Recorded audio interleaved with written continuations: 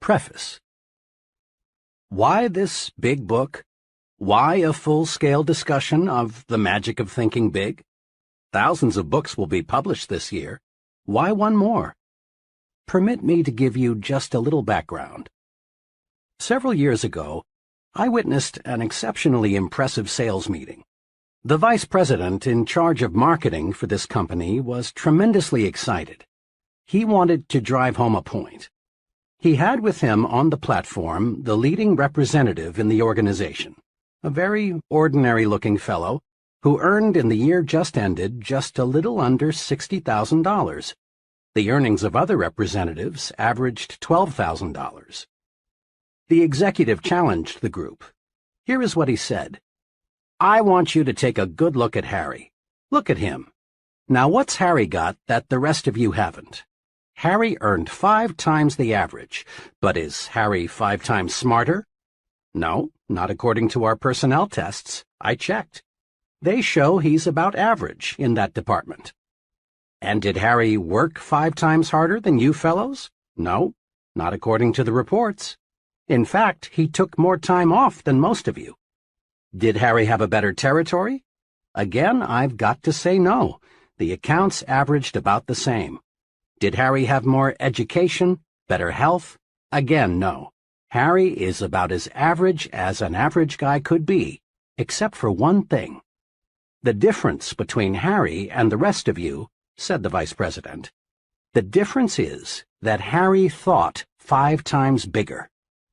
Then the executive proceeded to show that success is determined not so much by the size of one's brain as it is by the size of one's thinking. This was an intriguing thought, and it stayed with me. The more I observed, the more people I talked with, the deeper I dug into what's really behind success, the clearer was the answer. Case history after case history proved that the size of bank accounts, the size of happiness accounts, and the size of one's general satisfaction account is dependent on the size of one's thinking. There is magic in thinking big. If thinking big accomplishes so much, why doesn't everyone think that way? I've been asked that question many times. Here, I believe, is the answer. All of us, more than we recognize, are products of the thinking around us. And much of this thinking is little, not big. All around you is an environment that is trying to tug you, trying to pull you down second-class street. You are told almost daily that there are too many chiefs and not enough Indians. In other words, that opportunities to lead no longer exist, that there is a surplus of chiefs, so be content to be a little guy. But this too many chiefs idea simply doesn't square with the truth. Leading people in all occupations will tell you, as they've told me, that the trouble is, there are too many Indians and not nearly enough chiefs. This petty environment says other things, too. It tells you, whatever will be, that your destiny is outside your control, that fate is in complete control. So forget those dreams, forget that finer home, forget that special college for the children, forget the better life. Be resigned, lie down and wait to die. And who hasn't heard the statement that success isn't worth the price? As if you have to sell your soul, your family life, your conscience, your set of values to reach the top. But in truth, success doesn't demand a price. Every step forward pays a dividend. This environment also tells us there's too much competition for the top spots in life. But is there?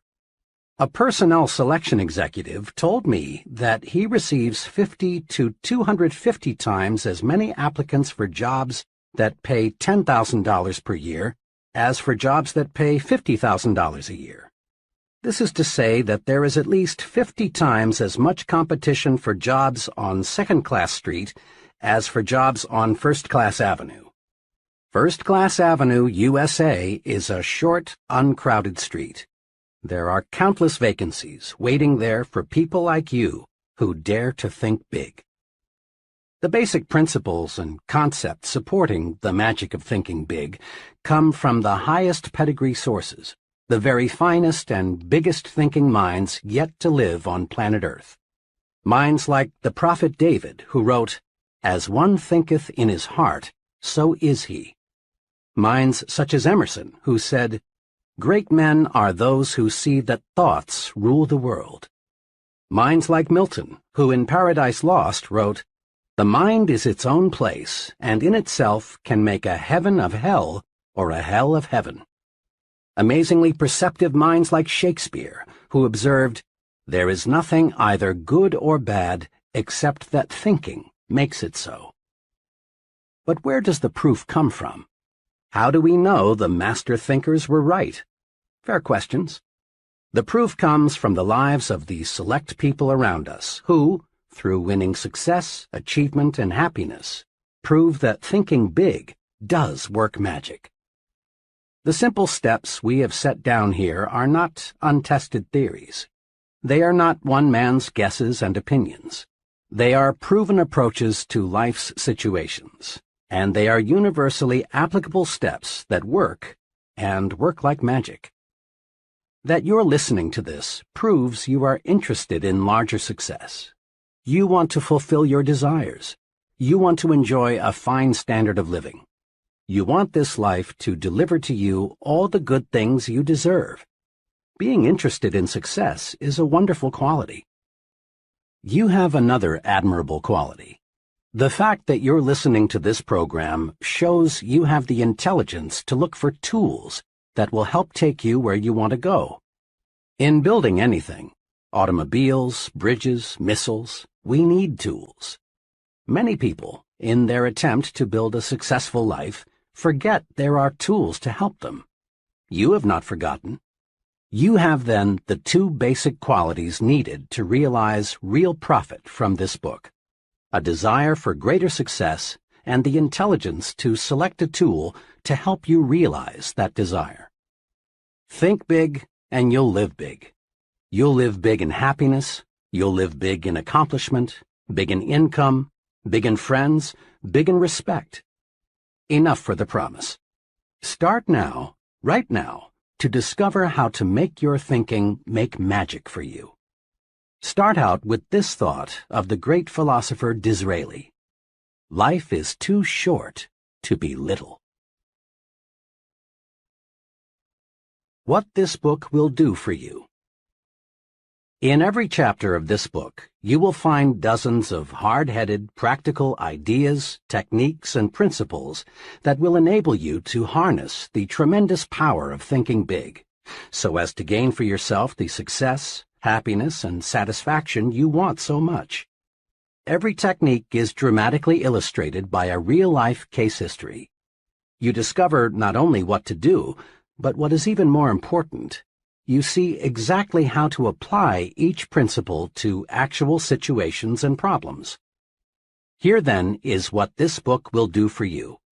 It will show you how you can launch yourself to success with the power of belief, win success by believing you can succeed, defeat disbelief and the negative power it creates, get big results by believing big, make your mind produce positive thoughts, develop the power of belief, plan a concrete success-building program, vaccinate yourself against excusitis, the failure disease, learn the secret that lies in your attitude toward health, take 4 positive steps to lick health excusitis, discover why your thinking power is more important than mere intelligence, use your mind for thinking, not simply as a warehouse for facts. Master 3 easy ways to cure intelligence excusitis. Overcome the problem of age, being too young or too old. Conquer luck excusitis and attract good luck to you. Use the action technique to cure fear and build confidence. Manage your memory so as to increase your store of confidence. Overcome your fear of other people. Increase self-confidence by satisfying your own conscience. Think confidently by acting confidently. Learn the 5 positive steps to build confidence and destroy fear. Discover that success is measured by the size of your thinking. Measure your true size and find out what assets you have. Think as big as you really are. Develop the big thinker's vocabulary with these 4 specific steps. Think big by visualizing what can be done in the future. Add value to things, to people, and to yourself. Get the thinking big view of your job. Think above trivialities and concentrate on what's important. Test yourself. Find out how big your thinking really is. Use creative thinking to find new and better ways to get things done. Develop creative power by believing it can be done. Fight mind-freezing traditional thinking. Do more and do it better by turning on your creative power. Use the 3 keys to strengthening creativity by opening your ears and your mind. Stretch your thinking and stimulate your mind. Harness and develop your ideas, the fruit of your thinking. Look important because it helps you think important. Become important by thinking your work is important. Build your own sell yourself to yourself commercial. Upgrade your thinking. Think like important people think. Make your environment work for you. Prevent small people from holding you back. Manage your work environment. Get plenty of psychological sunshine during leisure hours. Throw thought poison out of your environment. Go first class in everything you do. Grow the attitudes that will help you win what you want. Get activated, get enthusiastic. Develop the power of real enthusiasm. Grow the you are important attitude. Make more money by getting the put service first attitude. Win the support of other people by thinking right toward them. Become more likable by making yourself lighter to lift. Take the initiative in building friendships. Master the technique of thinking only good thoughts about people. Win friends by practicing conversation generosity. Think big, even when you lose or receive a setback. Get the action habit. You don't need to wait until conditions are perfect. Make up your mind to do something about your ideas. Use action to cure fear and gain confidence. Discover the secret of mind action. Capitalize on the magic of now. Strengthen yourself by getting the speak up habit. Develop initiative, a special kind of action. Discover that defeat is nothing more than a state of mind. Salvage something from every setback. Use the force of constructive self-criticism. Achieve positive results through persistence and experimentation. Whip discouragement by finding the good side to every situation. Multiply your energy by setting definite goals. Set goals that will help you get things done and live longer. Accomplish your goals with this 30-day improvement guide. Invest in yourself for future profit. Learn the 4 rules of leadership. Develop your power to trade minds with the people you want to influence. Put the be human approach to work for you. Think progress, believe in progress, push for progress. Test yourself to learn whether you are a progressive thinker. Tap your supreme thinking power. Use the magic of thinking big in life's most crucial situations. Chapter 1. Believe you can succeed and you will. Success means many wonderful, positive things. Success means personal prosperity, a fine home, vacations, travel, new things, financial security, giving your children maximum advantages. Success means winning admiration, leadership, being looked up to by people in your business and social life. Success means freedom, freedom from worries, fears, frustrations, and failure. Success means self-respect, continually finding more real happiness and satisfaction from life, being able to do more for those who depend on you. Success means winning. Success, achievement, is the goal of life. Every human being wants success. Everybody wants the best this life can deliver. Nobody enjoys crawling, living in mediocrity. No one likes feeling second class and feeling forced to go that way. Some of the most practical success-building wisdom is found in that biblical quotation stating that faith can move mountains. Believe, really believe you can move a mountain, and you can. Not many people believe that they can move mountains, so, as a result, not many people do. On some occasion, you've probably heard someone say something like, "It's nonsense to think you can make a mountain move away just by saying, 'Mountain, move away.' It's simply impossible." People who think this way have belief confused with wishful thinking. And true enough, you can't wish away a mountain. You can't wish yourself into an executive suite. Nor can you wish yourself into a 5-bedroom, 3-bath house or the high-income brackets. You can't wish yourself into a position of leadership. But you can move a mountain with belief. You can win success by believing you can succeed. There is nothing magical or mystical about the power of belief. Belief works this way. Belief, the "I'm positive I can" attitude, generates the power, skill, and energy needed to do. When you believe I can do it, the how to do it develops. Every day, all over the nation, young people start working in new jobs. Each of them wishes that someday he could enjoy the success that goes with reaching the top. But the majority of these young people simply don't have the belief that it takes to reach the top rungs. And they don't reach the top. Believing it's impossible to climb high, they do not discover the steps that lead to great heights. Their behavior remains that of the average person. But a small number of these young people really believe they will succeed. They approach their work with the "I'm going to the top" attitude, and with substantial belief they reach the top. Believing they will succeed, and that it's not impossible, these folks study and observe the behavior of senior executives. They learn how successful people approach problems and make decisions. They observe the attitudes of successful people. The how to do it always comes to the person who believes he can do it.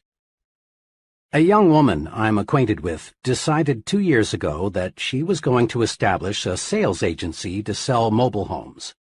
She was advised by many that she shouldn't and couldn't do it. She had less than $3,000 in savings and was advised that the minimum capital investment required was many times that. "Look how competitive it is," she was advised. "And besides, what practical experience have you had in selling mobile homes, let alone managing a business?" her advisors asked. But this young lady had belief in herself and her ability to succeed. She quickly admitted that she lacked capital, that the business was very competitive, and that she lacked experience. "But," she said, "all the evidence I can gather shows that the mobile home industry is going to expand. On top of that, I've studied my competition. I know I can do a better job of merchandising trailers than anybody else in this town. I expect to make some mistakes, but I'm going to be on top in a hurry." And she was. She had little trouble getting capital. Her absolutely unquestioned belief that she could succeed with this business won her the confidence of 2 investors. And armed with complete belief, she did the impossible. She got a trailer manufacturer to advance her a limited inventory with no money down.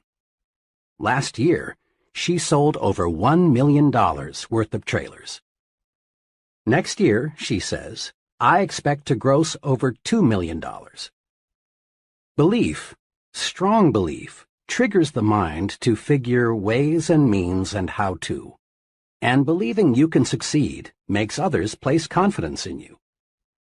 Most people do not put much stock in belief, but some, the residents of Successfulville, USA, do.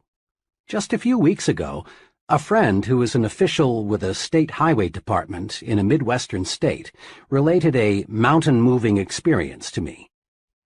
"Last month," my friend began, "our department sent notices to a number of engineering companies that we were authorized to retain some firm to design 8 bridges as part of our highway building program.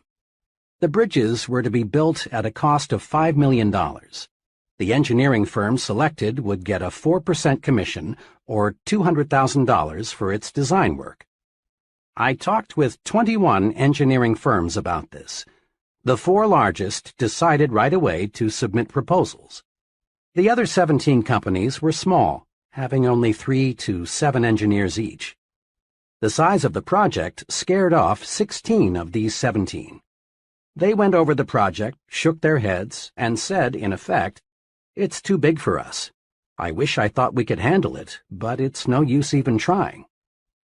But one of these small firms, a company with only 3 engineers, studied the plans and said, 'We can do it. We'll submit a proposal.' They did, and they got the job. Those who believe they can move mountains do. Those who believe they can't, cannot. Belief triggers the power to do. Actually, in these modern times, belief is doing much bigger things than moving mountains. The most essential element, in fact, the essential element in our space explorations today, is belief that space can be mastered.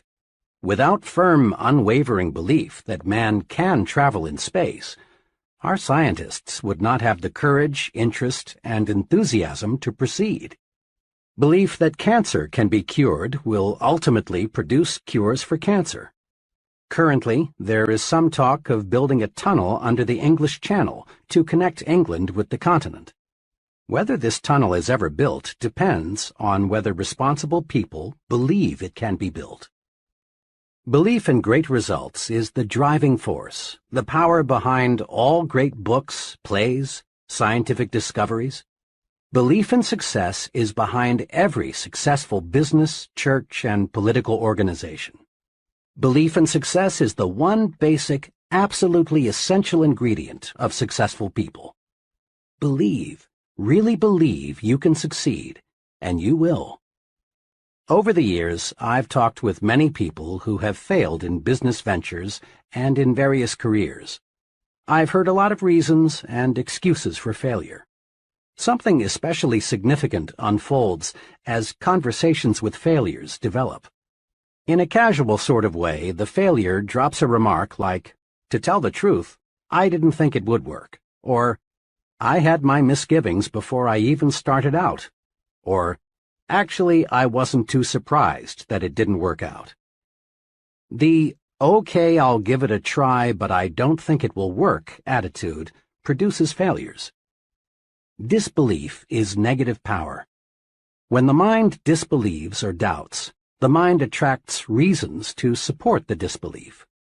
Doubt, disbelief, the subconscious will to fail, the not really wanting to succeed, is responsible for most failures. Think doubt and fail. Think victory and succeed. A young fiction writer talked with me recently about her writing ambitions. The name of one of the top writers in her field came up. "Oh," she said, "Mr. X is a wonderful writer, but, of course, I can't be nearly as successful as he is." Her attitude disappointed me very much, because I know the writer mentioned.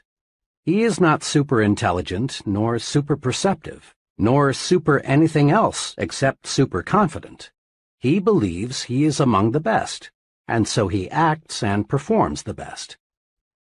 It is well to respect the leader, learn from him, observe him, study him, but don't worship him. Believe you can surpass. Believe you can go beyond. Those who harbor the second-best attitude are invariably second-best doers. Look at it this way. Belief is the thermostat that regulates what we accomplish in life. Study the fellow who is shuffling down there in mediocrity. He believes he is worth little, so he receives little. He believes he can't do big things, and he doesn't. He believes he is unimportant, so everything he does has an unimportant mark. As time goes by, lack of belief in himself shows through in the way the fellow talks, walks, acts.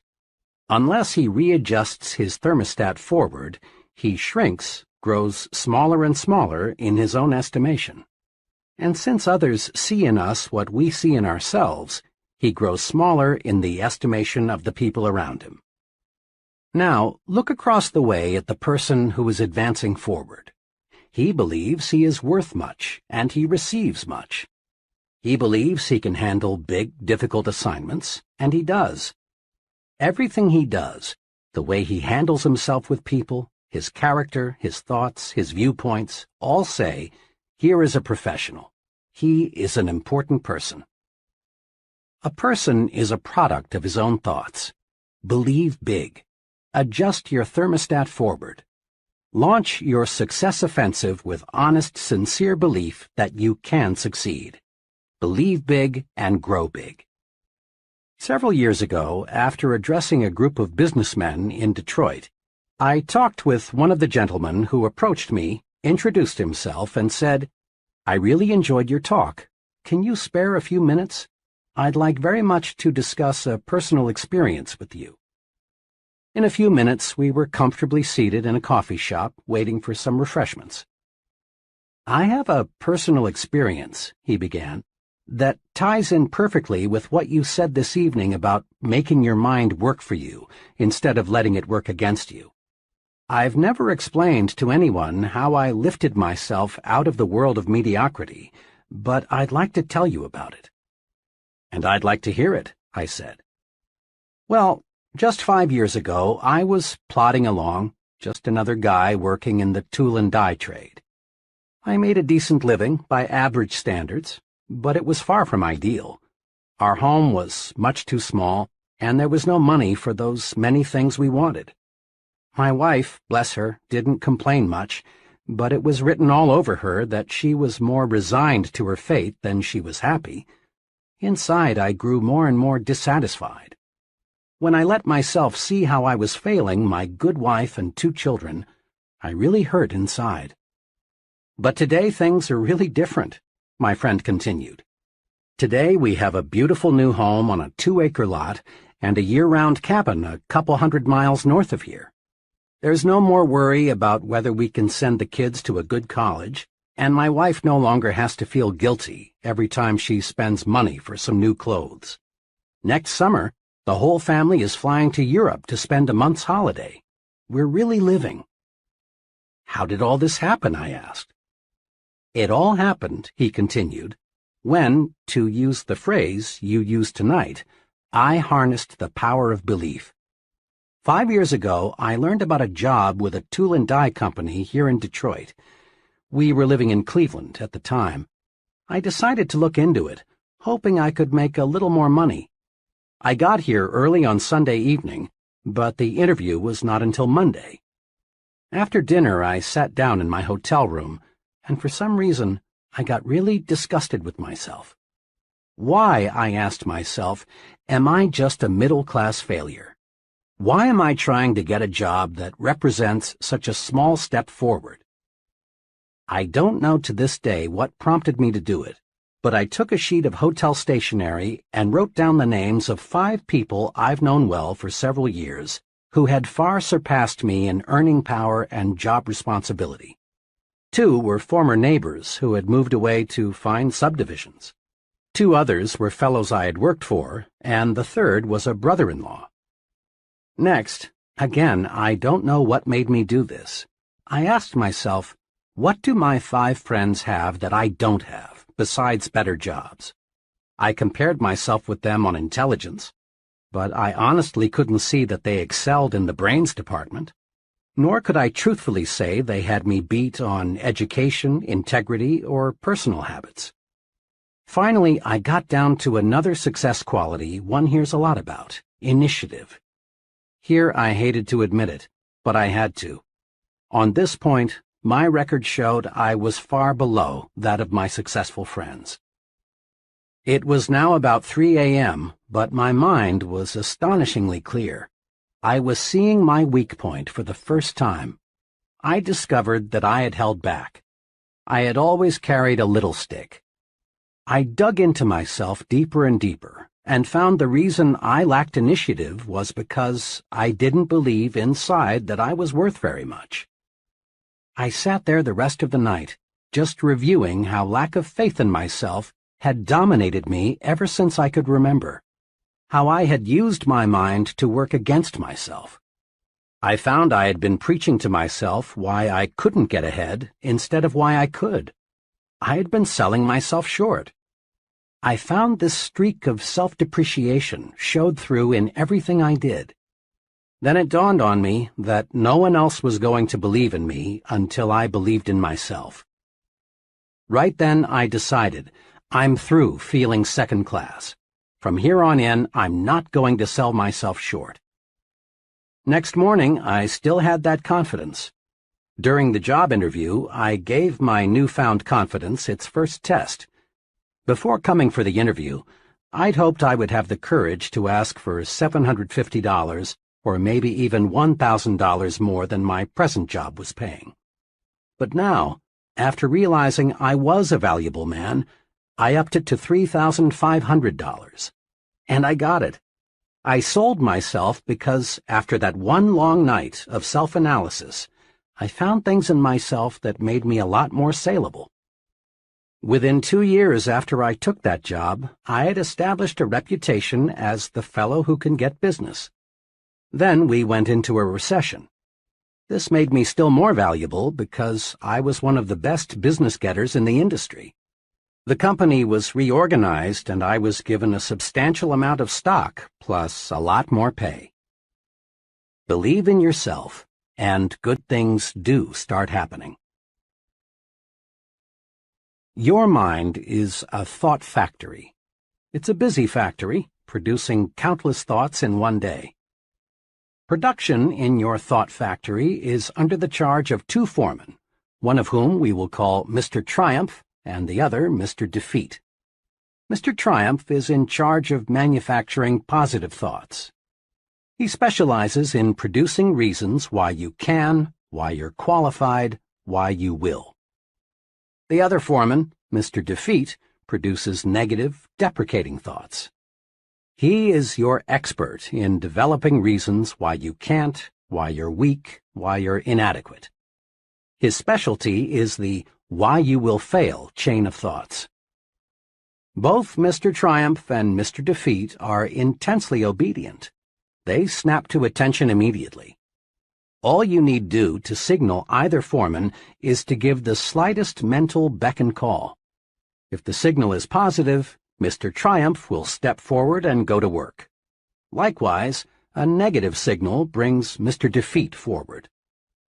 To see how these 2 foremen work for you, try this example. Tell yourself, today is a lousy day.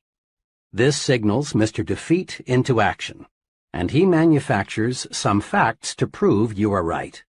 He suggests to you that it's too hot or it's too cold. Business will be bad today. Sales will drop. Other people will be on edge. You may get sick. Your wife will be in a fussy mood. Mr. Defeat is tremendously efficient. In just a few moments, he's got you sold. It is a bad day. Before you know it, it is a heck of a bad day. But tell yourself, today is a fine day, and Mr. Triumph is signaled forward to act. He tells you, this is a wonderful day. The weather is refreshing. It's good to be alive. Today you can catch up on some of your work. And then it is a good day. In like fashion, Mr. Defeat can show you why you can't sell Mr. Smith. Mr. Triumph will show you that you can. Mr. Defeat will convince you that you will fail, while Mr. Triumph will demonstrate why you will succeed. Mr. Defeat will prepare a brilliant case against Tom, while Mr. Triumph will show you more reasons why you like Tom. Now, the more work you give either of these 2 foremen, the stronger he becomes. If Mr. Defeat is given more work to do, he adds personnel and takes up more space in your mind. Eventually, he will take over the entire thought manufacturing division, and virtually all thought will be of a negative nature.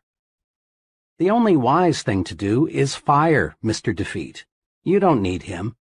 You don't want him around telling you that you can't, you're not up to it, you'll fail, and so on. Mr. Defeat won't help you get where you want to go, so boot him out. Use Mr. Triumph 100% of the time. When any thought enters your mind, ask Mr. Triumph to go to work for you. He'll show you how you can succeed. Between now and tomorrow at this time, another 11,500 new consumers will have made their grand entry into the USA. Population is growing at a record rate. In the next 10 years, the increase is conservatively estimated at 35 million. That's equal to the present combined metropolitan population of our 5 biggest cities: New York, Chicago, Los Angeles, Detroit, and Philadelphia. Imagine. New industries, new scientific breakthroughs, expanding markets, all spell opportunity. This is good news. This is a most wonderful time to be alive. All signs point to a record demand for top-level people in every field.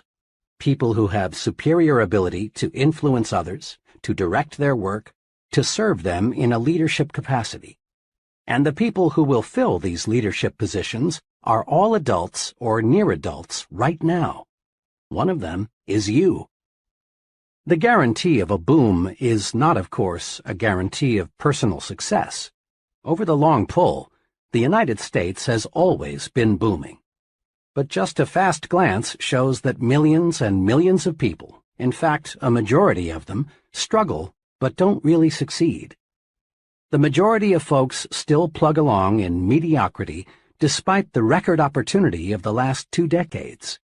And in the boom period ahead, most people will continue to worry, to be afraid, to crawl through life feeling unimportant, unappreciated, not able to do what they want to do.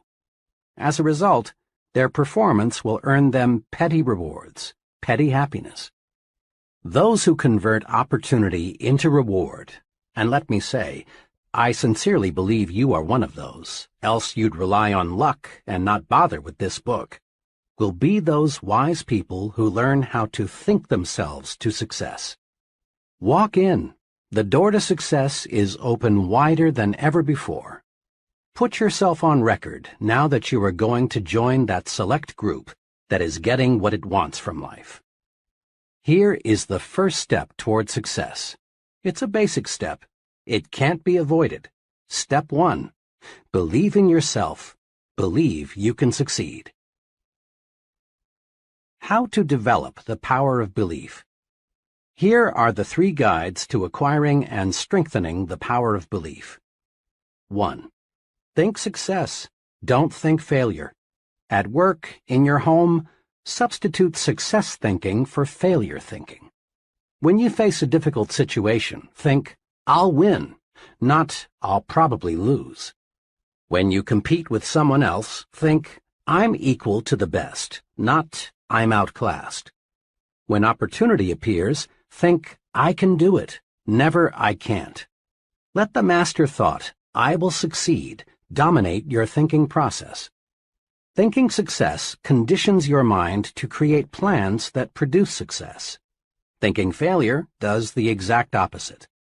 Failure thinking conditions the mind to think other thoughts that produce failure. 2. Remind yourself regularly that you are better than you think you are. Successful people are not supermen.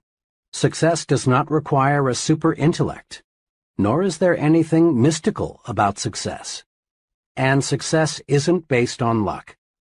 Successful people are just ordinary folks who have developed belief in themselves and what they do. Never, yes, never, sell yourself short. 3. Believe big. The size of your success is determined by the size of your belief. Think little goals and expect little achievements. Think big goals and win big success. Remember this, too. Big ideas and big plans are often easier, certainly no more difficult, than small ideas and small plans. Mr. Ralph J. Cordiner, chairman of the board of the General Electric Company, said this to a leadership conference: "We need from every man who aspires to leadership, for himself and his company, a determination to undertake a personal program of self-development. Nobody is going to order a man to develop. Whether a man lags behind or moves ahead in his specialty is a matter of his own personal application. This is something which takes time, work, and sacrifice. Nobody can do it for you." Mr. Cordener's advice is sound and practical. Live it. Persons who reach the top rungs in business management, selling, engineering, religious work, writing, acting, and in every other pursuit get there by following conscientiously and continuously a plan for self-development and growth. Any training program, and that's exactly what this book is, must do three things. It must provide content, the what to do. Second, it must supply a method, the how to do it. And third, it must meet the acid test, that is, get results. The what of your personal training program for success is built on the attitudes and techniques of successful people. How do they manage themselves? How do they overcome obstacles? How do they earn the respect of others? What sets them apart from the ordinary? How do they think? The how of your plan for development and growth is a series of concrete guides for action. These are found in each chapter. These guides work. Apply them and see for yourself. What about the most important part of training? Results? Wrapped up briefly, conscientious application of the program presented here will bring you success, and on a scale that may now look impossible. Broken down into its components, your personal training program for success will bring you a series of rewards. The reward of deeper respect from your family, the reward of admiration from your friends and associates, the reward of feeling useful, of being someone, of having status, the reward of increased income and a higher standard of living. Your training is self-administered. There will be no one standing over your shoulder telling you what to do and how to do it. This book will be your guide, but only you can understand yourself. Only you can command yourself to apply this training. Only you can evaluate your progress. Only you can bring about corrective action should you slip a little. In short, you are going to train yourself to achieve bigger and bigger success. You already have a fully equipped laboratory in which you can work and study. Your laboratory is all around you. Your laboratory consists of human beings. This laboratory supplies you with every possible example of human action.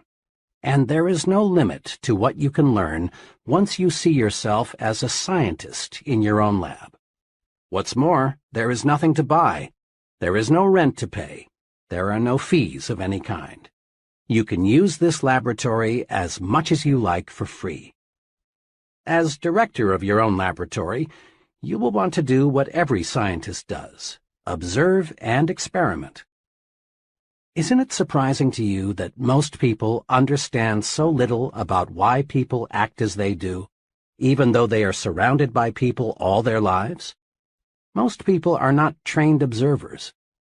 One important purpose of this book is to help you train yourself to observe, to develop deep insight into human action. You'll want to ask yourself questions like, why is John so successful and Tom just getting by? Why do some people have many friends and other people have only few friends? Why will people gladly accept what one person tells them but ignore another person who tells them the same thing? Once trained, you will learn valuable lessons just through the very simple process of observing. Here are 2 special suggestions to help you make yourself a trained observer. Select for special study the most successful and the most unsuccessful person you know. Then, as the book unfolds, observe how closely your successful friend adheres to the success principles. Notice also how studying the 2 extremes will help you see the unmistakable wisdom of following the truths outlined in this book. Each contact you make with another person gives you a chance to see success development principles at work. Your objective is to make successful action habitual. The more we practice, the sooner it becomes second nature to act in the desired way. Most of us have friends who grow things for a hobby, and we've all heard them say something like, "It's exciting to watch those plants grow. Just look how they respond to plant food and water. See how much bigger they are today than they were last week." To be sure, it is thrilling to watch what can happen when men cooperate carefully with nature. But it is not 1/10 as fascinating as watching yourself respond to your own carefully administered thought management program. It's fun to feel yourself growing more confident, more effective, more successful, day by day, month by month. Nothing, absolutely nothing, in this life gives you more satisfaction than knowing you're on the road to success and achievement. And nothing stands as a bigger challenge than making the most of yourself. Chapter 2. Cure yourself of excusitis, the failure disease. People. As you think yourself to success, that's what you will study, people. You will study people very carefully to discover, then apply, success-rewarding principles to your life. And you want to begin right away.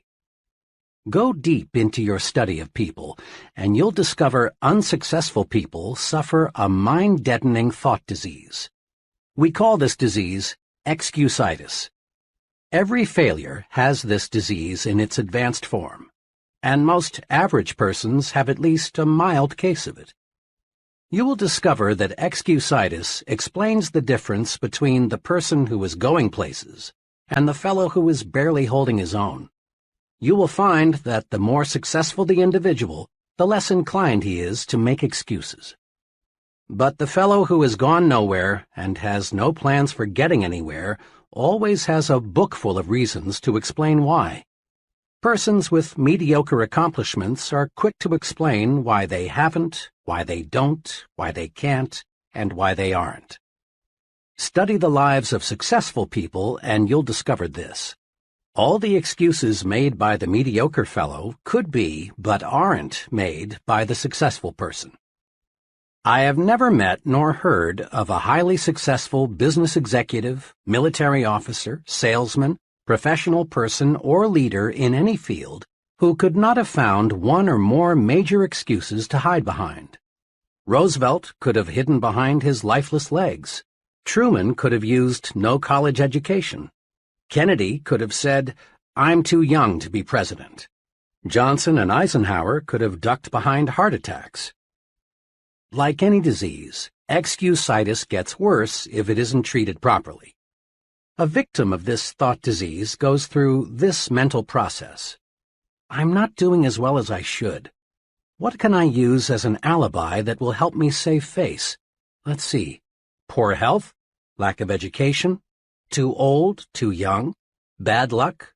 Personal misfortune? Wife? The way my family brought me up?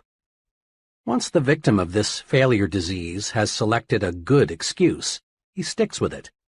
Then he relies on the excuse to explain to himself and others why he is not going forward.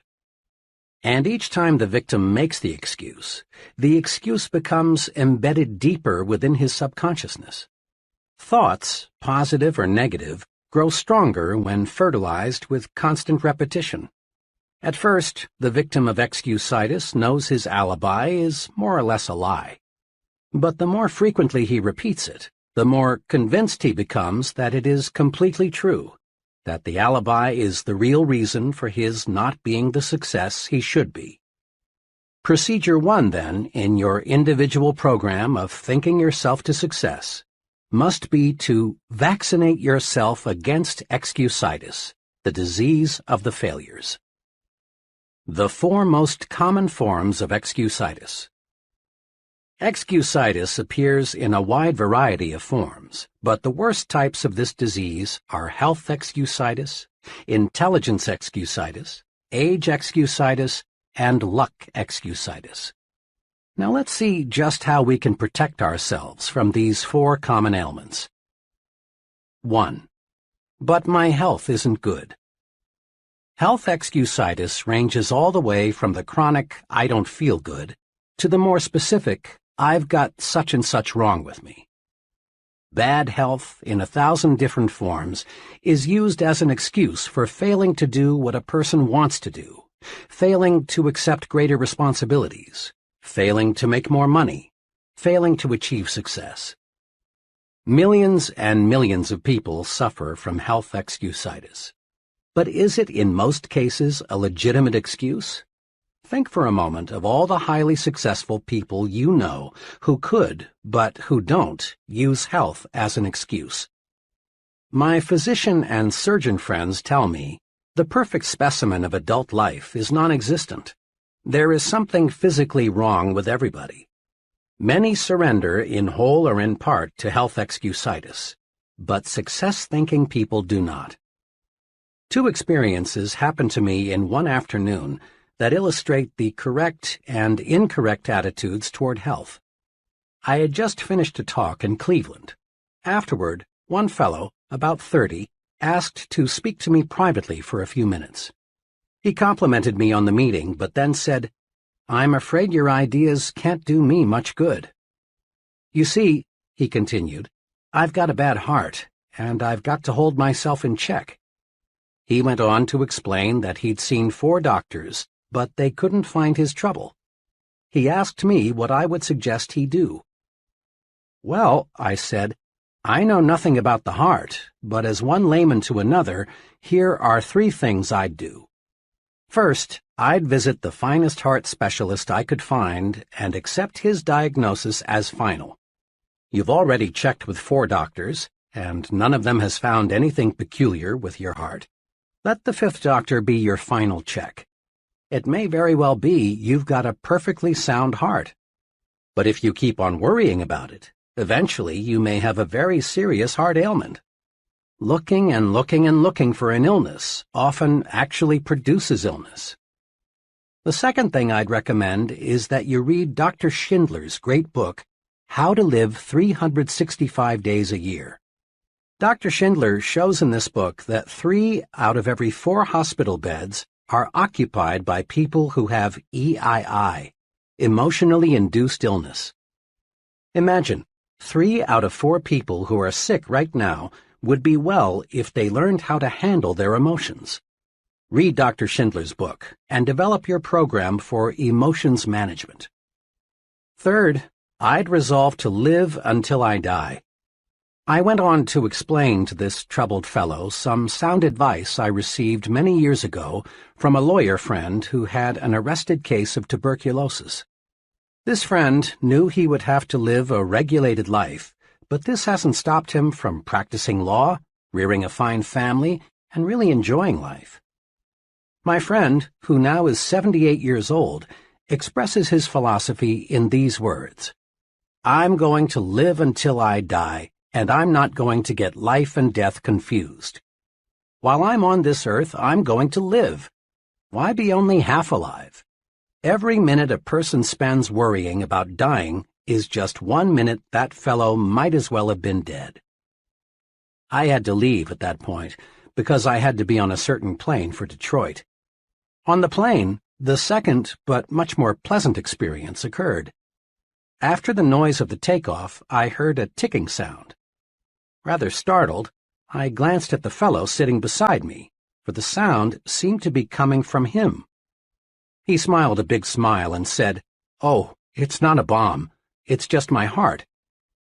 I was obviously surprised, so he proceeded to tell me what had happened. Just 21 days before, he had undergone an operation that involved putting a plastic valve into his heart. The ticking sound, he explained, would continue for several months until new tissue had grown over the artificial valve. I asked him what he was going to do. "Oh," he said, "I've got big plans. I'm going to study law when I get back to Minnesota. Someday I hope to be in government work. The doctors tell me I must take it easy for a few months, but after that I'll be like new." There you have two ways of meeting health problems. The first fellow, not even sure he had anything organically wrong with him, was worried, depressed, on the road to defeat, wanting somebody to second his motion that he couldn't go forward. The second individual, after undergoing one of the most difficult of operations, was optimistic, eager to do something. The difference lay in how they thought toward health. I've had some very direct experience with health excusitis. I'm a diabetic. Right after I discovered I had this ailment, about 5,000 hypodermics ago, I was warned, diabetes is a physical condition, but the biggest damage results from having a negative attitude about it. Worry about it, and you may have real trouble. Naturally, since the discovery of my own diabetes, I've gotten to know a great many other diabetics. Let me tell you about two extremes. One fellow who has a very mild case belongs to that fraternity of the living dead. Obsessed with a fear of the weather, he is usually ridiculously bundled up. He's afraid of infection, so he shuns anybody who has the slightest sniffle. He's afraid of overexertion, so he does almost nothing. He spends most of his mental energy worrying about what might happen. He bores other people telling them how awful his problem really is. His real ailment is not diabetes. Rather, he's a victim of health excusitis. He has pitied himself into being an invalid. The other extreme is a division manager for a large publishing company. He has a severe case. He takes about 30 times as much insulin as the fellow just mentioned. But he is not living to be sick. He is living to enjoy his work and have fun. One day he said to me, "Sure, it is an inconvenience, but so is shaving. But I'm not going to think myself to bed. When I take those shots, I just praise the guys who discovered insulin." A good friend of mine, a widely known college educator, came home from Europe in 1945 minus one arm. Despite his handicap, John is always smiling, always helping others. He's about as optimistic as anyone I know. One day, he and I had a long talk about his handicap. "It's just an arm," he said. "Sure, two are better than one, but they just cut off my arm. My spirit is 100% intact. I'm really grateful for that." Another amputee friend is an excellent golfer. One day, I asked him how he had been able to develop such a near-perfect style with just one arm. I mentioned that most golfers with two arms can't do nearly as well. His reply says a lot. "Well, it's my experience," he said, "that the right attitude and one arm will beat the wrong attitude and two arms every time."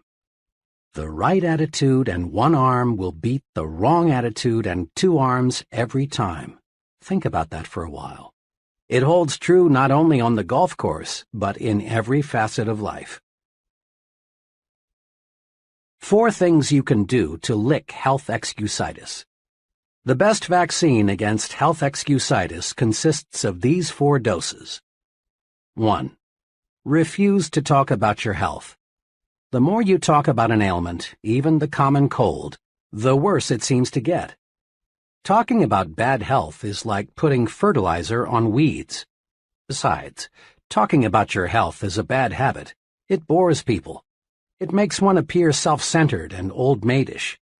Success-minded people defeat the natural tendency to talk about their bad health. One may, and let me emphasize the word may, get a little sympathy, but one doesn't get respect and loyalty by being a chronic complainer. 2. Refuse to worry about your health.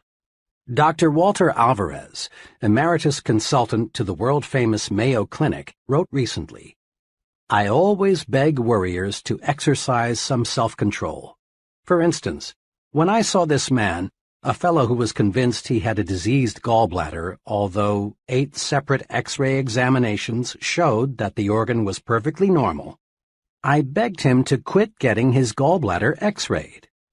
I have begged hundreds of heart-conscious men to quit getting electrocardiograms made."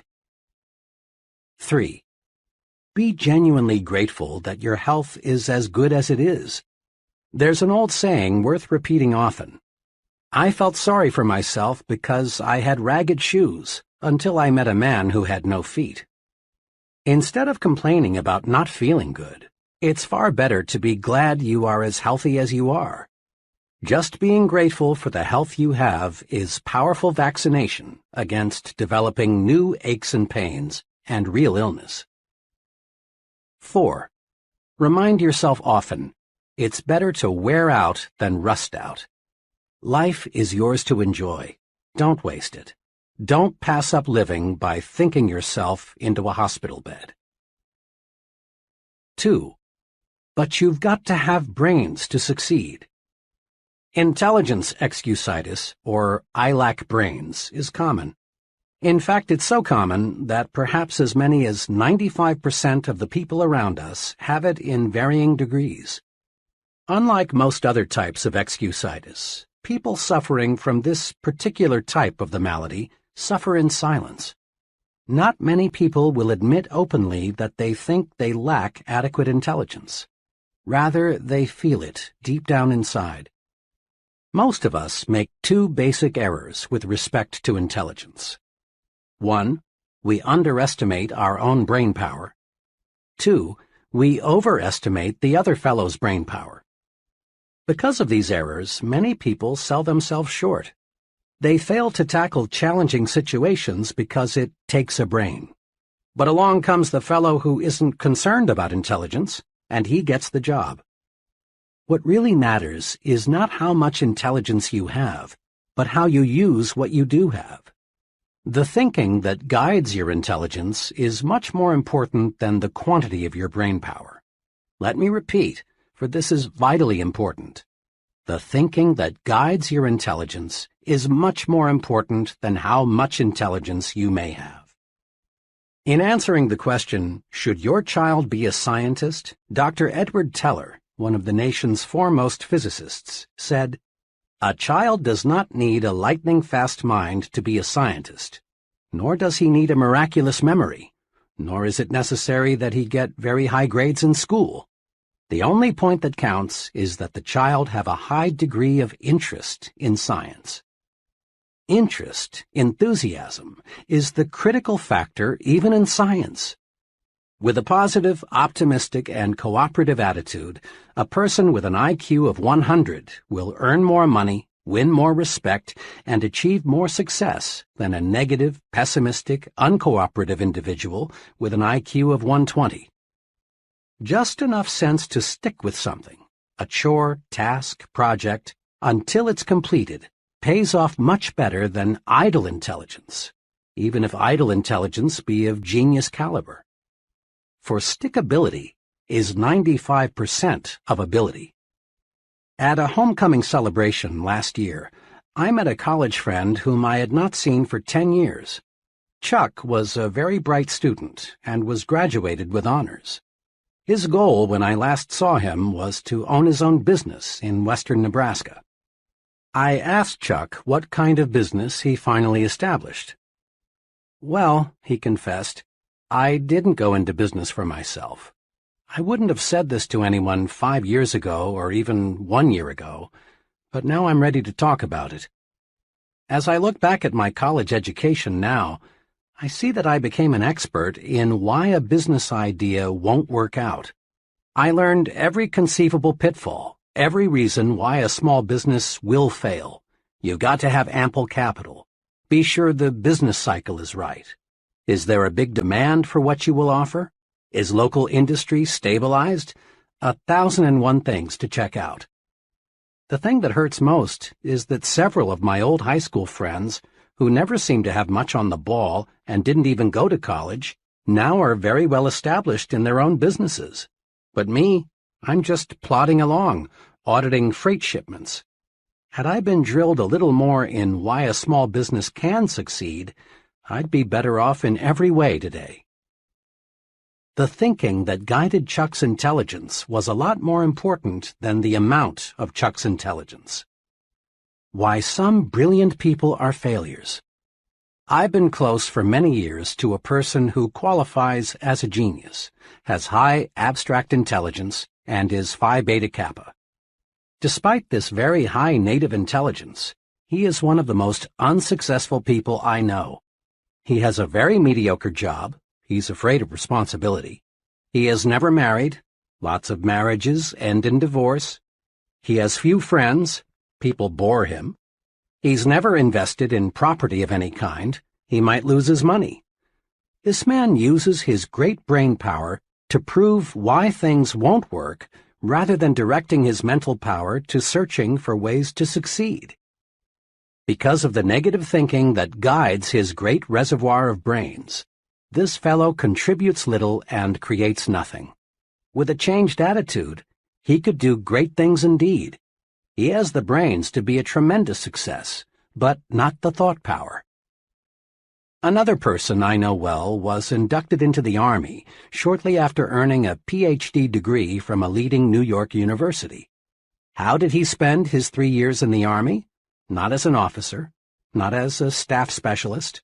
Instead, for 3 years, he drove a truck. Why?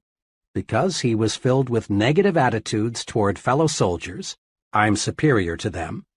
Toward Army methods and procedures, they are stupid. Toward discipline, it's for others, not me. Toward everything, including himself, I'm a fool for not figuring out a way to escape this rap. This fellow earned no respect from anyone. All his vast store of knowledge lay buried. His negative attitudes turned him into a flunky. Remember, the thinking that guides your intelligence is much more important than how much intelligence you have. Not even a Ph.D. degree can override this basic success principle. Several years ago, I became a close friend of Phil F., one of the senior officers of a major advertising agency. Phil was director of marketing research for the agency, and he was doing a bang-up job. Was Phil a brain? Far from it. Phil knew next to nothing about research technique. He knew next to nothing about statistics. He was not a college graduate, though all the people working for him were, and Phil did not pretend to know the technical side of research. What then enabled Phil to command $30,000 a year, while not one of his subordinates earned $10,000? This. Phil was a human engineer. Phil was 100% positive. Phil could inspire others when they felt low. Phil was enthusiastic. He generated enthusiasm. Phil understood people, and because he could really see what made them tick, he liked them. Not Phil's brains, but how he managed those brains made him 3 times more valuable to his company than men who rated higher on the IQ scale. Out of every 100 persons who enroll in college, fewer than 50 will graduate. I was curious about this, so I asked a director of admissions at a large university for his explanation. "It's not insufficient intelligence," he said. "We don't admit them if they don't have sufficient ability. And it's not money. Anyone who wants to support himself in college today can do so. The real reason is attitudes.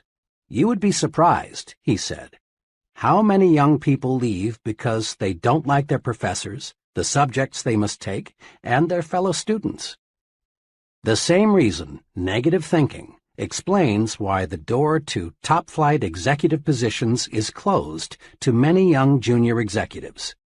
Sour, negative, pessimistic, depreciating attitudes, rather than insufficient intelligence, hold back thousands of young executives.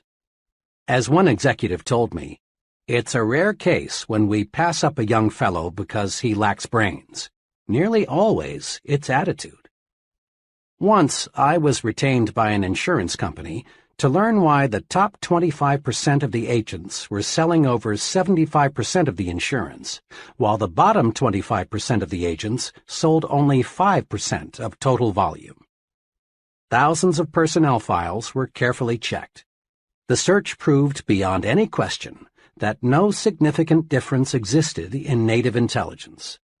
What's more, differences in education did not explain the difference in selling success. The difference in the very successful and the very unsuccessful finally reduced to differences in attitudes, or difference in thought management.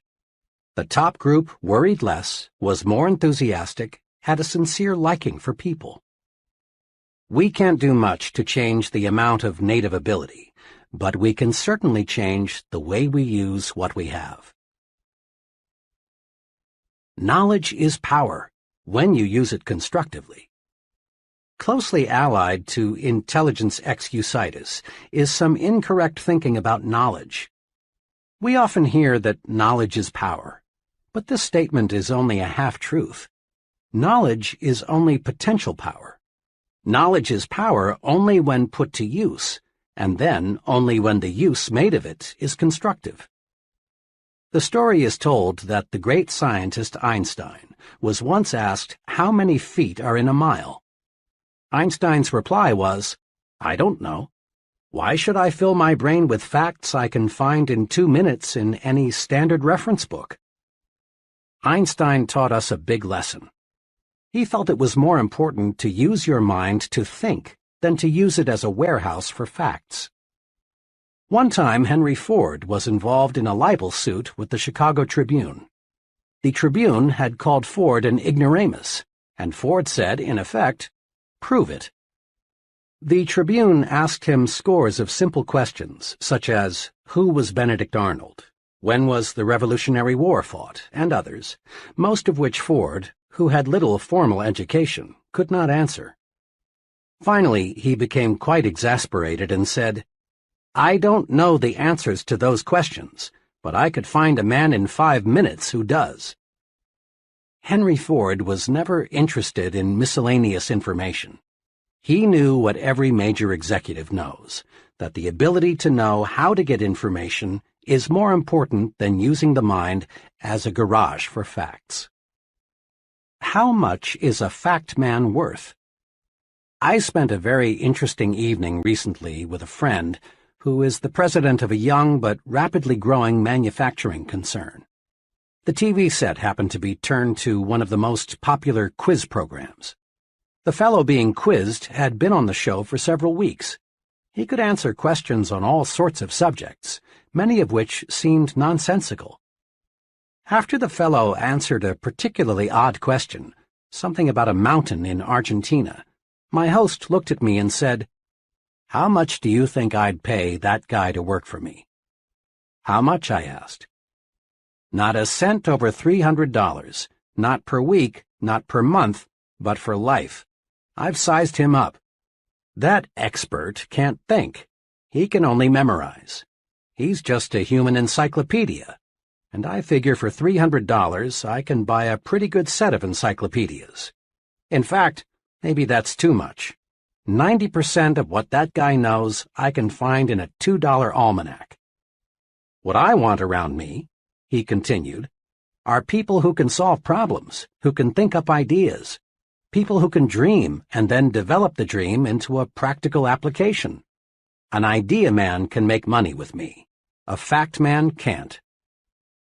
3 easy ways to cure intelligence excusitis are: Number 1, never underestimate your own intelligence, and never overestimate the intelligence of others. Don't sell yourself short. Concentrate on your assets. Discover your superior talents. Remember, it's not how many brains you've got that matters. Rather, it's how you use your brains that counts. Manage your brains instead of worrying about how much IQ you've got. Number 2, remind yourself several times daily, my attitudes are more important than my intelligence. At work and at home, practice positive attitudes. See the reasons why you can do it, not the reasons why you can't. Develop an I'm winning attitude. Put your intelligence to creative, positive use. Use it to find ways to win, not to prove you will lose. Number 3, remember that the ability to think is of much greater value than the ability to memorize facts. Use your mind to create and develop ideas, to find new and better ways to do things. Ask yourself, Am I using my mental ability to make history, or am I using it merely to record history made by others? 3. It's no use. I'm too old or too young. Age excusitis, the failure disease of never being the right age, comes in two easily identifiable forms, the I'm too old variety and the I'm too young brand. You've heard hundreds of people of all ages explain their mediocre performance in life something like this. I'm too old, or too young, to break in now. I can't do what I want to do or am capable of doing because of my age handicap. Really, it's surprising how few people feel they are just right, age-wise, and it's unfortunate. This excuse has closed the door of real opportunity to thousands of individuals. They think their age is wrong, so they don't even bother to try. The I'm too old variety is the most common form of age excusitis. This disease is spread in subtle ways. TV fiction is produced about the big executive who lost his job because of a merger and can't find another because he's too old. Mr. Executive looks for months to find another job, but he can't, and in the end, after contemplating suicide for a while, he decides to rationalize that it's nice to be on the shelf. Plays and magazine articles on the topic, Why You Are Washed Up at 40, are popular, not because they represent true facts, but because they appeal to many worried minds looking for an excuse. How to handle age excusitis. Age excusitis can be cured.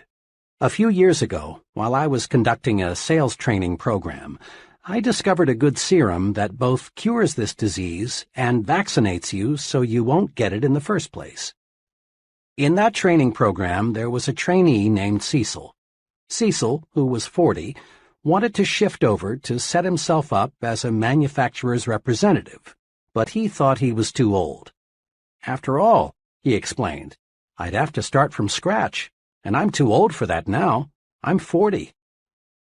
I talked with Cecil several times about his old age problem. I used the old medicine, you're only as old as you feel, but I found I was getting nowhere.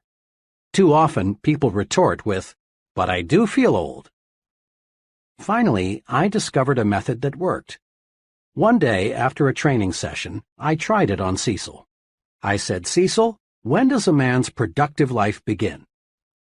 He thought a couple of seconds and answered, Oh, when he's about 20, I guess. Okay, I said.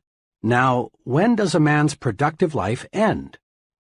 Cecil answered, Well, if he stays in good shape and likes his work, I guess a man is still pretty useful when he's 70 or so.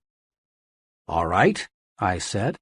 A lot of folks are highly productive after they reach 70, but let's agree with what you've just said. A man's productive years stretch from 20 to 70. That's 50 years in between, or half a century. Cecil, I said, you're 40. How many years of productive life have you spent? 20, he answered. And how many have you left? 30, he replied. In other words, Cecil, you haven't even reached the halfway point. You've used up only 40% of your productive years. I looked at Cecil and realized he'd gotten the point. He was cured of age excusitis. Cecil saw he still had many opportunity-filled years left. He switched from thinking, I'm already old, to I'm still young.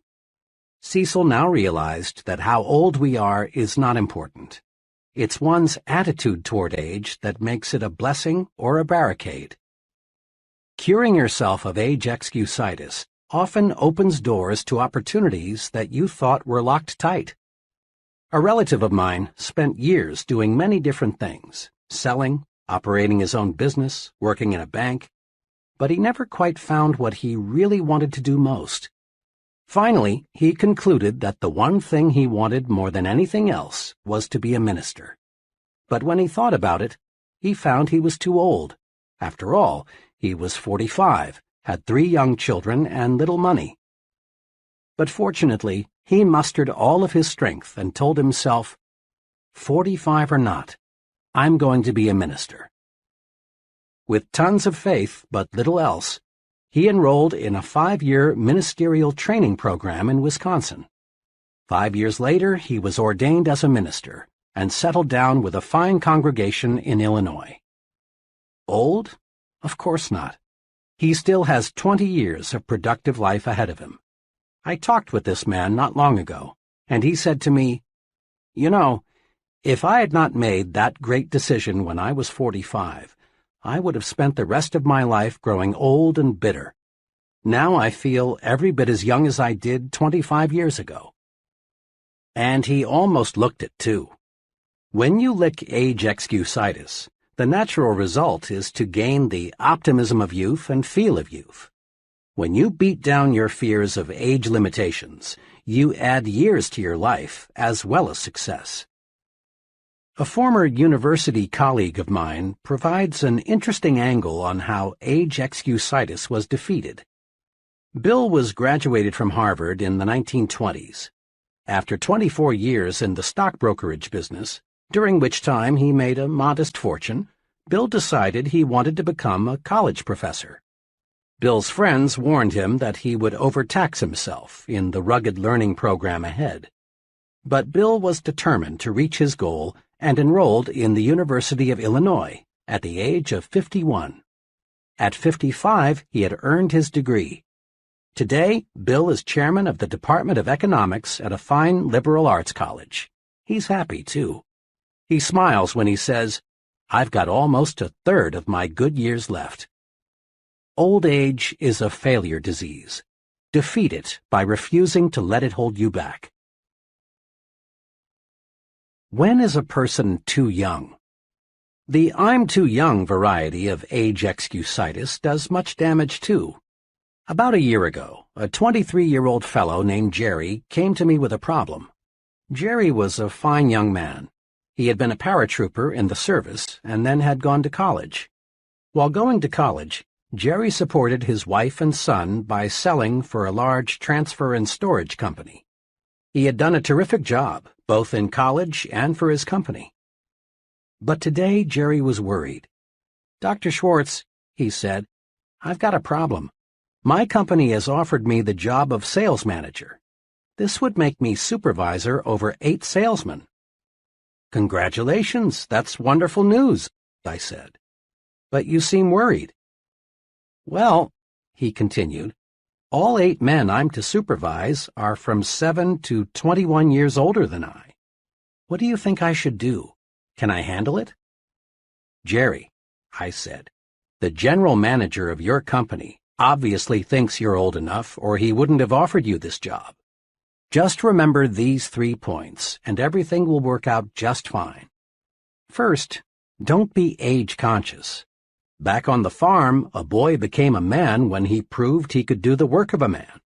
His number of birthdays had nothing to do with it, and this applies to you. When you prove you are able to handle the job of sales manager, you're automatically old enough. Second, don't take advantage of your new gold bars. Show respect for the salesman. Ask them for their suggestions. Make them feel they are working for a team captain, not a dictator. Do this, and the men will work with you, not against you. Third, get used to having older persons working for you. Leaders in all fields soon find they are younger than many of the people they supervise. So get used to having older men work for you. It will help you a lot in the coming years, when even bigger opportunities develop. And remember, Jerry, your age won't be a handicap unless you make it one. Today, Jerry's doing fine. He loves the transportation business, and now he's planning to organize his own company in a few years. Youth is a liability only when the youth thinks it is. You often hear that certain jobs require considerable physical maturity, jobs like selling securities and insurance. That you've got to have either gray hair or no hair at all in order to gain an investor's confidence is plain nonsense. What really matters is how well you know your job. If you know your job and understand people, you're sufficiently mature to handle it. Age has no real relation to ability, unless you convince yourself that years alone will give you the stuff you need to make your mark. Many young people feel that they are being held back because of their youth. Now, it is true that another person in an organization who is insecure and job-scared may try to block your way forward, using age or some other reason. But the people who really count in the company will not. They will give you as much responsibility as they feel you can handle well. Demonstrate that you have ability and positive attitudes, and your youthfulness will be considered an advantage. In quick recap, the cure for age excusitis is: Number 1. Look at your present age positively. Think, I'm still young, not I'm already old. Practice looking forward to new horizons and gain the enthusiasm and the feel of youth. Number 2. Compute how much productive time you have left. Remember, a person age 30 still has 80% of his productive life ahead of him. And the 50-year-old still has a big 40%, the best 40%, of his opportunity years left. Life is actually longer than most people think. 3. Invest future time in doing what you really want to do. It's too late only when you let your mind go negative and think it's too late. Stop thinking, I should have started years ago. That's failure thinking. Instead think, I'm going to start now. My best years are ahead of me. That's the way successful people think. 4. But my case is different. I attract bad luck. Recently, I heard a traffic engineer discuss highway safety. He pointed out that upward of 40,000 persons are killed each year in so-called traffic accidents. The main point of his talk was that there is no such thing as a true accident. What we call an accident is the result of human or mechanical failure, or a combination of both.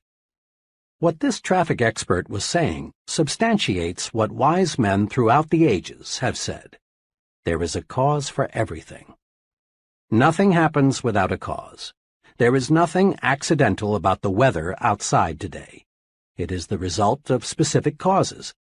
And there is no reason to believe that human affairs are an exception. Yet hardly a day passes that you do not hear someone blame his problems on bad luck.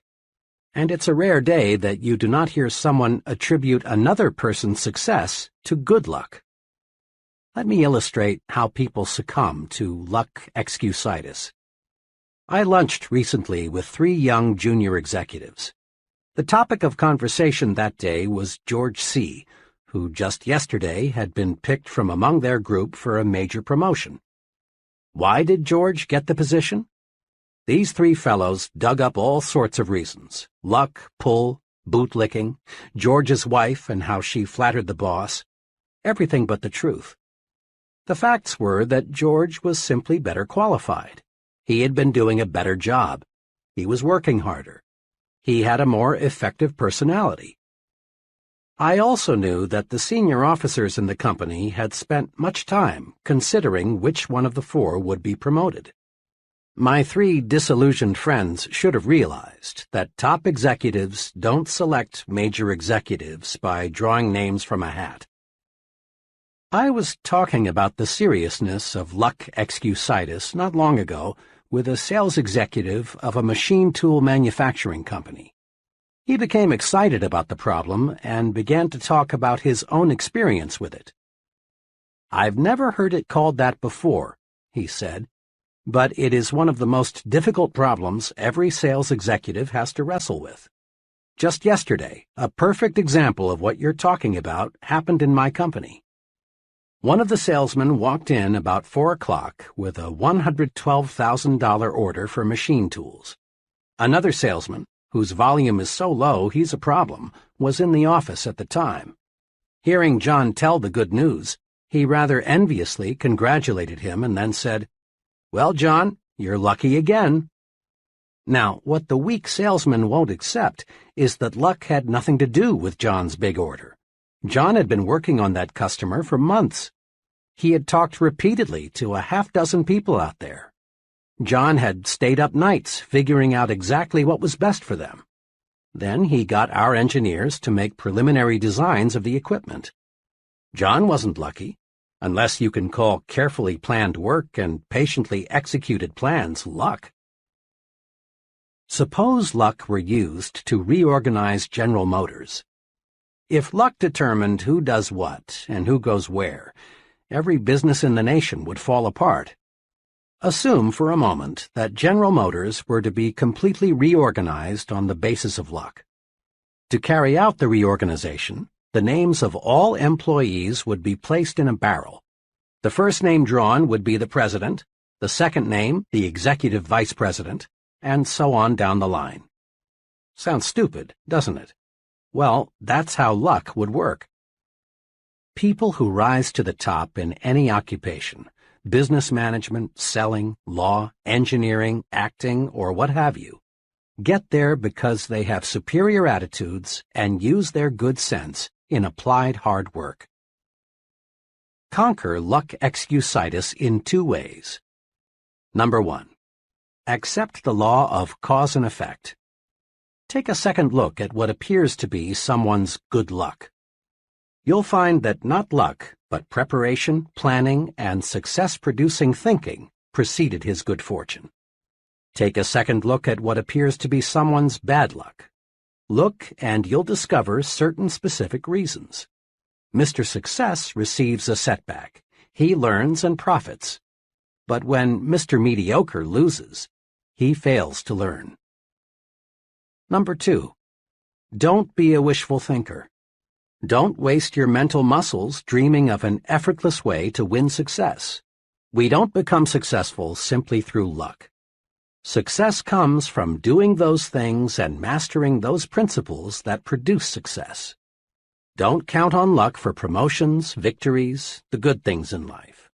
Luck simply isn't designed to deliver these good things. Instead, just concentrate on developing those qualities in yourself that will make you a winner. Chapter 3. Build confidence and destroy fear. Friends mean well when they say, "It's only your imagination. Don't worry. There's nothing to be afraid of." But you and I know this kind of fear medicine never really works. Such soothing remarks may give us fear relief for a few minutes or maybe even a few hours. But the "it's only in your imagination" treatment doesn't really build confidence and cure fear. Yes, fear is real, and we must recognize it exists before we can conquer it. Most fear today is psychological. Worry, tension, embarrassment, panic all stem from mismanaged negative imagination. But simply knowing the breeding ground of fear doesn't cure fear. If a physician discovers you have an infection in some part of your body, he doesn't stop there. He proceeds with treatment to cure the infection. The old "it's only in your mind" treatment presumes fear doesn't really exist, but it does. Fear is real. Fear is success enemy number 1. Fear stops people from capitalizing on opportunity. Fear wears down physical vitality. Fear actually makes people sick, causes organic difficulties, shortens life. Fear closes your mouth when you want to speak. Fear, uncertainty, lack of confidence, explains why we still have economic recessions. Fear explains why millions of people accomplish little and enjoy little. Truly, fear is a powerful force. In one way or another, fear prevents people from getting what they want from life. Fear of all kinds and sizes is a form of psychological infection. We can cure a mental infection the same way we cure a body infection, with specific proved treatments. First, though, as part of your pre-treatment preparation, condition yourself with this fact. All confidence is acquired, developed. No one is born with confidence. Those people you know who radiate confidence, who have conquered worry, who are at ease everywhere and all the time, acquired their confidence, every bit of it. You can too. This chapter shows how.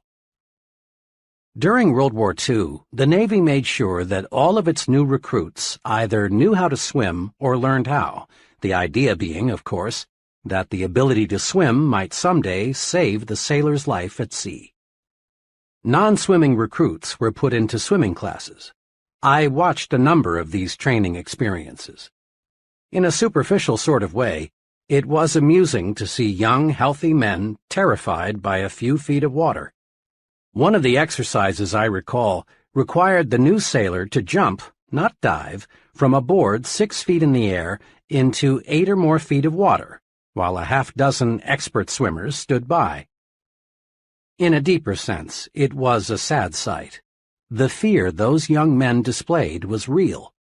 Yet all that stood between them and the defeat of that fear was one drop into the water below. On more than one occasion, I saw young men accidentally pushed off the board. The result, fear defeated.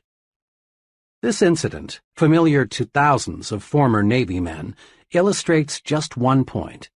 Action cures fear. Indecision, postponement, on the other hand, fertilize fear. Jot that down in your success rulebook right now. Action cures fear. Action does cure fear. Several months ago, a very troubled executive in his early 40s came to see me. He had a responsible job as a buyer for a large retailing organization. Worriedly, he explained, "I'm afraid of losing my job. I've got that feeling that my days are numbered." "Why?" I asked. "Well, the pattern is against me. Sales figures in my department are off 7% from a year ago. This is pretty bad, especially since the store's total sales are up 6%. I've made a couple of unwise decisions recently, and I've been singled out several times by the merchandise manager for not keeping pace with the company's progress." "I've never felt quite like this before," he continued. "I've lost my grip, and it shows. My assistant buyer senses it. The salespeople see it too. Other executives, of course, are aware that I'm slipping. One buyer even suggested at a meeting of all head buyers the other day that part of my line should be put in his department, where he said it could make money for the store. It's like drowning and having a crowd of spectators just standing there waiting for me to sink away." The executive talked on, elaborating further on his predicament. Finally, I cut in and asked, "What are you doing about it? What are you trying to do to correct the situation?" "Well," he answered, "there isn't much I can do, I guess, but hope for the best." To this comment, I asked, "Honestly now, is hope enough?" Pausing, but not giving him a chance to answer, I put another question to him. "Why not take action to support your hope?" "Go on," he said. "Well, there are two kinds of action that seem to fit your case. First, start this afternoon to move those sales figures upward. We've got to face it. There's a reason your sales are slipping. Find it. Maybe you need a special sale to clear out your slow-moving merchandise, so you'll be in a position to buy some fresh stock. Perhaps you can rearrange your display counters. Maybe your salespeople need more enthusiasm. I can't pinpoint what will turn your sales volume upward, but something will. And it would probably be wise to talk privately with your merchandise manager. He may be on the verge of putting you out, but when you talk it over with him and ask his advice, he'll certainly give you more time to work things out. It's too expensive for the store to replace you as long as top management feels there's a chance you'll find a solution." I went on. "Then get your assistant buyers on the ball. Quit acting like a drowning man. Let people around you know that you're still alive." Courage was again in his eyes. Then he asked, "You said there are two kinds of action I should take. What's the second?" "The second type of action, which you might say is an insurance policy, is to let 2 or 3 of your closest business friends in the trade know you might consider an offer from another store, assuming, of course, it is substantially better than your present job. I don't believe your job will be insecure after you take some affirmative action to get those sales figures on the rise. But just in case, it's good to have an offer or two. Remember, it's 10 times easier for a man with a job to get another job than it is for someone unemployed to connect. 2 days ago, this once troubled executive called me. After our talk, I buckled down. I made a number of changes, but the most basic one was with my salespeople. I used to hold sales meetings once a week, but now I'm holding one every morning. I've got those people really enthusiastic. I guess once they saw some life in me, they were ready to push harder too. They were just waiting for me to start things moving again. Things sure are working out okay. Last week, my sales were well ahead of a year ago, and much better than the store's average. Oh, by the way, he continued, I want to tell you some other good news. I got 2 job offers since we talked. Naturally, I'm glad, but I've turned them both down since everything is looking good here again. When we face tough problems, we stay mired in the mud until we take action. Hope is a start, but hope needs action to win victories. Put the action principle to work. Next time you experience big fear or little fear, steady yourself. Then search for an answer to this question. What kind of action can I take to conquer my fear? Isolate your fear. Then take appropriate action. Here are some examples of fear and some possible action cures. Type of fear. 1. Embarrassment because of personal appearance. Action. Improve it. Go to a barber shop or beauty salon. Shine your shoes. Get your clothes cleaned and pressed. In general, practice better grooming. It doesn't always take new clothes. 2. Fear of losing an important customer. Work doubly hard to give better service. Correct anything that may have caused customers to lose confidence in you. 3. Fear of failing an examination. Convert worry time into study time. 4. Fear of things totally beyond your control. Turn your attention to helping to relieve the fear of others. Pray. 5. Fear of being physically hurt by something you can't control, such as a tornado or an airplane out of control. Switch your attention to something totally different. Go out into your yard and pull up weeds. Play with your children. Go to a movie. 6. Fear of what other people may think and say. Make sure that what you plan to do is right, then do it. No one ever does anything worthwhile for which he is not criticized. 7. Fear of making an investment or purchasing a home. Analyze all factors, then be decisive. Make a decision and stick with it. Trust your own judgment. 8. Fear of people. Put them in proper perspective. Remember, the other person is just another human being pretty much like yourself. Use this 2-step procedure to cure fear and win confidence. 1. Isolate your fear. Pin it down.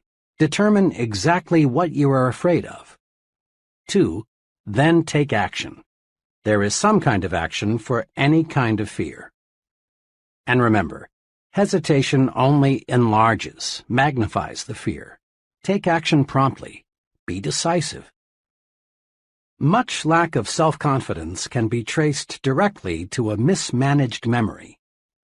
Your brain is very much like a bank. Every day you make thought deposits in your mind bank. These thought deposits grow and become your memory. When you settle down to think, or when you face a problem, in effect, you say to your memory bank, "What do I already know about this?" Your memory bank automatically answers and supplies you with bits of information relating to this situation that you deposited on previous occasions. Your memory, then, is the basic supplier of raw material for your new thought. The teller in your memory bank is tremendously reliable. He never crosses you up. If you approach him and say, "Mr. Teller, Let me withdraw some thoughts I deposited in the past, proving I'm inferior to just about everybody else. He'll say, "Certainly, sir. Recall how you failed 2 times previously when you tried this? Recall what your 6th grade teacher told you about your inability to accomplish things? Recall what you overheard some fellow workers saying about you. Recall—" And on Mr. Teller goes, digging out of your brain thought after thought that proves you are inadequate. But suppose you visit your memory teller with this request. "Mr. Teller, I face a difficult decision. Can you supply me with any thoughts which will give me reassurance?" And again, Mr. Teller says, "Certainly, sir." But this time, he delivers thoughts you deposited earlier that say you can succeed.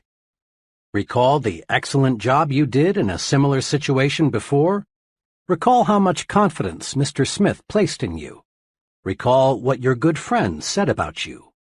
Recall— Mr. Teller, perfectly responsive, lets you withdraw the thought deposits you want to withdraw. After all, it is your bank. Here are 2 specific things to do to build confidence through efficient management of your memory bank. 1. Deposit only positive thoughts in your memory bank. Let's face it squarely. Everyone encounters plenty of unpleasant, embarrassing, and discouraging situations. But unsuccessful and successful people deal with these situations in directly opposite ways. Unsuccessful people take them to heart, so to speak. They dwell on the unpleasant situations, thereby giving them a good start in their memory. They don't take their minds away from them. At night, the unpleasant situation is the last thing they think about. Confident, successful people, on the other hand, don't give it another thought. Successful people specialize in putting positive thoughts into their memory bank. What kind of performance would your car deliver if every morning before you left for work, you scooped up a double handful of dirt and put it into your crankcase? That fine engine would soon be a mess, unable to do what you want it to do. Negative, unpleasant thoughts deposited in your mind affect your mind the same way. Negative thoughts produce needless wear and tear on your mental motor. They create worry, frustration, and feelings of inferiority. They put you beside the road while others drive ahead. Do this. In these moments when you're alone with your thoughts, when you're driving your car or eating alone, recall pleasant, positive experiences. Put good thoughts in your memory bank. This boosts confidence. It gives you that "I sure feel good" feeling. It helps keep your body functioning right, too. Here is an excellent plan. Just before you go to sleep, deposit good thoughts in your memory bank. Count your blessings. Recall the many good things you have to be thankful for. Your wife or husband, your children, your friends, your health. Recall the good things you saw people do today. Recall your little victories and accomplishments. Go over the reasons why you are glad to be alive. 2. Withdraw only positive thoughts from your memory bank. I was closely associated several years ago in Chicago with a firm of psychological consultants. They handled many types of cases, but mostly marriage problems and psychological adjustment situations, all dealing with mind matters. One afternoon, as I was talking with the head of the firm about his profession and his techniques for helping the seriously maladjusted person, he made this remark: "You know, there would be no need for my services if people would do just one thing." "What's that?" I asked eagerly. "Simply this: destroy their negative thoughts before those thoughts become mental monsters. Most individuals I try to help," he continued, "are operating their own private museum of mental horror. Many marriage difficulties, for example, involve the honeymoon monster. The honeymoon wasn't as satisfactory as one or both of the marriage partners had hoped, but instead of burying the memory, they reflected on it hundreds of times until it was a giant obstacle to successful marital relationships. They come to me as much as 5 or 10 years later. Usually, of course, my clients don't see where their trouble lies. It's my job to uncover and explain the source of their difficulty to them and help them to see what a triviality it really is. A person can make a mental monster out of almost any unpleasant happening, my psychologist friend went on. A job failure, a jilted romance, a bad investment, disappointment in the behavior of a teenage child. These are common monsters I have to help troubled people destroy. It is clear that any negative thought, if fertilized with repeated recall, can develop into a real mind monster, breaking down confidence and paving the way to serious psychological difficulties.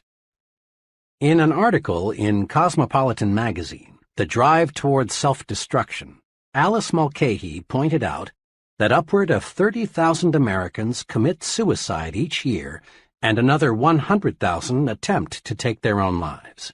She went on to say, "There is shocking evidence that millions of other people are killing themselves by slower, less obvious methods. Still others are committing spiritual rather than physical suicide, constantly seeking out ways to humiliate, punish, and generally diminish themselves." The psychologist friend mentioned before told me how he helped one of his patients to stop committing mental and spiritual suicide. This patient, he explained, was in her late 30s and had 2 children. In lay terminology, she suffered from severe depression. She looked back on every incident of her life as being an unhappy experience. Her school days, her marriage, the bearing of her children, the places she had lived, all were thought of negatively. She volunteered that she couldn't remember ever having been truly happy. And since what one remembers from the past colors what one sees in the present, she saw nothing but pessimism and darkness. When I asked her what she saw in a picture which I showed her, she said, "It looks like there will be a terrible thunderstorm tonight." That was the gloomiest interpretation of the picture I've yet heard. The picture was a large oil painting of the sun low in the sky and a jagged rocky coastline. The painting was very cleverly done and could be construed to be either a sunrise or a sunset. The psychologist commented to me that what a person sees in the picture is a clue to his personality. Most people say it is a sunrise, but the depressed, mentally disturbed person nearly always says it's a sunset. As a psychologist, I can't change what already is in a person's memory, but I can, with the patient's cooperation, help the individual to see his past in a different light. That's the general treatment I used on this woman. I worked with her to help her see joy and pleasure in her past instead of total disappointment. After 6 months, she began to show improvement. At that point, I gave her a special assignment. Each day, I asked her to think of and write down 3 specific reasons she has to be happy. Then, at her next appointment with me on Thursdays, I'd go over her list with her. I continued this sort of treatment for 3 months. Her improvement was very satisfactory. Today, that woman is very well adjusted to her situation. She's positive and certainly as happy as most people. When this woman quit drawing negatives from her memory bank, she was headed toward recovery. Whether the psychological problem is big or little, the cure comes when one learns to quit drawing negatives from one's memory bank and withdraws positives instead. Don't build mental monsters. Refuse to withdraw the unpleasant thoughts from your memory bank. When you remember situations of any kind, concentrate on the good part of the experience. Forget the bad. Bury it. If you find yourself thinking about the negative side, turn your mind off completely. And here is something very significant and very encouraging. Your mind wants you to forget the unpleasant. If you will just cooperate, unpleasant memories will gradually shrivel and the teller in your memory bank will cancel them out. Dr. Melvin S. Hatwick, noted advertising psychologist, in commenting on our ability to remember, says, "When the feeling aroused is pleasant, the advertisement has a better chance to be remembered. When the feeling aroused is unpleasant, The reader or listener tends to forget the advertisement message. The unpleasant runs counter to what we want. We don't want to remember it. In brief, it really is easy to forget the unpleasant if we simply refuse to recall it. Withdraw only positive thoughts from your memory bank. Let the others fade away, and your confidence, that feeling of being on top of the world, will zoom upward. You take a big step forward toward conquering fear when you refuse to remember negative, self-deprecating thoughts. Why do people fear other people? Why do many folks feel self-conscious around others? What's behind shyness? What can we do about it? Fear of other people is a big fear, but there is a way to conquer it. You can conquer fear of people if you will learn to put them into proper perspective. A business friend, who was doing exceptionally well operating his own wood novelty plant, explained to me how he got the proper perspective of people. His example is interesting. Before I went into the Army in World War II, I was scared of just about everybody. You just wouldn't believe how shy and timid I was. I felt everyone else was a lot smarter. I worried about my physical and mental inadequacies. I thought I was born to fail. Then, by some fortunate quirk of fate, I lost my fear of people in the Army. During part of 1942 and 1943, when the Army was inducting men at a terrific clip, I was stationed as a medic at one of the big induction centers. Day after day, I assisted in examining those men. The more I looked at these recruits, the less afraid of people I became. All those men lined up by the hundreds, naked as jaybirds, looked so much alike. Oh, sure, there were fat ones and skinny ones, tall ones and short ones, but they all were confused, all were lonesome. Just a few days before, some of these were rising young executives. Some were farmers, some were salesmen, drifters, blue-collar workers.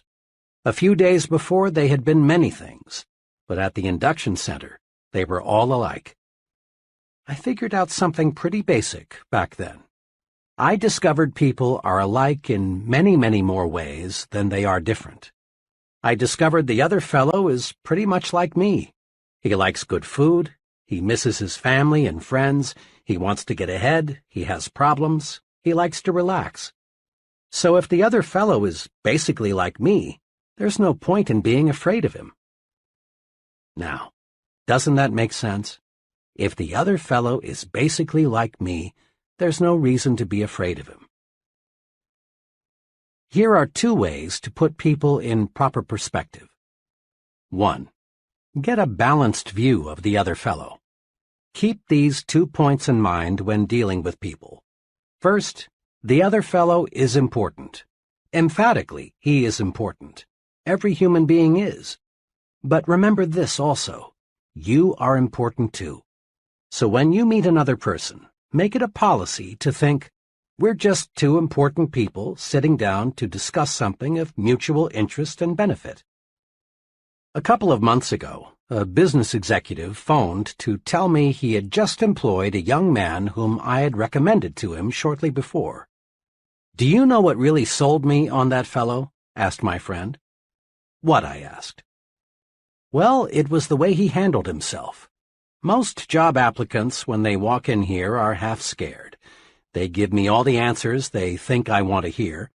In a way, most job applicants are a little like beggars. They'll accept anything, and they aren't particular. But G handled himself differently. He respected me, but what's just as important, he respects himself. What's more, he asked me as many questions as I asked him. He's no mouse. He's a real man. And he's going to do all right. This mutually important attitude helps you keep the situation balanced. The other fellow does not become too important relative to you in your thinking. The other fellow might look frightfully big, frightfully important, but remember, he is still a human being with essentially the same interests, desires, and problems as you. 2. Develop an understanding attitude. People who want figuratively to bite you, growl at you, pick on you, and otherwise chop you down are not rare. If you're not prepared for people like that, they can punch big holes in your confidence and make you feel completely defeated. You need a defense against the adult bully, the fellow who likes to throw his meager weight around. A few months ago, at the reservations desk of a Memphis hotel, I saw an excellent demonstration of the right way to handle folks like this. It was shortly after 5 p.m., and the hotel was busy registering new guests. The fellow ahead of me gave his name to the clerk in a commanding way. The clerk said, "Yes, sir, Mr. R., we have a fine single for you." "Single?" shouted the fellow. "I ordered a double." The clerk said, very politely, "Let me check, sir." He pulled the guest's reservation from the file and said, "I'm sorry, sir, your telegram specified a single. I'd be happy to put you in a double room, sir, if we had any available, but we simply do not."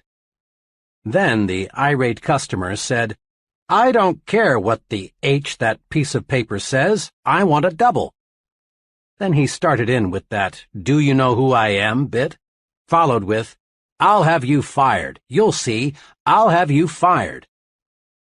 As best he could, under the verbal tornado, the young clerk injected, "Sir, we're terribly sorry, but we acted on your instructions."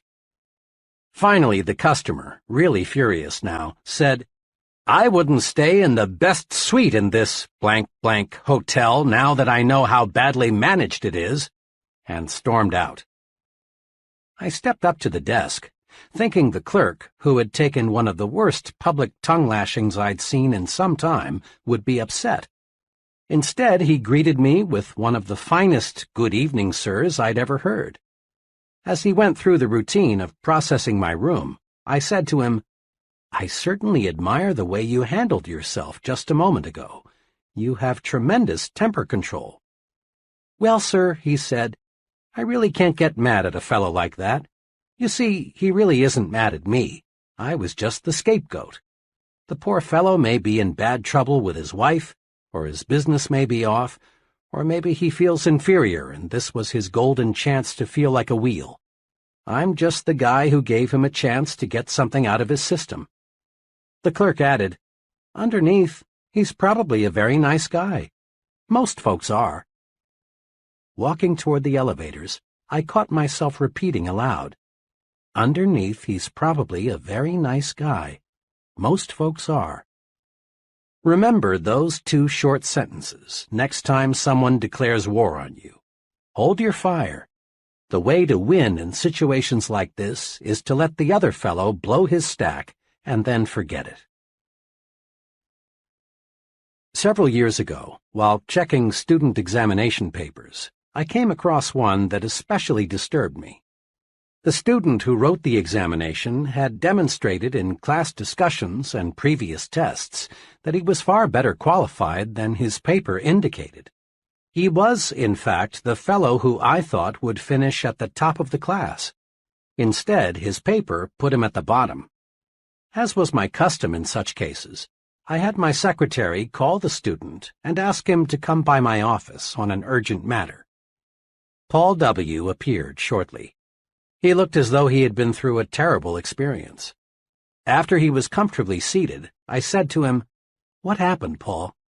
This just isn't the quality paper I expected you to write."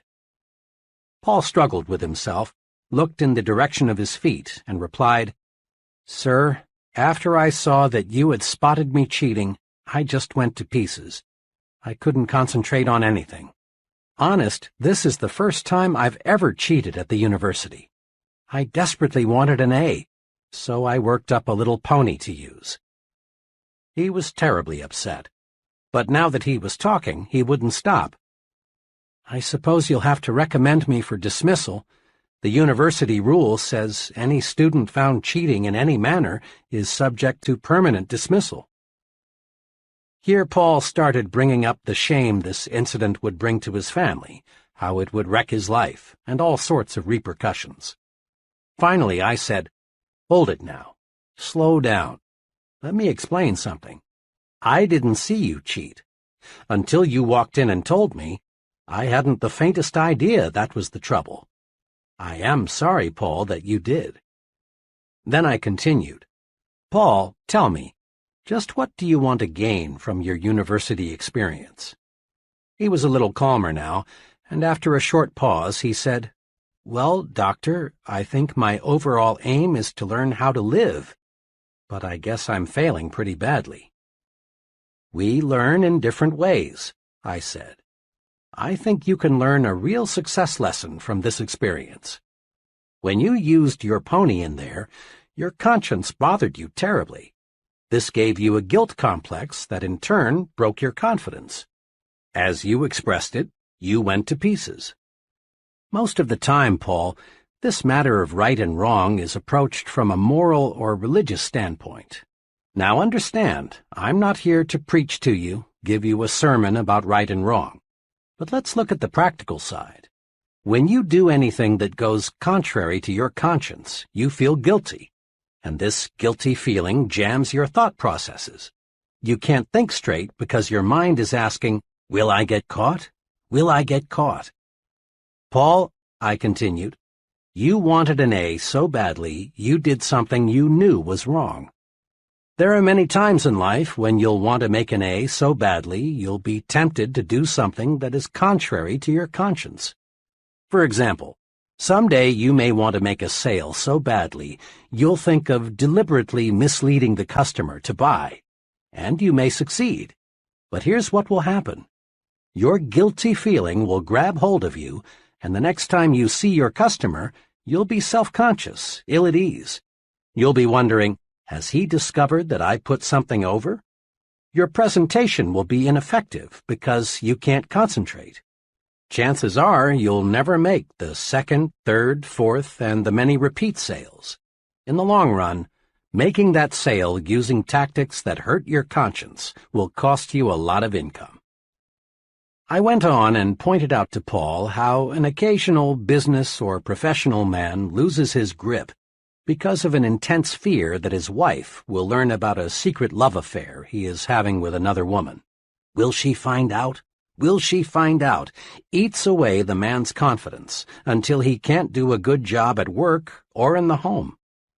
I reminded Paul that many criminals are captured not because any clues point to them, but because they act guilty and self-conscious.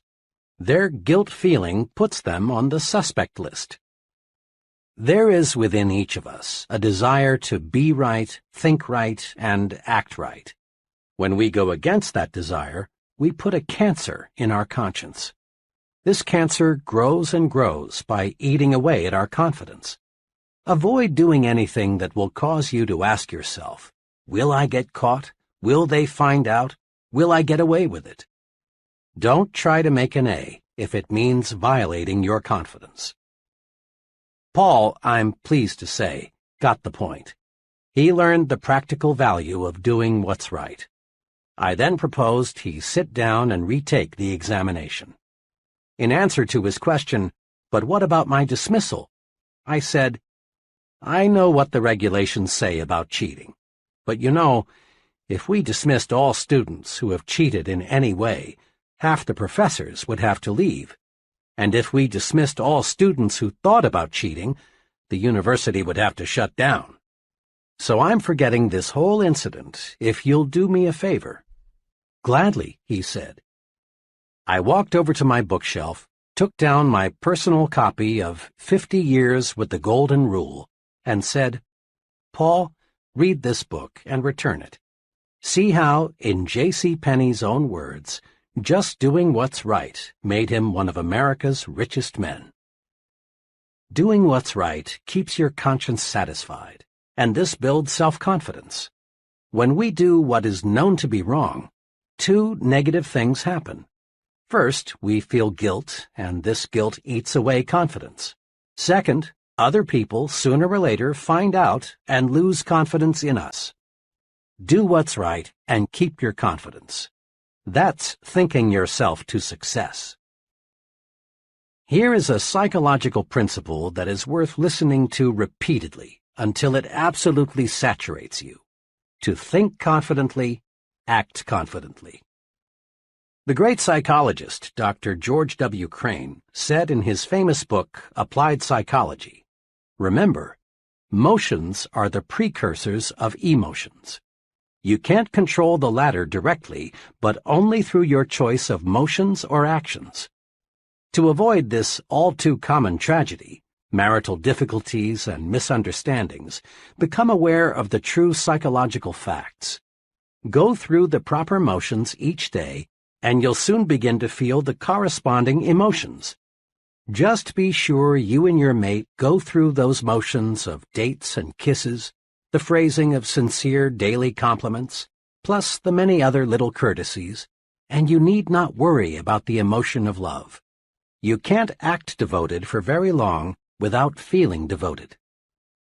Psychologists tell us we can change our attitudes by changing our physical actions. For example, you actually feel more like smiling if you make yourself smile. You feel more superior when you make yourself stand tall than when you slouch. On the negative side, frown a really bitter frown and see if you don't feel more like frowning. It is easy to prove that managed motions can change emotions. People who are shy in introducing themselves can replace this timidity with confidence just by taking 3 simple actions simultaneously. First, reach for the other person's hand and clasp it warmly. Second, look directly at the other person. And third, say, "I'm very glad to know you." These 3 simple actions automatically and instantaneously banish shyness. Confident action produces confident thinking. So, to think confidently, act confidently. Act the way you want to feel. Here are 5 confidence-building exercises. Listen to these guides carefully, then make a conscious effort to practice them and build your confidence. 1.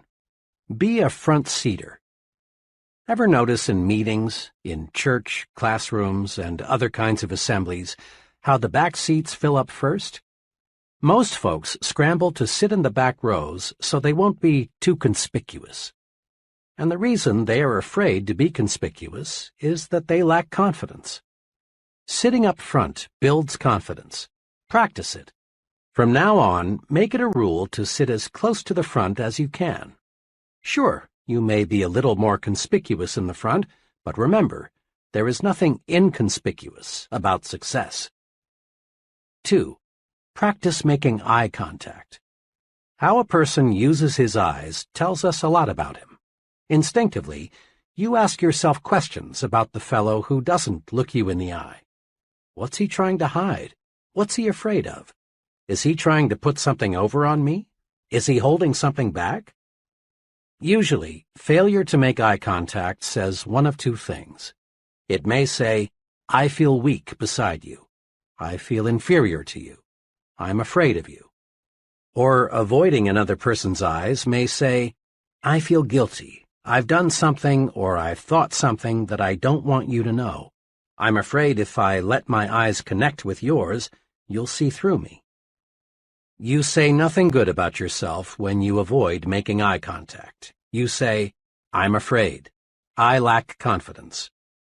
Conquer this fear by making yourself look the other person in the eyes. Looking the other person in the eye tells him, "I'm honest and above board. I believe in what I'm telling you. I'm not afraid. I'm confident." Make your eyes work for you. Aim them right at the other person's eyes. It not only gives you confidence, it wins you confidence too. 3.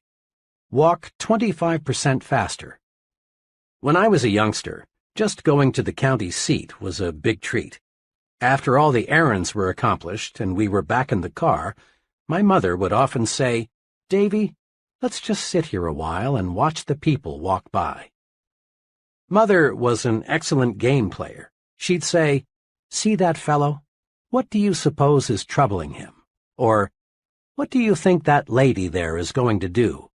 Or, "Look at that person. He just seems to be in a fog." Watching people walk and move about became real fun. It was a lot cheaper than the movies, which was one of the reasons I learned later that Mother developed the game, and it was a lot more instructive. I still am a walk watcher.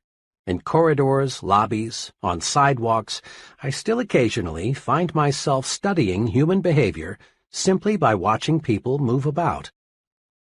Psychologists link slovenly posture and sluggish walking to unpleasant attitudes toward oneself, work, and the people around us.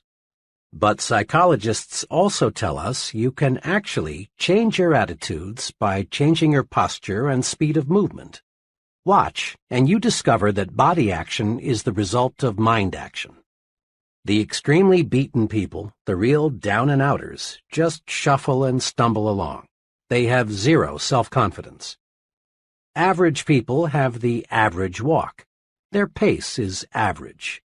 They have the look of, I really don't have very much pride in myself. Then there's a third group. Persons in this group show superconfidence.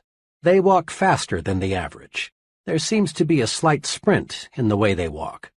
Their walk tells the world, I've got someplace important to go, something important to do. What's more, I will succeed at what I will do 15 minutes from now. Use the walk 25% faster technique to help build self-confidence.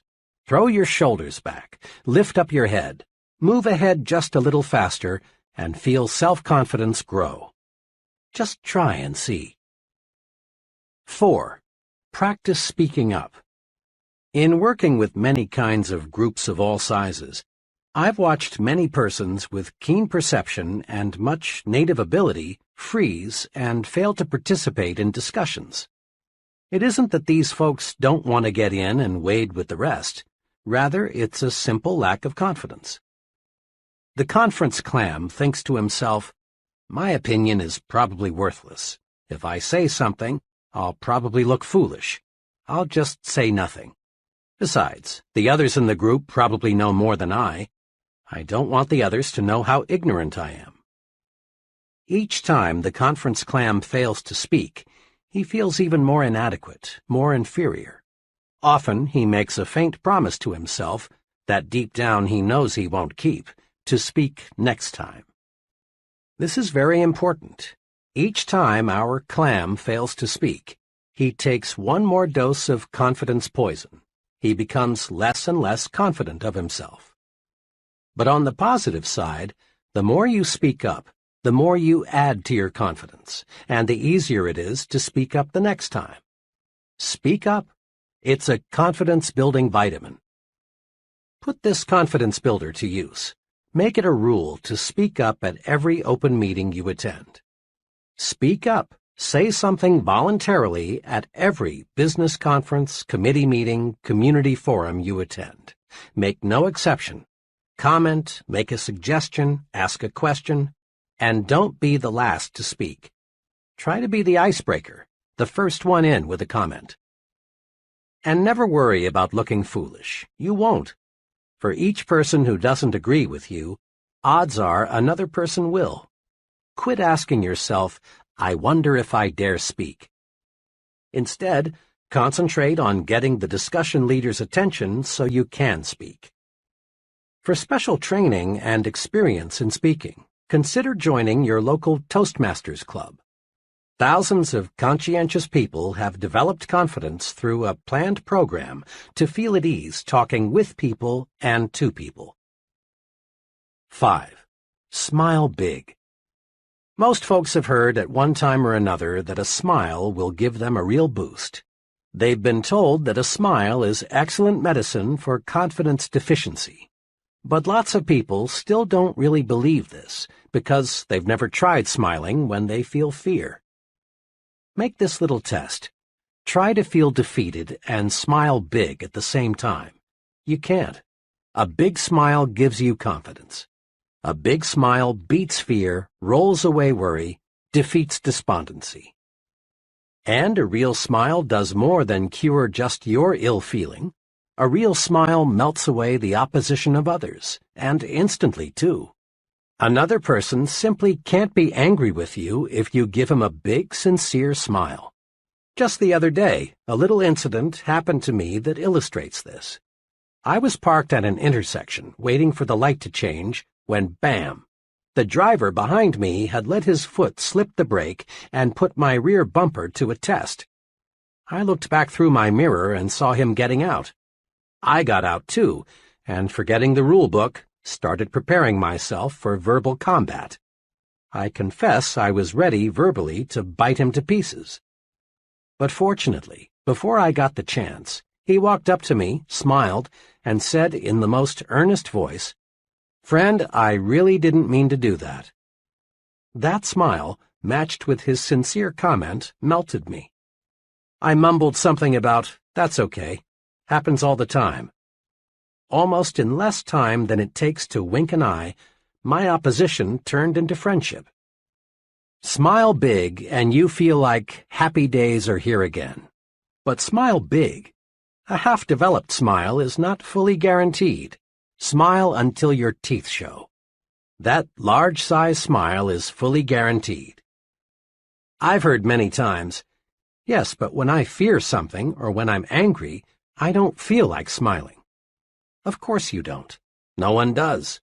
The trick is to tell yourself forcefully, "I'm going to smile." Then smile. Harness the power of smiling. Put these 5 procedures to work for you. 1. Action cures fear. Isolate your fear and then take constructive action. Inaction, doing nothing about a situation, strengthens fear and destroys confidence. 2. Make a supreme effort to put only positive thoughts in your memory bank. Don't let negative, self-deprecatory thoughts grow into mental monsters. Simply refuse to recall unpleasant events or situations. 3. Put people in proper perspective. Remember, people are more alike, much more alike, than they are different. Get a balanced view of the other fellow. He is just another human being. And develop an understanding attitude. Many people will bark, but it's a rare one who bites. 4. Practice doing what your conscience tells you is right.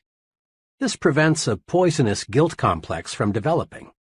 Doing what's right is a very practical rule for success. 5. Make everything about you say, "I'm confident, really confident." Practice these little techniques in your day-to-day activities. Be a front-seater, make eye contact, walk 25% faster, speak up, smile big. Chapter 4. How to Think Big. Recently, I chatted with a recruitment specialist for one of the nation's largest industrial organizations. 4 months each year, she visits college campuses to recruit graduating seniors for her company's junior executive training program. The tenor of her remarks indicated that she was discouraged about the attitudes of many people she talked with. Most days, I interview between 8 and 12 college seniors, all in the upper third of their class, all at least mildly interested in coming with us. One of the main things we want to determine in the screening interview is the individual's motivation. We want to find out if he or she is the kind of person who can, in a few years, direct major projects, manage a branch office or plant, or in some other way make a really substantial contribution to the company. I must say I'm not too pleased with the personal objectives of most of those I talk with. "You'd be surprised," she went on, "how many 22-year-olds are more interested in our retirement plan than in anything else we have to offer. A second favorite question is, will I move around a lot? Most of them seem to define the word success as synonymous with security. Can we risk turning our company over to people like that? The thing I can't understand is why should young people these days be so ultra-conservative, so narrow in their view of the future? Every day there are more signs of expanding opportunity. This country is making record progress in scientific and industrial development. Our population is gaining rapidly. If there ever was a time to be bullish about America, it's now. The tendency for so many people to think small means there is less competition than you think for a very rewarding career. Where success is concerned, people are not measured in inches or pounds or college degrees or family background. They are measured by the size of their thinking. How big we think determines the size of our accomplishments. Now, let's see how we can enlarge our thinking. Ever ask yourself, what is my greatest weakness? Probably the greatest human weakness is self-deprecation, that is, selling oneself short. Self-deprecation shows through in countless ways. John sees a job advertisement in the paper. It's exactly what he would like.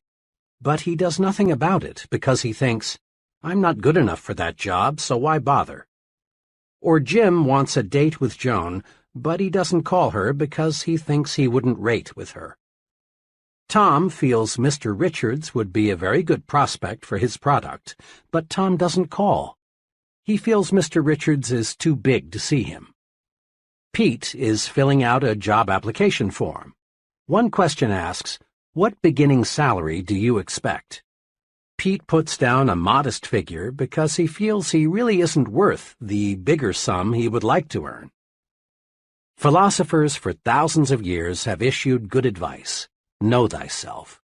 But most people, it seems, interpret this suggestion to mean know only thy negative self. Most self-evaluation consists of making long mental lists of one's faults, shortcomings, inadequacies.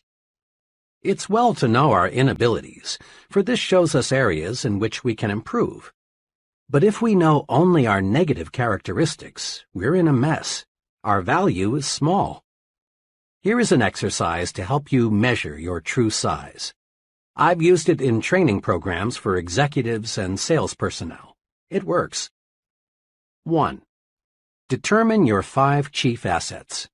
Invite some objective friend to help, possibly your wife, your superior, a professor, some intelligent person who will give you an honest opinion. Examples of assets frequently listed are education, experience, technical skills, appearance, well-adjusted home life, attitudes, personality, initiative. 2. Next, under each asset, write the names of 3 persons you know who have achieved large success but who do not have this asset to as great a degree as you. When you've completed this exercise, you will find you outrank many successful people on at least one asset. There is only one conclusion you can honestly reach. You're bigger than you think. So fit your thinking to your true size. Think as big as you really are. Never, never, never sell yourself short. The person who says adamantine when in plain talk he means immovable, or says coquette when we would understand him better if he said flirt, may have a big vocabulary. But does he have a big thinker's vocabulary? Probably not. People who use difficult, high-sounding words and phrases that most folks have to strain themselves to understand are inclined to be overbearing and stuffed shirts. And stuffed shirts are usually small thinkers. The important measure of a person's vocabulary is not the size or the number of words he uses. Rather, the thing that counts, the only thing that counts about one's vocabulary, is the effect his words and phrases have on his own and others' thinking. Here is something very basic. We do not think in words and phrases. We think only in pictures and/or images. Words are the raw materials of thought. When spoken or read, that amazing instrument, the mind, automatically converts words and phrases into mind pictures. Each word, each phrase, creates a slightly different mind picture. If someone tells you, Jim bought a new split level, you see one picture. But if you're told, Jim bought a new ranch house, you see another picture. The mind pictures we see are modified by the kinds of words we use to name things and describe things. Look at it this way. When you speak or write, you are, in a sense, a projector showing movies in the minds of others, and the pictures you create determine how you and others react. Suppose you tell a group of people, I'm sorry to report we've failed. What do these people see? They see defeat and all the disappointment and grief the word failed conveys. Now suppose you said instead, here's a new approach that I think will work. They would feel encouraged, ready to try again. Suppose you say, we face a problem. You have created a picture in the minds of others of something difficult, unpleasant to solve. Instead say, we face a challenge, and you create a mind picture of fun, sport, something pleasant to do. Or tell a group, we incurred a big expense, and people see money spent that will never return. Indeed, this is unpleasant. Instead say, we made a big investment, and people see a picture of something that will return profits later on, a very pleasant sight. The point is this. Big thinkers are specialists in creating positive, forward-looking, optimistic pictures in their own minds and in the minds of others. To think big, we must use words and phrases that produce big, positive mental images. Here are examples of phrases that create small, negative, depressing thoughts. And then, the same situation is discussed, but in a big, positive way. As you listen to these, ask yourself, what mind pictures do I see? Phrases that create small, negative mind images. 1. It's no use, we're whipped. Or, phrases that create big, positive mind images. We're not whipped yet, let's keep trying. Here's a new angle. 2. I was in that business once and failed, never again. Or, I went broke, but it was my own fault. I'm going to try again. 3. I've tried, but the product won't sell. People don't want it. Or, so far I've not been able to sell this product, but I know it is good, and I'm going to find the formula that will put it over. 4. The market is saturated. Imagine, 75% of the potential has already been sold. Better get out. Or, imagine, 25% of the market is still not sold. Count me in. This looks big. 5. Their orders have been small. Cut them off. Or, their orders have been small. Let's map out a plan for selling them more of their needs. 6. 5 years is too long a time to spend before I'll get into the top ranks in your company. Count me out. Or, 5 years is not really a long time. Just think. That leaves me 30 years to serve at a high level. 7. The competition has all the advantage. How do you expect me to sell against them? Or, competition is strong, there's no denying that, but no one ever has all the advantages. Let's put our heads together and figure out a way to beat them at their own game. 8. Nobody will ever want that product. Or, in its present form, it may not be saleable, but let's consider some modifications. 9. Let's wait until a recession comes along, then buy stocks. Or, let's invest now. Bet on prosperity, not depression. 10. I'm too young, old, for the job. Or, being young, old, is a distinct advantage. 11. It won't work. Let me prove it. The image, dark, gloom, disappointment, grief, failure. Or, it will work. Let me prove it. The image, bright, hope, success, fun, victory. 4 ways to develop the big thinker's vocabulary. Here are 4 ways to help you develop a big thinker's vocabulary. 1. Use big, positive, cheerful words and phrases to describe how you feel. When someone asks, "How do you feel today?" and you respond with an, "I'm tired, I have a headache, I wish it were Saturday, I don't feel so good," you actually make yourself feel worse. Practice this. It's a very simple point, but it has tremendous power. Every time someone asks you, "How are you?" or "How are you feeling today?" respond with a, "Just wonderful, thanks, and you?" Or say, "Great," or "Fine." Say you feel wonderful at every possible opportunity, and you will begin to feel wonderful, and bigger too. Become known as a person who always feels great. It wins friends. 2. Use bright, cheerful, favorable words and phrases to describe other people. Make it a rule to have a big, positive word for all your friends and associates. When you and someone else are discussing an absent third party, be sure you compliment him with big words and phrases like, "He's really a fine fellow. They tell me he's working out wonderfully well." Be extremely careful to avoid the petty, cut-him-down language. Sooner or later, third parties hear what's been said, and then such talk only cuts you down. 3. Use positive language to encourage others. Compliment people personally, at every opportunity. Everyone you know craves praise. Have a special good word for your wife or husband every day. Notice and compliment the people who work with you.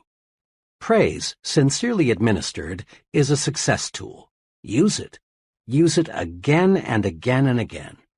Compliment people on their appearance, their work, their achievements, their families. 4. Use positive words to outline plans to others. When people hear something like this, "Here is some good news, we face a genuine opportunity," their minds start to sparkle. But when they hear something like, "Whether we like it or not, we've got a job to do," the mind movie is dull and boring, and they react accordingly. Promise victory and watch eyes light up. Promise victory and win support. Build castles. Don't dig graves. See what can be, not just what is. Big thinkers train themselves to see not just what is, but what can be. Here are 4 examples to illustrate this point. 1. What gives real estate value? A highly successful realtor who specializes in rural property shows what can be done if we train ourselves to see something where little or nothing presently exists. "Most of the rural property around here," my friend began, "is run down and not very attractive. I'm successful because I don't try to sell my prospects a farm as it is. I develop my entire sales plan around what the farm can be. Simply telling the prospect, 'The farm has XX acres of bottom land and XX acres of woods and is XX miles from town,' doesn't stir him up and make him want to buy it. But when you show him a concrete plan for doing something with the farm, he's just about sold. Here, let me show you what I mean." He opened his briefcase and pulled out a file. "This farm," he said, "is a new listing with us. It's like a lot of them. It's 43 miles from the center of the metropolitan area. The house is run down, and the place hasn't been farmed in 5 years. Now here's what I've done. I spent 2 full days on the place last week, just studying it. I walked over the place several times. I looked at neighboring farms. I studied the location of the farm with respect to existing and planned highways. I asked myself, what's this farm good for? I came up with 3 possibilities. Here they are." He showed them to me. Each plan was neatly typed and looked quite comprehensive. One plan suggested converting the farm into a riding stable. The plan showed why the idea was sound: a growing city, more love for the outdoors, more money for recreation, good roads. The plan also showed how the farm could support a sizable number of horses so that the revenue from the rides would be largely clear. The whole riding stable idea was very thorough, very convincing. The plan was so clear and convincing, I could see a dozen couples riding horseback through the trees. In similar fashion, this enterprising salesman developed a second thorough plan for a tree farm and a third plan for a combination tree and poultry farm. Now, when I talk with my prospects, I won't have to convince them that the farm is a good buy as it is. I help them to see a picture of the farm changed into a money-making proposition. Besides selling more farms and selling them faster, my method of selling the property for what it can be pays off in another way. I can sell a farm at a higher price than my competitors. People naturally pay more for acreage and an idea than they do for just acreage. Because of this, more people want to list their farms with me, and my commission on each sale is larger. The moral is this: look at things not as they are, but as they can be. Visualization adds value to everything. A big thinker always visualizes what can be done in the future. He isn't stuck with the present. 2. How much is a customer worth? A department store executive was addressing a conference of merchandise managers. She was saying, "I may be a little old-fashioned, but I belong to the school that believes the best way to get customers to come back is to give them friendly, courteous service." One day I was walking through our store when I overheard a salesperson arguing with a customer. The customer left in quite a huff. Afterward, the salesperson said to another, "I'm not going to let a $1.98 customer take up all my time and make me take the store apart trying to find him what he wants. He's simply not worth it." I walked away, the executive continued, but I couldn't get that remark out of my mind. It is pretty serious, I thought, when our salespeople think of customers as being in the $1.98 category. I decided right then that this concept must be changed. When I got back to my office, I called our research director and asked him to find out how much the average customer spent in our store last year. The figure he came up with surprised even me. According to our research director's careful calculation, the typical customer spent $362 in our establishment. The next thing I did was call a meeting of all supervisory personnel and explain the incident to them. Then I showed them what a customer is really worth. Once I got these people to see that a customer is not to be valued on a single sale, but rather on an annual basis, customer service definitely improved. The point made by the retailing executive applies to any kind of business. It's repeat business that makes the profit. Often there's no profit at all on the first several sales. Look at the potential expenditures of the customers, not just what they buy today. Putting a big value on customers is what converts them into big, regular patrons. Attaching little value to customers sends them elsewhere. A student related this pertinent incident to me, explaining why he'll never again eat in a certain cafeteria. For lunch one day, the student began, I decided to try a new cafeteria that had just opened a couple of weeks before. Nickels and dimes are pretty important to me right now, so I watch what I buy pretty closely. Walking past the meat section, I saw some turkey and dressing that looked pretty good, and it was plainly marked 39 cents. When I got to the cash register, the checker looked at my tray and said, $1.09. I politely asked her to check it again because my tally was 99 cents.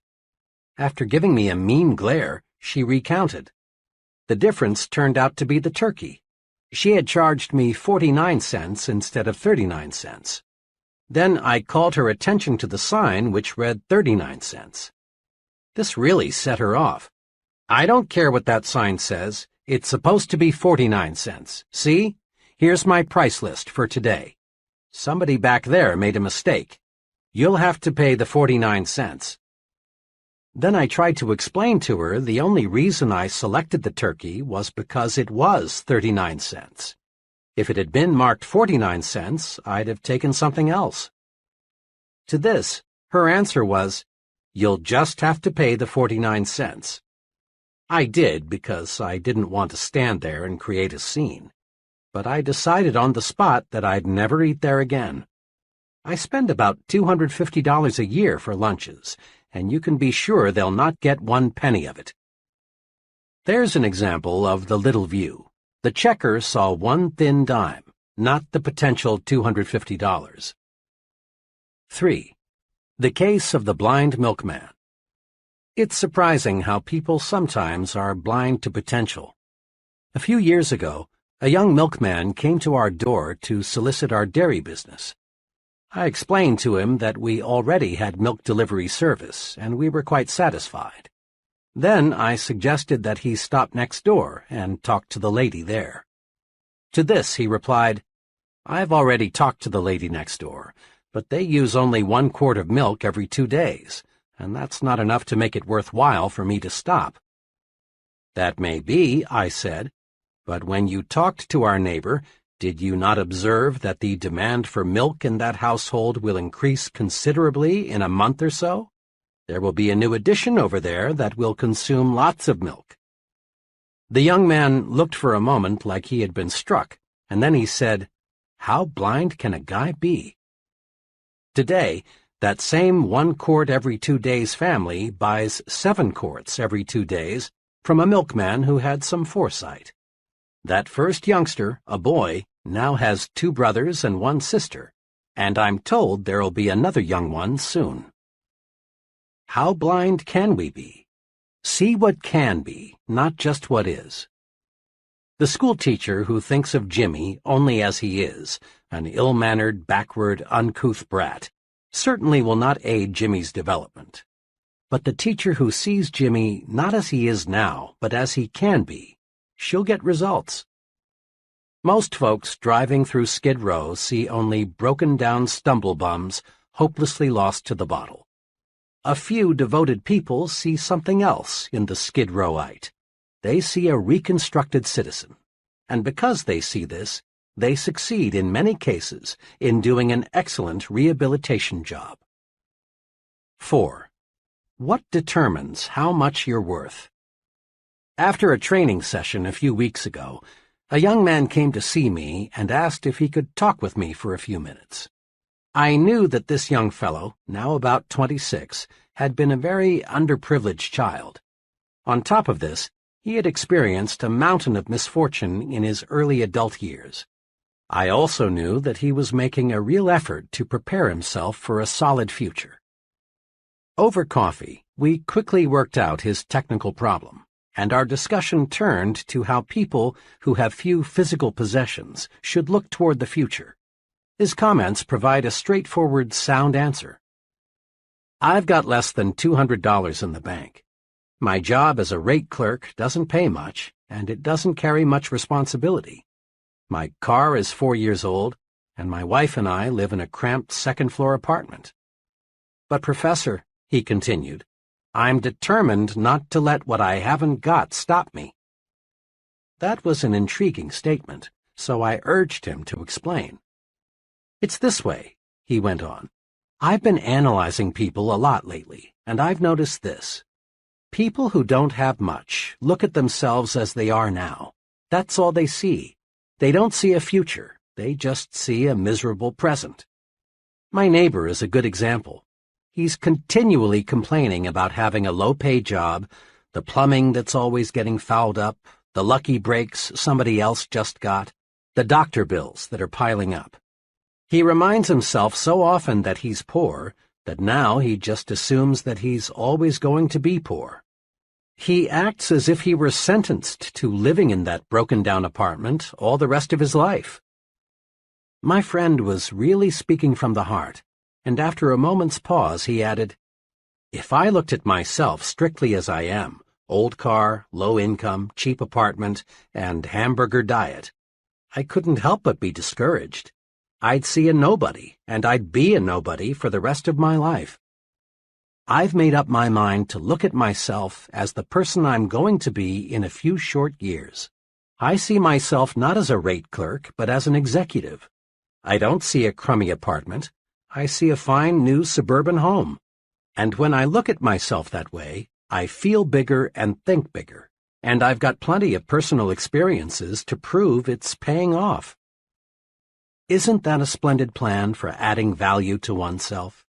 This young fellow is on the expressway to really fine living. He's mastered this basic success principle. It isn't what one has that's important. Rather, it's how much one is planning to get that counts. The price tag the world puts on us is just about identical to the one we put on ourselves. Here is how you can develop your power to see what can be, not just what is. I call these the practice adding value exercises. 1. Practice adding value to things. Remember the real estate example. Ask yourself, what can I do to add value to this room or this house or this business? Look for ideas to make things worth more. A thing, whether it be a vacant lot, a house, or a business, has value in proportion to the ideas for using it. 2. Practice adding value to people. As you move higher and higher in the world of success, more and more of your job becomes people development. Ask, what can I do to add value to my subordinates?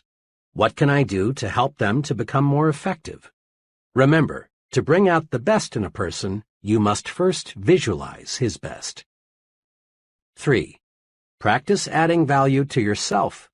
Conduct a daily interview with yourself. Ask, what can I do to make myself more valuable today? Visualize yourself not as you are, but as you can be. Then specific ways for attaining your potential value will suggest themselves. Just try and see. A retired owner-manager of a medium-sized printing company, 60 employees, explained to me how his successor was picked. 5 years ago, my friend began, I needed an accountant to head up our accounting and office routine. The fellow I hired was named Harry and was only 26. He knew nothing about the printing business, but his record showed he was a good accountant. Yet, a year and a half ago, when I retired, we made him president and general manager of the company. Looking back on it, Harry had one trait that put him out in front of everyone else. Harry was sincerely and actively interested in the whole company, not just writing checks and keeping records. Whenever he saw how he could help other employees, he jumped right in. The first year Harry was with me, we lost a few men. Harry came to me with a fringe benefit program which he promised would cut down turnover at low cost, and it worked. Harry did many other things too, which helped the whole company, not just this department. He made a detailed cost study of our production department and showed me how a $30,000 investment in new machinery would pay off.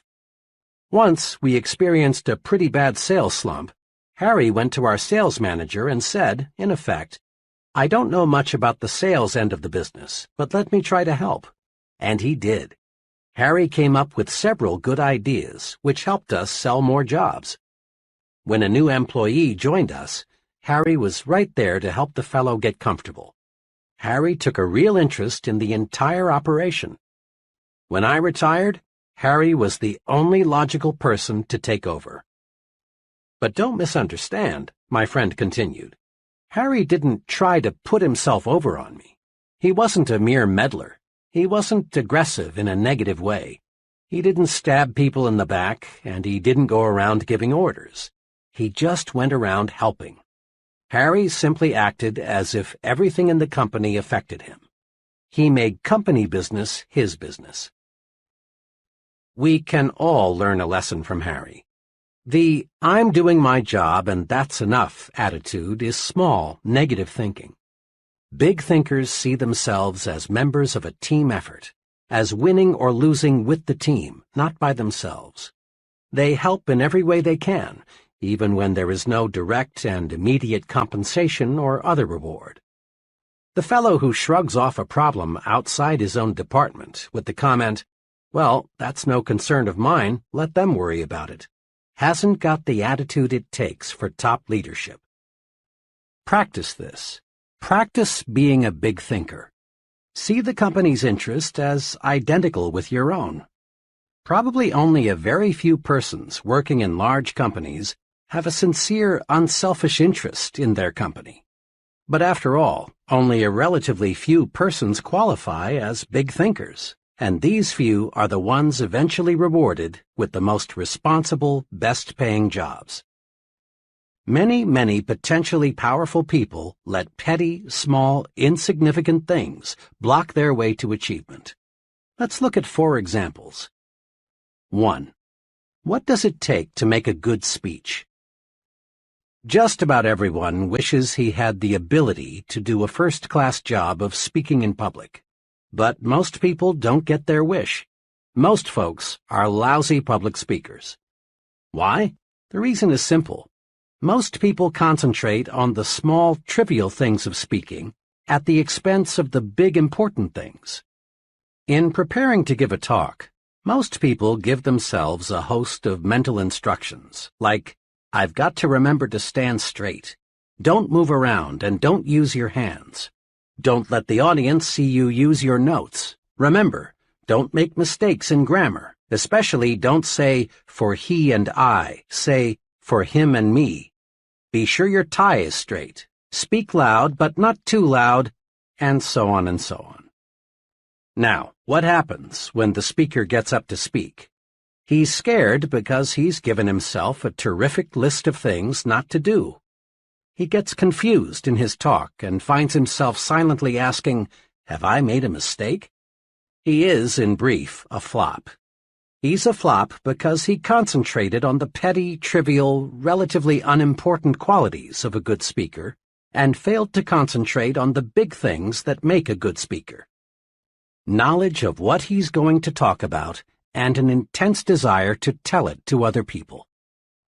The real test of a speaker is not did he stand straight or did he make any mistakes in grammar, but rather did the audience get the points he wanted to put across. Most of our top speakers have petty defects. Some of them even have unpleasant voices. Some of the most sought-after speakers in America would flunk a speech course taught by the old negative, don't do this and don't do that method. Yet all these successful public speakers have one thing in common. They have something to say, and they feel a burning desire for other people to hear it. Don't let concern with trivia keep you from speaking successfully in public. 2. What causes quarrels? Ever stop to ask yourself just what causes quarrels? At least 99% of the time, quarrels start over petty, unimportant matters like this. John comes home a little tired, a little on edge. Dinner doesn't exactly please him, so he turns up his nose and complains. Joan's day wasn't perfect either, so she rallies to her own defense with, well, what do you expect on my food budget? Or, maybe I could cook better if I had a new stove like everybody else. This insults John's pride, so he attacks with, now, Joan, it's not lack of money. It's simply that you don't know how to manage. And away they go. Before a truce is finally declared, all sorts of accusations are made by each party. In-laws, sex, money, premarital and postmarital promises, and other issues will be introduced. Both parties leave the battle nervous, tense. Nothing has been settled, and both parties have new ammunition to make the next quarrel more vicious. Little things, petty thinking, causes arguments. So, to eliminate quarrels, eliminate petty thinking. Here's a technique that works. Before complaining or accusing or reprimanding someone or launching a counterattack in self-defense, ask yourself, is it really important? In most cases, it isn't, and you avoid conflict. Ask yourself, is it really important if he or she is messy with cigarettes, or forgets to put the cap on the toothpaste, or is late coming home? Is it really important if he or she squandered a little money or invited some people in I don't like? When you feel like taking negative action, ask yourself, is it really important?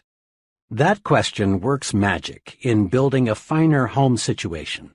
It works at the office, too. It works in homegoing traffic when another driver cuts in ahead of you. It works in any situation in life that is apt to produce quarrels. 3. John got the smallest office and fizzled out. Several years ago, I observed small thinking about an office assignment destroy a young fellow's chances for a profitable career in advertising.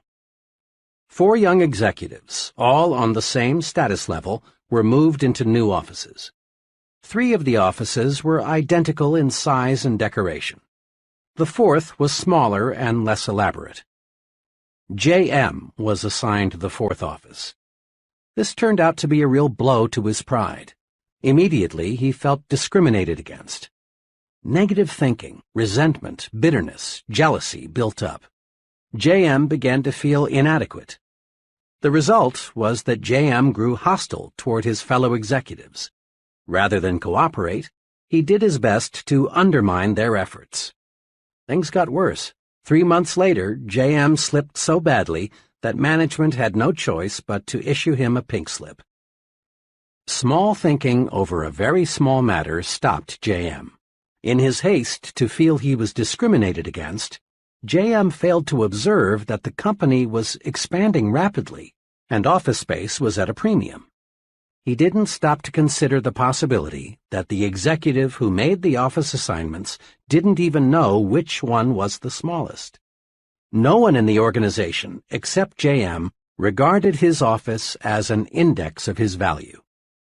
Small thinking about unimportant things, like seeing your name last on the department route sheet or getting the fourth carbon of an office memo, can hurt you. Think big, and none of these little things can hold you back. 4. Even stuttering is a detail. A sales executive told me how even stuttering is a mere detail in salesmanship, if the fellow has the really important qualities. I have a friend, also a sales executive, who loves to play practical jokes, though sometimes these jokes aren't jokes at all. A few months ago, a young fellow called on my practical joking friend and asked for a sales job. The fellow had a terrible stutter, though, and my friend decided right here was a chance to play a joke on me. So the friend told the stammering applicant that he wasn't in the market for a salesman right now, but one of his friends, me, had a spot to fill. Then he phoned me, and boy did he give this fellow a build-up. Not suspecting anything, I said, "Send him right over." 30 minutes later, in he walked. The young fellow hadn't said 3 words before I knew why my friend was so eager to send him over. I'm Jack R., he said. Mr. X sent me over to talk to you about a job. Almost every word was a struggle. I thought to myself, this guy couldn't sell a dollar bill for 90 cents on Wall Street. I was sore at my friend, but I really felt sorry for this fellow, so I thought the least I could do was to ask him some polite questions while I thought up a good excuse as to why I couldn't use him. As we talked on, however, I discovered this fellow was no stoop. He was intelligent. He handled himself very nicely, but I just couldn't overlook the fact that he stuttered. Finally, I decided I'd wind up the interview by asking one last question. What makes you think you can sell? Well, he said, I learn fast, I like people, I think you've got a good company, and I want to make money. Now, I do have a speech impairment, but that doesn't bother me, so why should it bother anybody else? His answer showed me he had all the really important qualifications for a salesman. I decided right then to give him a chance, and you know, he's working out very well. Even a speech impairment in a talker's profession is a triviality if the person has the big qualities. Practice these 3 procedures to help yourself think about trivialities. 1. Keep your eyes focused on the big objective. Many times, we're like the salesman who, failing to make the sale, reports to his manager, "Yes, but I sure convinced the customer he was wrong." In selling, the big objective is winning sales, not arguments. In marriage, the big objective is peace, happiness, tranquility. Not winning quarrels or saying, "I could have told you so." In working with employees, the big objective is developing their full potential, not making issues out of their minor errors. In living with neighbors, the big objective is mutual respect and friendship, not seeing if you can have their dog impounded because once in a while it barks at night. Paraphrasing some military lingo, it is much better to lose a battle and win the war than to win a battle and lose the war. Resolve to keep your eyes on the big ball. 2. Ask, is it really important? Before becoming negatively excited, just ask yourself, is it important enough for me to get all worked up about? There is no better way to avoid frustration over petty matters than to use this medicine. At least 90% of quarrels and feuds would never take place if we just faced troublesome situations with, is this really important? 3. Don't fall into the triviality trap. In making speeches, solving problems, counseling employees, think of those things that really matter, things that make the difference. Don't become submerged under surface issues. Concentrate on important things. Take this test to measure the size of your thinking. Here listed are several common situations of how petty thinkers and big thinkers see the same situation. Check yourself, then decide which will get me where I want to go, petty thinking or big thinking. The same situation handled in two entirely different ways. The choice is yours. Situation: expense accounts. The petty thinker's approach figures out ways to increase income through chiseling on expense accounts. The big thinker's approach figures out ways to increase income by selling more merchandise. Situation: conversation. The petty thinker's approach talks about the negative qualities of his friends, the economy, his company, the competition. The big thinker's approach talks about the positive qualities of his friends, his company, the competition. Progress. Believes in retrenchment or, at best, the status quo, or believes in expansion. Future. Views the future as limited, or sees the future as very promising. Work. Looks for ways to avoid work, or looks for more ways and things to do, especially helping others. Competition. Competes with the average, or competes with the best.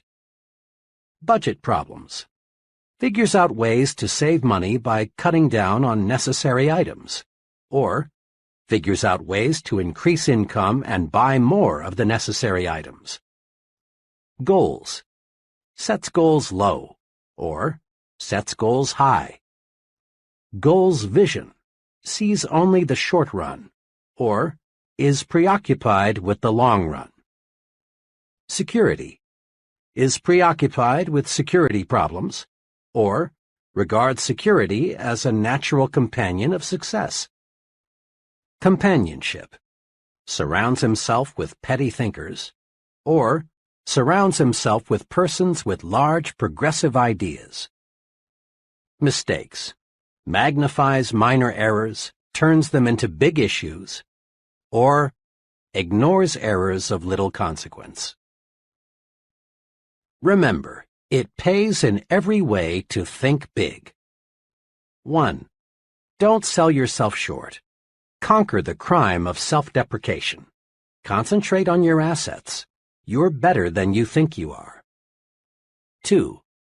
Use the big thinker's vocabulary. Use big, bright, cheerful words. Use words that promise victory, hope, happiness, pleasure.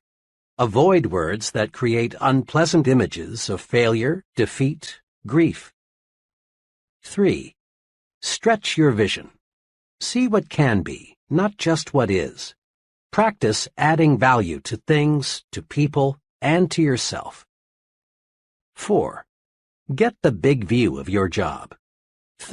Really think your present job is important. That next promotion depends mostly on how you think toward your present job. 5. Think above trivial things. Focus your attention on big objectives. Before getting involved in a petty matter, ask yourself, is it really important? Grow big by thinking big. Chapter 5. How to Think and Dream Creatively. First, let's clear up a common fallacy about the meaning of creative thinking. For some illogical reason, Science, engineering, art, and writing got tabbed as about the only truly creative pursuits. Most people associate creative thinking with things like the discovery of electricity or a polio vaccine, or the writing of a novel, or the development of color television. Certainly, accomplishments like these are evidence of creative thinking. Each forward step made in the conquest of space is the result of creative thinking, lots of it. But creative thinking is not reserved for certain occupations, nor is it restricted to super-intelligent people. Well then, what is creative thinking? A low-income family devises a plan to send their son to a leading university. That's creative thinking. A family turns the street's most undesirable lot into the neighborhood beauty spot. That's creative thinking. A minister develops a plan that doubles his Sunday evening attendance. That's creative thinking. Figuring out ways to simplify record-keeping, selling the impossible customer, keeping the children occupied constructively, making employees really like their work, or preventing a certain quarrel. All of these are examples of practical, everyday creative thinking. Creative thinking is simply finding new, improved ways to do anything.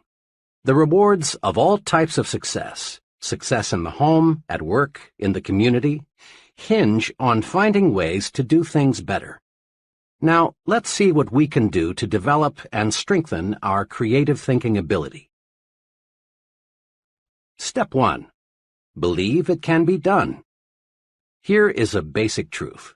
To do anything, we must first believe it can be done. Believing something can be done sets the mind in motion to find a way to do it. To illustrate this point of creative thinking in training sessions, I often use this example. I ask the group, how many of you feel it is possible to eliminate jails within the next 30 years? Invariably, the group looks bewildered, not quite sure they heard right, and thinking they are listening to a real fuzzbrain. So, after a pause, I repeat, how many of you feel it is possible to eliminate jails within the next 30 years? Once they're sure I'm not joking, someone always blasts me with something like, you mean to say you want to turn all those murderers, thieves, and rapists loose? Don't you realize what this would mean? Why, none of us would be safe. We have to have jails. Then the others cut loose. All order would break down if we didn't have jails. Some people are born criminals. If anything, we need more jails. Did you read in this morning's paper about that murder? And the group goes on, telling me all sorts of good reasons why we must have jails. One fellow even suggested we've got to have jails so the police and prison guards can have jobs. After about 10 minutes of letting the group prove why we can't eliminate the need for jails, I say to them, now, let me mention here that this question of eliminating jails is used to make a point. Each of you has come up with reasons why we can't eliminate the need for jails. Will you do me a favor? Will you try extra hard for a few minutes to believe we can eliminate jails? Joining in the spirit of the experiment, the group says, in effect, oh well, but just for kicks. Then I ask, now, assuming we can eliminate jails, how could we begin? Suggestions come slowly at first. Someone hesitantly says something like, well, you might cut down crime if you established more youth centers. Before long, the group, which 10 minutes ago was solidly against the idea, now begins to work up real enthusiasm. Work to eliminate poverty. Most crime stems from the low income levels. Conduct research to spot potential criminals before they commit a crime. Develop surgical procedures to cure some kinds of criminals. Educate law enforcement personnel in positive methods of reform. These are just samples of the 78 specific ideas I've tabulated that could help accomplish the goal of eliminating jails. When you believe, your mind finds ways to do. This experiment has just one point. When you believe something is impossible, your mind goes to work for you to prove why. But when you believe, really believe, something can be done, your mind goes to work for you and helps you find the ways to do it. Believing something can be done paves the way for creative solutions. Believing something can't be done is destructive thinking. This point applies to all situations, little and big. The political leaders who do not genuinely believe permanent world peace can be established will fail because their minds are closed to creative ways to bring about peace. The economists who believe business depressions are inevitable will not develop creative ways to beat the business cycle. In a similar fashion, you can find ways to like a person if you believe you can. You can discover solutions to personal problems if you believe you can. You can find a way to purchase that new, larger home if you believe you can. Belief releases creative powers. Disbelief puts the brakes on. Believe, and you'll start thinking constructively. Your mind will create a way if you let it. A little over 2 years ago, a young man asked me to help him find a job with more future. He was employed as a clerk in the credit department of a mail-order company and felt that he was getting nowhere. We talked about his past record and what he wanted to do. After knowing something about him, I said, "I admire you very much for wanting to move up the ladder to a better job and more responsibility. But getting a start in the kind of job you want requires a college degree these days. I notice you finished 3 semesters. May I suggest you finish college? Going summers, you can do it in 2 years. Then I'm sure you can land the job you want, with the company you want to work for." "I realize," he answered, "that a college education would help, but it's impossible for me to go back to school." "Impossible? Why?" I asked. "Well, for one thing," he began, "I'm 24. On top of that, my wife and I are expecting our second child in a couple of months. We barely get by now on what I make. I wouldn't have time to study since I'd have to keep my job. It's just impossible, that's all." This young man really had himself convinced that finishing college was impossible. Then I said to him, "If you believe it is impossible to finish school, then it is. But by the same token, if you'll just believe it is possible to return to the university, a solution will come. Now here's what I would like you to do. Make up your mind you are going to go back to school. Let that one thought dominate your thinking. Then think, really think about how you can do it and still support your family. Come back in a couple of weeks and let me know what ideas you've come up with." My young friend returned 2 weeks later. "I thought a lot about what you said," he began. "I've decided I must go back to school. I haven't figured out all the angles yet, but I'll find a solution." And he did. He managed to get a scholarship provided by a trade association, which paid his tuition, books, and incidentals. He rearranged his work schedule so he could attend classes. His enthusiasm and the promise of a better life won him his wife's full support. Together, they creatively found ways to budget money and time more effectively. Last month, he received his degree one day and went to work the next as a management trainee for a large corporation. Where there's a will, there is a way. Believe it can be done. That's basic to creative thinking. Here are suggestions to help you develop creative power through belief. 1. Eliminate the word impossible from your thinking and speaking vocabularies. Impossible is a failure word. The thought, "it's impossible," sets off a chain reaction of other thoughts to prove you're right. 2. Think of something you've been wanting to do but felt you couldn't. Now, make a list of reasons why you can do it. Many of us whip and defeat our desires simply because we concentrate on why we can't, when the only thing worthy of our mental concentration is why we can. Recently, I read a newspaper item that said there are too many counties in most states. The article pointed out that most county boundaries were established decades before the first automobile was built, and while the horse and buggy was the chief mode of travel. But today, with fast automobiles and good roads, there is no reason why 3 or 4 counties could not be combined. This would cut down greatly on duplicated services so that taxpayers would actually get better service for less money. The writer of this article said he thought he had stumbled across a really live idea, so he interviewed 30 people at random to get their reactions. The result? Not one person thought the idea had merit, even though it would provide them with better local government at less cost. That's an example of traditional thinking.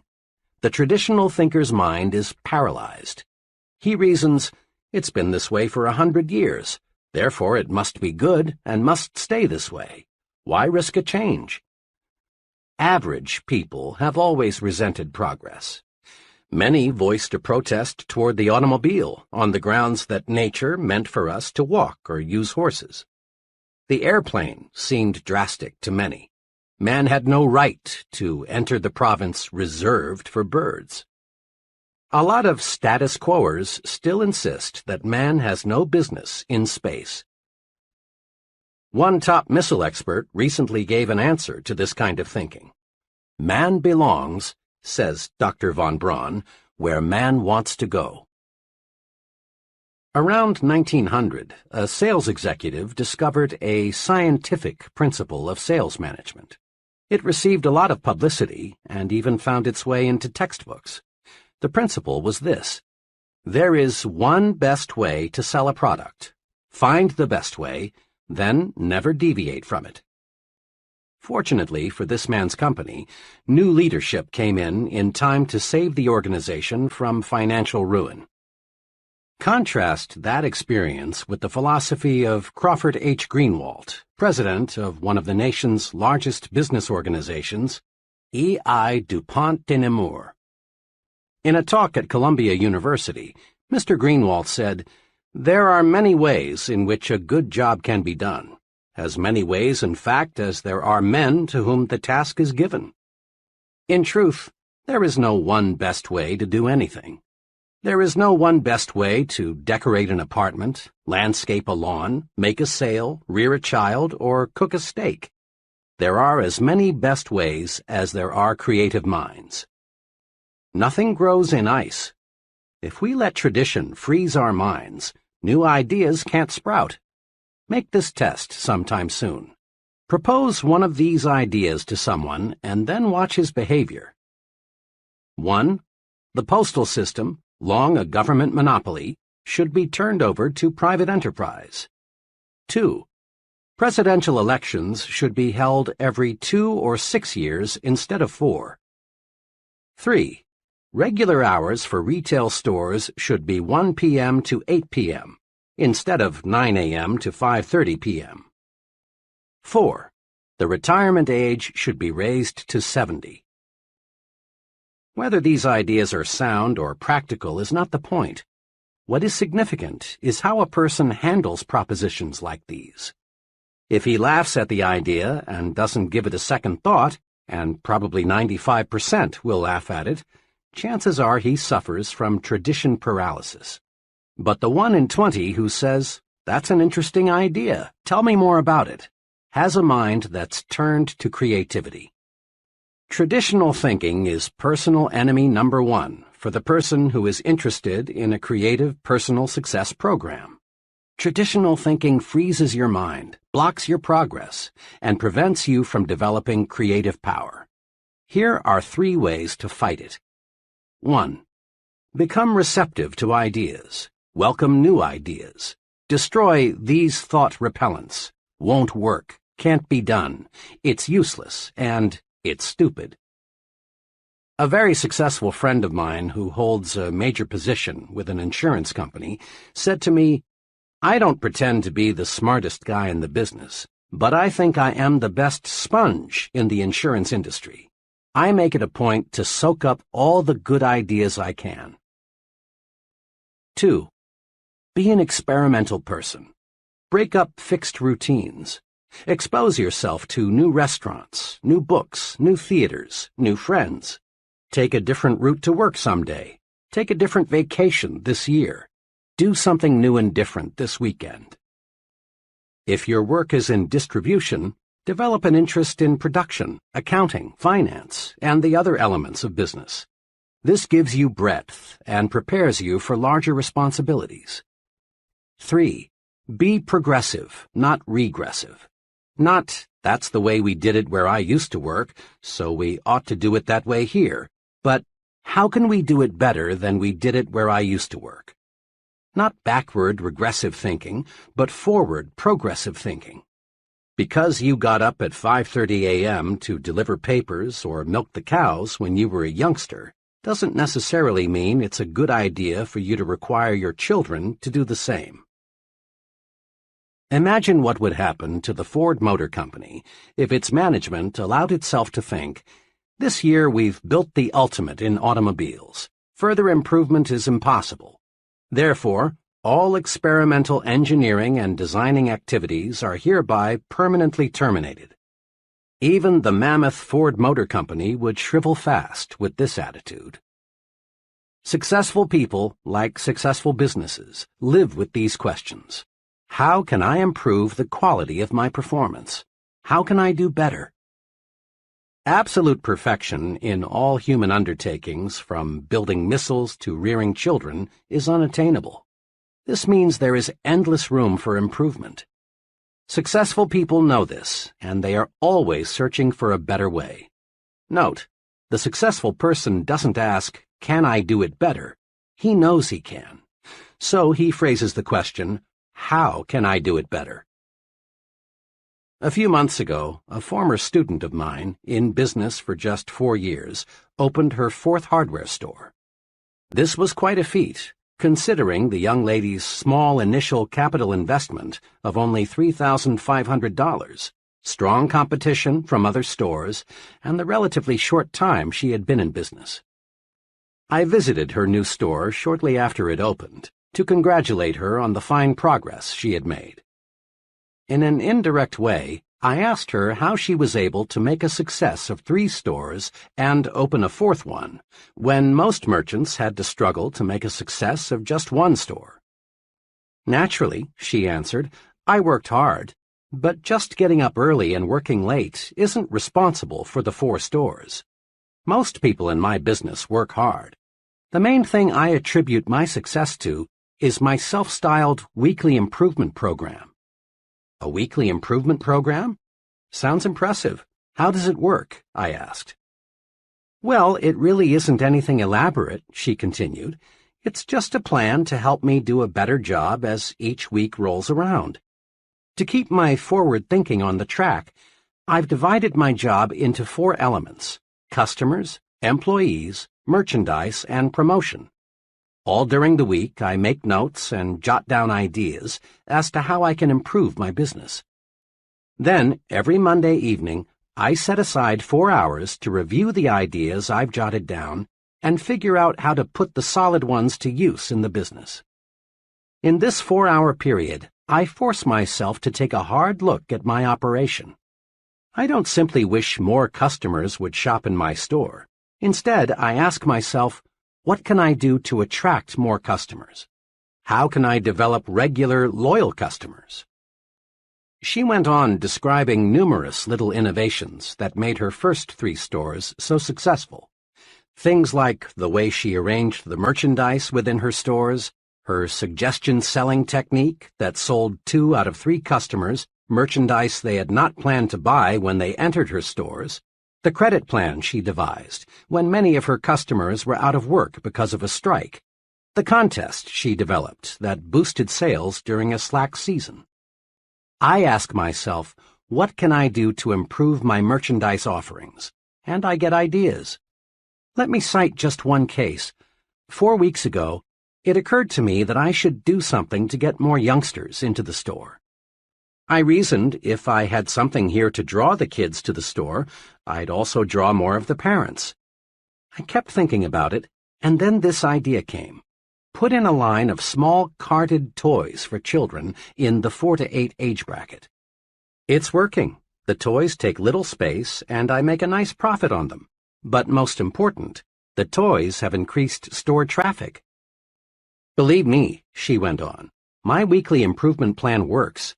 Just by conscientiously asking myself, how can I do a better job, I find the answers.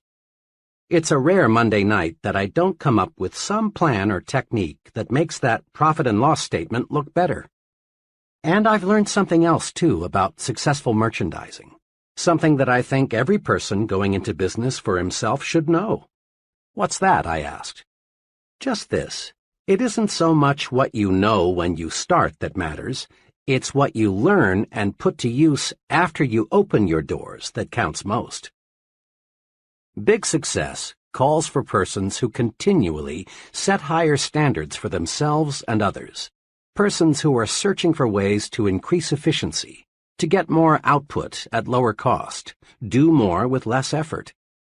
Top success is reserved for the I can do it better kind of person. General Electric uses the slogan, progress is our most important product. Why not make progress your most important product? The I can do better philosophy works magic. When you ask yourself, how can I do better? Your creative power is switched on, and ways for doing things better suggest themselves. Here is a daily exercise that will help you discover and develop the power of the I can do better attitude. Each day before you begin work, devote 10 minutes to thinking, how can I do a better job today? Ask, what can I do today to encourage my employees? What special favor can I do for my customers? How can I increase my personal efficiency? This exercise is simple, but it works. Try it, and you'll find unlimited creative ways to win greater success. Just about every time my wife and I would get together with a certain couple, the conversation would turn to working wives. Mrs. S. had worked several years before her marriage, and she had genuinely liked it. But now, she'd say, I've got 2 youngsters in school, a home to manage, and meals to prepare. I simply haven't got time. Then, one Sunday evening, Mr. and Mrs. S. and their children were in an automobile accident. Mrs. S. and the youngsters escaped serious injury, but Mr. S. received a back injury that left him permanently disabled. Now, Mrs. S. had no choice but to go to work. When we saw her several months after the accident, we were amazed to find how well she had adjusted to her new responsibilities. You know, she said, 6 months ago I never dreamed I could possibly manage the house and work full-time. But after the accident, I just made up my mind that I had to find the time. Believe me, my efficiency has gone up 100%. I discovered a lot of things I was doing didn't need to be done at all. Then I discovered that the children could and wanted to help. I found dozens of ways to conserve time. Fewer trips to the store, less TV, less telephoning, less of those time killers. This experience teaches us a lesson. Capacity is a state of mind. How much we can do depends on how much we think we can do. When you really believe you can do more, your mind thinks creatively and shows you the way. A young bank executive related this personal experience about work capacity. One of the other executives in our bank left us with very short notice. This put our department on the spot. The fellow leaving had filled an important job, and his work couldn't be postponed or left undone. The day after he left, the vice president in charge of my department called me in. He explained to me that he had already talked individually to the 2 others in my group, asking them if they could divide the work of the man who had just left until a replacement could be found. Neither of them flatly refused, said the vice president, but each stated that he is up to his neck now with his own pressing work. I'm wondering if you could handle some of the overload temporarily? Throughout my working career, I've learned that it never pays to turn down what looks like an opportunity. So I agreed and promised to do my very best to handle all the vacated job as well as keep up with my own work. The vice president was pleased at this. I walked out of his office knowing I had taken on a big job. I was just as busy as the two others in my department who had wiggled out of this extra duty. But I was determined to find a way to handle both jobs. I finished up my work that afternoon, and when the offices were closed, I sat down to figure out how I could increase my personal efficiency. I got a pencil and started writing down every idea I could think of. And I came up with some good ones, like working out an arrangement with my secretary to channel all routine telephone calls to me during a certain hour each day, placing all outgoing calls during a certain hour, cutting my usual conference periods from 15 minutes to 10, giving all my dictation at one time each day. I also discovered my secretary could and was eager to take over a number of little time-consuming details for me. I had been handling my present job for over 2 years, and frankly, I was amazed to discover how much inefficiency I had let creep in. Within a week's time, I was dictating twice as many letters, handling 50% more phone calls, attending half again as many meetings, all with no strain. A couple more weeks passed. The vice president called me in. He complimented me on doing a fine job. He went on to say that he had looked over a number of people from both inside and outside the bank, but he had not yet found the right man. Then he confessed that he had already cleared with the bank's executive committee, and they had authorized him to combine the two jobs, put them both in my charge, and give me a substantial increase in salary. I proved to myself that how much I can do depends on how much I think I can do. Capacity is indeed a state of mind. Every day, it seems, this takes place in the fast-moving world of business. The boss calls in an employee and explains that a special task must be accomplished. Then he says, "I know you got a lot of work to do, but can you handle this?" Too often the employee replies, "I'm awfully sorry, but I'm all loaded down now. I wish I could take it on, but I'm just too busy." Under the circumstances, the boss doesn't hold it against the employee because it is extra duty, so to speak. But the boss realizes the task must be done, and he'll keep on looking until he finds an employee who is just as busy as the rest, but who feels he can take on more. And this employee is the fellow who will forge ahead. In business, in the home, in the community, the success combination is do what you do better, improve the quality of your output, and do more of what you do, increase the quantity of your output. Convinced it pays to do more and better? Then try this two-step procedure. 1. Eagerly accept the opportunity to do more. It's a compliment to be asked to take on a new responsibility. Accepting greater responsibility on the job makes you stand out and shows that you're more valuable. When your neighbors ask you to represent them on a civic matter, accept. It helps you to become a community leader. 2. Next, concentrate on how can I do more. Creative answers will come. Some of these answers may be better planning and organization of your present work, or taking intelligent shortcuts in your routine activities, or possibly dropping non-essential activities altogether. But let me repeat, the solution for doing more will appear.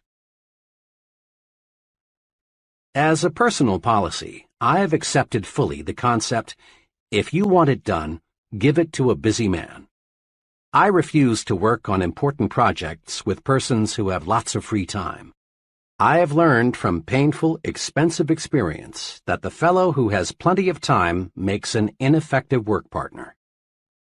All the successful, competent people I know are busy. When I start something, some project with them, I know it will be satisfactorily completed. I have learned in dozens of instances that I can count on a busy man to deliver, but I have often been disappointed in working with people who have all the time in the world. Progressive business management constantly asks, what can we do to expand output? Why not ask yourself, what can I do to expand my output? Your mind will creatively show you how. In hundreds of interviews with people at all levels, I've made this discovery. The bigger the person, the more apt he is to encourage you to talk. The smaller the person, the more apt he is to preach to you. Big people monopolize the listening. Small people monopolize the talking. Note this also. Top-level leaders in all walks of life spend much more time requesting advice than they do in giving it. Before a top man makes a decision, he asks, "How do you feel about it? What do you recommend? What would you do under these circumstances? How does this sound to you?" Look at it this way. A leader is a decision-making human machine.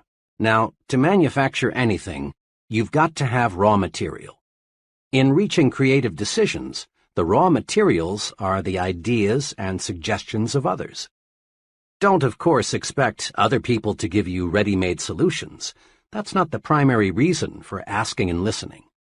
Ideas of others help to spark your own ideas, so your mind is more creative. Recently, I participated as a staff instructor in an executive management seminar. The seminar consisted of 12 sessions. One of the highlights of each meeting was a 15-minute discussion by one of the executives on the topic, "How I Solved My Most Pressing Management Problem." At the 9th session, the executive whose turn it was, a vice president of a large milk processing company, did something different. Instead of telling how he had solved his problem, he announced his topic as "Needed. Help on solving my most pressing management problem." He quickly outlined his problem and then asked the group for ideas on solving it. To be sure, he got a record of each idea suggested. He had a stenographer in the room taking down everything that was said. Later, I talked with this man and complimented him on his unique approach. His comment was, "There are some very sharp men in this group. I just figured I'd harvest some ideas. There's a good possibility something someone said during that session may give me the clue I need to solve the problem." Note, this executive presented his problem, then listened. In so doing, he got some decision-making raw material, and as a side benefit, the other executives in the audience enjoyed the discussion, because it gave them the opportunity to take part. Successful businesses invest large sums in consumer research. They ask people about the taste, quality, size, and appearance of a product. Listening to people provides definite ideas for making the product more saleable. It also suggests to the manufacturer what he should tell consumers about the product in his advertising. The procedure for developing successful products is to get as much opinion as you can, listen to the people who will buy the product, and then design the product and its promotion to please these people. In an office recently, I noticed a sign that said, "To sell John Brown what John Brown buys, you've got to see things through John Brown's eyes." And the way to get John Brown's vision is to listen to what John Brown has to say. Your ears are your intake valves. They feed your mind raw materials that can be converted into creative power. We learn nothing from telling, but there is no limit to what we can learn by asking and listening. Try this 3-stage program to strengthen your creativity through asking and listening. 1. Encourage others to talk. In personal conversation or in group meetings, draw out people with little urges, such as, "Tell me about your experience," or "What do you think should be done about," or "What do you think is the key point?" Encourage others to talk, and you win a double-barreled victory. Your mind soaks up raw material that you can use to produce creative thought, and you win friends. There is no surer way to get people to like you than to encourage them to talk to you. 2. Test your own views in the form of questions. Let other people help you smooth and polish your ideas. Use the "What do you think of this suggestion" approach. Don't be dogmatic. Don't announce a fresh idea as if it were handed down on a gold tablet. Do a little informal research first. See how your associates react to it. If you do, chances are you'll end up with a better idea. 3. Concentrate on what the other person says. Listening is more than just keeping your own mouth shut. Listening means letting what's said penetrate your mind. So often, people pretend to listen when they aren't listening at all. They're just waiting for the other person to pause so they can take over with the talking. Concentrate on what the other person says. Evaluate it. That's how you collect mind food. More and more leading universities are offering advanced management training programs for senior business executives. According to the sponsors, the big benefit of these programs is not that the executives get ready-made formulae that they can use to operate their business more efficiently. Rather, they benefit most from the opportunity to exchange and discuss new ideas. Many of these programs require the executives to live together in college dormitories, thus encouraging bull sessions. Boiled down to one word, the executives benefit most from the stimulation received. A year ago, I directed 2 sessions in a 1-week sales management school in Atlanta, sponsored by the National Sales Executives Incorporated. A few weeks later, I met a salesman friend who worked for one of the sales executives who'd attended the school. "You people at the school sure gave my sales manager a lot of things to do to run our company better," my young friend said. Curious, I asked him specifically what changes he'd noticed.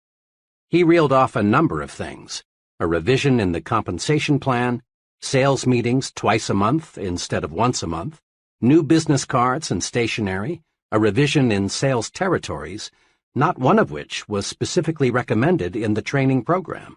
The sales manager didn't get a bunch of canned techniques. Instead, he got something much more valuable: the stimulation to think of ideas directly beneficial to his own particular organization.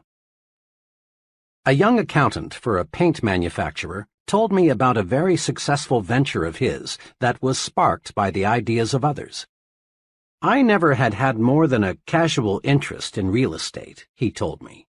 "I've been a professional accountant for several years now, and I've stuck pretty close to my profession. One day, a realtor friend invited me to be his guest at a luncheon of one of the city's real estate groups. The speaker that day was an older man who had seen the city grow. His talk was about the next 20 years. He predicted that the metropolitan area would continue to grow far out into the surrounding farmland. He also predicted that there would be a record demand for what he called gentleman-size farms, 2 to 5 acres. Big enough so the businessman or professional person could have a pool, horses, a garden, and other hobbies that require space. This man's talk really stimulated me. What he described was exactly what I wanted. The next few days, I asked several friends what they thought about the idea of someday owning a 5-acre estate. Everyone I talked to said, in effect, "I'd love that." I continued to think about it and to figure how I could turn the idea into profit. Then one day, as I was driving to work, the answer came out of nowhere. Why not buy a farm and divide it into estates? I figured the land might be worth more in relatively small pieces than in one big piece. 22 miles from the center of the city, I found a worn-out 50-acre farm priced at $8,500. I bought it, paying only 1/3 down and working out a mortgage with the owner for the balance. Next, I planted pine seedlings where there were no trees.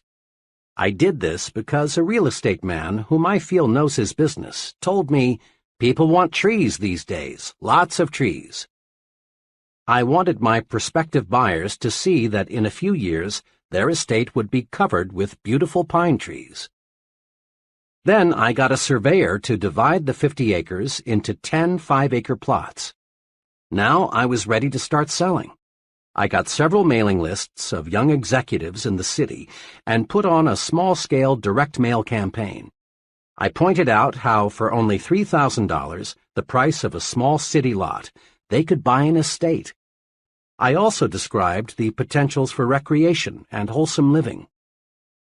In 6 weeks' time, working only evenings and on weekends, I sold all 10 plots. Total income, $30,000. Total costs, including the land, advertising, surveying, and legal expenses, $10,400. Profit, $19,600.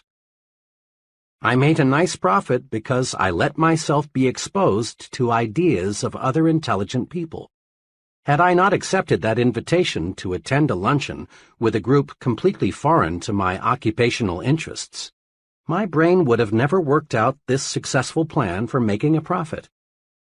There are many ways to get mental stimulation, but here are 2 that you can incorporate into your pattern of life.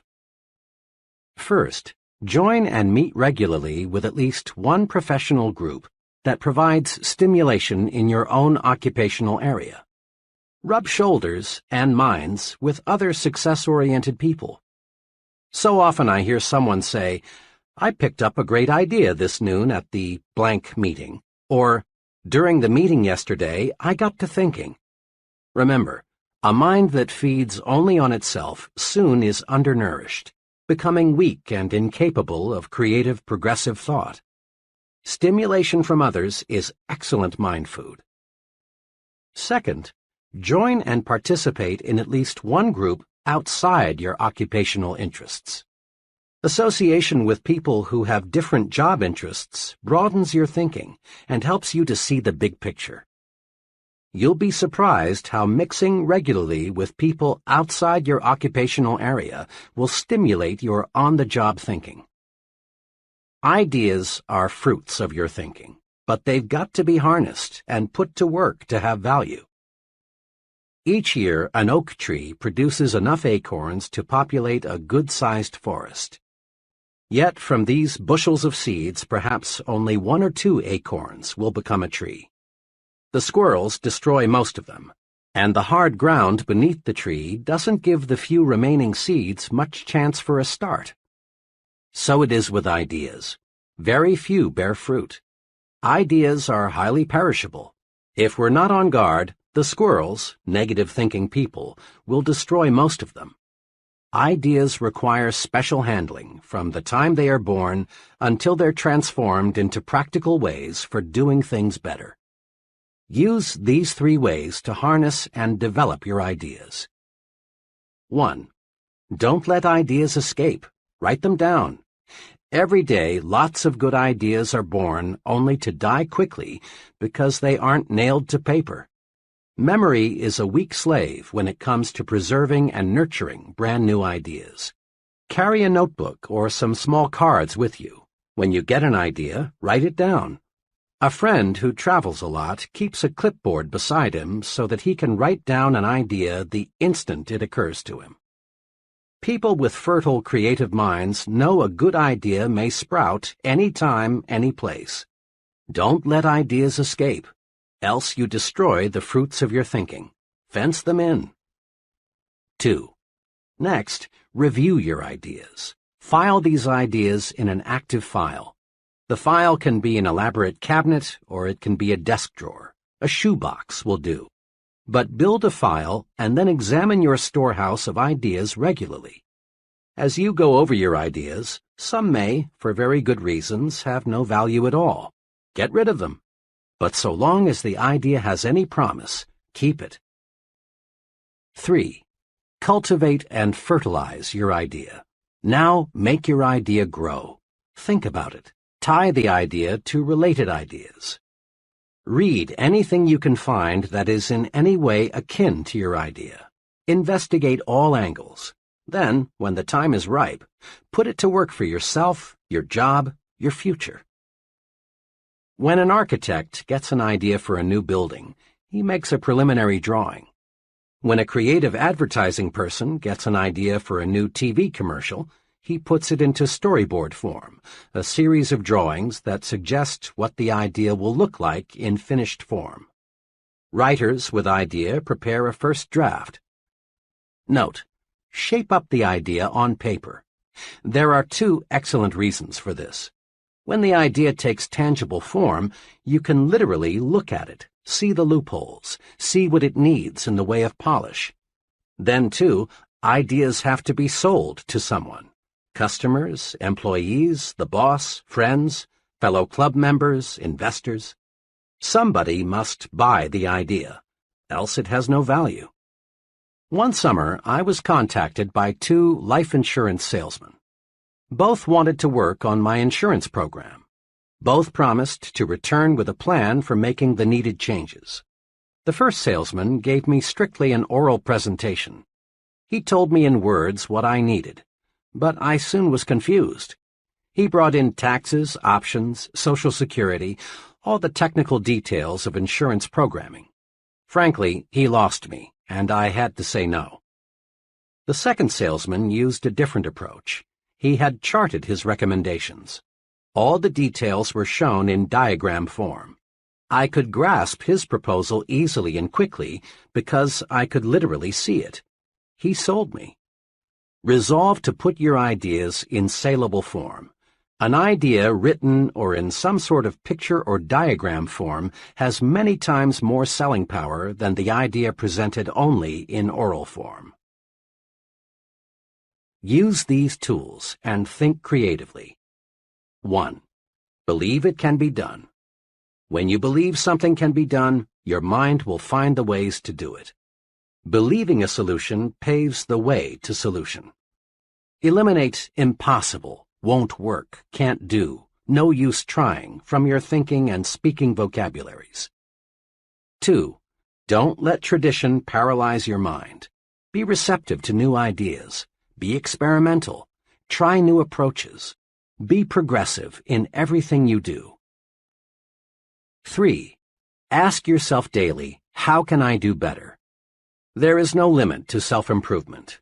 When you ask yourself, how can I do better, sound answers will appear. Try it and see. 4. Ask yourself, how can I do more? Capacity is a state of mind. Asking yourself this question puts your mind to work to find intelligent shortcuts. The success combination in business is do what you do better, improve the quality of your output, and do more of what you do, increase the quantity of your output. 5. Practice asking and listening. Ask and listen, and you'll obtain raw material for reaching sound decisions. Remember, big people monopolize the listening. Small people monopolize the talking. 6. Stretch your mind. Get stimulated. Associate with people who can help you think of new ideas, new ways of doing things. Mix with people of different occupational and social interests. Chapter 6. You are what you think you are. It's obvious. Much human behavior is puzzling. Have you ever wondered why a salesperson will greet one customer with an alert, "Yes, sir, may I serve you?" but virtually ignore another? Or why a man will open a door for one woman but not for another? Or why an employee will consistently carry out the instructions of one superior but only grudgingly do what another superior requests? Or why we will pay close attention to what one person says but not to another? Look around you. You'll observe some people receiving the "Hey, Mac" or "Hey, buddy" treatment, while others receive the sincere and important "Yes, sir" treatment. Watch. You'll observe that some people command confidence, loyalty, and admiration, while others do not. Look closer still, and you'll also observe that those persons who command the most respect are also the most successful. What is the explanation? It can be distilled into one word: thinking. Thinking does make it so. Others see in us what we see in ourselves. We receive the kind of treatment we think we deserve. Thinking does make it so. The fellow who thinks he is inferior, regardless of what his real qualifications may be, is inferior. For thinking regulates actions. If a man feels inferior, he acts that way, and no veneer of cover-up or bluff will hide this basic feeling for long. The person who feels he isn't important isn't. On the other side, A fellow who really thinks he is equal to the task is. To be important, we must think we are important, really think so. Then others will think so too. Here again is the logic. How you think determines how you act. How you act, in turn, determines how others react to you. Like other phases of your personal program for success, winning respect is fundamentally simple. To gain the respect of others, you must first think you deserve respect. And the more respect you have for yourself, the more respect others will have for you. Test this principle. Do you have much respect for the fellow on Skid Row? Of course not. Why? Because the poor fellow doesn't respect himself. He's letting himself rot away from lack of self-respect. Self-respect shows through in everything we do. Let's focus our attention now on some of the specific ways we can increase self-respect and thereby earn more respect from others. Look important. It helps you think important. Rule. Remember, your appearance talks. Be sure it says positive things about you. Never leave home without feeling certain you look like the kind of person you want to be. The most honest advertisement ever appearing in print is the "Dress Right, You Can't Afford Not To" slogan, sponsored by the American Institute of Men's and Boys' Wear. This slogan deserves to be framed in every office, restroom, bedroom, and schoolroom in America. In one ad, a policeman speaks. He says, "You can usually spot a wrong kid just by the way he looks." Sure, it's unfair, but it's a fact. People today judge a youngster by appearance, and once they've tabbed a boy, it's tough to change their minds about him, their attitude toward him. Look at your boy. Look at him through his teacher's eyes, your neighbor's eyes. Could the way he looks, the clothes he wears, give them the wrong impression? Are you making sure he looks right, dresses right, everywhere he goes? This advertisement, of course, refers primarily to children, but it can be applied to adults as well. In the sentence beginning with look, substitute the word yourself for him, your for his, superiors for teachers, and associates for neighbors, and repeat the sentence. Look at yourself through your superior's eyes, your associate's eyes. It costs so little to be neat. Take the slogan literally. Interpret it to say, dress right, it always pays. Remember, look important because it helps you to think important. Use clothing as a tool to lift your spirits, build confidence. An old psychology professor of mine used to give this advice to students on last-minute preparations for final examinations. Dress up for this important exam. Get a new tie, have your suit pressed, shine your shoes. Look sharp because it will help you think sharp. The professor knew his psychology. Make no mistake about it. Your physical exterior affects your mental interior. How you look on the outside affects how you think and feel on the inside. All boys, I'm told, go through the hat stage. That is, they use hats to identify themselves with the person or character they want to be. I will always remember a hat incident with my own son, Davy. One day, he was dead set on being the Lone Ranger, but he had no Lone Ranger hat. I tried to persuade him to substitute another. His protest was, "But Dad, I can't think like the Lone Ranger without a Lone Ranger hat." I gave in finally and bought him the hat he needed. Sure enough, donning the hat, he was the Lone Ranger. I often recall that incident because it says so much about the effect of appearance on thinking. Anyone who has ever served in the Army knows a soldier feels and thinks like a soldier when he is in uniform. A woman feels more like going to a party when she is dressed for a party. By the same token, an executive feels more like an executive when he is dressed like one.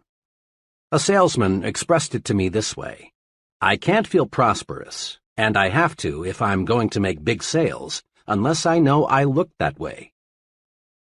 Your appearance talks to you, but it also talks to others.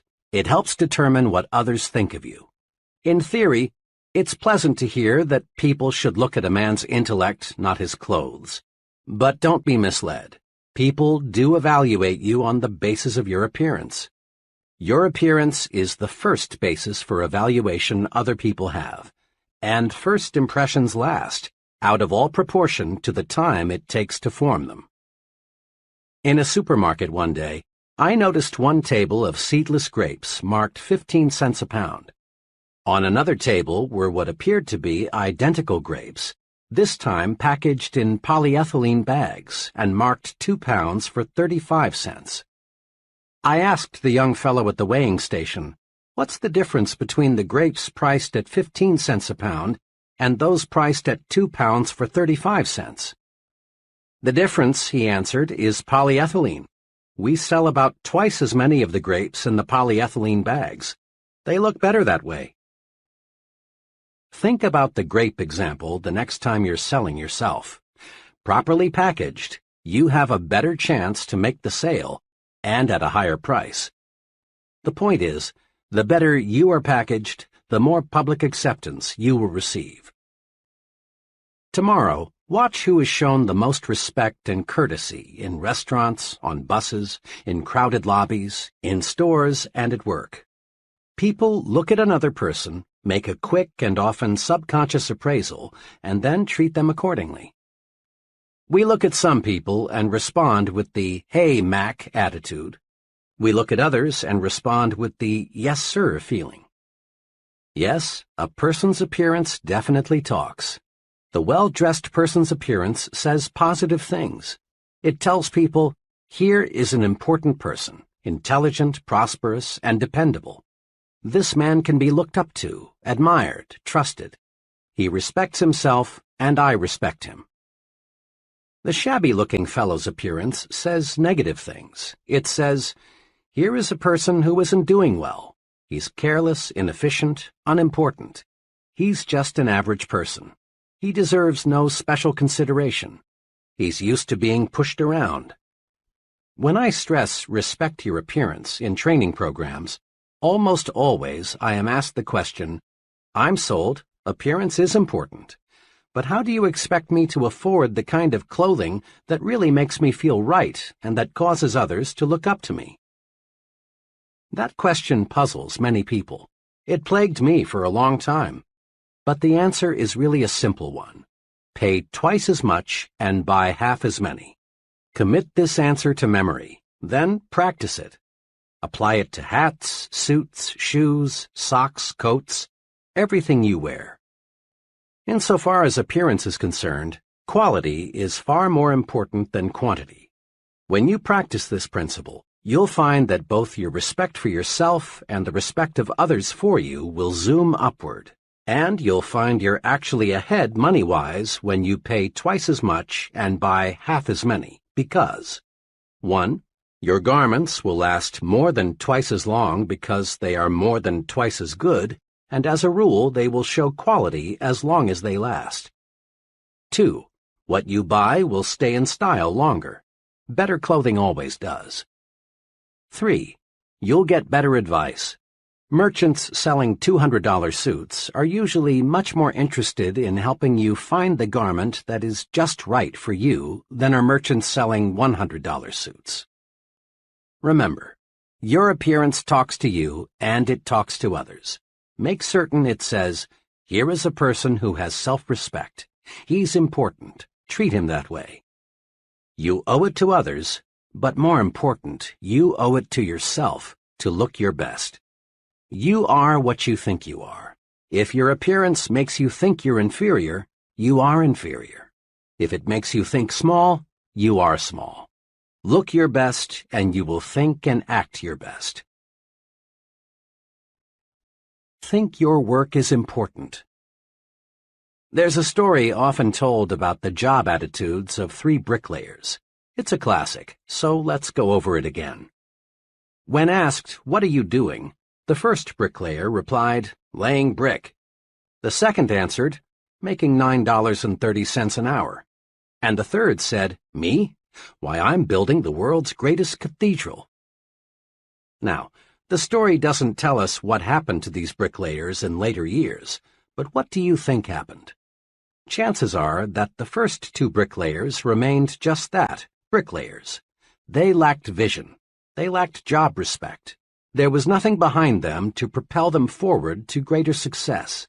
But you can wager every cent you have the bricklayer who visualized himself as building a great cathedral did not remain a bricklayer.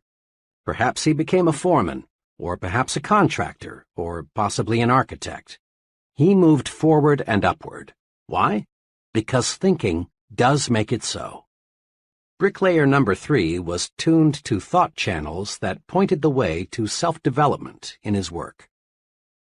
Job thinking tells a lot about a person and his potential for larger responsibility. A friend who operates a personnel selection firm said this to me recently. One thing we always look for in appraising a job applicant for a client is how the applicant thinks about his present job. We are always favorably impressed when we find that an applicant thinks his present job is important, even though there may be something about it he doesn't like. Why? Simply this. If the applicant feels his present job is important, odds are that he will take pride in his next job too. We've found an amazingly close correlation between a person's job respect and his job performance. Like your appearance, the way you think toward your work says things about you to your superiors, associates, and subordinates. In fact, to everyone with whom you come in contact.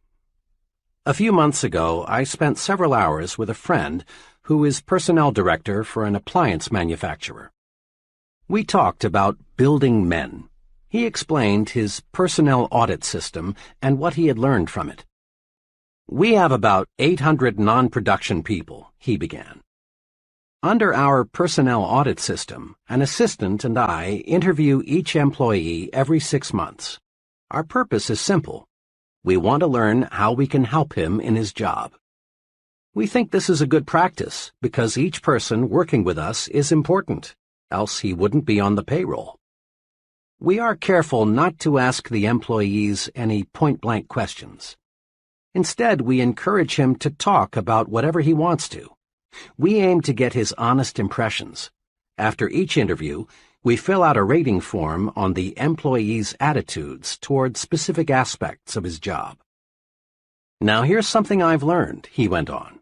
Our employees fit into one of two categories, Group A and Group B, on the basis of how they think toward their jobs. The persons in Group B talk mainly about security, company retirement plans, sick leave policy, extra time off, what we're doing to improve the insurance program, and if they will be asked to work overtime next March as they were last March. They also talk a lot about disagreeable features of their job, things they don't like in fellow workers, and so on. People in Group B, and they include close to 80% of all non-production personnel, view their jobs as a sort of necessary evil. The Group A fellow sees his job through different glasses. He is concerned about his future and wants concrete suggestions on what he can do to make faster progress. He doesn't expect us to give him anything except a chance. The Group A people think on a broader scale. They make suggestions for improving the business. They regard these interviews in my office as constructive. But the Group B people often feel our personnel audit system is just a brainwashing affair, and they're glad to get it over with. Now, there's a way I check attitudes and what they mean to job success. All recommendations for promotions, pay increases, and special privileges are channeled to me by the employee's immediate supervisor. Almost invariably, it's a Group A person who was recommended. And again, almost without exception, problems come from the Group B category. The biggest challenge in my job, he said, is to try and help people move from Group B to Group A. It's not easy, though, because until a person thinks his job is important and thinks positively about it, he can't be helped. This is concrete evidence that you are what you think you are, what your thought power directs you to become. Think you're weak, think you lack what it takes, think you will lose, think you are second class. Think this way, and you are doomed to mediocrity. But think instead, I am important. I do have what it takes. I am a first-class performer. My work is important. Think this way, and you're headed straight to success. The key to winning what you want lies in thinking positively toward yourself. The only real basis other people have for judging your abilities is your actions, and your actions are controlled by your thoughts. You are what you think you are. Wear the shoes of a supervisor for a few moments and ask yourself which person you would recommend for a raise or a promotion. 1.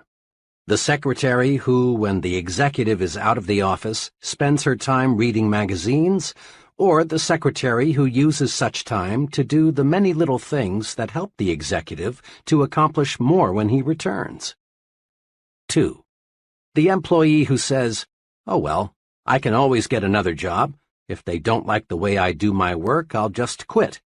Or the employee who views criticism constructively and sincerely tries to do higher quality work. 3. The salesman who tells a customer, "Oh, I just do what they tell me to do. They said come out and see if you need anything." Or the salesman who says, "Mr. Brown, I'm here to help you."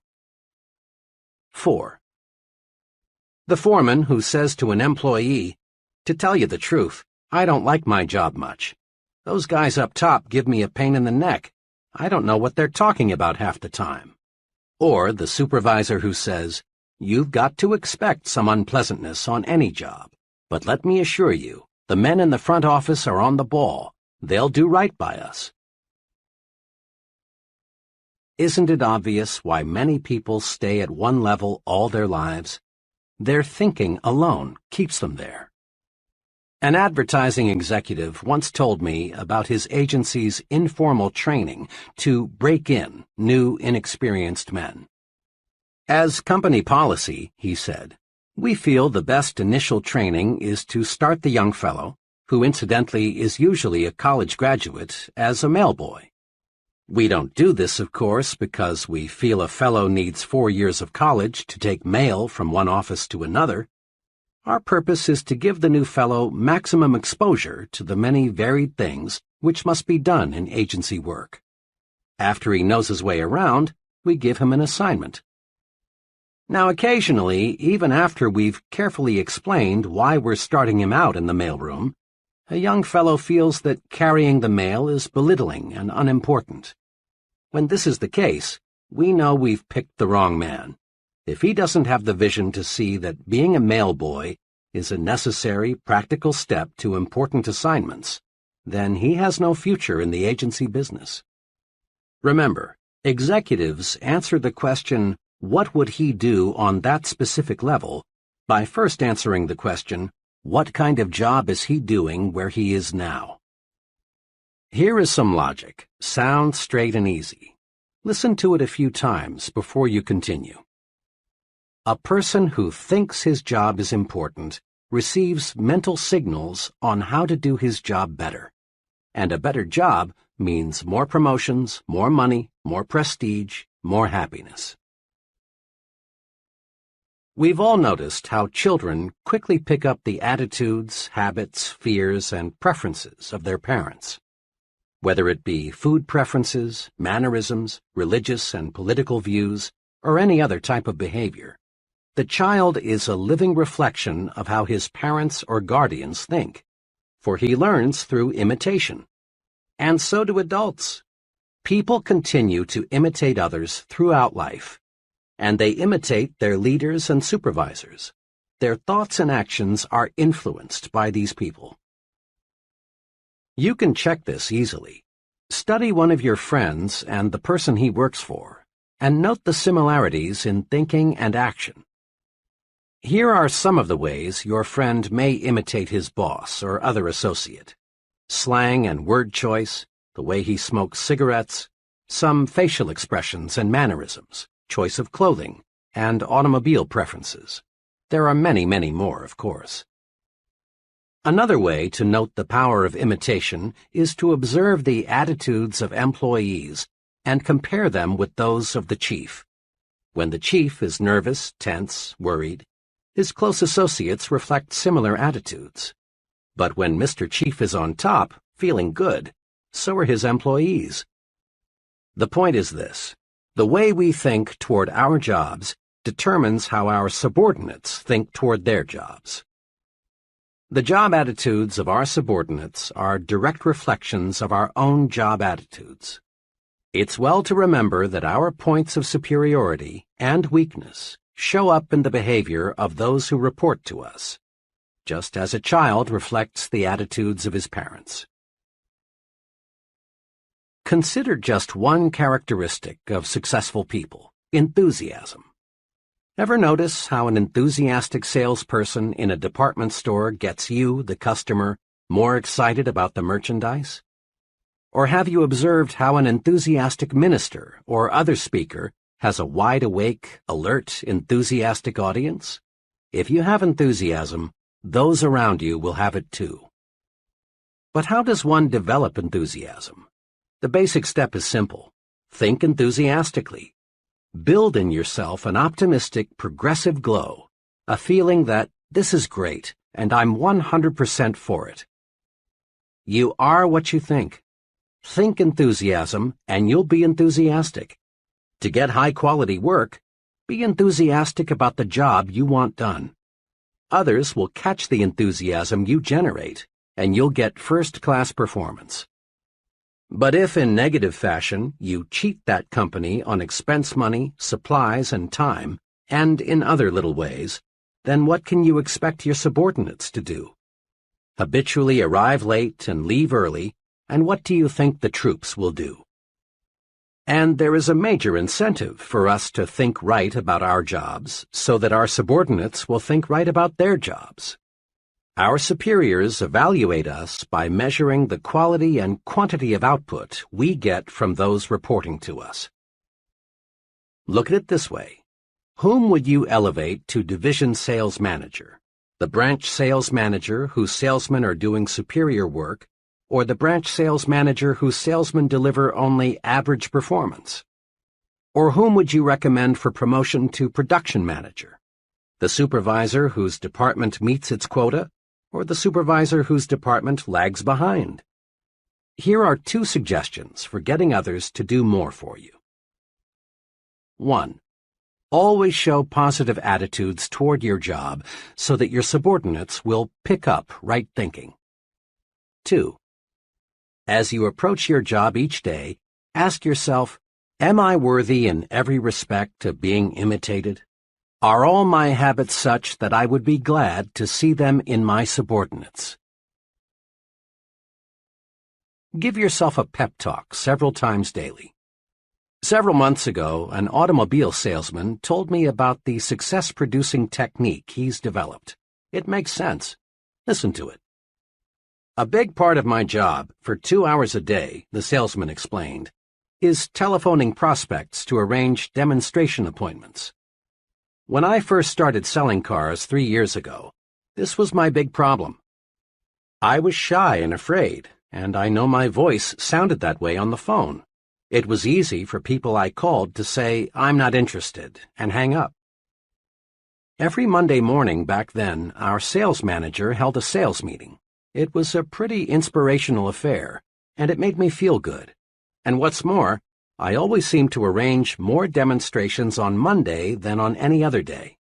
But the trouble was that little of Monday's inspiration carried over to Tuesday and the rest of the week. Then I got an idea. If the sales manager can pep me up, why can't I pep myself up? Why not give myself a pep talk just before I start making those phone calls? That day, I decided to try it. Without telling anyone, I walked out on the lot and found a vacant car. Then, for several minutes, I talked to myself. I told myself, I'm a good car salesman, and I'm going to be the best. I sell good cars, and I give good deals. The people I'm phoning need those cars, and I'm going to sell them. Well, from the very beginning, this self-supercharging paid off.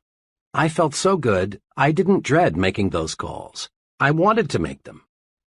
I no longer go out on the lot and sit in a car to give myself a pep talk, but I still use the technique. Before I dial a number, I silently remind myself that I'm a top-notch salesman and I'm going to get results, and I do. That's a pretty good idea, isn't it? To be on top, you've got to feel like you're on top. Give yourself a pep talk and discover how much bigger and stronger you feel. Recently, in a training program I conducted, each person was asked to give a 10-minute talk on being a leader. One of the trainees gave a miserable presentation. His knees literally shook and his hands trembled. He forgot what he was going to say. After fumbling for 5 or 6 minutes, he sat down, thoroughly defeated. After the session, I spoke to him just long enough to ask him to be there 15 minutes early at the next session. As promised, he was there 15 minutes ahead of time for the next session. The two of us sat down to discuss his talk of the night before. I asked him to remember as clearly as he could exactly what he had thought about the 5 minutes just before he gave his talk. Well, I guess all I thought about was how scared I was. I knew I was going to make a fool of myself. I knew I was going to be a flop. I kept thinking, who am I to be talking about being a leader? I tried to remember what I was going to say, but all I could think about was failing. Right there, I injected, is the answer to your problem. Before you got up to talk, you gave yourself a terrible mental beating. You convinced yourself that you would fail. Is it any wonder your talk didn't come off well? Instead of developing courage, you developed fear. Now this evening's session, I continued, starts in just 4 minutes. Here's what I'd like you to do. Give yourself a pep talk for the next few minutes. Go in that vacant room across the hall and tell yourself, I'm going to give a great talk. I've got something those people need to hear and I want to say. Keep repeating those sentences forcefully, with complete conviction. Then come into the conference room and give your talk again. I wish you could have been there to hear the difference. That brief, self-administered, hard-hitting pep talk helped him to make a splendid speech. The moral? Practice uplifting self-praise. Don't practice belittling self-punishment. You are what you think you are. Think more of yourself, and there is more of you. Build your own sell yourself to yourself commercial. Think for a moment about one of America's most popular products, Coca-Cola. Every day, your eyes or ears come in contact many times with the good news about Coke. The people who make Coca-Cola are continually reselling you on Coke, and for a good reason. If they stopped reselling you, chances are you'd grow lukewarm and eventually cold to Coke. Then sales would drop. But the Coca-Cola Company isn't going to let this happen. They resell you and resell you and resell you on Coke. Every day, you and I see half-alive people who are no longer sold on themselves. They lack self-respect for their most important product, themselves. These folks are indifferent. They feel small. They feel like nobodies, and because they feel that way, that's what they are. The half-alive person needs to be resold on himself. He needs to realize that he's a first-class person. He needs honest, sincere belief in himself. Tom Staley is a young fellow who is going places, and fast. Tom regularly resells himself on himself 3 times every day, with what he calls Tom Staley's 60-second commercial. He carries his personalized commercial in his billfold at all times. Here is exactly what it says. Tom Staley, meet Tom Staley, a really important person. Tom, you're a big thinker, so think big. Think big about everything. You've got plenty of ability to do a first-class job, so do a first-class job. Tom, you believe in happiness, progress, and prosperity, so talk only happiness, talk only progress, talk only prosperity. You have lots of drive, Tom. Lots of drive. So put that drive to work. Nothing can stop you, Tom. Nothing. Tom, you're enthusiastic. Let your enthusiasm show through. You look good, Tom, and you feel good. Stay that way. Tom Staley, you were a great fellow yesterday, and you're going to be an even greater fellow today. Now go to it, Tom. Go forward. Tom credits his commercial with helping him become a more successful, dynamic person. Before I started selling myself to myself, says Tom, I thought I was inferior to just about anybody and everybody. Now I realize that I've got what it takes to win, and I'm winning, and I'm always going to win. Here's how to build your sell yourself to yourself commercial. First, select your assets, your points of superiority. Ask yourself, what are my best qualities? Don't be shy in describing yourself. Next, put these points down on paper in your own words. Write your commercial to you. Reread Tom Staley's commercial. Notice how he talks to Tom. Talk to yourself. Be very direct. Don't think of anyone but you as you say your commercial. Third, practice your commercial out loud in private at least once a day. It helps a lot to do this before a mirror. Put your body into it. Repeat your commercial forcefully with determination. Make your blood travel faster through your body. Get yourself warmed up. Fourth, read your commercial silently several times every day. Read it before you tackle anything that demands courage. Read it every time you feel let down. Keep your commercial handy at all times, then use it. Just one thing more. A lot of people, maybe even a majority, may laugh at this success-rewarding technique. That's because they refuse to believe that success comes from managed thinking. But please, don't accept the judgment of average people. You are not average. If you have any doubts as to the basic soundness of the sell yourself to yourself principle, ask the most successful person you know what he thinks about it. Ask him, and then start selling yourself to yourself. Upgrade your thinking. Think like important people think. Upgrading your thinking upgrades your actions, and this produces success. Here is an easy way to help you make more of yourself by thinking like important people think. Use the following form as a guide. How am I thinking checklist. Situation, when I worry. Ask yourself, would an important person worry about this? Would the most successful person I know be disturbed about this?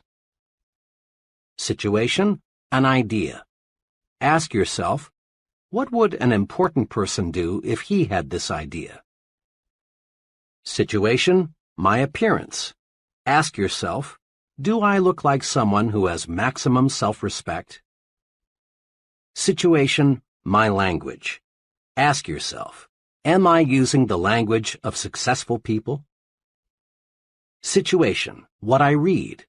Ask yourself, would an important person read this? Situation, conversation. Ask yourself, is this something successful people would discuss? Situation, when I lose my temper. Ask yourself, would an important person get mad at what I'm mad at? Situation, my jokes. Ask yourself, is this the kind of joke an important person would tell?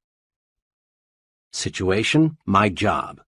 Ask yourself, how does an important person describe his job to others? Cement in your mind the question, is this the way an important person does it? Use this question to make you a bigger, more successful person. In a nutshell, remember. 1. Look important. It helps you think important. Your appearance talks to you. Be sure it lifts your spirits and builds your confidence. Your appearance talks to others. Make certain it says, here is an important person, intelligent, prosperous, and dependable. 2. Think your work is important. Think this way, and you will receive mental signals on how to do your job better. Think your work is important, and your subordinates will think their work is important too. 3. Give yourself a pep talk several times daily. Build a sell yourself to yourself commercial. Remind yourself at every opportunity that you're a first-class person. 4. In all of life's situations, ask yourself, is this the way an important person thinks? Then, obey the answer. Chapter 7. Manage your environment. Go first class. Your mind is an amazing mechanism. When your mind works one way, it can carry you forward to outstanding success. But the same mind operating in a different manner can produce a total failure. The mind is the most delicate, most sensitive instrument in all creation. Let's look now and see what makes the mind think the way it does. Millions of people are diet conscious. We're a calorie-counting nation. We spend millions of dollars on vitamins, minerals, and other dietary supplements. And we all know why. Through nutritional research, we've learned that the body reflects the diet fed the body. Physical stamina, resistance to disease, body size, even how long we live are all closely related to what we eat. The body is what the body is fed. By the same token, the mind is what the mind is fed. Mind food, of course, doesn't come in packages, and you can't buy it at the store. Mind food is your environment, all the countless things that influence your conscious and subconscious thought. The kind of mind food we consume determines our habits, attitudes, personality. Each of us inherited a certain capacity to develop. But how much of that capacity we have developed, and the way we have developed that capacity, depends on the kind of mind food we feed it. The mind reflects what its environment feeds it, just as surely as the body reflects the food you feed it. Have you ever thought what kind of person you would be had you been reared in some foreign country instead of the United States? What kinds of foods would you prefer? Would your preferences for clothing be the same? What sort of entertainment would you like the most? What kind of work would you be doing? What would your religion be? You can't, of course, be sure of the answers to these questions. But chances are you would be a materially different person had you grown up in a different country. Why? Because you would have been influenced by a different environment. As the saying goes, you are a product of your environment. Mark it well. Environment shapes us, makes us think the way we do. Try to name just one habit or one mannerism you have that you did not pick up from other people. Relatively minor things, like the way we walk, cough, hold a cup. Our preferences for music, literature, entertainment, clothing, all stem in very large part from environment. More important, the size of your thinking, your goals, your attitudes, your very personality is formed by your environment. Prolonged association with negative people makes us think negatively. Close contact with petty individuals develops petty habits in us. On the bright side, companionship with people with big ideas raises the level of our thinking. Close contact with ambitious people gives us ambition. Experts agree that the person you are today, your personality, ambitions, present status in life, are largely the result of your psychological environment.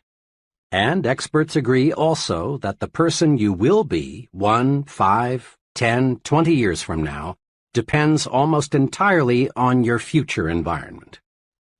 You will change over the months and years, this we know. But how you will change depends on your future environment, the mind food you feed yourself. Let's look now at what we can do to make our future environment pay off in satisfaction and prosperity. Recondition yourself for success. The number one obstacle on the road to high-level success is the feeling that major accomplishment is beyond reach. This attitude stems from many suppressive forces, that direct our thinking toward mediocre levels. To understand these suppressive forces, let's go back to the time we were children. As children, all of us set high goals. At a surprisingly young age, we made plans to conquer the unknown, to be leaders, to attain positions of high importance, to do exciting and stimulating things, to become wealthy and famous. In short, to be first, biggest, and best. And in our blessed ignorance, we saw our way clear to accomplish these goals. But what happened? Long before we reached the age when we could begin to work toward our great objectives, a multitude of suppressive influences went to work. From all sides we heard, it's foolish to be a dreamer, and that our ideas were impractical, stupid, naive, or foolish, that you have got to have money to go places, that luck determines who gets ahead, or you've got to have important friends, or you're too old or too young. As a result of being bombarded with the "you can't get ahead, so don't bother to try" propaganda, most people you know can be classified into three groups. First group, those who surrendered completely. The majority of people are convinced deep down inside that they haven't got what it takes, that real success, real accomplishment, is for others who are lucky or fortunate in some special respect. You can easily spot these people because they go to great lengths to rationalize their status and explain how happy they really are. A very intelligent man, age 32, who has dead-ended himself in a safe but mediocre position, recently spent hours telling me why he was so satisfied with his job. He did a good job of rationalizing, but he was only kidding himself, and he knew it. What he really wanted was to work in a challenging situation where he could grow and develop. But that multitude of suppressive influences had convinced him that he was inadequate for big things. This group is, in reality, just the other extreme of the discontented job switcher searching for opportunity. Rationalizing yourself into a rut, which, incidentally, has been described as a grave with both ends open, can be as bad as wandering aimlessly, hoping opportunity will somehow, someday, hit you in the face. Second group, those who surrendered partially. A second but much smaller group enters adult life with considerable hope for success. These people prepare themselves, they work, they plan. But after a decade or so, resistance begins to build up. Competition for top-level jobs looks rugged. This group then decides that greater success is not worth the effort. They rationalize, we're earning more than the average, and we live better than the average. Why should we knock ourselves out? Actually, this group has developed a set of fears: fear of failure, fear of social disapproval, fear of insecurity, fear of losing what they already have. These people aren't satisfied because deep down they know they have surrendered. This group includes many talented, intelligent people who elect to crawl through life because they are afraid to stand up and run. Third group, those who never surrender. This group, maybe 2 or 3% of the total, doesn't let pessimism dictate, doesn't believe in surrendering to suppressive forces, doesn't believe in crawling. Instead, these people live and breathe success. This group is the happiest because it accomplishes the most. These people become top salesmen, top executives, top leaders in their respective fields. These people find life stimulating, rewarding, worthwhile. These people look forward to each new day, each new encounter with other people, as adventures to be lived fully. Let's be honest. All of us would like to be in the third group, the one that finds greater success each year, the one that does things and gets results. To get and stay in this group, however, we must fight off the suppressive influences of our environment. To understand how persons in the first and second groups will unwittingly try to hold you back, study this example. Suppose you tell several of your average friends with the greatest sincerity, Someday, I'm going to be vice president of this company. What will happen? Your friends will probably think you are joking. And if they should believe you mean it, chances are they will say, "You poor guy, you sure have a lot to learn." Behind your back, they may even question whether you have all your marbles. Now, assume you repeat the same statement with equal sincerity to the president of your company. How will he react? One thing is certain, he will not laugh. He will look at you intently and ask himself, "Does this fellow really mean this?" But he will not, we repeat, laugh. Because big men do not laugh at big ideas. Or suppose you tell some average people you plan to own an expensive home, and they may laugh at you because they think it's impossible. But tell your plan to a person already living in an expensive home, and he won't be surprised. He knows it isn't impossible because he's already done it. Remember, people who tell you it cannot be done almost always are unsuccessful people, are strictly average or mediocre at best in terms of accomplishment. The opinions of these people can be poison. Develop a defense against people who want to convince you that you can't do it. Accept negative advice only as a challenge to prove that you can do it. Be extra cautious about this. Don't let negative thinking people, negators, destroy your plan to think yourself to success. Negators are everywhere, and they seem to delight in sabotaging the positive progress of others. During college, I buddied for a couple of semesters with W.W. He was a fine friend, the kind of fellow who would loan you a little money when you were short, or help you in many little ways. Despite this fine loyalty, W.W. was just about 100% sour and bitter toward life, the future, opportunity. He was a real negator. During that period, I was an enthusiastic reader of a certain newspaper columnist who stressed hope, the positive approach, opportunity. When W.W. would find me reading this columnist, or when her column was mentioned, he'd swing verbally and say, "Oh, for Pete's sake, Dave, read the front page. That's where you learn about life. You ought to know that columnist is just making a quick buck, dishing out sweet sauce for the weak." When our discussions turned to getting ahead in life, W.W. was right there with his money-making formula. In his own words, it went like this. "Dave, there are just 3 ways to make money these days. 1, marry a rich woman. 2, steal in a nice, clean, legal way. Or 3, get to know the right people, somebody with plenty of pull." W.W. was always prepared to defend his formula with examples. Sticking to the front page, he was quick to cite that one labor leader in 1,000 who had siphoned off a pile of money from the union till and got away with it. He kept his eyes open for that rare marriage of the fruit picker to Miss Millionaire. And he knew a fellow who knew a fellow who knew a big man and got cut in on a big deal that made him rich.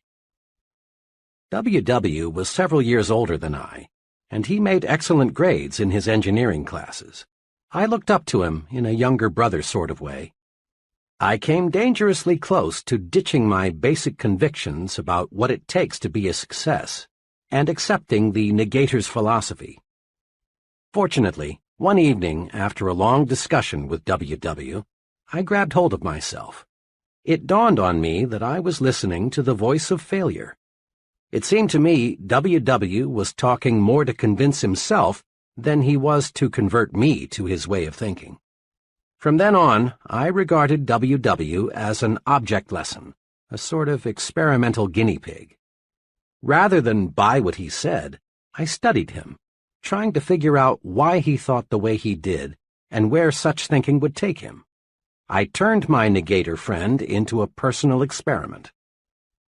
I haven't seen W.W. in 11 years, but a mutual friend saw him just a few months ago.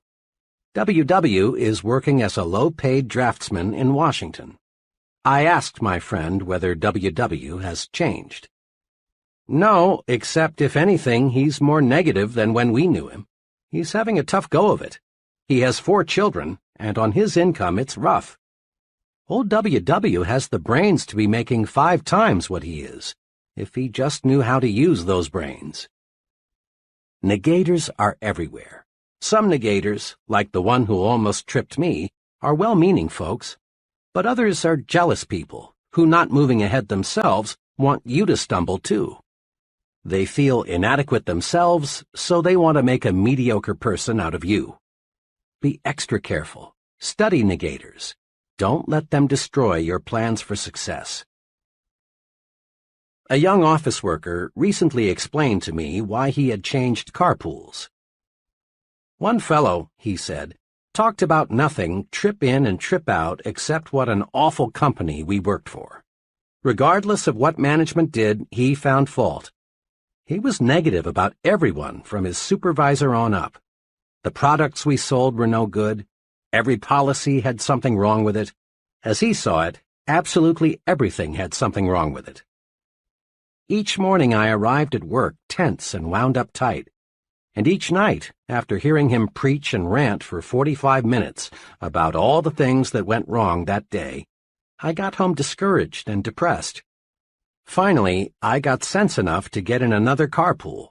It's made a world of difference, for now I'm with a group of fellows who can see 2 sides to a question. That young fellow changed his environment. Smart, wasn't he? Make no mistake about it. You are judged by the company you keep. Birds of a feather do flock together. Fellow workers are not all alike. Some are negative, others positive.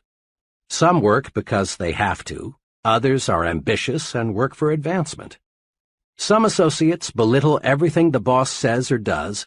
Others are much more objective and realize they must be good followers before they can be good leaders.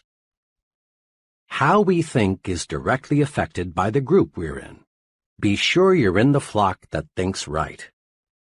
There are pitfalls to watch in your work environment. In every group, there are persons who, secretly aware of their own inadequacies, want to stand in your way and prevent you from making progress. Many ambitious fellows have been laughed at, even threatened, because they tried to be more efficient and produce more. Let's face it. Some folks, being jealous, want to make you feel embarrassed because you want to move upward. This often happens in factories, where fellow workers sometimes resent the fellow who wants to speed up production. It happens in the military service when a clique of negative-minded individuals poke fun at and try to humiliate the young soldier who wants to go to officer's school. It happens in business, too, when a few individuals not qualified to advance try to block the way for someone else. You've seen it happen time and again in high schools when a group of lunkheads deride a classmate who has the good sense to make the most of his educational opportunities and come out with high grades. Sometimes, and all too sadly often, the bright student is jeered at until he reaches the conclusion that it isn't smart to be intelligent. Ignore such negative thinkers in your midst. For often, the remarks made in your direction aren't so personal as you might at first think. They are merely a projection of the speaker's own feeling of failure and discouragement. Don't let negative thinkers pull you down to their level. Let them slide by, like the water from the proverbial duck's back. Cling to people who think progressively. Move upward with them. You can do it simply by thinking right. A special word of caution. Be careful about your source of advice. In most organizations, you will encounter freelance advisors who know the ropes and are tremendously eager to clue you in. One time, I overheard a freelance advisor explaining the facts of office life to a bright young man just starting in. Said the advisor, "The best way to get along here is just stay out of everybody's way. If they ever get to know you, all they'll do is pile more work on you. Be especially careful to stay away from Mr. Z, the department manager. If he thinks you haven't got enough to do, he'll really load you down." This freelance advisor had been with the company for almost 30 years and was still bottom man on the totem pole. What a consultant for a young man who wants to move upward in the business. Make it a rule to seek advice from people who know. There's a lot of incorrect thinking that successful people are inaccessible. The plain truth is that they are not. As a rule, it's the more successful people who are the most humble and ready to help. Since they are sincerely interested in their work and success, they are eager to see that the work lives on and that somebody capable succeeds them when they retire. It's the would-be big people who are most often the most abrupt and hard to get to know. An executive made this clear. I'm a busy woman, but there's no do not disturb sign on my office door. Counseling people is one of my key functions. We give standardized training of one kind or another to everybody in the company. But personal counseling or tutoring, as I like to call it, is available for the asking. I stand ready to help the fellow who comes in here with either a company or a personal problem. The fellow who displays curiosity and exhibits a real desire to know more about his job and how it relates to other jobs is the individual I like most to help. But, she said, for obvious reasons, I can't spend time offering advice to anybody who isn't sincere in seeking it. Go first class when you have questions. Seeking advice from a failure is like consulting a quack on how to cure cancer. Many executives today never employ persons for key jobs without first interviewing the fellow's wife. One sales executive explained to me, I want to be sure the prospective salesman has his family behind him, a cooperative family that won't object to travel, irregular hours, and other inconveniences which are part of selling. A family that will help the salesman over those inevitable rough spots. Executives today realize that what happens on weekends and between 6 p.m. and 9 a.m. directly affects a person's performance from 9 a.m. to 6 p.m. The person with a constructive off-the-job life nearly always is more successful than the person who lives in a dull, dreary home situation.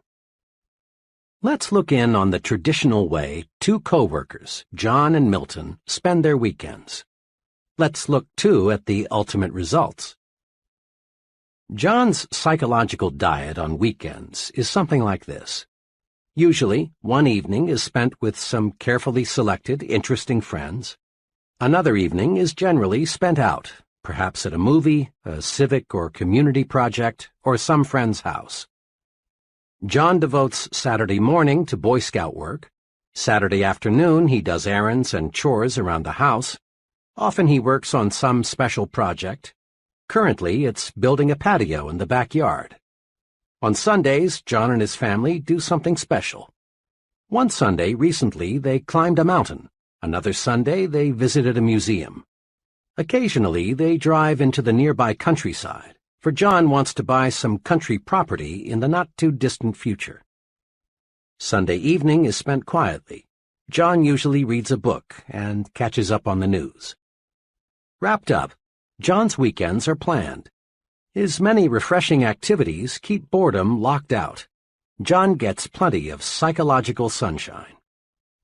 Milton's psychological diet is much less well-balanced than John's. His weekends are unplanned. Milton is usually pretty tired on Friday night, but he goes through the motions of asking his wife, "Want to do anything tonight?" But the plan dies there. Rarely do Milton and his wife entertain, and rarely are they invited out. Milton sleeps late on Saturday morning, and the rest of the day is taken up with chores of one kind or another. Saturday night, Milton and his family usually go to a movie or watch TV. What else is there to do? Milton spends most of Sunday morning in bed. Sunday afternoon, they drive over to Bill and Mary's, or Bill and Mary drive over to see them. Bill and Mary are the only couple Milton and his wife visit regularly. Milton's entire weekend is marked by boredom. By the time Sunday evening rolls around, the whole family is on each other's nerves as a result of cabin fever. There are no knockdown, drag-out fights, but there are hours of psychological warfare. Milton's weekend is dull, dreary, boring. Milton gets no psychological sunshine. Now, What's the effect of these two home environments on John and Milton? Over a period of a week or two, there probably is no perceptible effect. But over a period of months and years, the effect is tremendous. John's environmental pattern leaves him refreshed, gives him ideas, tunes up his thinking. He's like an athlete being fed steak. Milton's environmental pattern leaves him psychologically starved. His thinking mechanism is impaired. He's like an athlete being fed candy and beer. John and Milton may be on the same level today, but there will gradually be a wide gap between them in the months ahead, with John in the lead position. Casual observers will say, well, I guess John has more on the ball than Milton. But those of us who know will explain that much of the difference in job performance is the result of the difference in the mind food consumed by the two fellows. Every farmer in the Corn Belt knows that if he puts plenty of fertilizer with his corn, he's going to get a bigger yield. Thinking, too, must be given additional nourishment if we want to get better results. My wife and I, along with 5 other couples, spent a wonderful evening last month as guests of a department store executive and his wife. My wife and I lingered just a little longer than the others, so I had a chance to ask our host, whom I know well, a question that had been in my mind all evening. This was really a wonderful evening, I said, but I'm puzzled about one thing. I'd expected to meet mainly other retailing executives here tonight, but your guests all represented different fields. There was a writer, a doctor, an engineer, an accountant, and a teacher. He smiled and said, well, we often do entertain retailing people, but Helen and I find it's very refreshing to mix with people who do something else for a living. I'm afraid if we confined our entertaining to people who have only interests similar to our own, we'd find ourselves in the old well-known rut. Besides, he went on, people are my business. Every day, thousands of people of every occupational group imaginable visit our store. The more I can learn about other people, their ideas, interests, viewpoints, the better job I can do in giving them the merchandise and service they want and will buy. Here are a few simple do's to help make your social environment first class. 1. Do circulate in new groups. Restricting your social environment to the same small group produces boredom, dullness, dissatisfaction. Equally important, remember that your success-building program requires that you become an expert in understanding people. Trying to learn all there is to know about people by studying one small group is like trying to master mathematics by reading one short book. Make new friends, join new organizations, enlarge your social orbit. Then, too, variety in people, like variety in anything else, adds spice to life and gives it a broader dimension. It's good mind food. 2. Do select friends who have views different from your own. In this modern age, the narrow individual hasn't much future. Responsibility and positions of importance gravitate to the person who is able to see both sides. If you're a Republican, make sure you have some friends who are Democrats, and vice versa. Get to know people of different religious faiths. Associate with opposites, but just be sure they are persons with real potential. 3. Do select friends who stand above petty, unimportant things. Folks who are more concerned with the square footage of your home or the appliances you have or don't have than with your ideas and your conversation are inclined to be petty. Guard your psychological environment. Select friends who are interested in positive things, friends who really do want to see you succeed. Find friends who breathe encouragement into your plans and ideals. If you don't, if you select petty thinkers as your close friends, you'll gradually develop into a petty thinker yourself. We're a poison-conscious nation. Body poison, that is. Every restaurateur is on guard against food poisoning. Just a couple of cases of it, and his patrons won't come near his place. We've got tons of laws to protect the public against hundreds of body poisons. We put, or should put, poisons on the top shelves so the kids can't reach them. We go to any extreme to avoid body poison, and it's good that we do. But there's another type of poison, perhaps a little more insidious, thought poison, commonly called gossip. Thought poison differs from body poison in two ways. It affects the mind, not the body, and is more subtle. The person being poisoned usually doesn't know it. Thought poison is subtle, but it accomplishes big things. It reduces the size of our thinking by forcing us to concentrate on petty, unimportant things. It warps and twists our thinking about people because it is based on a distortion of facts, and it creates a guilt feeling in us that shows through when we meet the person we've gossiped about. Thought poison is 0% right thinking. It is 100% wrong thinking. And contrary to lots of opinion, women have no exclusive franchise on gossip. Every day, many men, too, live in a partially poisoned environment. Every day, thousands of gossip fests staged by men take place on such topics as the boss's marital or financial problems, Bill's politicking to get ahead in business, the probability of John being transferred, the reasons for special favors being awarded Tom, and why they brought in that new man. Gossiping goes something like this. Say, I just heard. No, why? Well, it doesn't surprise me. He had it coming to him. Of course, this is confidential. Conversation is a big part of our psychological environment. Some conversation is healthy. It encourages you. It makes you feel like you're taking a walk in the warm sunshine of a spring day. Some conversation makes you feel like a winner. But other conversation is more like walking through a poisonous, radioactive cloud. It chokes you. It makes you feel ill. It turns you into a loser. Gossip is just negative conversation about people, and the victim of thought poison begins to think he enjoys it. He seems to get a form of poisoned joy from talking negatively about others, not knowing that to successful people, he is becoming increasingly unlikable and unreliable. One of these thought poison addicts walked into a conversation some friends and I were having about Benjamin Franklin. As soon as Mr. Killjoy learned the topic of our chat, he came through with choice bits about Franklin's personal life in a negative way. Perhaps it's true that Franklin was a character in some ways, and he might have made the scandal magazines had they been around in the 18th century. But the point is, Benjamin Franklin's personal life had no bearing on the discussion at hand, and I couldn't help being glad that we weren't discussing somebody whom we knew intimately.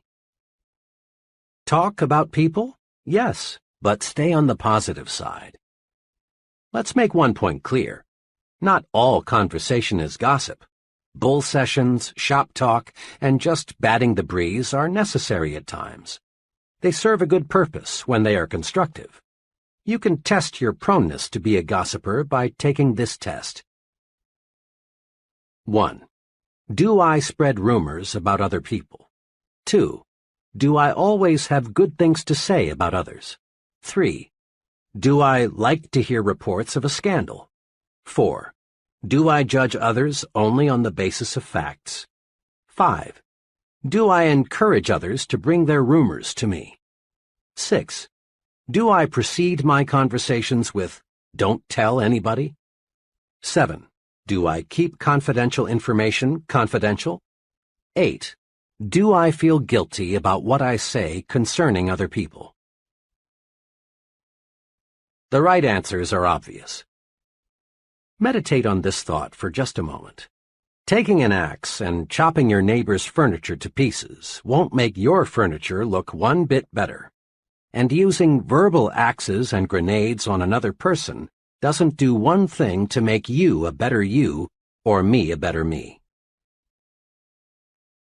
Go first class. That is an excellent rule to follow in everything you do, including the goods and services you buy.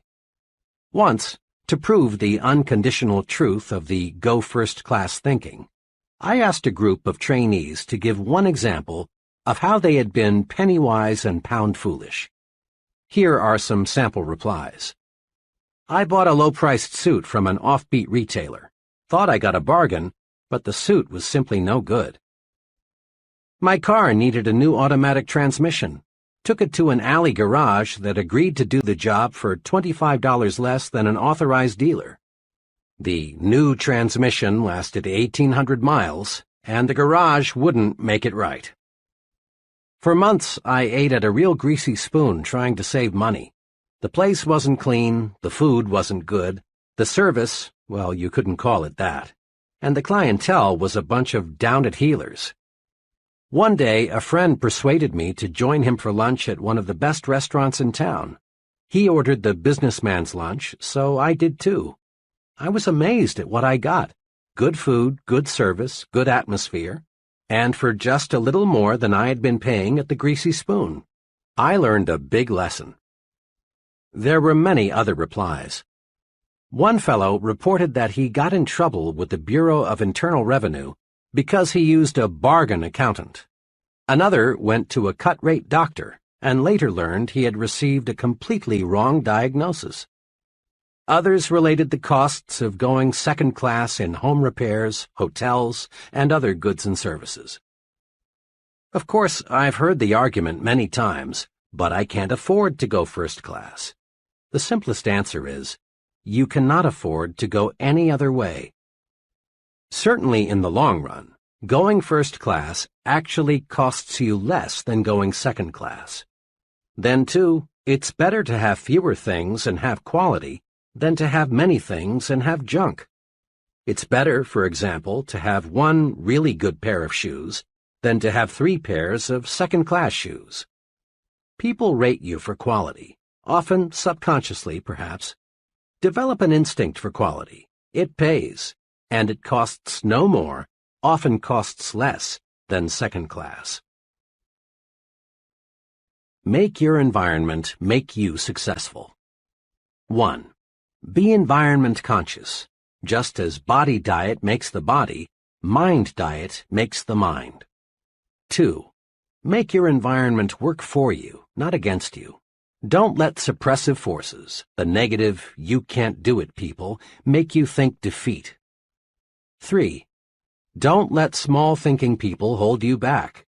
Jealous people want to see you stumble. Don't give them that satisfaction. 4. Get your advice from successful people. Your future is important. Never risk it with freelance advisors who are living failures. 5. Get plenty of psychological sunshine. Circulate in new groups. Discover new and stimulating things to do. 6. Throw thought poison out of your environment. Avoid gossip. Talk about people, but stay on the positive side. 7. Go first class in everything you do. You can't afford to go any other way. Chapter 8. Make your attitudes your allies. Can you read minds? Reading minds is easier than you think. Perhaps you've never thought of it, but you read the minds of other people, and they read your mind every day. How do we do it? We do it automatically, through attitude appraisals.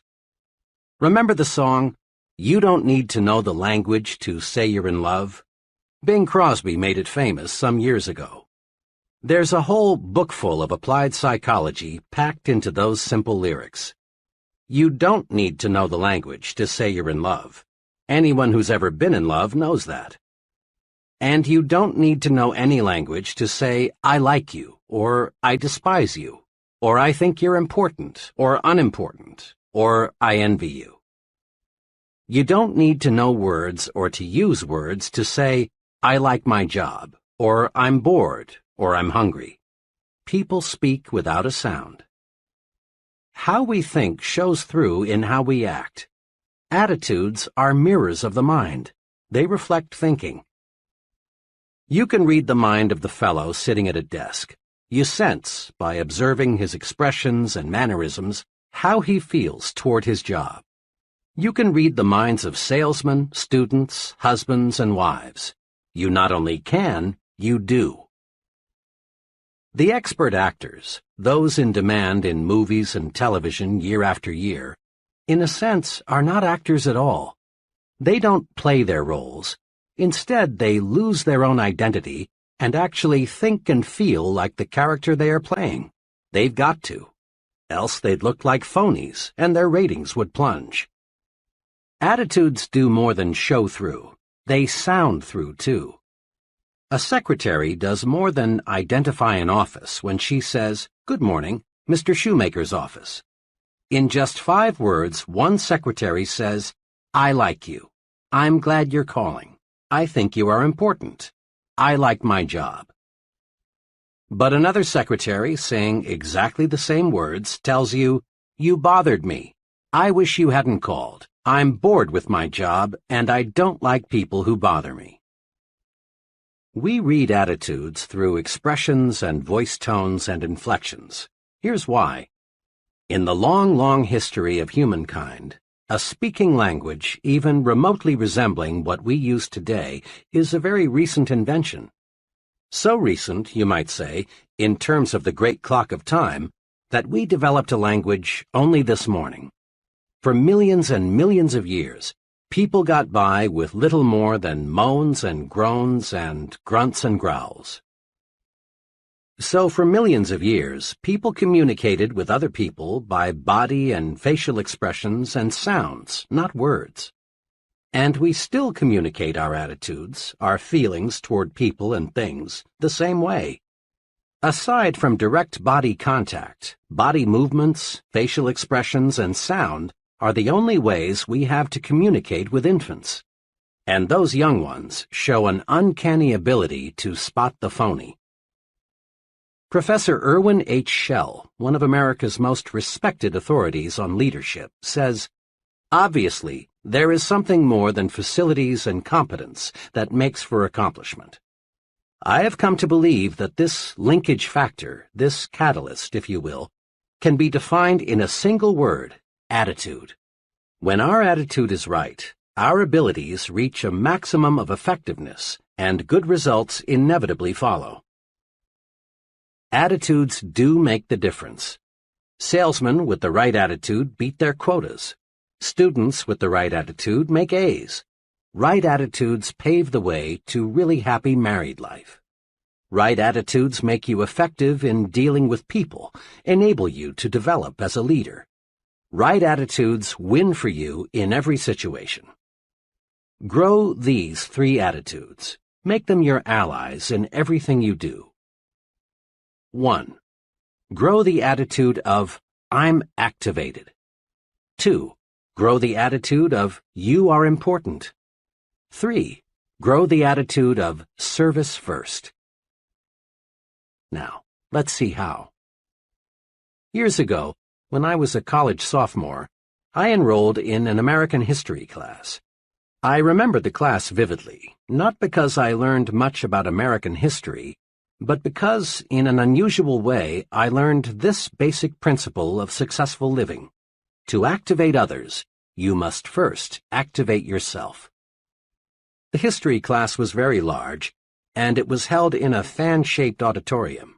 The professor, who was a middle-aged fellow and apparently well-educated, was nevertheless pathetically dull. Rather than interpret history as an alive, fascinating subject, the professor merely cited one dead fact after another. It was a frightful wonder how he could possibly make such an interesting subject so terribly dull, but he did.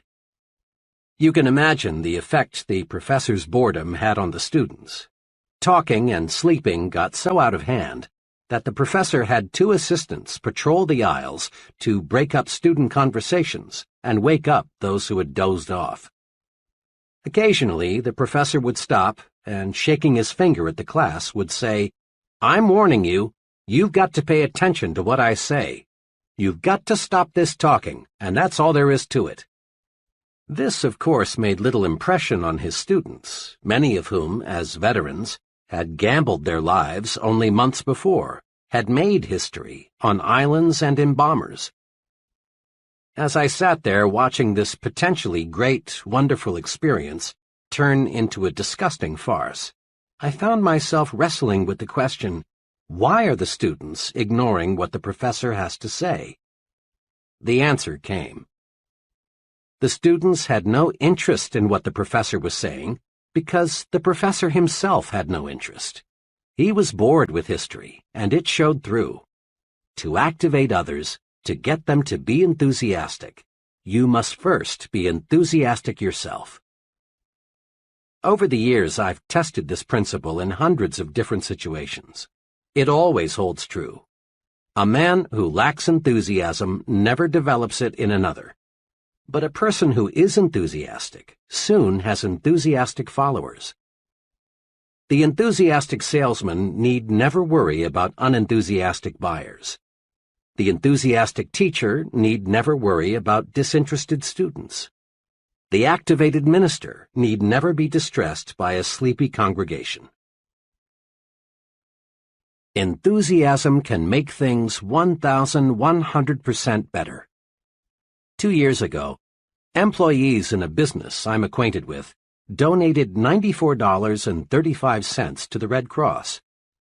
This year, the same employees, with just about the same payroll, donated almost $1,100, an increase of 1,100%.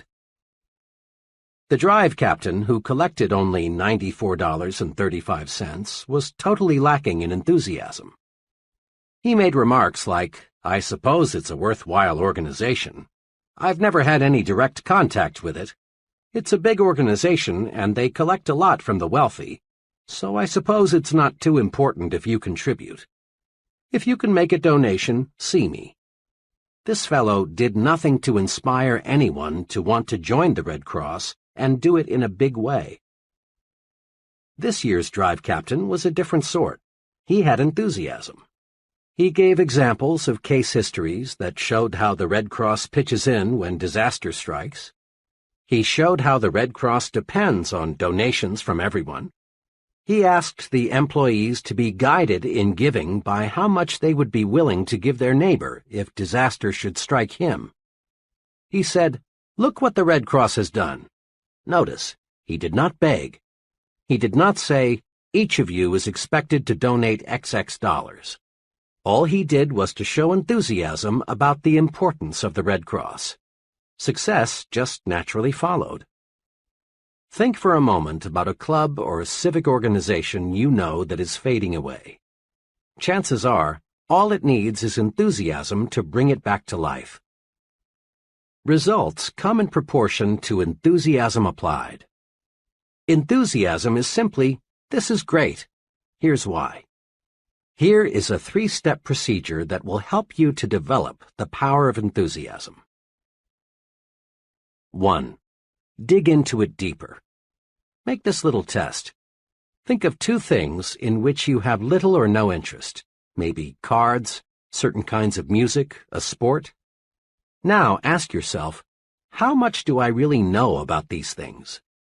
Odds are 100 to 1 that your answer is not much.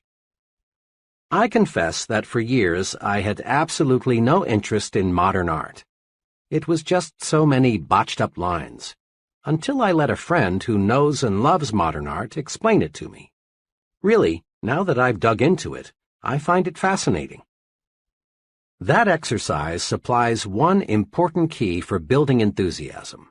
To get enthusiastic, learn more about the thing you are not enthusiastic about. Chances are you are quite unenthusiastic about bumblebees. But if you study bumblebees, find out what good they do, how they relate to other bees, how they reproduce, where they live in winter. If you find out all you can about bumblebees, you will soon find yourself really interested in bumblebees. To show trainees how enthusiasm can be developed through the dig into it deeper technique, I sometimes use a greenhouse example. In a deliberately casual way, I ask the group, "Are any of you interested in manufacturing and selling greenhouses?" Not once have I gotten an affirmative answer. Then I make a few points about greenhouses. I remind the group how, as our standard of living rises, people become more and more interested in non-necessities. I suggest how much Mrs. America would enjoy growing her own orchids and orange blossoms. I point out that if tens of thousands of families can afford private swimming pools, millions could afford greenhouses, because greenhouses are relatively inexpensive.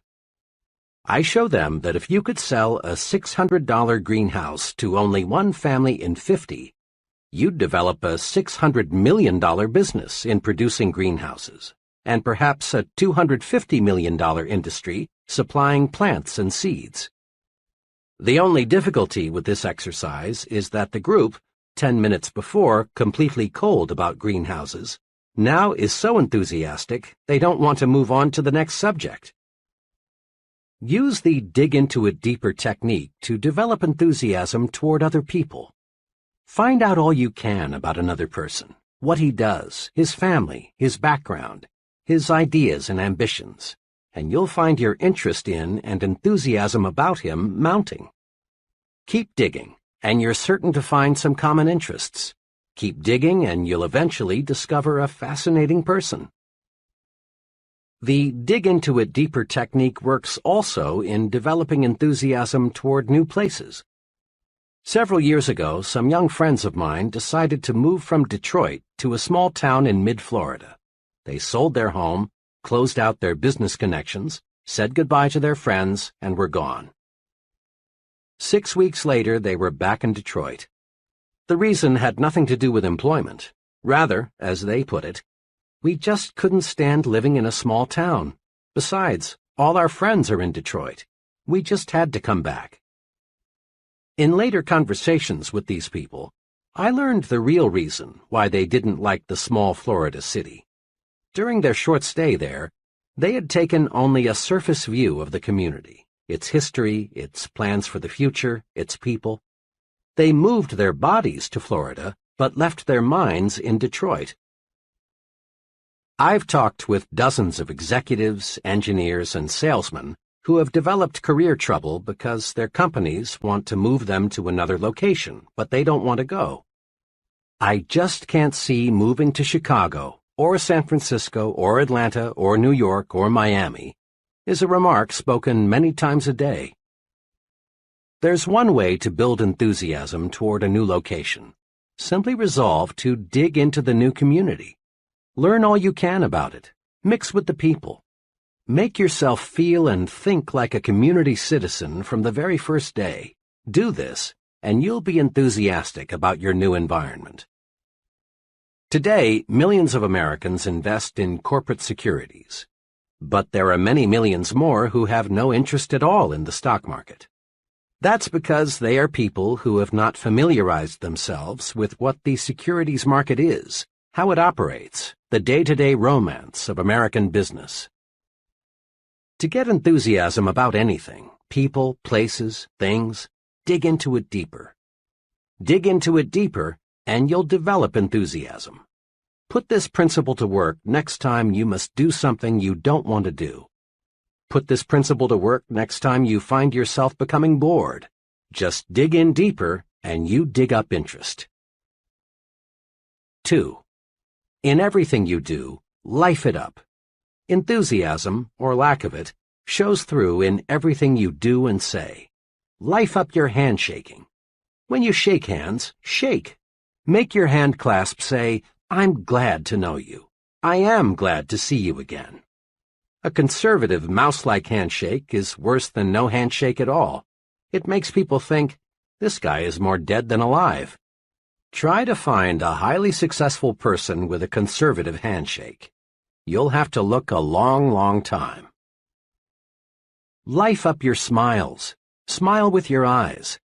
Nobody likes an artificial, pasted-on, rubbery smile. When you smile, smile. Show a few teeth. Maybe your teeth aren't attractive, but that's really unimportant. For when you smile, people don't see your teeth. They see a warm, enthusiastic personality, someone they like. Life up your thank yous. A routine, automatic thank you is almost like saying gleep gleep. It's just an expression. It says nothing. It doesn't accomplish results.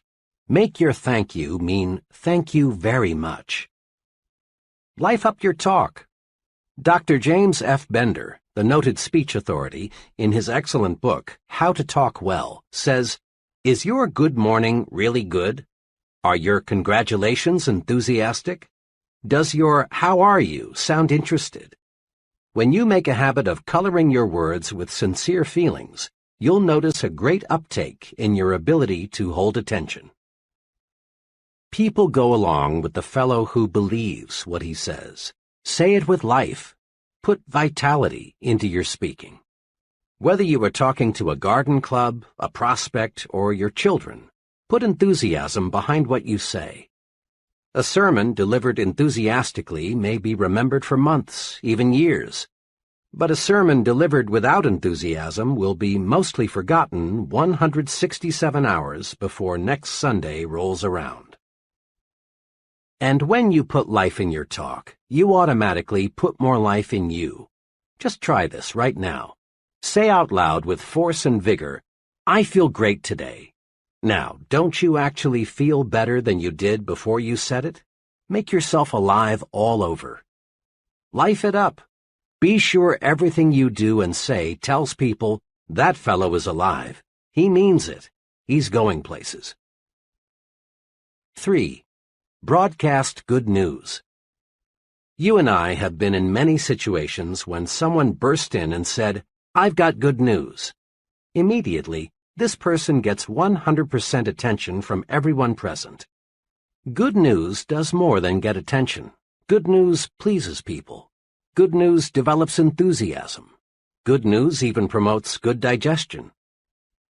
Just because there are more broadcasters of bad news than there are broadcasters of good news, don't be misled.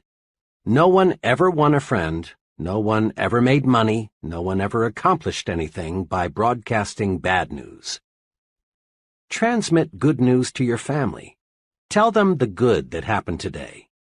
Recall the amusing, pleasant things you experienced, and let the unpleasant things stay buried. Spread good news. It's pointless to pass on the bad. It only makes your family worry, makes them nervous. Bring home some sunlight every day. Ever notice how seldom children complain about the weather? They take hot weather in stride until the negative news corps educate them to be conscious of unpleasant temperatures. Make it a habit always to speak favorably about the weather, regardless of what the weather actually is. Complaining about the weather makes you more miserable, and it spreads misery to others. Broadcast good news about how you feel. Be an "I feel great" person. Just say, "I feel great" at every possible opportunity, and you will feel better. By the same token, tell people, "I feel awful, just awful," and you will feel worse. How we feel is in large part determined by how we think we feel. Remember, too, that other people want to be around alive, enthusiastic people. Being around complainers and half-dead people is uncomfortable. Transmit good news to the people you work with. Give them encouragement. Compliment them at every opportunity. Tell them about the positive things the company is doing. Listen to their problems. Be helpful. Encourage people and win their support. Pat them on the back for the job they're doing. Give them hope. Let them know you believe they can succeed, that you have faith in them. Practice relieving worriers. Make this little test regularly to keep you on the right track. Whenever you leave a person, ask yourself, does that person honestly feel better because he has talked with me? This self-training device works. Apply it when talking with employees, associates, your family, customers, even with casual acquaintances. A salesman friend is a real good news broadcaster. He calls on his customers every month and always makes it a rule to have some good news to pass along. Examples. I met one of your good friends last week. He said to tell you hello. Since I was here last, big things have happened. Over 350,000 new babies were born last month. And more babies means more business for both of us. Usually, we think of bank presidents as overly reserved, unemotional people who never really warm up. Not so with one bank president. His favorite way to answer the phone is to say, "Good morning, it's a wonderful world. May I sell you some money?" Improper for a banker? Some might say so. But let me point out that the banker who uses this greeting is Mills Lane, Jr., president of the Citizens and Southern Bank, the largest in the entire Southeast. Good news gets good results. Broadcast it. The president of a brush manufacturing company I visited recently had this maxim neatly framed on his desk facing the visitor's chair. "Give me a good word or none at all." I complimented him, saying that I thought the maxim was a clever way to encourage people to be optimistic. He smiled and said, "It is an effective reminder, but from where I sit, this is even more important."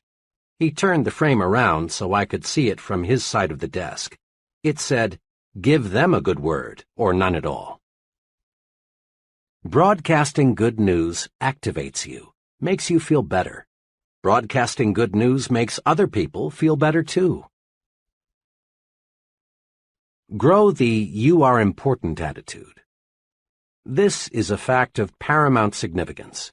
Each human being, whether he lives in India or Indianapolis, whether he's ignorant or brilliant, civilized or uncivilized, young or old, has this desire.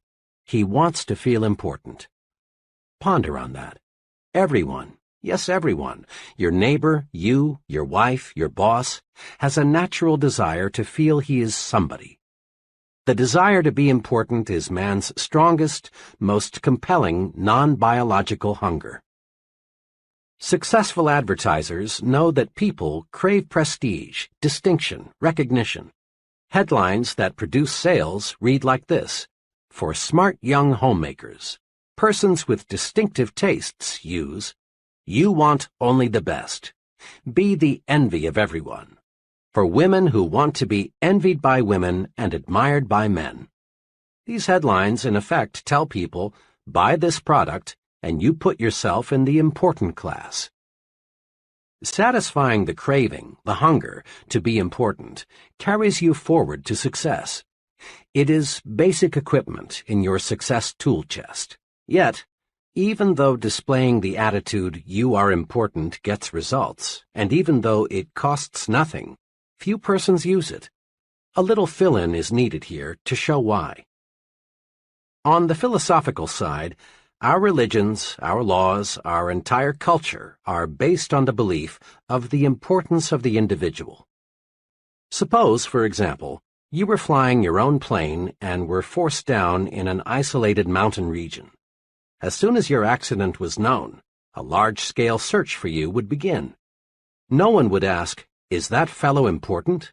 Without knowing anything about you except that you are a human being, helicopters, other aircraft, and searching parties on foot would begin looking for you. And they would keep on looking for you, spending thousands of dollars in the process, until they found you, or until not one trace of hope remained. When a little child wanders off into a woods, falls into a well, or gets into some other dangerous predicament, no one is concerned with whether or not the child comes from an important family. Every effort is made to rescue the child because every child is important. It's not too wild a guess that of all living creatures, probably not more than 1 in 10 million is a human being. A person is a biological rarity. He is important in God's scheme of things. Now, let's look at the practical side. When most people shift their thinking from philosophical discussions to everyday situations, they tend to forget, unfortunately, their ivory tower concepts of the importance of individuals. Tomorrow, take a good look at how most people exhibit an attitude that seems to say, "You are a nobody, you count for nothing, you mean nothing, absolutely nothing to me." There is a reason why the "you are unimportant" attitude prevails. Most folks look at another person and think, "He can't do anything for me, therefore he's not important." But right there is where people make a basic blunder. The other person, regardless of his status or his income, is important to you, and for two giant dollars and cents reasons. First, people do more for you when you make them feel important. Years ago, in Detroit, I rode a certain bus to work each morning. The driver was an old grump. Dozens, maybe hundreds of times, I saw this driver pull away from the curb when a wildly waving, shouting, and running passenger was just a second or two from the door. Over a period of several months, I saw this driver show special courtesy to only one passenger, and this passenger was shown special courtesy many times. The driver would wait for this passenger.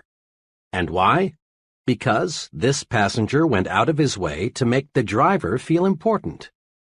Every morning he greeted the driver with a personalized, sincere, "Good morning, sir."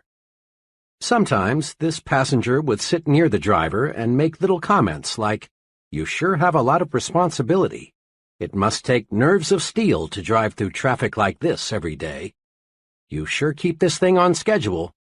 That passenger made the driver feel as important as if he were piloting a 180-passenger jet airliner, and the driver, in return, showed special courtesy to the passenger.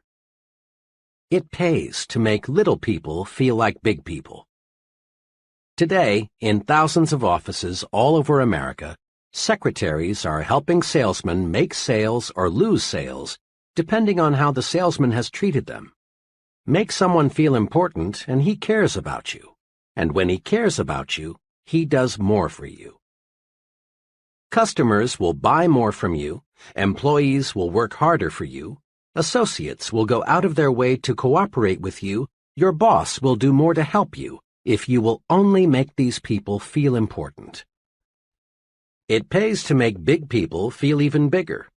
The big thinker always adds value to people by visualizing them at their best. Because he thinks big about people, he gets their best out of them. Here's the second giant reason for making others feel important. When you help others feel important, you help yourself feel important too.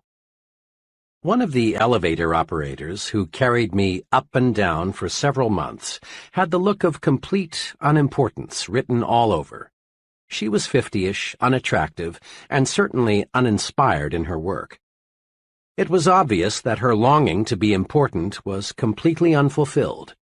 She was one of the millions of people who live for months at a time without ever being given a reason to believe that someone notices them or cares about them. One morning, shortly after I became one of her regular uppers and downers, I noticed that she had had her hair redone. It was nothing fancy. It was obviously a homemade job. But it had been cut, and it did look better. So I said, "Miss S." Note, I had learned her name. "I do like what you've done to your hair. It really looks fine." She blushed, said, "Thank you, sir," and nearly missed her next stop. She appreciated the compliment. Next morning, lo and behold, when I stepped into the elevator, I heard, "Good morning, Dr. Schwartz." Not one time before had I heard this operator address anyone by name. And in the remaining months that I had an office in the building, I never heard anyone called by name except me. I had made the operator feel important. I had sincerely complimented her and called her by name. I had made her feel important. Now she was repaying me by making me feel important. Let's not kid ourselves. People who do not have a deep-down feeling of self-importance are slated for mediocrity. Again and again, this point must be driven home. You must feel important to succeed. Helping others to feel important rewards you because it makes you feel more important. Try it and see. Here's how to do it. 1. Practice appreciation. Make it a rule to let others know you appreciate what they do for you. Never let anyone feel he is taken for granted. Practice appreciation with a warm, sincere smile. A smile lets others know you notice them and feel kindly toward them. Practice appreciation by letting others know how you depend on them. An earnest, "Jim, "I don't know what we'd do without you" type of remark makes people feel necessary, and when they feel necessary, they do increasingly better work. Practice appreciation with honest, personalized compliments. People thrive on compliments, whether 2 or 20, 9 or 90. A person craves praise. He wants to be assured that he's doing a good job, that he is important. Don't feel that you should hand out praise only for big accomplishments. Compliment people on little things: their appearance, the way they do their routine work, their ideas, their loyal efforts. Praise by writing personal notes, complimenting people you know on their achievements. Make a special phone call or a special trip to see them. Don't waste time or mental energy trying to classify people as very important persons, or unimportant persons. Make no exceptions. A person, whether he is garbage collector or company vice president, is important to you. Treating someone as second class never gets you first-class results. 2. Practice calling people by their names. Every year, shrewd manufacturers sell more briefcases, pencils, Bibles, and hundreds of other items just by putting the buyer's name on the product. People like to be called by name. It gives everyone a boost to be addressed by name. 2 special things you must remember: pronounce the name correctly and spell it correctly. If you mispronounce or misspell someone's name, that person feels that you feel he is unimportant. And here's one special reminder: when talking with people you don't know well, add the appropriate title: Miss, Mr., or Mrs. The office boy prefers Mr. Jones to just Jones. So does your junior assistant. So do people at every level. These little titles help tremendously to make people feel important. 3. Don't hog glory. Invest it instead. Just recently, I was a guest at an all-day sales convention. After dinner that evening, the vice president in charge of sales for the company passed out awards to the 2 district managers, a man and a woman, whose sales organizations had attained the best records for the year just ended. Then the vice president asked those district managers to take 15 minutes to tell the entire group how their organizations did so exceptionally well. The first district manager, who I later learned had been appointed a manager only 3 months before and was therefore only partially responsible for his organization's record, got up and explained how he did it. He conveyed the impression that his efforts, and his efforts alone, caused the sales increase. Remarks such as, "When I took over, I did such and such. Things were in a mess, but I cleared them up. It wasn't easy, but I just grabbed hold of the situation and wouldn't let go," characterized his talk. As he talked, I could see the increasing resentment gathering in the faces of his salesmen. They were being ignored for the sake of the district manager's personal glory. Their hard work, which was responsible for the sales increase, was completely unrecognized. Then the second district manager got up to make her short talk. But this lady used an entirely different approach. First, she explained that the reason for her organization's success was the wholehearted effort of her sales force. Then she asked each one to stand and paid a sincere personal compliment to each for his or her efforts. Note this difference. The first manager squandered the vice president's praise entirely on himself. In doing so, he offended his own people. His sales force was demoralized. The second passed the praise on to her sales force, where it could do more good. This manager knew that praise, like money, can be invested to pay dividends. She knew that passing the credit on to her salespeople would make them work even harder next year. Remember, praise is power. Invest the praise you receive from your superior. Pass praise on down to your subordinates, where it will encourage still greater performance. When you share praise, your subordinates know you sincerely appreciate their value. Here's a daily exercise that pays off surprisingly well. Ask yourself every day, what can I do today to make my wife and family happy? This may seem almost too simple, but it is amazingly effective. One evening, as part of a sales training program, I was discussing building the home environment for selling success. To illustrate a point, I asked the salesmen, who were all married, when was the last time, aside from Christmas, your wedding anniversary, or her birthday, that you surprised your wife with a special gift? Even I was shocked at the answers. Of the 35 salesmen, only one had surprised his wife in the past month. Many of the group answered between 3 and 6 months, and over a third said, I can't remember. Imagine.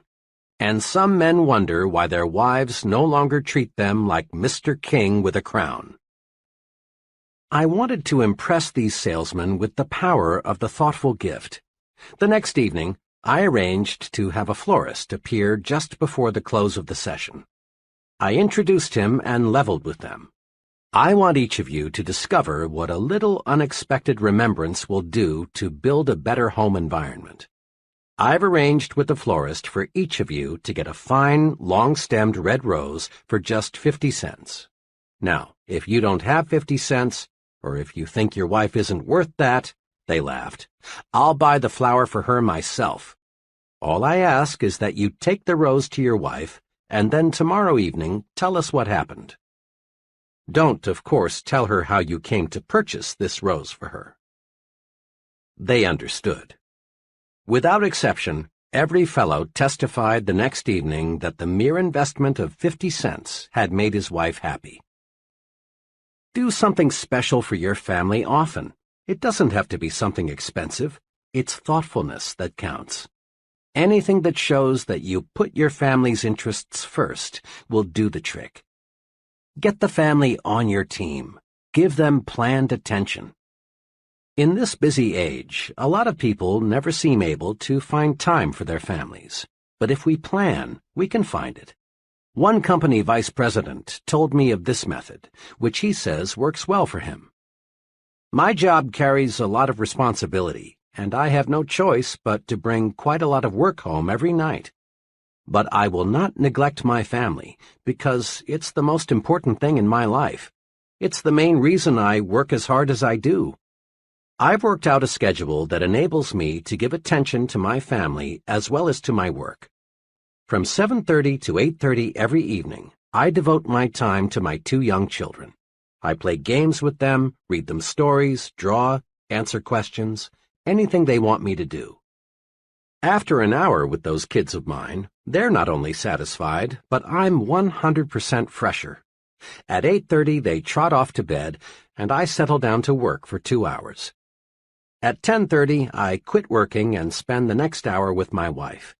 We talk about the kids, her various activities, our plans for the future. This hour, undisturbed by anything, is a wonderful way to cap off the day.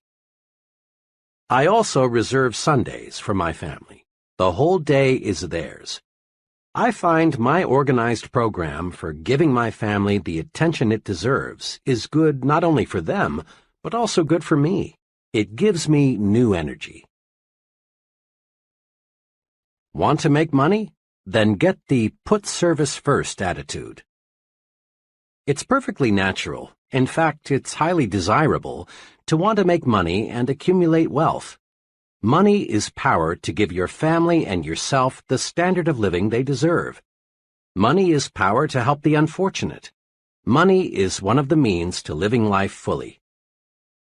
Once criticized for urging people to make money, the great minister Russell H. Conwell, author of Acres of Diamonds, said, "Money printed your Bible, money builds your churches, money sends your missionaries, and money pays your preachers, and you would not have many of them either if you did not pay them." The person who says he wants to be poor usually suffers from a guilt complex or a feeling of inadequacy. He's like the youngster who feels he can't make A's in school or make the football team, so he pretends he doesn't want to make A's or play football. Money, then, is a desirable objective. What's puzzling about money is the backward approach so many people use in trying to make it. Everywhere you see people with a money-first attitude. Yet these same people always have little money. Why? Simply this. People with a money-first attitude become so money-conscious that they forget money can't be harvested unless they plant the seeds that grow the money. And the seed of money is service. That's why put service first is an attitude that creates wealth. Put service first, and money takes care of itself. One summer evening, I was traveling by car through Cincinnati. It was time for a gas-up. I stopped at an ordinary-looking but surprisingly busy service station. 4 minutes later, I knew why this particular service station was so popular. After filling my car with gasoline, checking under the hood, and cleaning the outside of my windshield, the attendant walked around to my side of the car and said, "Pardon me, sir, it's been a dusty day. Let me clean the inside of your windshield." Quickly and efficiently, he did a thorough job of cleaning the inside of my windshield, something not one service station attendant in 100 ever does. This little special service did more than improve my night visibility, and it improved a lot. It made me remember this station. It so happened that I made 8 trips through Cincinnati during the next 3 months. Each time, of course, I stopped at this station, and each time I got more service than I expected to get. Interesting, too, was the fact that each time I stopped, once it was 4 a.m., there were other automobiles filling up also. In all, I probably purchased about 100 gallons of gasoline from this station. The first time I stopped, the attendant could have thought to himself, "This guy is from out of state. Odds are 20 to 1 that he'll never be back. Why do more than give him the routine treatment? He's only a one-time customer." But the attendants in that station didn't think that way. They put service first, and that's why they were busy pumping gasoline while other stations looked almost deserted. If the gasoline was any better than a dozen other brands, I didn't notice it, and the price was competitive. The difference was service, and it was obvious that service was paying off in profits. When the attendant on my first visit cleaned the inside of my windshield, he planted a money seed. Put service first, and money takes care of itself, always. The put service first attitude pays off in all situations.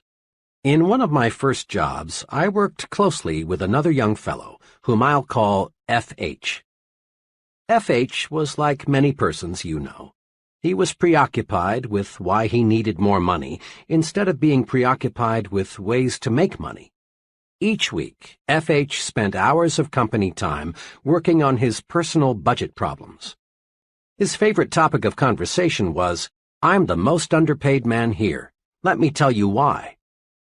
F.H. had the not uncommon attitude of, "This is a big company, it's netting millions, it's paying a lot of people big salaries, so it ought to pay me more too." F.H. had been passed over several times for pay increases. Finally, one day he decided that it was high time he went in there and demanded more money. About 30 minutes later, F.H. was back, all heated up. His expression made it obvious that next month's check would look exactly like this month's check. Immediately, F.H. began to let go. Boy, am I mad. What do you suppose the old man said when I told him I wanted more money? He had the gall to ask me, "Why do you believe you are justified in asking for an increase?"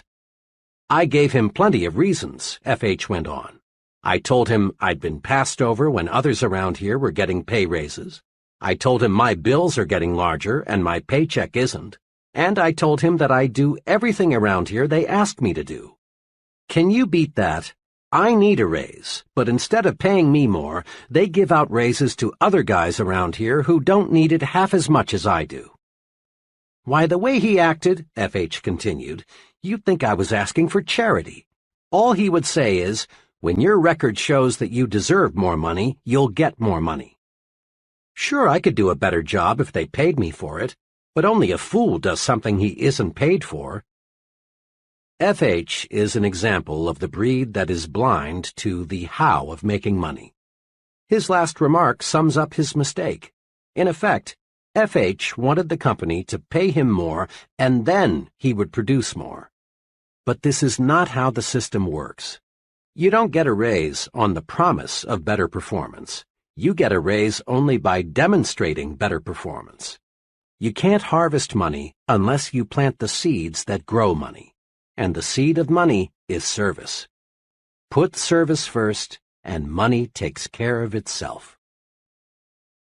Consider which producers make the money from movies. The get-rich-quick producer proceeds to make a picture. Putting money ahead of entertainment, service, he cuts corners everywhere. He buys a poorly written script and employs second-rate writers to adapt it. In employing actors, arranging sets, even recording sound, he puts money first. This producer thinks the moviegoer is a sucker, someone who can't tell good from bad. But the get-rich-quick producer seldom does get rich quick. There never is a bandwagon movement to buy anything second class, especially when it is given a first-class price. The producer who enjoys the largest profits from pictures puts entertainment ahead of money. Rather than chisel the moviegoer, he does everything possible to give people more and better entertainment than they expect to get. The result? People like the movie. It gets talked about, it gets good reviews, and it makes money. Again, put service first, and money takes care of itself. The waitress who concentrates on giving the best possible service needn't worry about tips. They'll be there. But her counterpart who overlooks the empty coffee cups, why refill them? They don't look like tippers, won't find any gratuities. The secretary who resolves to make those letters look better than the boss expects will do all right on future paychecks. But the secretary who thinks, why worry about a few smudges? What do they expect for $65 a week? She is stuck at $65 a week. The salesman who gives full service to an account need harbor no fears he'll lose the account. Here is a simple but powerful rule that will help you to develop the put service first attitude. Always give people more than they expect to get. Each little extra something you do for others is a money seed. Volunteering to work late and get the department out of a tight spot is a money seed. Giving customers extra service is a money seed because it brings customers back. Advancing a new idea that will increase efficiency is a money seed. Money seeds, of course, grow money. Plant service and harvest money. Spend some time each day answering this question. How can I give more than is expected of me? Then apply the answers. Put service first, and money takes care of itself. In quick recap, grow attitudes that will carry you forward to success. 1. Grow the I'm activated attitude. Results come in proportion to the enthusiasm invested. 3 things to do to activate yourself are: dig into it deeper. When you find yourself uninterested in something, dig in and learn more about it. This sets off enthusiasm. Life up everything about you. Your smile, your handshake, your talk, even your walk.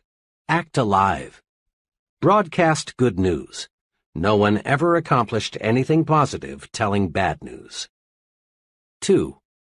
Grow the you are important attitude. People do more for you when you make them feel important. Remember to do these things. Show appreciation at every opportunity. Make people feel important. Call people by name. 3. Grow the service-first attitude and watch money take care of itself. Make it a rule in everything you do. Give people more than they expect to get. Chapter 9. Think right toward people. Here is a basic rule for winning success. Let's mark it in the mind and remember it. The rule is, success depends on the support of other people. The only hurdle between you and what you want to be is the support of others. Look at it this way. An executive depends on people to carry out his instructions. If they don't, the company president will fire the executive, not the employees. A salesman depends on people to buy his product. If they don't, the salesman fails. Likewise, a college dean depends on professors to carry forward his educational program. A politician depends on voters to elect him. A writer depends on people to read what he writes. A chain store magnate got to be a chain store magnate because employees accepted his leadership and consumers accepted his merchandising program. There were times in history when a person could gain a position of authority through force and hold it with force and/or threats of force. In those days, a man either cooperated with the leader or risked literally losing his head. But today, remember, a person either supports you willingly or he doesn't support you at all. Now it's time to ask, granted, I depend on others in order to achieve the success I want. But what must I do to get these people to support me and accept my leadership? The answer, wrapped up in one phrase, is think right toward people. Think right toward people, and they will like and support you. This chapter shows how. Thousands of times daily, a scene like this takes place. A committee or group is in session. The purpose, to consider names for a promotion, a new job, a club membership, an honor, someone to be the new company president, the new supervisor, the new sales manager. A name is placed before the group. The chairman asks, "What is your feeling about so-and-so?" Comments come forth. For some names, there are positive remarks, such as, "He's a good fellow. People there speak highly of him. He has a good technical background, too." Mr. F. "Oh, he's a personable sort of man, very human. I believe he would fit in well with our group." Some names draw negative, lukewarm statements. "I think we should investigate that fellow carefully. He doesn't seem to get along too well with people. I know he has a good academic and technical background. I don't question his competence, but I am concerned about the acceptance he would receive. He doesn't command much respect from people." Now, here is an exceptionally important observation. In at least 9 cases out of 10, the likability factor is the first thing mentioned. And in an overwhelmingly large number of cases, the likability factor is given far more weight than the technical factor. This holds true even in selecting scholars for university professorships. In my own academic experience, I've sat in on a considerable number of occasions when names for new faculty personnel were under question. When a name came up, the group would weigh most carefully thoughts such as, will he fit in? Will students like him? Will he cooperate with others on the staff? Unfair? Unacademic? No. If the fellow isn't likable, he can't be expected to get through to his students with maximum effectiveness.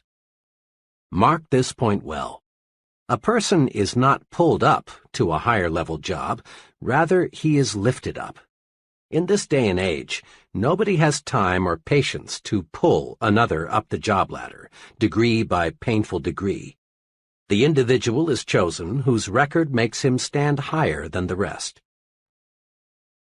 We are lifted to higher levels by those who know us as likable, personable individuals. Every friend you make lifts you just one notch higher, and being likable makes you lighter to lift. Successful people follow a plan for liking people. Do you? People who reach the top don't discuss much their techniques for thinking right toward people. But you would be surprised how many really big people have a clear, definite, even written plan for liking people. Consider the case of President Lyndon Johnson. Long before he became president, Johnson, in the process of developing his amazing power of personal persuasion, developed his own 10-point formula for success. His rules, which even a casual observer of the president can see are practiced in everything he does, are quoted directly. 1. Learn to remember names. Inefficiency at this point may indicate that your interest is not sufficiently outgoing. 2. Be a comfortable person, so there is no strain in being with you. Be an old shoe kind of individual. 3. Acquire the quality of relaxed easygoing so that things do not ruffle you. 4. Don't be egotistical. Guard against the impression that you know it all. 5. Cultivate the quality of being interesting so people will get something of value from their association with you. 6. Study to get the scratchy elements out of your personality, even those of which you may be unconscious. 7.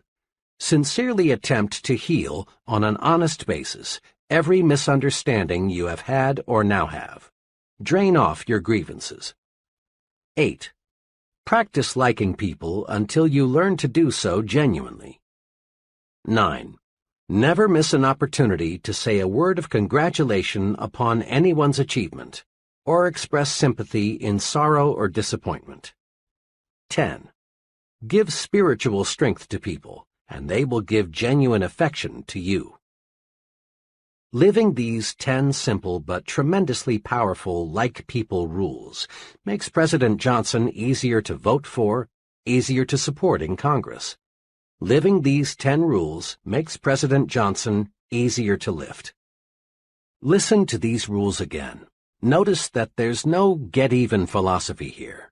There's no let the other fellow come to me to patch up differences. There's no I know it all, other people are stupid. Big people, those on top in industry, the arts, sciences, and politics, are human, warm. They specialize in being likable.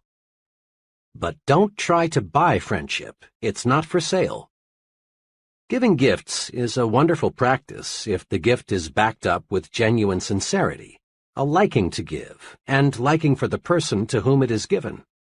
But without real sincerity, the gift is often regarded as nothing more than a payoff or a bribe.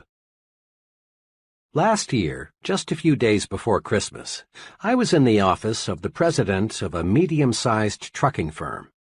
Just as I was about to leave, in marched a delivery man with a gift of liquid refreshment from a local tire recapping firm.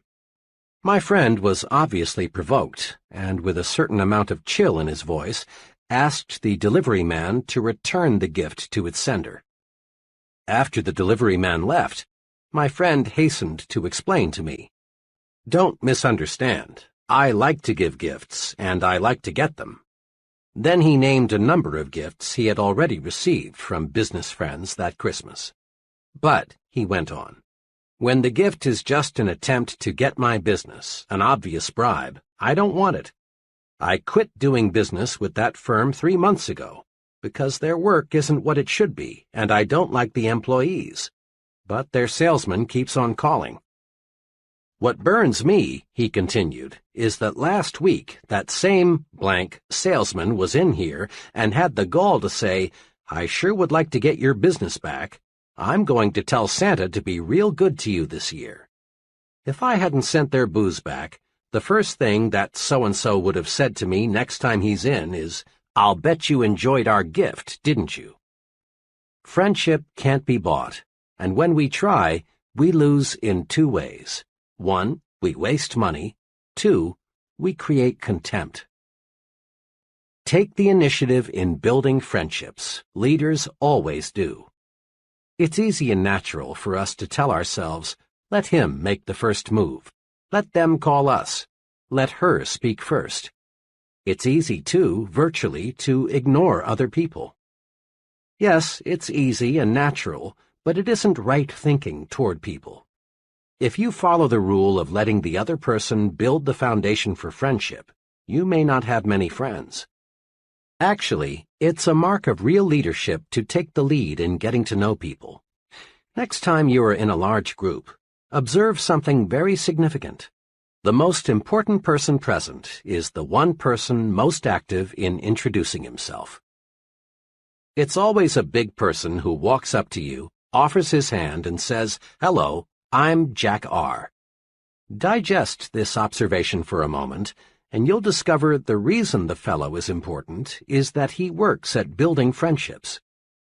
Think right toward people. As a friend of mine expresses it, I may not be very important to him, but he's important to me. That's why I've got to get to know him. Have you ever noticed how people freeze while waiting for elevators? Unless they are with someone they know, most folks never say anything to the person standing beside them. One day, I resolved to do a little experimenting. I resolved to say something to the stranger who was waiting as I was. I kept track of his reaction 25 consecutive times, and 25 times I got back a positive, friendly response. Now, talking to strangers may not be very urbane, but most people like it nevertheless. And here is the big payoff. When you make a pleasant remark to a stranger, you make him feel 1 degree better. This makes you feel better and helps you relax. Every time you say something pleasant to another person, you compensate yourself. It's like warming up your automobile on a cold morning. Here are 6 ways to win friends by exercising just a little initiative. 1. Introduce yourself to others at every possible opportunity, at parties, meetings, on airplanes, at work, everywhere. 2. Be sure the other person gets your name straight. 3. Be sure you can pronounce the other person's name the way he pronounces it. 4. Write down the other person's name, and be mighty sure you have it spelled correctly. People have a fetish about the correct spelling of their own names. If possible, get his address and phone number also. 5. Drop a personal note or make a phone call to the new friends you feel you want to know better. This is an important point. Most successful people follow through on new friends with a letter or a phone call. 6. And last but not least, say pleasant things to strangers. It warms you up and gets you ready for the task ahead. Putting these 6 rules to work is really thinking right about people. To be sure, it is not the way the average person thinks. Mr. Average never takes the initiative in making introductions. He waits for the other person to introduce himself first. Take the initiative. Be like the successful. Go out of your way to meet people. And don't be timid. Don't be afraid to be unusual. Find out who the other person is, and be sure he knows who you are. Recently, an associate and I were retained to do a preliminary screening of an applicant for an industrial sales job.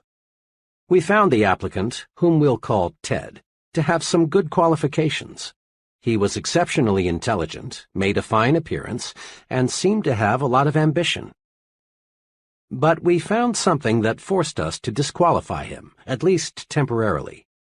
Ted's big limitation was this: he expected perfection in other people. Ted was annoyed by many little things, like mistakes in grammar, people who were messy with cigarettes, people who had bad taste in clothes, and so on. Ted was surprised to learn this fact about himself, but he was eager to get into higher-paying work, and he asked whether there was anything we could tell him to help overcome his weakness. We made 3 suggestions. 1. Recognize the fact that no person is perfect.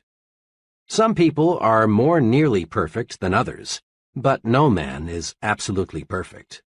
The most human quality about human beings is that they make mistakes, all kinds of them. 2. Recognize the fact that the other fellow has a right to be different. Never play God about anything. Never dislike people because their habits are different from your own, or because they prefer different clothes, religion, parties, or automobiles. You don't have to approve of what another fellow does, but you must not dislike him for doing it. 3.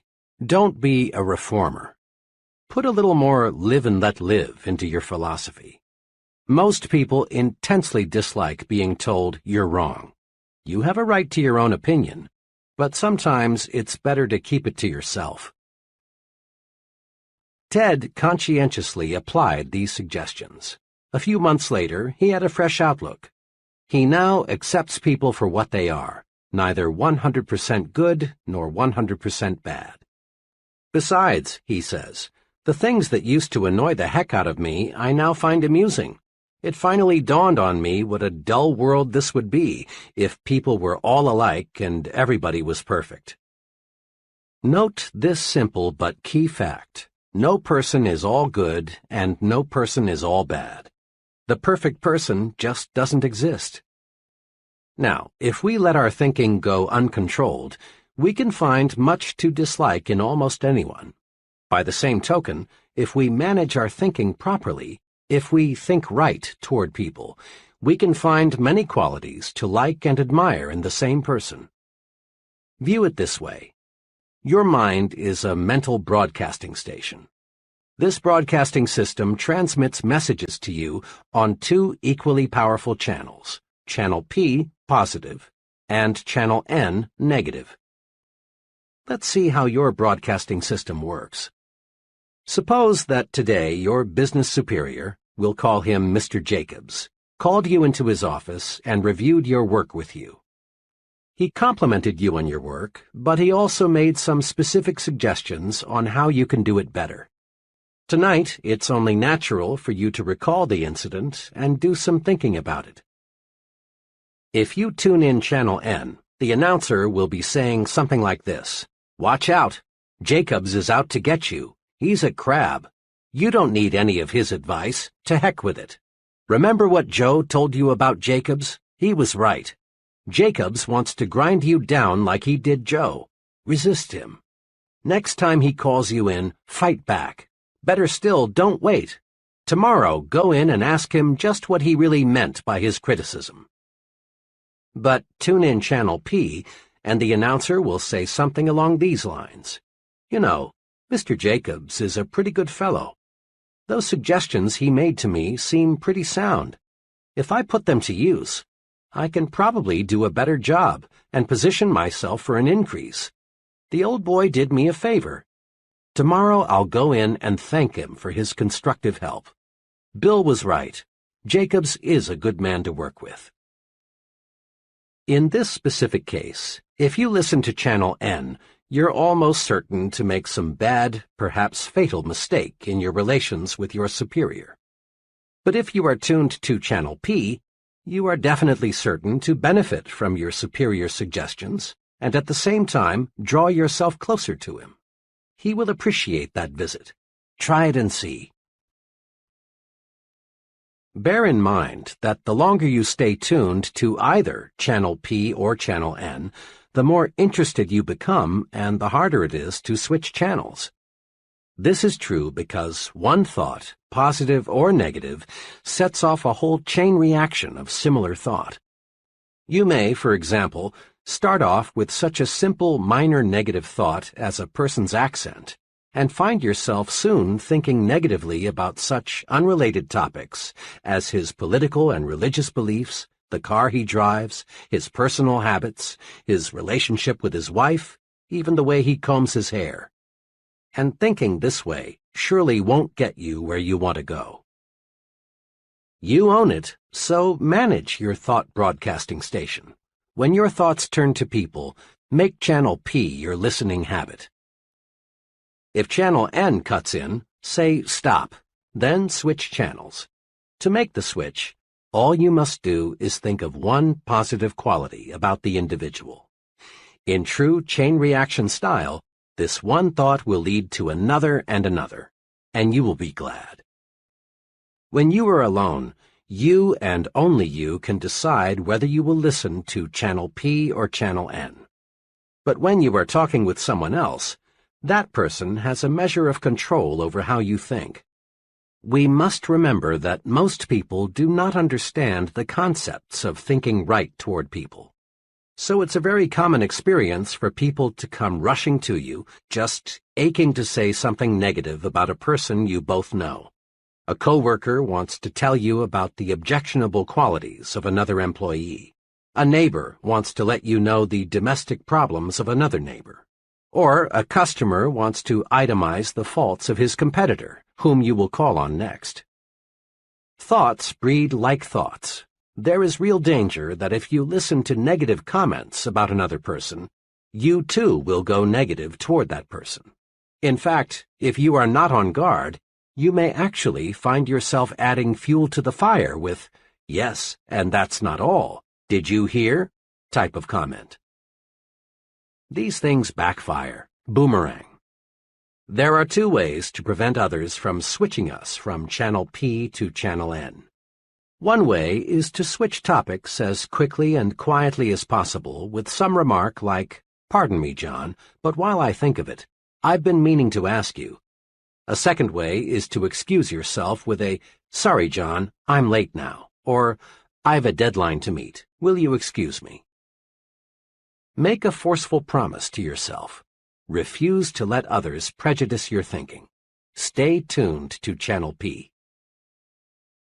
Once you've mastered the technique of thinking only good thoughts about people, greater success is guaranteed. Let me tell you what an unusually successful insurance salesman told me about how thinking good thoughts about people pays off for him. "When I first got in the insurance business," he began, "the going was tough, believe me. At first, it seemed there were about as many competing agents as there were prospects. And I soon learned what all insurance men know, that 9 prospects out of 10 firmly believe they don't need any more insurance. I'm doing well, but let me tell you, it's not because I know a lot about the technical side of insurance. That's important, don't misunderstand me. But there are men trying to sell insurance who know policies and contracts better than I. In fact, I know one man who wrote a book about insurance, but he couldn't sell a policy to a man who knew he had only 5 days to live. My success," he continued, "is based on one thing. I really like the guy I'm selling. Let me say again, I really like him. Some of my fellow salesmen try to pretend they like the other fellow, but this won't work. You can't even fool a dog. Your mannerisms, eyes, facial expressions, all spell PHONY when you pretend. Now, when I'm gathering information about a prospect, I do what every other agent does. I get his age, where he works, how much he makes, how many kids he's got, and so on. But I also get something else, which most salesmen never search for. That is, some sound reasons why I can like the prospect. Maybe the job he's doing will supply the reason, or perhaps I can find it someplace in his past record. But I find some good reasons to like him. Then, whenever my attention is focused on the prospect, I review the reasons why I like him. I build a likable image of the prospect before I say one word to him about insurance.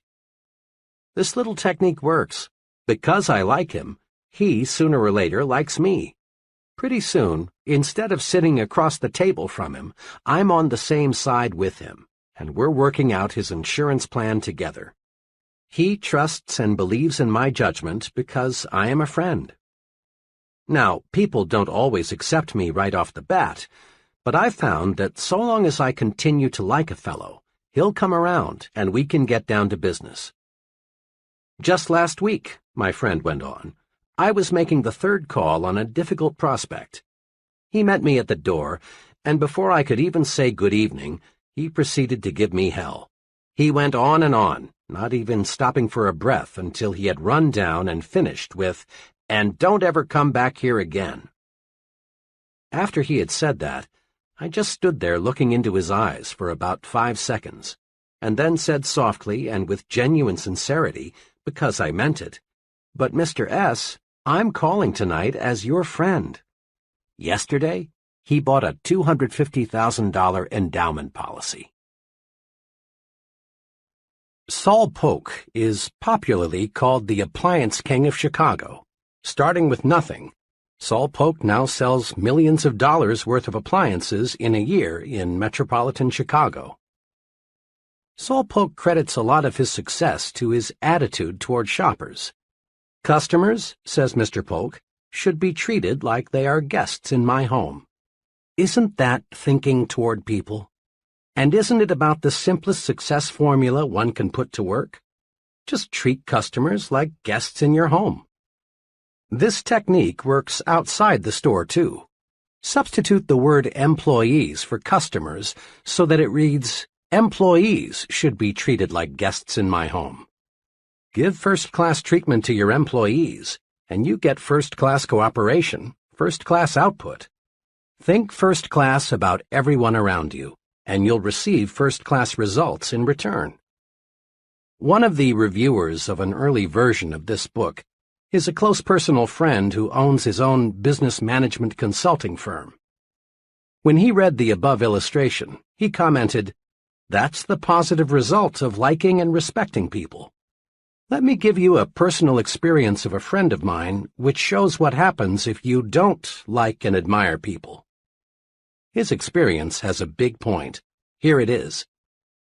My firm obtained a contract to provide consulting services to a relatively small soft drink bottling concern. The contract was substantial. The client had little formal education. His business was in bad shape, and in recent years he had made some very costly mistakes. 3 days after we had got the contract, an associate and I were driving out to his plant, which was about 45 minutes from our offices. To this day, I don't know how it started, but somehow we began talking about the negative qualities of our client. Before we realized it, we were talking about how his own stupidity had brought about the mess he was in, instead of discussing how we could best approach solving his problems. I remember one remark I made which I thought particularly clever. "The only thing holding up Mr. F is fat." My associate laughed and came up with an equally choice observation. "And that son of his, Junior, must be all of 35, but the only qualification he has for the job he's holding is he speaks English." The whole drive out, we talked about nothing else but what a weak-minded numbskull we had as a client. Well, the conference that afternoon was cold. Looking back, I think our client sensed somehow the way we felt toward him. He must have thought, "These fellows think I'm stupid or something, and all they're going to do for my money is give me some smooth-sounding talk." 2 days later, I got a 2-sentence letter from this client. It said, "I've decided to cancel our contract for your consulting services. If there is a charge for your services to date, please bill me." Printing ourselves with negative thoughts for only 40 minutes cost us a contract. What made it even more painful was learning about a month later that this former client had contracted with an out-of-town firm for the professional assistance he needed. We would never have lost him had we concentrated on his many fine qualities, and he has them.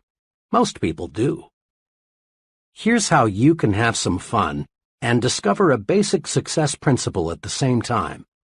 For the next 2 days, listen in on as many conversations as you can. Note 2 things. Which person in the conversation does the most talking, and which person is the more successful. Hundreds of my own little experiments have revealed this. The person who does the most talking and the person who is the most successful are rarely the same person.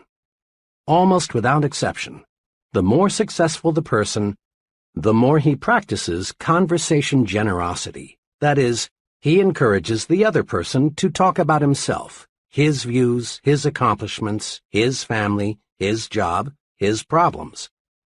Conversation generosity paves the way to greater success in 2 important ways. 1. Conversation generosity wins friends. 2. Conversation generosity helps you learn more about people. Remember this, the average person would rather talk about himself than anything else in this world. When you give him the chance, he likes you for it. Conversation generosity is the easiest, simplest, and surest way there is to win a friend. The second benefit of conversation generosity, learning more about other people, is important too. As we said in Chapter 1, people are what we study in our success lab. The more we can learn from them, their thought processes, their strong and weak points, why they do what and as they do, the better equipped we are to influence them effectively in the way that we want. Let me illustrate. A large New York advertising agency, like all advertising agencies, specializes, of course, in telling the public why it should buy the products it advertises. But this agency does something else, too. It requires its copywriters to spend 1 week each year behind counters so they can listen to what the people say about the products they promote. Listening provides the clues these copywriters need to write better, more effective ads. Many progressive businesses conduct so-called terminal interviews with employees who are leaving. The reason is not to sell the employees on staying with the company, but to find out why he is quitting. Then the company can bring about improvements in its employee relations. Listening pays off. Listening pays off for the salesman, too. Often people think of a good salesman as a good talker or a fast talker. Sales managers, however, are not as impressed by a good talker as they are by a good listener, a fellow who can ask questions and get desired answers. Don't be a conversation hog. Listen, win friends, and learn. Courtesy, practiced in every relationship with another person, is the finest tranquilizer you can use. No commercial preparation is 1/10 as effective in relaxing you as doing little things for other people. Thinking right toward people removes frustrations and stress. When you boil it all down, the big cause of stress is negative feelings toward other people. So think positive toward people and discover how wonderful, really wonderful this world is. The real test for thinking right toward people comes when things don't go exactly the way we want. How do you think when you're passed up for a promotion? Or when you fail to win an office in a club you belong to? Or when you're criticized for the job you've done? Remember this: how you think when you lose determines how long it will be until you win. The answer for thinking right toward people when things don't go exactly our way comes from Benjamin Fairless, one of the century's most outstanding persons. Mr. Fairless, who rose from very modest circumstances to become chief executive of the United States Steel Corporation, said this, quoted in Life magazine, October 15, 1956.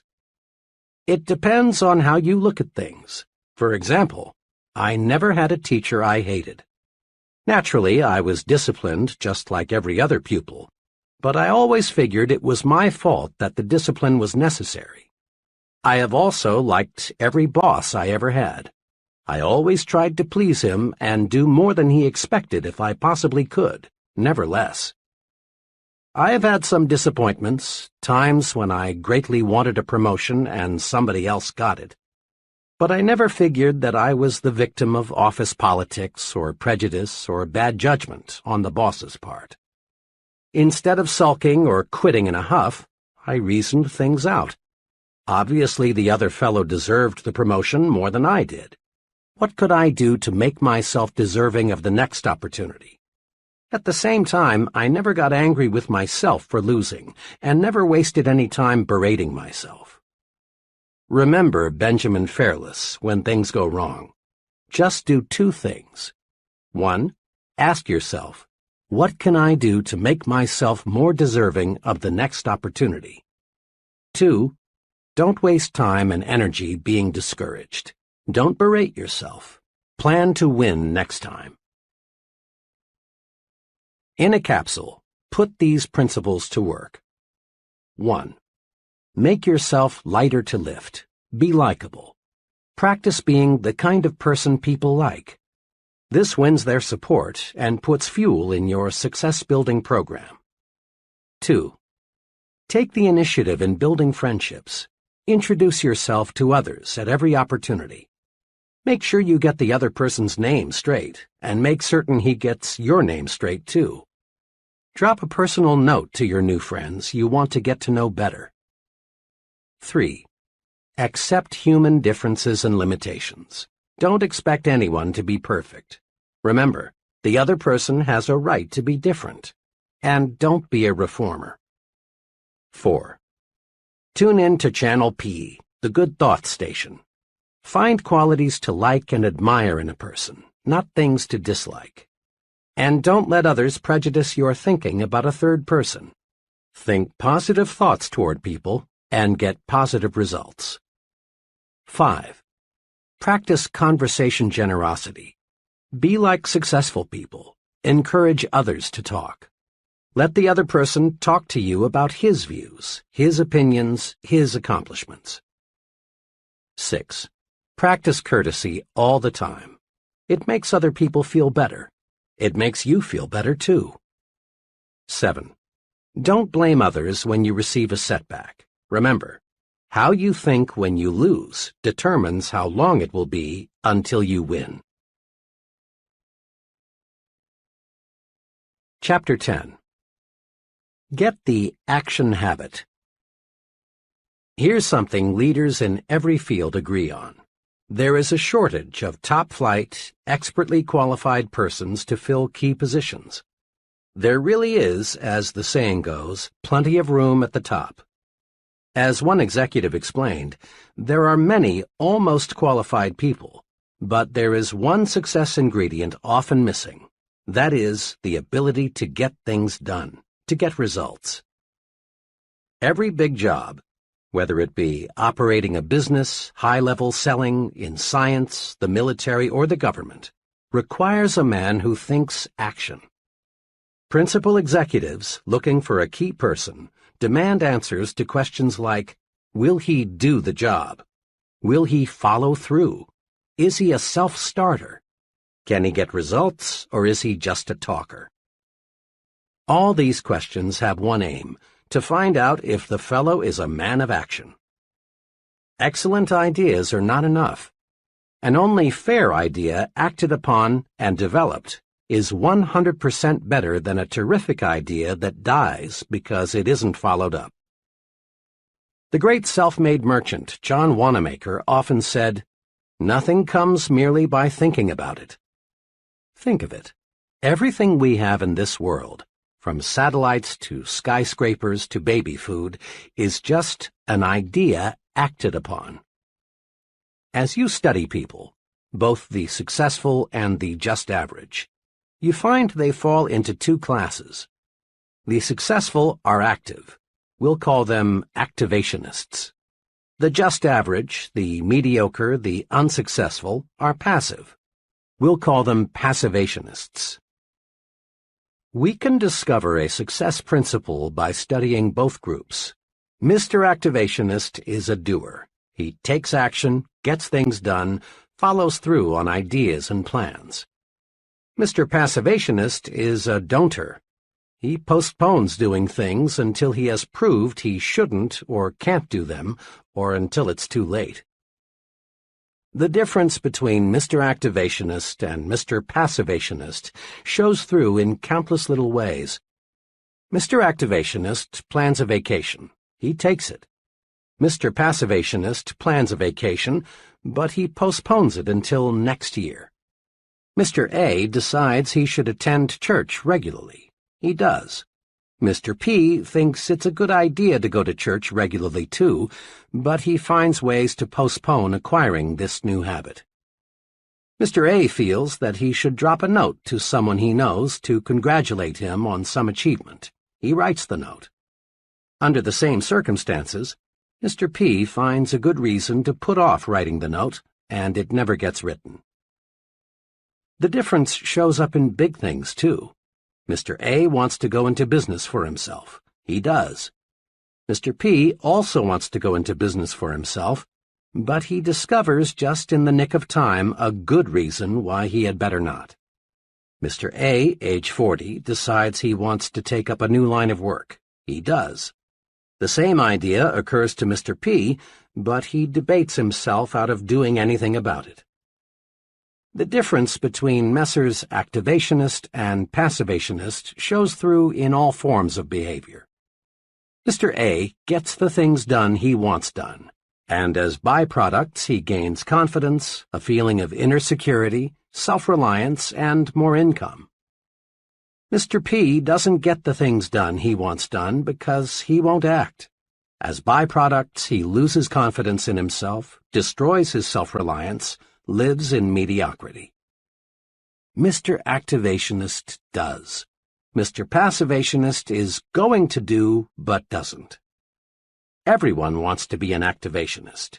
So, let's get the action habit. A lot of passivationists got that way because they insisted on waiting until everything was 100% favorable before they took action.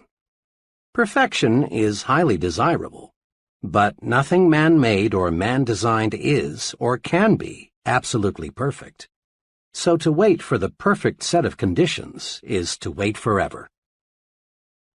Here are 3 case histories that show how 3 persons reacted to conditions.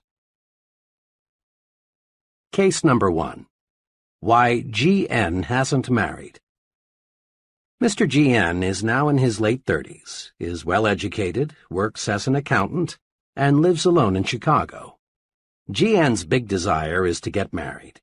He wants love, companionship, a home, children, the works. G.N. has been close to marriage. Once he was only 1 day away. But each time he has been near marriage, he discovers something wrong with the girl he's about to marry. Just in time before I made an awful mistake. One instance stands out. 2 years ago, G.N. thought he finally had met just the right girl. She was attractive, pleasant, intelligent. But G.N. had to be absolutely sure that marriage was the right thing. As they were discussing marriage plans one evening, the future Mrs. G.N. made a few remarks that bothered G.N. So, to make certain he was marrying the right girl, G.N. drew up a 4-page document of stipulations she was to agree to before they got married. The document, neatly typed and looking very legal, covered every segment of living G.N. could think of. There was one section on religion, what church they would go to, how often they would attend, how much they would donate. Another section covered children, how many and when. In detail, G.N. outlined the kind of friends they would have, his future wife's employment status, where they would live, how their income would be spent. To finish the document, G.N. devoted half a page to listing specific habits the girl must break or must acquire. This covered such habits as smoking, drinking, makeup, entertainment, and so on. When G.N.'s prospective bride reviewed his ultimatum, she did what you would expect. She sent it back with a note saying, "The usual marriage clause, for better or for worse, is good enough for everyone else, and it's good enough for me. The whole thing is off." As G.N. was relating his experience to me, he said worriedly, "Now what was so wrong in writing out this agreement? After all, marriage is a big step. You can't be too careful." But G.N. was wrong. You can be too careful, too cautious, not only in planning a marriage, but in planning anything in the world where things get done. The standards can be too high.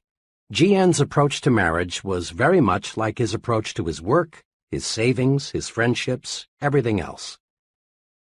The test of a successful person is not an ability to eliminate all problems before they arise, but to meet and work out difficulties when they do arise. We must be willing to make an intelligent compromise with perfection, lest we wait forever before taking action.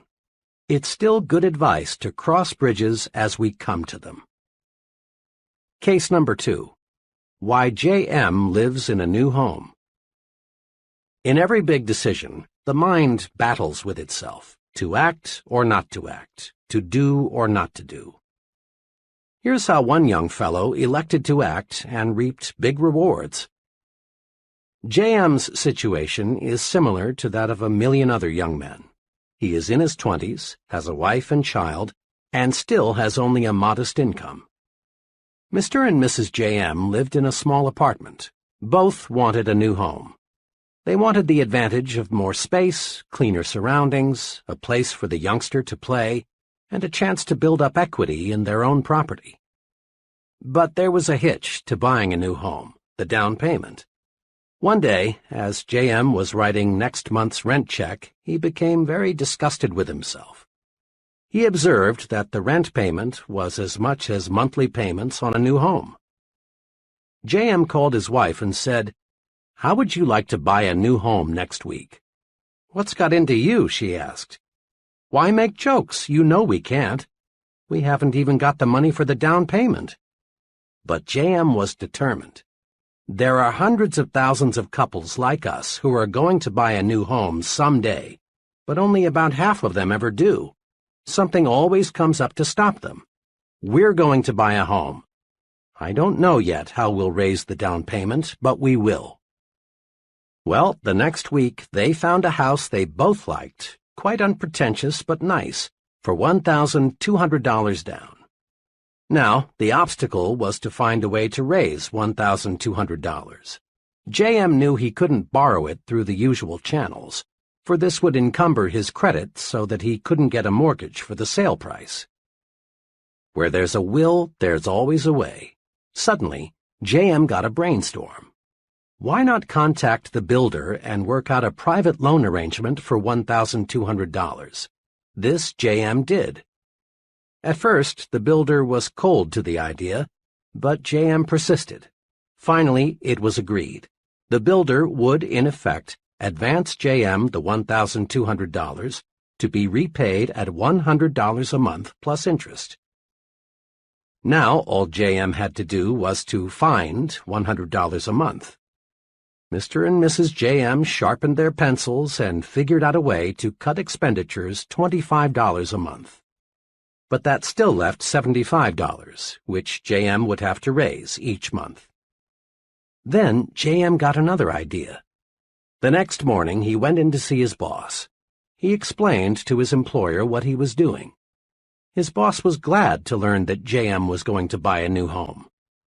Then JM said, "Look, Mr. T, to work this deal out, I've got to earn at least $75 more each month. Now I know," JM continued, "you'll give me a raise when you feel that I deserve it. What I want now is just a chance to earn more money. There are some things around here that could best be done on weekends. Will you make it possible for me to work then?" The employer was impressed with JM's sincerity and ambition. He proposed a way for JM to work 10 extra hours each weekend, and Mr. and Mrs. JM moved into their new home. 1. The resolution to take action ignited JM's mind to think of ways to accomplish his goal. 2. JM gained tremendously in new confidence. It will be much easier for him to take action in other major situations. 3. JM provided his wife and child the living standard they deserved. Had he waited, postponed buying the house until conditions were perfect, there is a real possibility they never would have owned a home of their own. Case number 3. CD wanted to start his own business, but Mr. CD represents another case of what happens to big ideas when one waits until conditions are perfect before taking action on those ideas. Shortly after World War II, CD got a job with the Customs Division of the U.S. Post Office Department. He liked his work, but after 5 years he became dissatisfied with the confinement, regular hours, low pay, and the seniority system with its relatively narrow chances for advancement. Then he got an idea. He had learned a great deal about what it takes to be a successful importer. Why not set himself up in the business of importing low-cost gift items and toys? CD knew many successful importers who didn't have his knowledge of the ins and outs of this business. It's been 10 years now since CD decided he wanted to go into business for himself. But today, he's still working for the Customs Office. Why? Well, every time CD was just about ready to cut loose on his own, something happened that stopped him from taking action.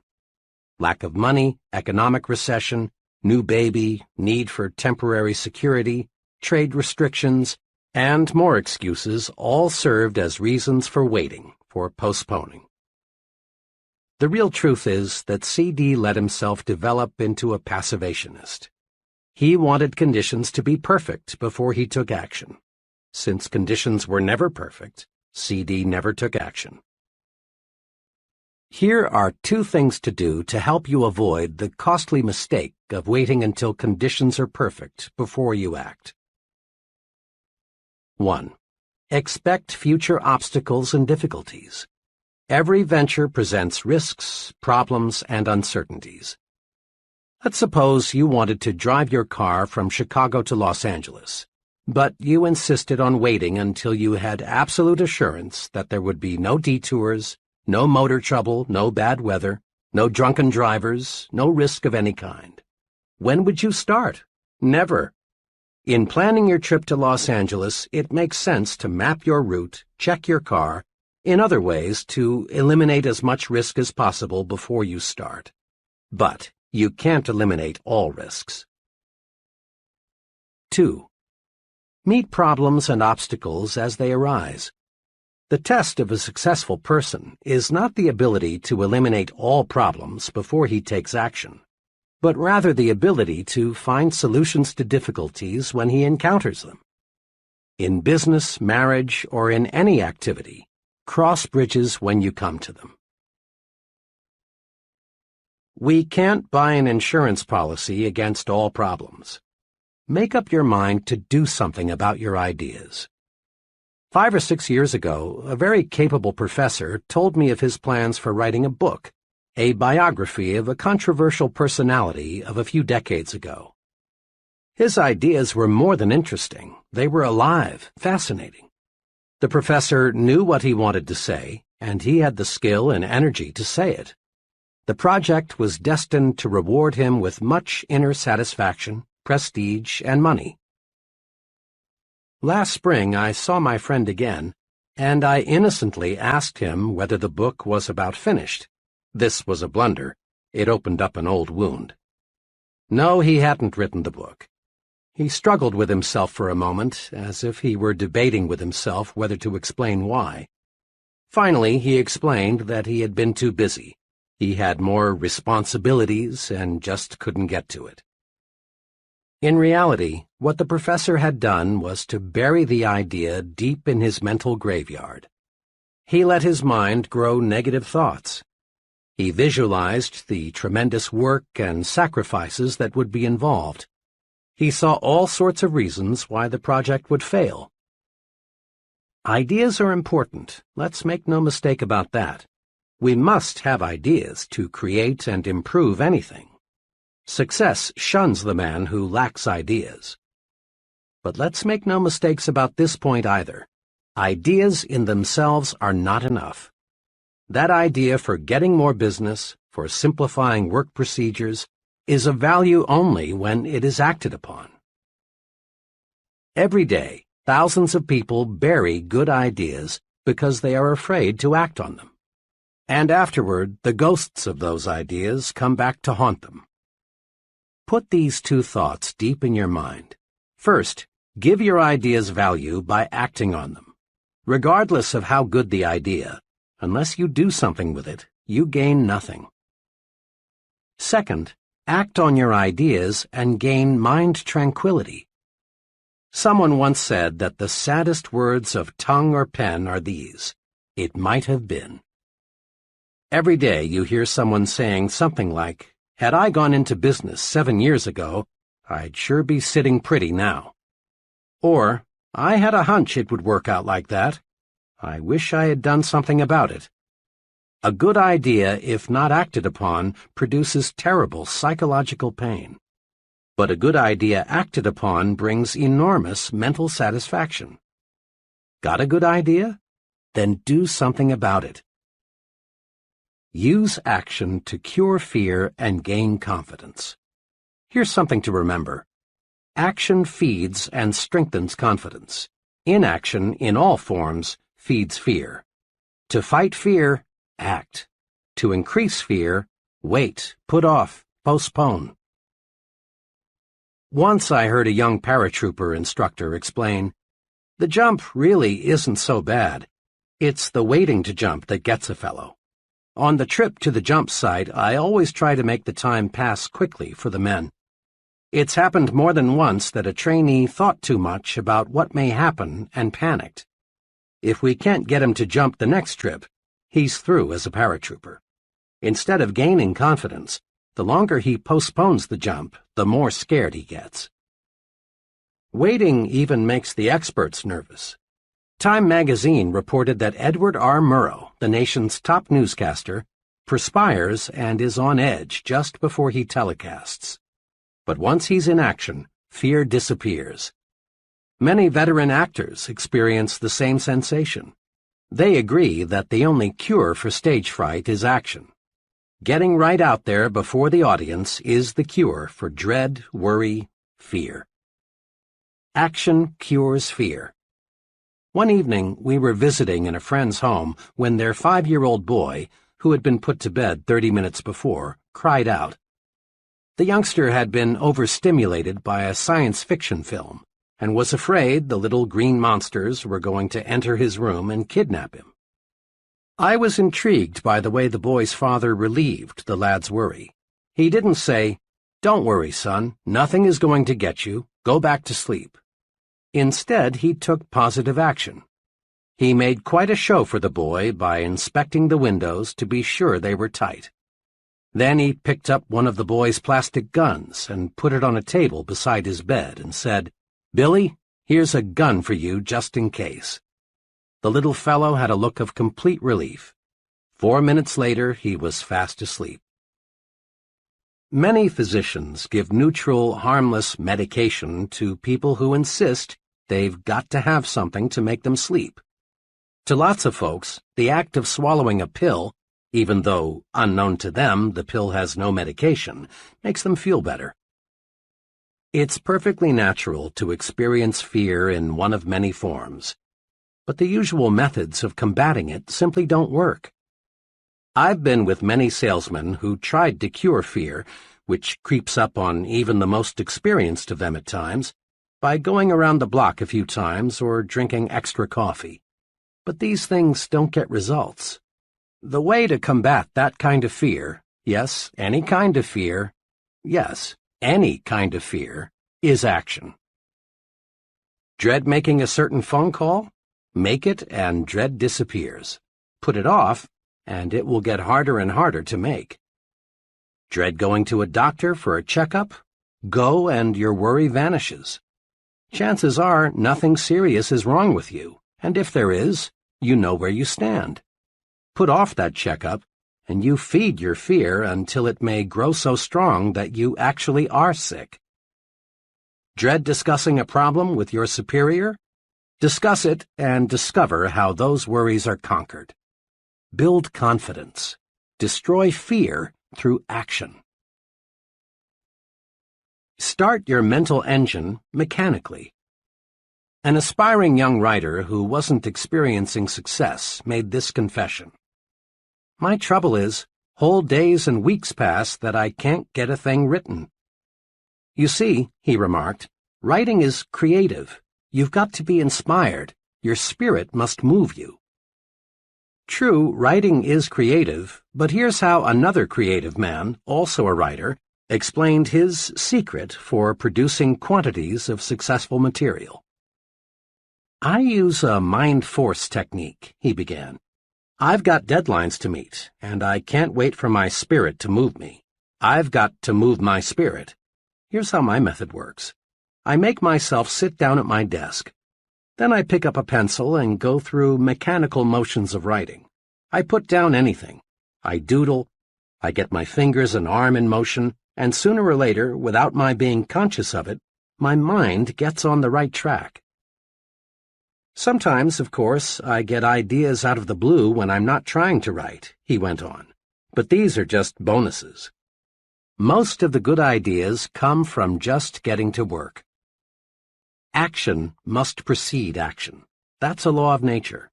Nothing starts itself, not even the dozens of mechanical gadgets we use daily. Your home is heated automatically, but you must select, take action, the temperature you want. Your car shifts gears automatically only after you have set the right lever. The same principle applies to mind action. You get your mind in gear to make it produce for you.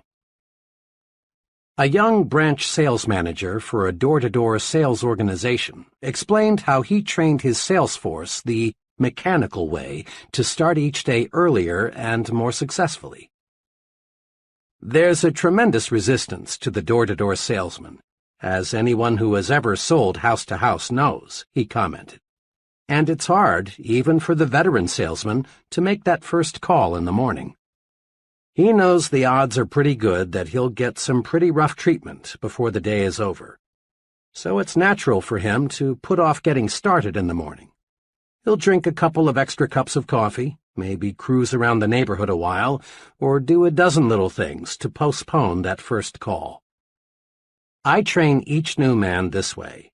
I explain to him that the only way to start is to start. Don't deliberate. Don't postpone getting started. Do this. Just park your car, get your sample case, walk to the door, ring the bell, smile, say good morning, and make your presentation, all mechanically, without a lot of conscious thought. Start making calls this way and you break the ice. By the second or third call, your mind is sharp and your presentations become effective. A humorist once said the most difficult problem in life was getting out of a warm bed into a cold room. And he had a point. The longer you lie there and think how unpleasant it will be to get up, the more difficult it becomes. Even in such a simple operation as this, mechanical action, just throwing off the covers and putting your feet on the floor, defeats dread.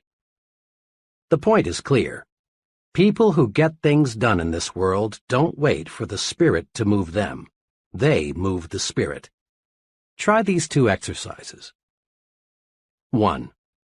Use the mechanical way to accomplish simple but sometimes unpleasant business and household chores. Rather than think about the unpleasant features of the task, jump right in and get going without a lot of deliberation. Perhaps the most unpleasant household task to most women is washing dishes. My mother is no exception. But she has mastered a mechanical approach to dispensing with this task quickly, so she can return to things she likes to do.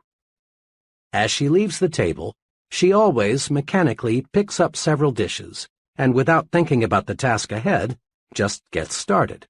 In just a few minutes she is through. Doesn't this beat stacking dishes and dreading the unpleasant inevitable? Do this today.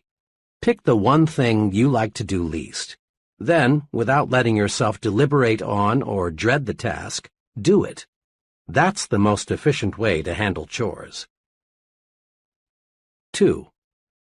Next, use the mechanical way to create ideas, map out plans, solve problems, and do other work that requires top mental performance. Rather than wait for the spirit to move you, sit down and move your spirit. Here's a special technique guaranteed to help you. Use a pencil and paper. A simple pencil is the greatest concentration tool money can buy. If I had to choose between an ultra-fancy, deeply carpeted, beautifully decorated soundproof office and a pencil and paper, I'd choose the pencil and paper every time. With a pencil and paper, you can tie your mind to a problem. When you write a thought on paper, your full attention is automatically focused on that thought. That's because the mind is not designed to think one thought and write another at the same time. When you write on paper, you write on your mind, too. Tests prove conclusively that you remember something much longer and much more exactly if you write the thought on paper. And once you master the pencil and paper technique for concentration, you can think in noisy or other distracting situations. When you want to think, start writing or doodling or diagramming. It's an excellent way to move your spirit. Now is the magic word of success. Tomorrow, next week, later, sometime, someday, often as not are synonyms for the failure word, never. Lots of good dreams never come true because we say, I'll start someday, when we should say, I'll start now, right now. Take one example, saving money.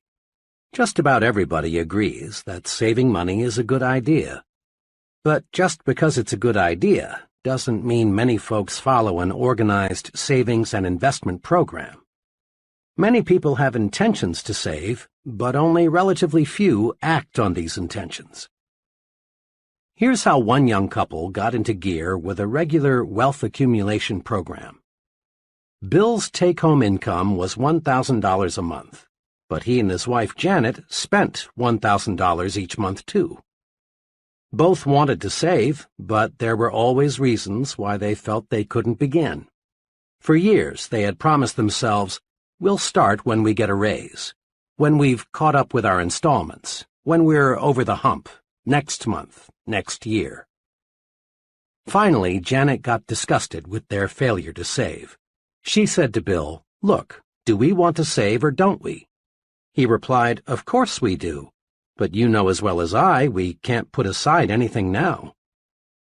But for once, Janet was in a do-or-die mood. "We've been telling ourselves for years we're going to start a savings program. We don't save because we think we can't. Now let's start thinking we can.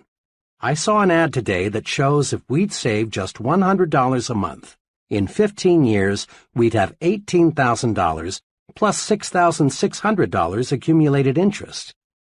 The ad also said it's easier to spend what's left over after savings than it is to save what's left over after spending. If you're game, let's start with 10% of your pay and let's save off the top. We may eat crackers and milk before the month's up, but if we have to, we will. Bill and Janet were cramped for a few months, but soon they were adjusted to their new budget. Now they feel it's just as much fun to spend money on savings as it is to spend it on something else. Want to write a note to a friend? Do it now. Got an idea you think would help your business? Present it now. Live the advice of Benjamin Franklin. Don't put off until tomorrow what you can do today. Remember, thinking in terms of now gets things accomplished. But thinking in terms of someday or sometime usually means failure. One day, I stopped in to see an old business friend. She had just returned from a conference with several of her executives. The moment I looked at her, I could tell there was something she wanted to get off her chest. She had the look of a woman who had suffered real disappointment. "You know," she said, "I called that conference this morning because I wanted some help on a proposed policy change. But what kind of help did I get? I had 6 men in there, and only one of them had anything to contribute. 2 others talked, but what they said was just an echo of what I had said. It was like talking with a bunch of vegetables. I confess it's hard for me to find out what those fellows think." "Really," she went on, "you'd think those fellows would speak up and let me know what they think. After all, it directly affects each of them." My friend didn't get help in the conference. But had you roamed the hall after the meeting broke up, you'd have heard her junior associates making remarks like, "I felt like saying, why didn't someone suggest, I don't think, we ought to go ahead." So, often the vegetables, those who have nothing to say in the conference room, are full of talk after the meeting, when what they've got to say won't make any difference. They're suddenly full of life when it's too late. Business executives want comment. The fellow who hides his light under a bushel hurts himself. Get the speak-up habit. Each time you speak up, you strengthen yourself. Come forward with your constructive ideas. We all know how many college students prepare their assignments. With fine intentions, Joe College sets aside a whole evening for some concentrated study. Here is a general pattern of how, too often, the evening is spent. Joe's ready to begin studying at 7 p.m., but his dinner seems just a bit heavy, so he decides to get in a little TV. A little turns out to be an hour's worth, since the program was pretty good. At 8 p.m., he sits down at his desk, but gets right back up because he just remembered he promised to call his girl. This shoots another 40 minutes. He hadn't talked to her all day. An incoming call takes another 20 minutes. On his way back to his desk, Joe is drawn into a ping-pong game. Another hour gone.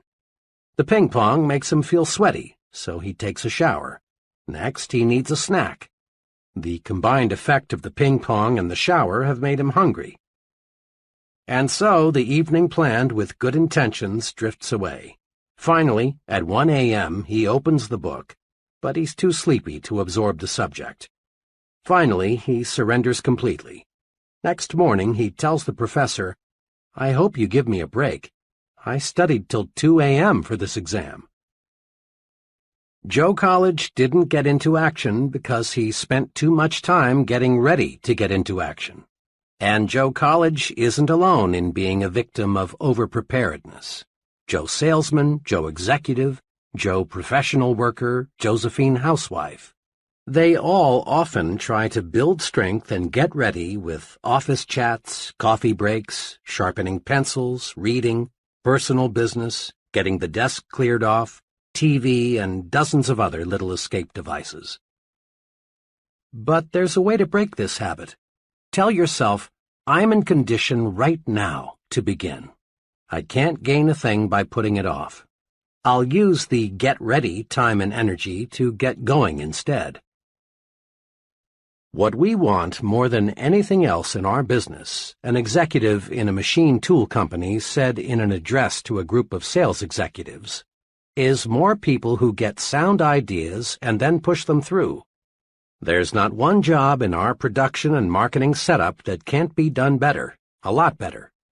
I don't want to infer that we're not doing a good job now. We are. But like all progressive companies, we need new products, new markets, new and more efficient ways of doing things. We depend on people with initiative. They're the ball carriers on our team. Initiative is a special kind of action. It's doing something worthwhile without being told to do it. The person with initiative has a standing invitation to join the high-income brackets in every business and profession. The director of marketing research in a medium-sized drug manufacturing firm told me how he got to be a director of marketing research. It's a good lesson in the power of initiative. 5 years ago, I got an idea, he told me. I was working then as a sort of missionary salesman, calling on wholesalers.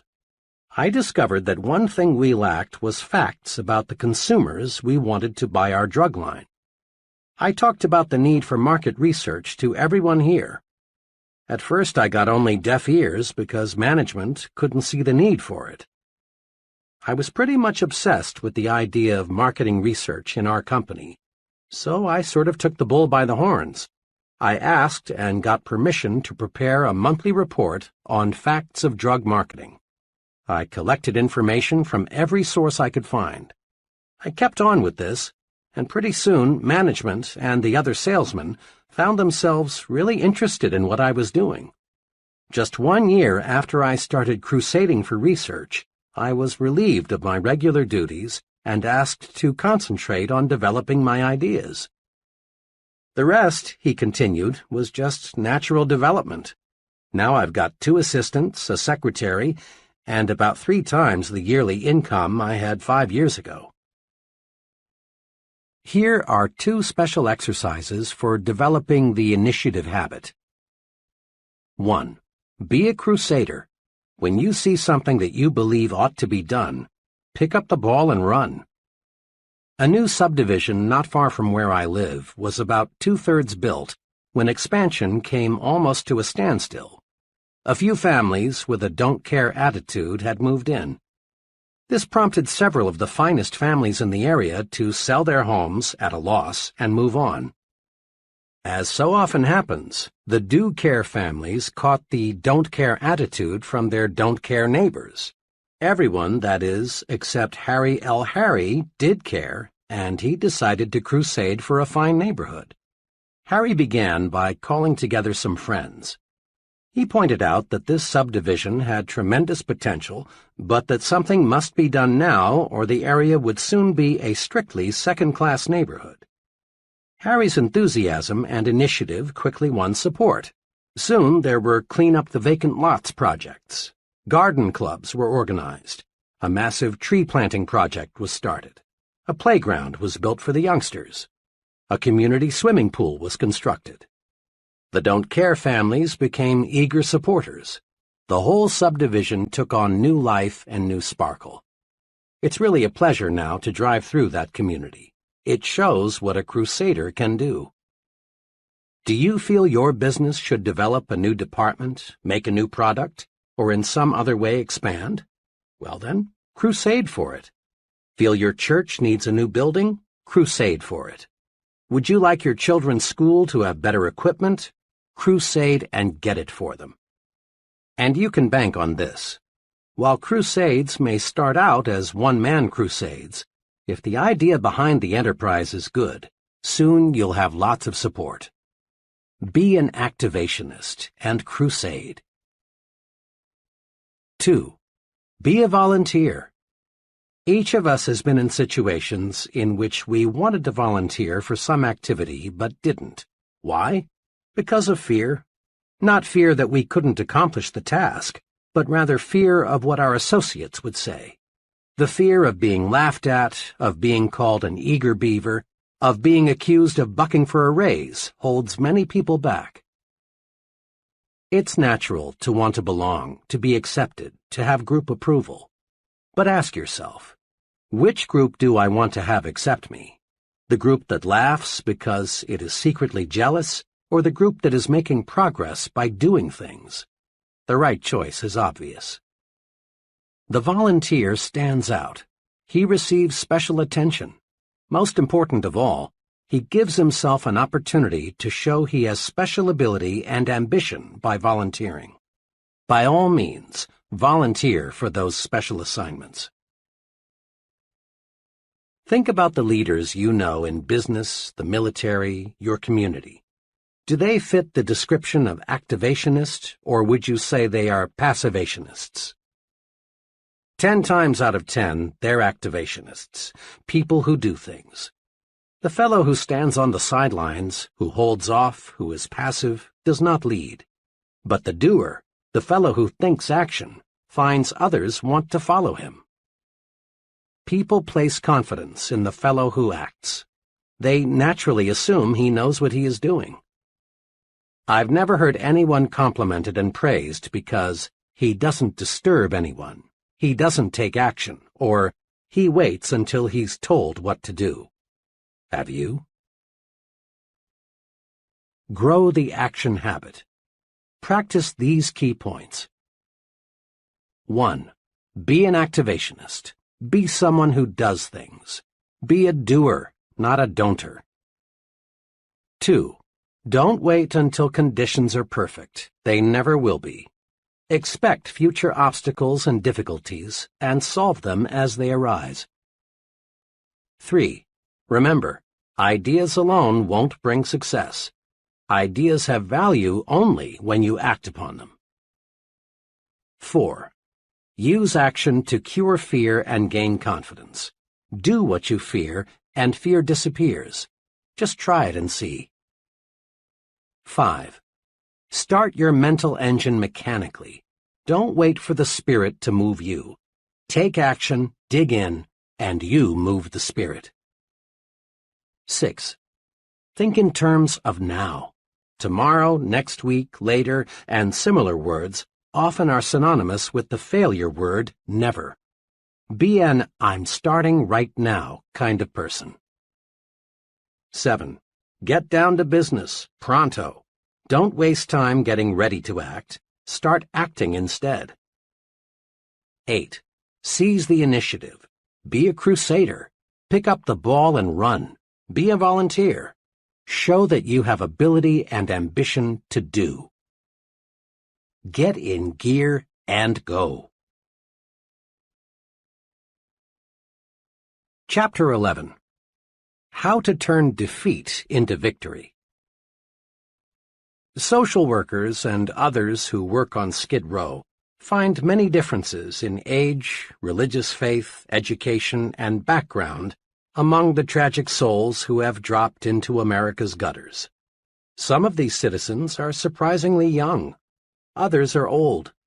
A sprinkling are college graduates. A few have essentially no formal education. Some are married, others are not. But the people on Skid Row do have something in common. Each one is defeated, whipped, beaten. Each one has encountered situations that conquered him. Each is eager, even anxious, to tell you about the situation that wrecked him, about his own private Waterloo. These situations cover the waterfront of human experience, from "my wife ran out on me," to "I lost everything I had and had no place else to go," to "I did a couple of things that made me a social outcast, so I came down here." When we move up from Skid Row into the dominion of Mr. and Mrs. Average American, we see obvious differences in living habits. But again, we discover that Mr. Mediocre gives essentially the same reasons to explain his mediocrity as Mr. Skid Row gave to explain his complete collapse. Inside, Mr. Mediocre feels defeated. He has unhealed wounds suffered in situations that beat him. Now he is super cautious. He plods along, ducking the thrill of living victoriously, discontented with himself. He feels beaten, but tries hard to endure the sentence of mediocrity that fate has handed him. He, too, has surrendered to defeat, but in a reasonably clean, socially accepted way. Now, when we climb upstairs into the uncrowded world of success, we again discover people from every possible background. Corporate executives, leading ministers, government officials, top men in every field, we discover come from poor homes, rich homes, broken homes, cotton patches, cornfields, and slums. These people, who lead every branch of our society, have experienced every tough situation you can describe. It is possible to match every Mr. Skid Row with a Mr. Mediocre and a Mr. Success on every score: age, intelligence, background, nationality, you name it, with one exception. The one thing you can't match them on is their response to defeat. When the fellow we call Mr. Skid Row got knocked down, he failed to get up again. He just lay there, splattered out. Mr. Mediocre got up to his knees, but he crawled away, and when out of sight, ran in the opposite direction, so he'd be sure never to take a beating again. But Mr. Success reacted differently when he got knocked down. He bounced up, learned a lesson, forgot the beating, and moved upward. One of my closest friends is an exceptionally successful management consultant. When you walk into his office, you feel that you are really uptown. The fine furniture, the carpeting, the busy people, the important clients, all tell you his company is prosperous. A cynic might say, "It must have taken a real con man to put across an operation like this." But the cynic would be wrong.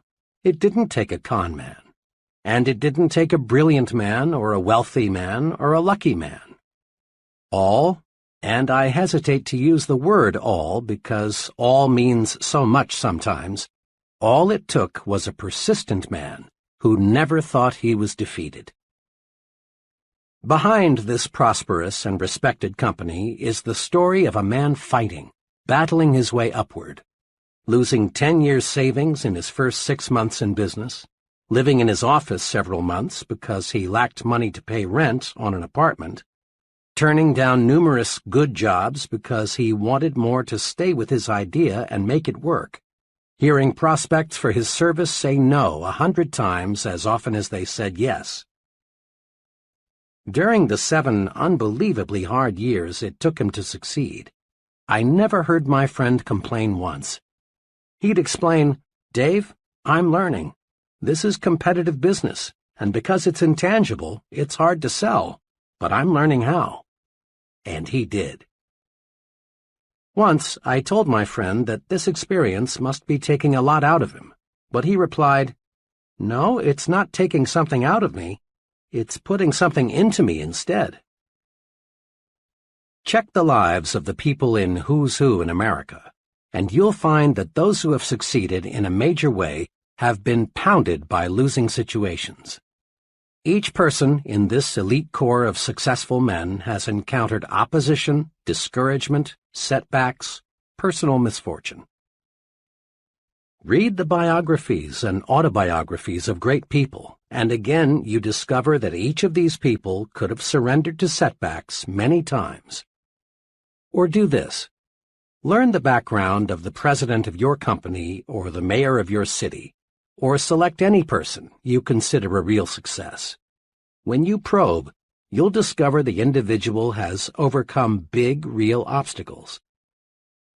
It is not possible to win high-level success without meeting opposition, hardship, and setback. But it is possible to use setbacks to propel you forward. Let's see how. I saw some commercial airline statistics recently showing that there is only one fatality per 10 billion miles flown. Air travel is a magnificently safe way to go these days. Unfortunately, air accidents still occur, but when they do, the Civil Aviation Administration is on the scene quickly to find out what caused the crash. Fragments of metal are picked up from miles around and pieced together. A variety of experts reconstruct what probably happened. Witnesses and survivors are interviewed. The investigation goes on for weeks, months, until the question, what caused this crash, is answered. Once the CAA has the answer, immediate steps are taken to prevent a similar accident from happening again. If the crash was caused by a structural defect, other planes of that type must have that defect corrected. Or if certain instruments are found faulty, corrections must be made. Literally hundreds of safety devices on modern aircraft have resulted from CAA investigations. The CAA studies setbacks to pave the way to safer air travel, and it's obvious that their efforts pay off. Doctors use setbacks to pave the way to better health and longer life. Often, when a patient dies for an uncertain reason, doctors perform a post-mortem to find out why. In this way, they learn more about the functioning of the human body, and lives of other people are saved.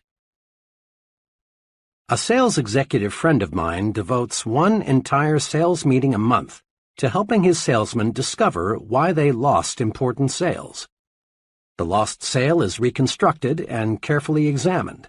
In this way, the salesman learns how to avoid losing similar sales in the future. The football coach who wins more games than he loses goes over the details of each game with his team to point out their mistakes. Some coaches have movies made of each game so the team can literally see its bad moves. The purpose? To play the next game better. CAA officials, successful sales executives, physicians, football coaches, and professionals in every field follow this success principle. Salvage something from every setback.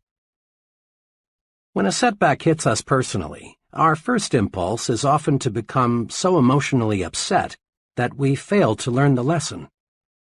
Professors know that a student's reaction to a failing grade provides a clue to his success potential. When I was a professor at Wayne State University in Detroit some years ago, I had no choice but to turn in a failing grade for a graduating senior. This was a real blow to the student. He had already made graduation plans, and canceling was embarrassing. He was left with two alternatives: retake and pass the course and receive his degree at a later graduation, or quit school without earning a degree. I expected that the student would be disappointed, perhaps even somewhat belligerent, when he learned of his setback. I was right. After I explained that his work was far below passing standards, the student admitted that he hadn't put forth a serious effort in the course. But, he continued, my past record is at least average. Can't you consider that? I pointed out that I could not, because we measure performance one course at a time. I added that rigid academic codes prohibited changing grades for any reason other than an honest mistake on the part of the professor. Then the student, realizing that all avenues toward a grade change were closed, became quite angry. Professor, he said, I could name 50 people in this city who've succeeded in a big way without taking this course or even knowing about it. What's so blasted important about this course? Why should a few bad marks in one course keep me from getting my degree? Thank God, he added, they don't look at things on the outside like you professors do. After that remark, I paused for about 45 seconds. I've learned that when you've been sniped at, one fine way to prevent a war of words is to take a long pause before answering. Then I said to my student friend, "Much of what you say is true. There are many, many highly successful people who know absolutely nothing about the subject matter in this course. And it is possible for you to win success without this knowledge. In the total scheme of life, this course content won't make or break you. But your attitude toward this course may." "What do you mean by that?" he asked. "Just this," I answered. "Outside, they grade you just as we grade you. What counts there, just as what counts here, is doing the job. Outside, they won't promote you or pay you more for doing second-class work." I paused again to make certain the point got through. Then I said, "May I make a suggestion? You're highly disappointed now. I can appreciate how you feel. And I don't think any less of you if you're a little sore at me. But look at this experience positively. There's a tremendously important lesson here. If you don't produce, you don't get where you want to go. Learn this lesson, and 5 years from now you'll regard it as one of the most profitable lessons you learned in all the time you invested here." I was glad when I learned a few days later that this student had re-enrolled for the course. This time he passed with flying colors. Afterward, he made a special call to see me to let me know how much he had appreciated our earlier discussion. "I learned something from flunking your course the first time," he said. "It may sound odd, but you know, Professor, now I'm glad I did not pass the first time." We can turn setbacks into victories, find the lesson, apply it, and then look back on defeat and smile. Moviegoers will never forget the great Lionel Barrymore. In 1936, Mr. Barrymore broke his hip. The fracture never healed. Most people thought Mr. Barrymore was finished, but not Mr. Barrymore.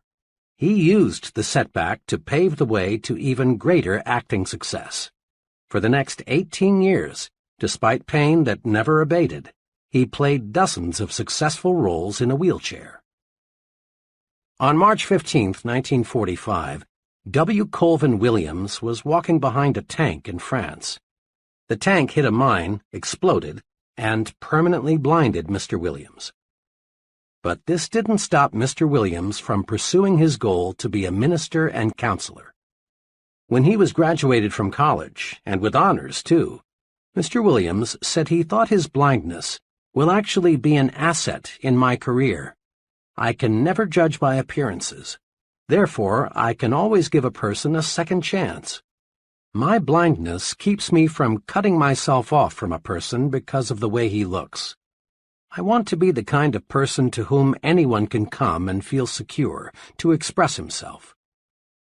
Isn't that a magnificent living example of cruel, bitter defeat being turned into victory? Defeat is only a state of mind, and nothing more. One of my friends, who is a substantial and successful investor in the stock market, carefully appraises each investment decision in the light of his past experiences. One time he told me, "When I first started investing 15 years ago, I really got singed a few times. Like most amateurs, I wanted to get rich quick. Instead, I got broke quick. But that didn't stop me. I knew the basic strengths of the economy, and that over the long pull, well-selected stocks are about the best investment anybody can make. So I just regarded those first bad investments as part of the cost of my education," he laughed. On the other hand, I know a number of people who, having made an unwise investment or two, are strictly anti-securities. Rather than analyze their mistakes and join in a good thing, they reach the completely false conclusion that investing in common stocks is just a form of gambling, and sooner or later everybody loses. Decide right now to salvage something from every setback. Next time things seem to go wrong on the job or at home, calm down and find out what caused the trouble. This is the way to avoid making the same error twice. Being licked is valuable, if we learn from it. We human beings are curious creatures. We're quick to accept full credit for our victories. When we win, we want the world to know about it. It's natural to want others to look at you and say, "There goes the fellow who did such and such." But human beings are equally quick to blame someone else for each setback. It's natural for salesmen to blame customers when sales are lost. It's natural for executives to blame employees or other executives when things get out of gear. It's natural for husbands to blame wives and wives to blame husbands for quarrels and family problems. It is true that in this complex world, others may trip us. But it is also true that more often than not, we trip ourselves. We lose because of personal inadequacy, some personal mistake. Condition yourself for success this way. Remind yourself that you want to be as nearly perfect as is humanly possible. Be objective.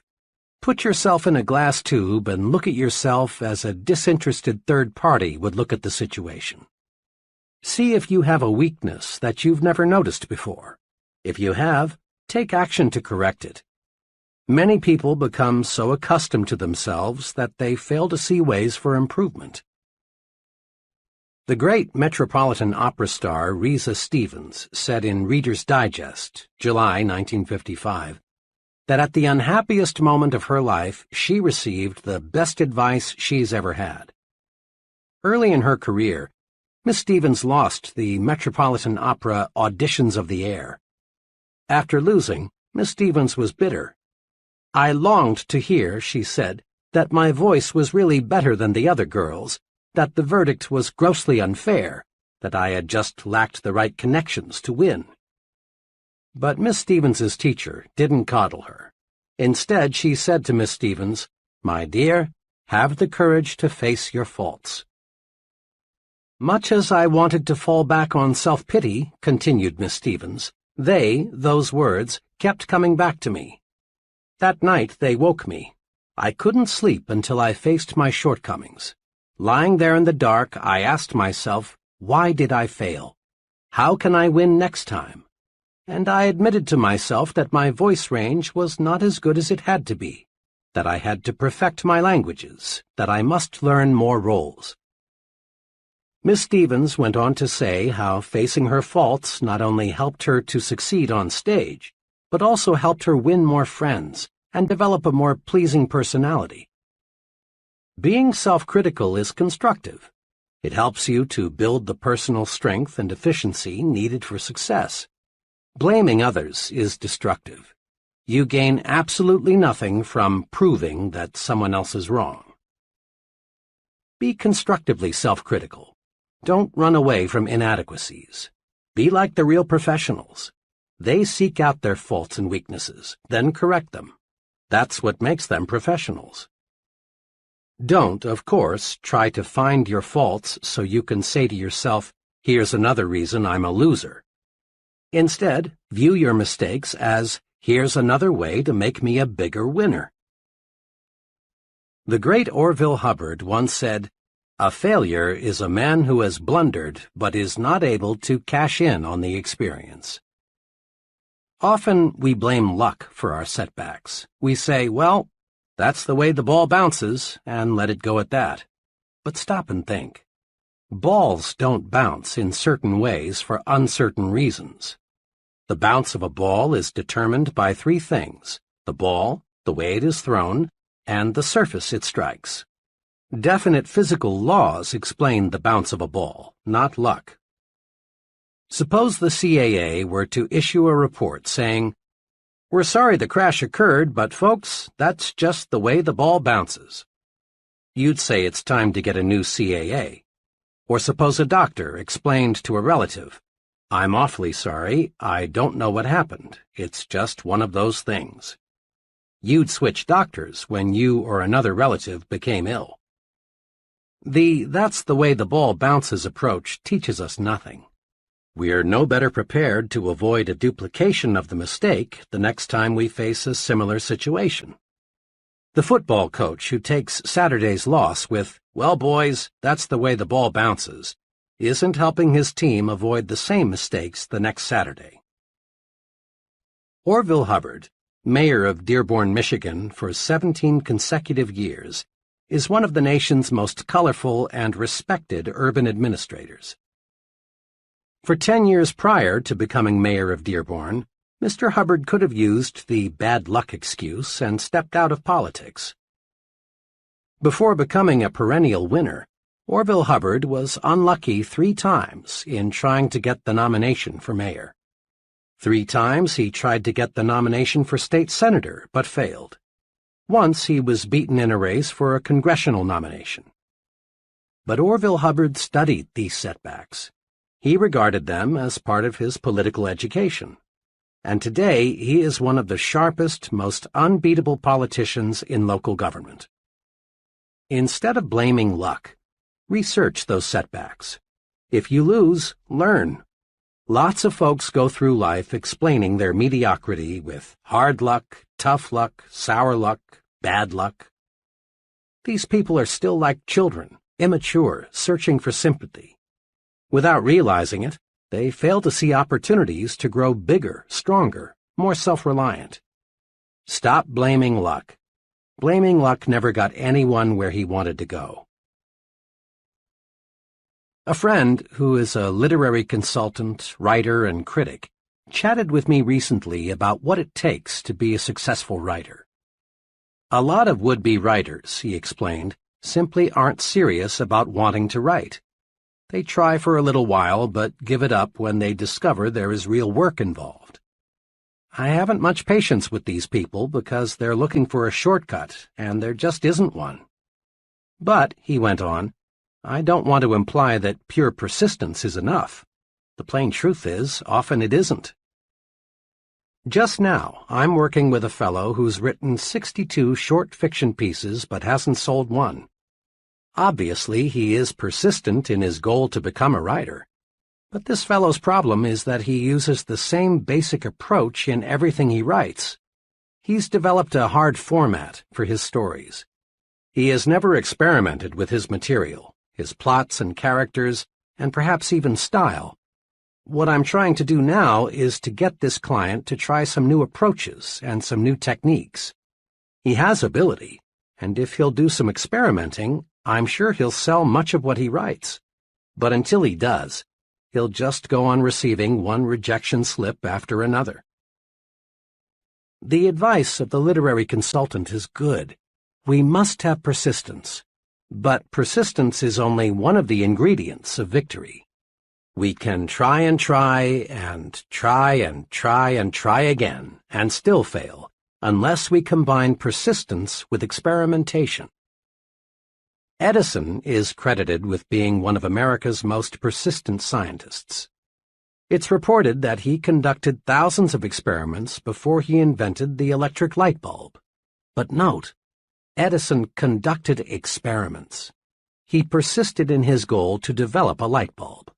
But he made that persistence pay off by blending it with experimentation. Persisting in one way is not a guarantee of victory, but persistence blended with experimentation does guarantee success. Recently, I noticed an article about the continuous search for oil. It said that oil companies study the rock formations carefully before they drill a well. Yet, despite their scientific analysis, 7 out of 8 wells drilled turn out to be dry holes. Oil companies are persistent in their search for oil, not by digging one hole to ridiculous depths, but rather by experimenting with a new well when good judgment says the first well won't produce. Many ambitious people go through life with admirable persistence and show of ambition, but they fail to succeed because they don't experiment with new approaches. Stay with your goal. Don't waver an inch from it. But don't beat your head against a wall. If you aren't getting results, try a new approach. People who have bulldog persistence, who can grab something and not let go, have an essential success quality. Here are 2 suggestions for developing greater power to experiment, the ingredient that, when blended with persistence, gets results. 1. Tell yourself there is a way. All thoughts are magnetic. As soon as you tell yourself, I'm beaten, there's no way to conquer this problem, negative thoughts are attracted, and each of these helps convince you that you are right, that you are whipped.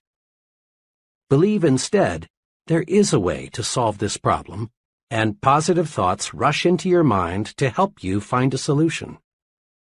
It's believing there is a way that is important.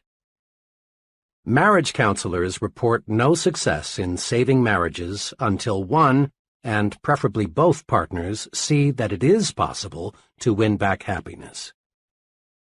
Psychologists and social workers say an alcoholic is doomed to alcoholism until he believes he can beat his thirst. This year, thousands of new businesses are being formed. 5 years from now, only a small portion will be still in operation. Most of those who fail will say, "Competition was just too much. We had no choice but to quit." The real problem is that when most people hit the tar, things are rough barrier, they think only defeat, and so they are defeated. When you believe there is a way, you automatically convert negative energy, let's quit, let's go back, into positive energy, let's keep going, let's move ahead. A problem, a difficulty, becomes unsolvable only when you think it is unsolvable. Attract solutions by believing solutions are possible. Simply refuse to even let yourself say or think that it's impossible. 2. Back off and start afresh. Often we stay so close to a problem for so long that we can't see new solutions or new approaches. An engineer friend was retained a few weeks ago to design a distinctly new aluminum structure. In fact, nothing even resembling it had even been developed or designed before. I saw him just a few days ago, and I asked him how his new building was coming along. "Not too well," he replied. "I guess I haven't spent enough time with my garden this summer. When I live with tough design problems for a long stretch, I've got to get away and let some new ideas soak in." "You'd be surprised," he continued, "to know how many engineering ideas come to me when I'm just sitting beside a tree holding a water hose on the grass." President Eisenhower once was asked at a news conference why he took so many weekend vacations. His answer is good advice for everybody who wants to maximize his creative ability. Mr. Eisenhower said, "I do not believe that any individual, whether he is running General Motors or the United States of America, can do the best job just by sitting at a desk and putting his face in a bunch of papers. Actually, the president ought to be trying to keep his mind free of inconsequential details and doing his own thinking on the basic principles and factors, so that he can make clear and better judgments." A former business associate of mine takes a 72-hour out-of-town vacation with his wife once each month. He found this backing off and starting afresh increased his mental efficiency, thereby making him more valuable to his clients. When you hit a snag, don't throw up the whole project. Instead, back off, get mentally refreshed.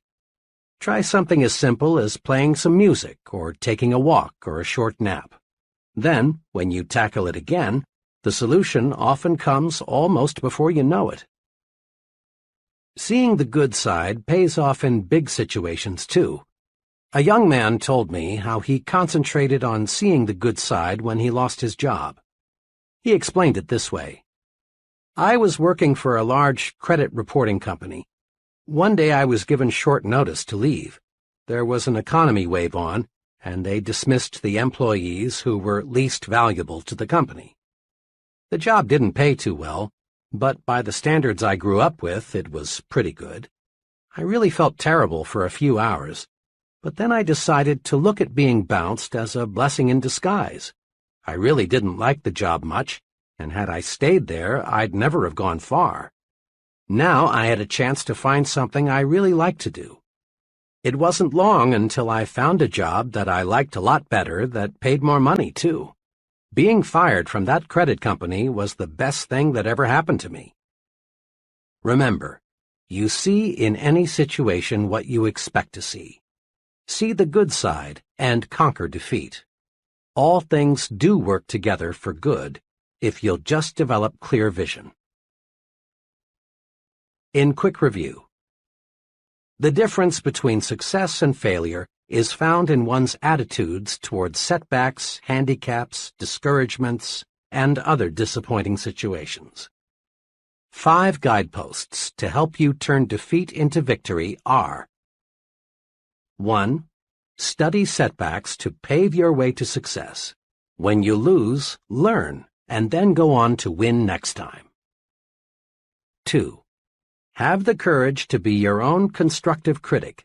Seek out your faults and weaknesses, and then correct them. This makes you a professional. 3. Stop blaming luck. Research every setback. Find out what went wrong. Remember, blaming luck never got anyone where he wanted to go. 4. Blend persistence with experimentation. Stay with your goal, but don't beat your head against a stone wall. Try new approaches. Experiment. 5. Remember, there is a good side in every situation. Find it. See the good side and whip discouragement. Chapter 12. Use goals to help you grow. Every bit of human progress, our inventions, big and little, our medical discoveries, our engineering triumphs, our business successes, were first visualized before they became realities. Baby moons circle the Earth not because of accidental discoveries, but because scientists set conquer space as a goal. A goal is an objective, a purpose. A goal is more than a dream. It's a dream being acted upon. A goal is more than a hazy, "Oh, I wish I could." A goal is a clear, "This is what I'm working toward." Nothing happens, no forward steps are taken, until a goal is established. Without goals, individuals just wander through life. They stumble along, never knowing where they are going, so they never get anywhere. Goals are as essential to success as air is to life. No one ever stumbles into success without a goal. No one ever lives without air. Get a clear fix on where you want to go. Dave Mahoney rose from a low-paying job in the mailroom of an advertising agency to an agency vice president at 27 and president of the Good Humor Company at 33. This is what he says about goals. The important thing is not where you were or where you are, but where you want to get. The Progressive Corporation plans company goals 10 to 15 years ahead. Executives who manage leading businesses must ask, where do we want our company to be 10 years from now? Then they gauge their efforts accordingly. New plant capacity is built not for today's needs, but rather for needs 5 to 10 years in the future. Research is undertaken to develop products that won't appear for a decade or longer. The modern corporation does not leave its future to chance, should you? Each of us can learn a precious lesson from the forward-looking business. We can and should plan at least 10 years ahead. You must form an image now of the person you want to be 10 years from now, if you are to become that image. This is a critical thought. Just as the business that neglects to plan ahead will be just another business, if it even survives, the individual who fails to set long-range goals will most certainly be just another person lost in life's shuffle. Without goals, we cannot grow. Let me share with you an example of why we must have long-run goals to achieve real success. Just last week, a young man, let me call him FB, came to me with a career problem. FB looked well-mannered and intelligent. He was single and had finished college 4 years ago. We talked for a while about what he was doing now, his education, his aptitudes, and general background. Then I said to him, "You came to see me for help on making a job change. What kind of job are you looking for?" "Well," he said, "that's what I came to see you about. I don't know what I want to do." His problem, of course, was a very common one, but I realized that just to arrange for the young man to have interviews with several possible employers would not help him. Trial and error is a pretty poor way to select a career. With dozens of career possibilities, the odds of stumbling into the right choice are several dozen to 1. I knew I had to help FB see that before he starts going someplace career-wise, he's got to know where that someplace is. So I said, "Let's look at your career plan from this angle. Will you describe for me your image of yourself 10 years from now?" FB, obviously studying the question, finally said, "Well, I guess I want what just about everyone else wants, a good job that pays well and a nice home. Really, though," he continued, "I haven't given it too much thought." This, I assured him, was quite natural. I went on to explain that his approach to selecting a career was like going to an airline ticket counter and saying, "Give me a ticket." The people selling the tickets just can't help you unless you give them a destination. So I said, "And I can't help you find a job until I know what your destination is, and only you can tell me that." This jarred FB into thinking. We spent the next 2 hours not talking about the merits of different kinds of jobs, but rather discussing how to set goals. FB learned, I believe, the most important lesson in career planning. Before you start out, know where you want to go. Like the Progressive Corporation, plan ahead. You are, in a sense, a business unit. Your talent, skills, and abilities are your products. You want to develop your products so they command the highest possible price. Forward planning will do it. Here are 2 steps that will help. First, visualize your future in terms of 3 departments: work, home, and social.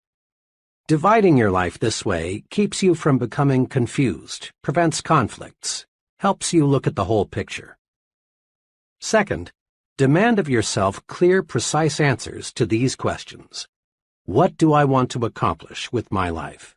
What do I want to be? And what does it take to satisfy me? Using this planning guide will help. An image of me 10 years from now.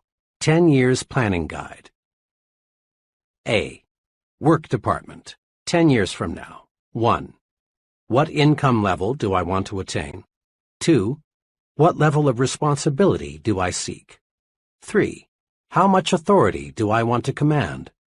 4. What prestige do I expect to gain from my work? B. Home department, 10 years from now. 1. What kind of standard of living do I want to provide for my family and myself? 2. What kind of house do I want to live in? 3. What kind of vacations do I want to take? 4. What financial support do I want to give my children in their early adult years? C. Social department, 10 years from now. 1. What kinds of friends do I want to have? 2. What social groups do I want to join? 3. What community leadership positions would I like to hold? 4.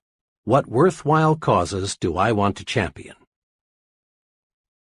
A few years ago, my young son insisted the 2 of us build a doghouse for Peanut, an intelligent pup of dubious pedigree and my son's pride and joy. His persistence and enthusiasm won, so we proceeded to build a home Peanut could call her own. Our combined carpentry talent equaled 0, and the end product clearly reflected that fact. Shortly afterward, a good friend stopped by, and upon seeing what we had done, asked, "What's that you've stuck up there among the trees? That's not a doghouse, is it?" I replied that it was. Then he pointed out just a few of our mistakes and summed it all up with, "Why didn't you get a plan?" Nobody these days builds a doghouse without a blueprint. And please, as you visualize your future, don't be afraid to be blue sky. People these days are measured by the size of their dreams. No one accomplishes more than he sets out to accomplish. So visualize a big future. Here is a word-for-word excerpt from the life plan of one of my former trainees. Listen to it. Note how well this fellow visualized his home future. As he wrote this, it is obvious he really saw himself in the future. My home goal is to own a country estate. The house will be of the typical Southern manor type, 2 stories, white columns and all. We will have the grounds fenced in, and probably we'll have a fish pond or 2 on the place, as my wife and I both enjoy fishing. We will keep our Doberman kennels back of the house somewhere. The thing I have always wanted is a long winding driveway with trees lining each side. But a house is not necessarily a home. I am going to do everything I can to make our house more than just a place to eat and sleep. Of course, we do not intend to leave God out of our plans, and throughout the years we will spend a certain amount of time in church activities.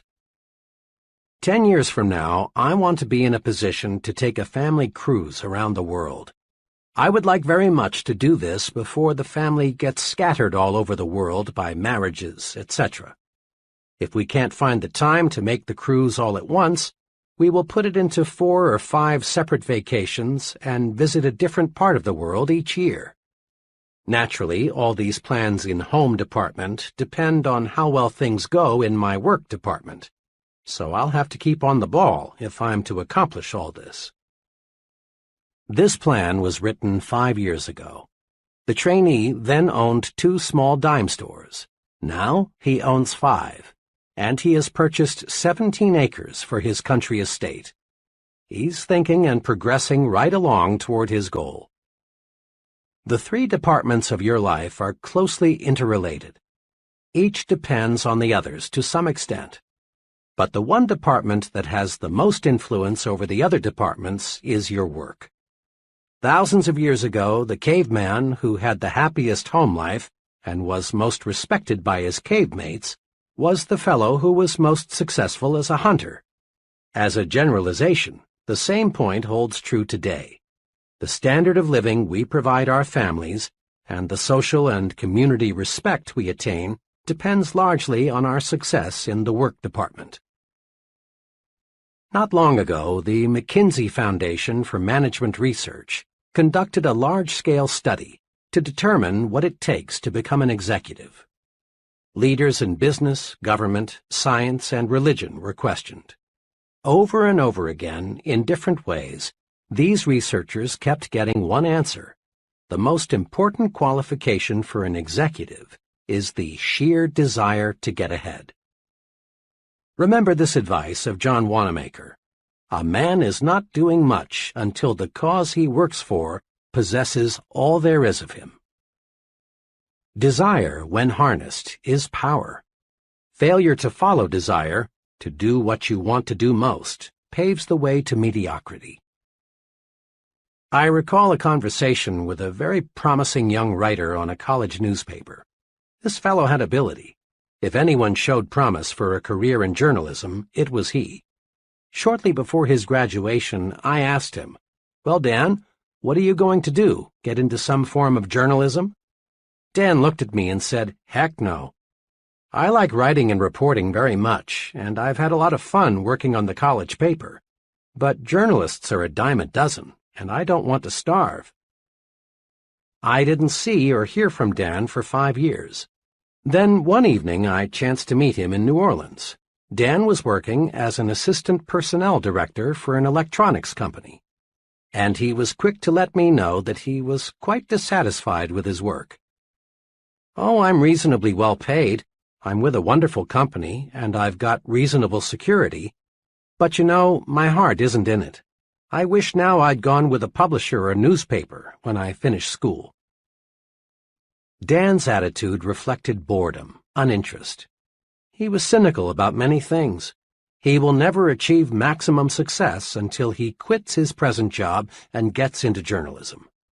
Success requires heart and soul effort, and you can put your heart and soul only into something you really desire. Had Dan followed his desire, he could have risen to the very top in some phase of communication. And over the long pull, he would have made much more money and achieved far more personal satisfaction than he will find in his present kind of work.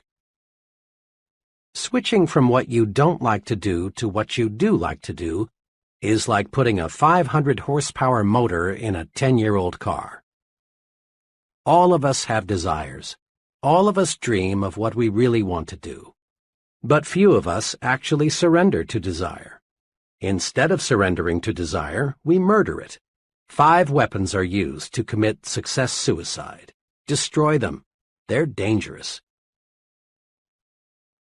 1. Self-depreciation. You have heard dozens of people say, "I would like to be a doctor, or an executive, or a commercial artist, or in business for myself, but I can't do it. I lack brains. I'd fail if I tried. I lack the education and/or experience." Many young folks destroy desire with the old negative self-depreciation. 2. Security-itis. Persons who say, "I've got security where I am," use the security weapons to murder their dreams. 3. Competition. The field is already overcrowded. People in that field are standing on top of each other, are remarks which kill desire fast. 4. Parental dictation. I've heard hundreds of young people explain their career choice with, "I'd really like to prepare for something else, but my parents want me to do this, so I must." Most parents, I believe, do not intentionally dictate to their children what they must do. What all intelligent parents want is to see their children live successfully.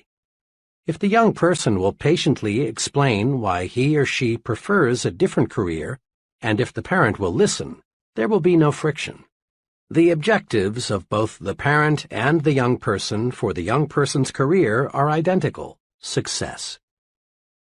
5. Family responsibility. The attitude of, "It would have been wise for me to change over 5 years ago, but now I've got a family and I can't change," illustrates this kind of desire murder weapon. Throw away those murder weapons. Remember, the only way to get full power, to develop full go force, is to do what you want to do. Surrender to desire and gain energy, enthusiasm, mental zip, and even better health. And it's never too late to let desire take over. The overwhelming majority of really successful people work much longer than 40 hours a week, and you don't hear them complain of overwork. Successful people have their eyes focused on a goal, and this provides energy. The point is this: energy increases, multiplies, when you set a desired goal and resolve to work toward that goal. Many people, millions of them, can find new energy by selecting a goal and giving all they've got to accomplish that goal. Goals cure boredom. Goals even cure many chronic ailments. Let's probe a little deeper into the power of goals. When you surrender yourself to your desires, when you let yourself become obsessed with a goal, you receive the physical power, energy, and enthusiasm needed to accomplish your goal. But you receive something else, something equally valuable. You receive the automatic instrumentation needed to keep you going straight to your objective. The most amazing thing about a deeply entrenched goal is that it keeps you on course to reach your target. This isn't double talk. What happens is this: when you surrender to your goal, the goal works itself into your subconscious mind. Your subconscious mind is always in balance. Your conscious mind is not, unless it is in tune with what your subconscious mind is thinking. Without full cooperation from the subconscious mind, a person is hesitant, confused, indecisive. Now, with your goal absorbed into your subconscious mind, you react the right way automatically.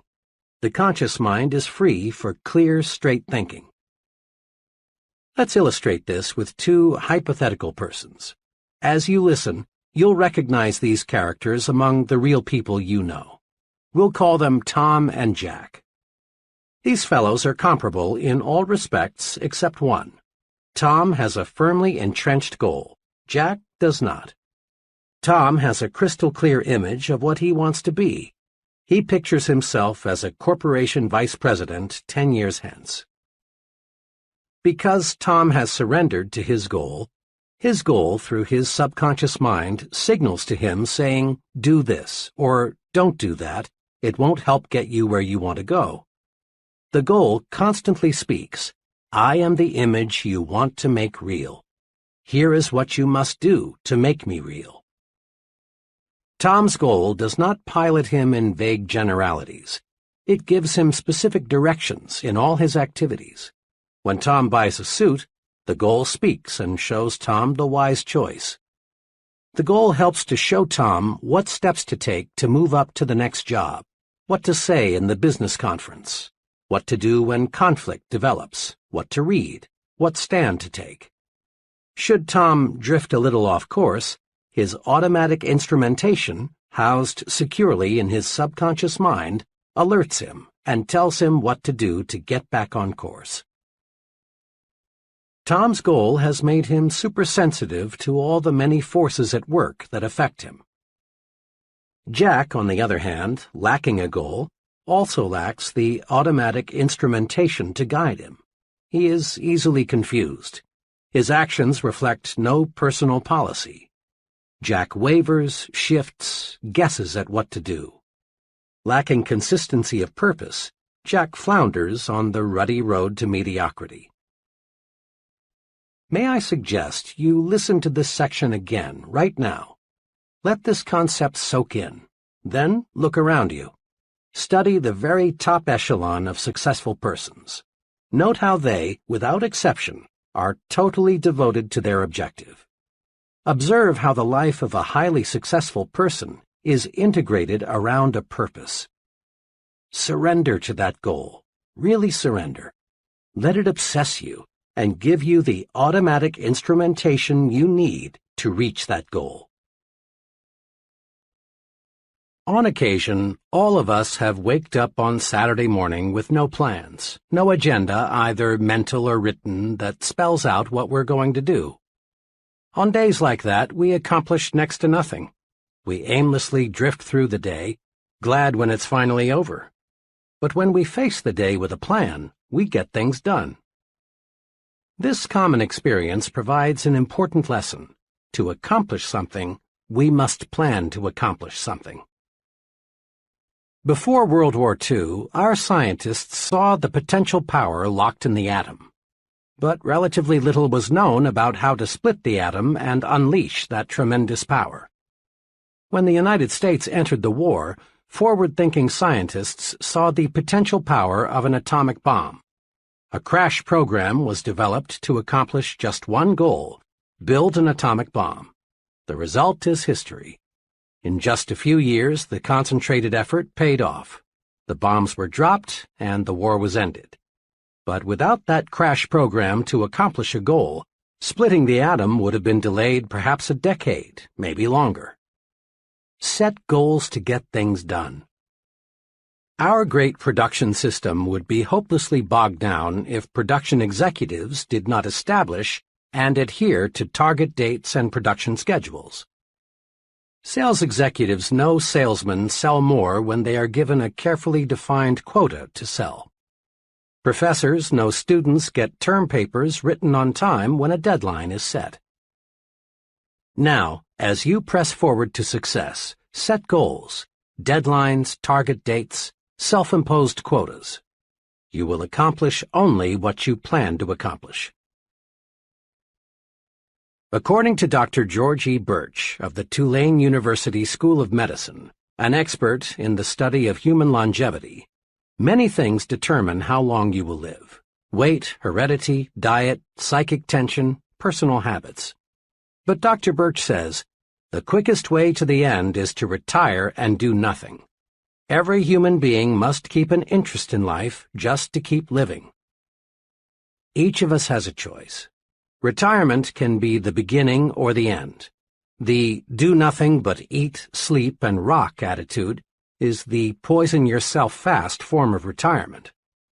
Most folks who regard retirement as the end of purposeful living soon find retirement is the end of life itself. With nothing to live for, no goals, people waste away fast. The other extreme, the sensible way to retire, is the I'm going to pitch right in and start fast method. One of my finest friends, Lou Gordon, has chosen this way to retire. Lou's retirement several years ago as a vice president of Atlanta's biggest bank was really commencement day for him. He established himself as a business consultant, and his pace is amazing. Now in his 60s, he serves numerous clients and is in national demand as a speaker. One of his special projects is helping to build Pi Sigma Epsilon, a young but fast-growing fraternity for professional salesmen and sales executives. Every time I see Lou, he seems younger. He's a young 30 in spirit. Few people I know of any age are reaping more from life than this senior citizen who resolved not to go out to pasture. And the Lou Gordons aren't the boring old grumps feeling sorry for themselves because they're old. Goals, intense goals, can keep a person alive when nothing else will. Mrs. D, the mother of a college friend of mine, contracted cancer when her son was only 2. To darken matters, her husband had died only 3 months before her illness was diagnosed. Her physicians offered little hope.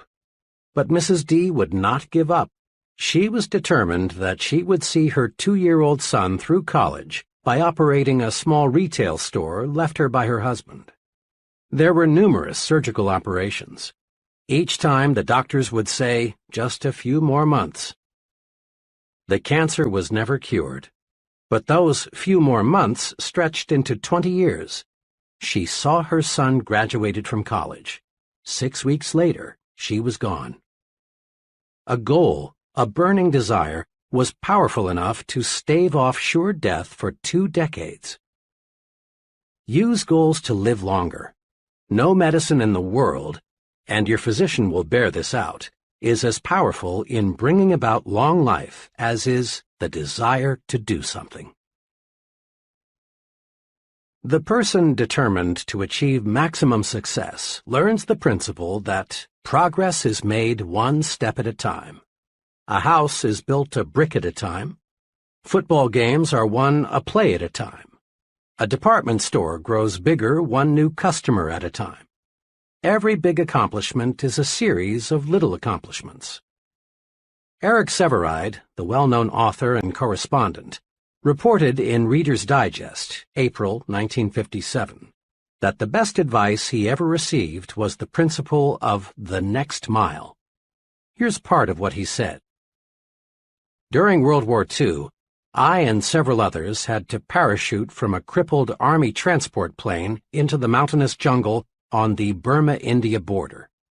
It was several weeks before an armed relief expedition could reach us, and then we began a painful, plodding march out to civilized India. We were faced by a 140-mile trek over mountains in August heat and monsoon rains. In the first hour of the march, I rammed a boot nail deep into one foot. By evening, I had bleeding blisters the size of a 50-cent piece on both feet. Could I hobble 140 miles? Could the others, some in worse shape than I, complete such a distance? We were convinced we could not, but we could hobble to that ridge, we could make the next friendly village for the night, and that, of course, was all we had to do. When I relinquished my job and income to undertake a book of 250,000 words, I could not bear to let my mind dwell on the whole scope of the project. I would surely have abandoned what has become my deepest source of professional pride. I tried to think only of the next paragraph, not the next page, and certainly not the next chapter. Thus, for 6 solid months, I never did anything but set down one paragraph after another. The book wrote itself. Years ago, I took on a daily writing and broadcasting chore that has totaled, now, more than 2,000 scripts.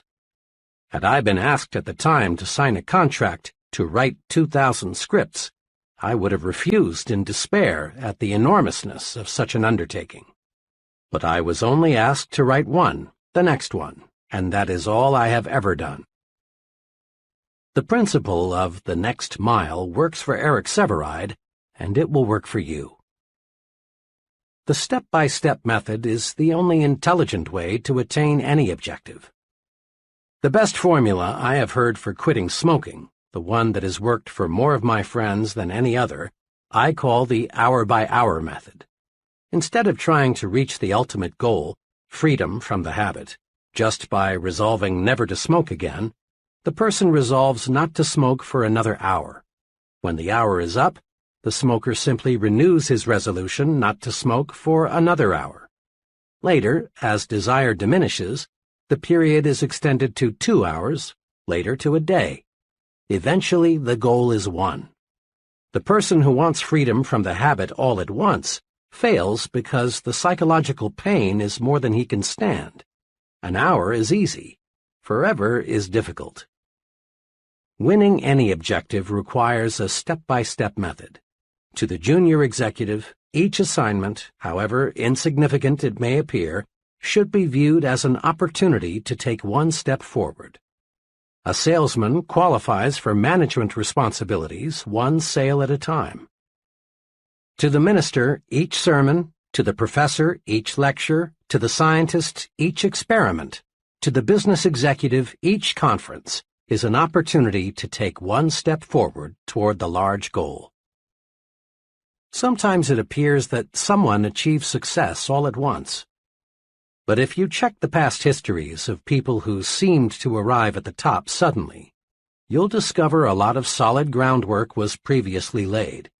And those successful people who lose fame as fast as they found it simply were phonies who had not built a solid foundation. Just as a beautiful building is created from pieces of stone, each of which in itself appears insignificant, in like manner the successful life is constructed. Do this. Start marching toward your ultimate goal by making the next task you perform, regardless of how unimportant it may seem, a step in the right direction. Commit this question to memory and use it to evaluate everything you do. Will this help take me where I want to go? If the answer is no, back off. If yes, press ahead. It's clear we do not make one big jump to success. We get there one step at a time. An excellent plan is to set monthly quotas for accomplishment. Here is a guide to help achieve these goals. Examine yourself. Decide what specific things you should do to make yourself more effective. Then, when the 30-day period is up, check your progress and build a new 30-day goal. Always keep working on the little things to get you in shape for the big things. 30-Day Improvement Guide. Between now and the next 30 days, I will A. Break these habits. Suggestions. 1. Putting off things. 2. Negative language. 3. Watching TV more than 60 minutes per day. 4. Gossip. B. Acquire these habits. Suggestions. 1. A rigid morning examination of my appearance. 2. Plan each day's work the night before. 3. Compliment people at every possible opportunity. C. Increase my value to my employer in these ways. Suggestions. 1. Do a better job of developing my subordinates. 2. Learn more about my company, what it does, and the customers it serves. 3. Make 3 specific suggestions to help my company become more efficient. D. Increase my value to my home in these ways. Suggestions. 1. Show more appreciation for the little things my wife does that I've been taking for granted. 2. Once each week, Do something special with my whole family. 3. Give 1 hour each day of my undivided attention to my family. E. Sharpen my mind in these ways. Suggestions. 1. Invest 2 hours each week in reading professional magazines in my field. 2. Read 1 self-help book. 3. Make 4 new friends. 4. Spend 30 minutes daily in quiet, undisturbed thinking. Next time you see a particularly well-poised, well-groomed, clear-thinking, effective person, remind yourself that he wasn't born that way. Lots of conscious effort, invested day by day, made the person what he is. Building new positive habits and destroying old negative habits is a day-by-day process. Create your first 30-day improvement guide right now. Often, when I discuss setting goals, someone comments along these lines. I see that working toward a purpose is important, but so often things happen that upset my plans. It's true that many factors outside your control do affect your destination. There may be serious illness or death in your family, the job you're gunning for may be dissolved, you may meet with an accident. So here is a point we must fix firmly in mind. Prepare to take detours in stride. If you are driving down a road and you come to a road closed situation, you wouldn't camp there, nor would you go back home. The road closed simply means you can't go where you want to go on this road. You'd simply find another road to take you where you want to go. Observe what military leaders do. When they develop a master plan to take an objective, they also map out alternative plans. If something unforeseen happens that rules out Plan A, they switch to Plan B. You rest easy in an airplane even though the airport where you plan to land is closed in because you know the fellow up there driving the plane has alternative landing fields and a reserve fuel supply. It's a rare person who has achieved high-level success who has not had to take detours, many of them. When we detour, we don't have to change our goals, we just travel a different route. You've probably heard many persons say something like, "Oh, how I wish I had bought XX stock back in 19 blank. I'd have a pile of money today." Normally, people think of investing in terms of stocks or bonds, real estate, or some other type of property. But the biggest and most rewarding kind of investment is self-investment, purchasing things that build mental power and proficiency. The progressive business knows that how strong it will be 5 years from now depends not on what it does 5 years in the future, but rather on what it does, invests, this year. Profit comes from only one source, investment. There's a lesson for each of us. To profit, to get the extra reward above a normal income in the years ahead, we must invest in ourselves. We must invest to achieve our goals. Here are 2 sound self-investments that will pay handsome profits in the years ahead. 1. Invest in education. True education is the soundest investment you can make in yourself. But let's be sure we understand what education really is. Some folks measure education by the number of years spent in school or the number of diplomas, certificates, and degrees earned. But this quantitative approach to education doesn't necessarily produce a successful person. Ralph J. Cordiner, chairman of General Electric, expressed the attitude of top business management toward education this way. 2 of our most outstanding presidents, Mr. Wilson and Mr. Coffin, never had an opportunity to attend college. Although some of our present officers have doctor's degrees, 12 out of 41 have no college degrees. We are interested in competency, not diplomas. A diploma or degree may help you get a job, but it will not guarantee your progress on the job. Business is interested in competency, not diplomas. To others, education means the quantity of information a person has stashed away in his brain.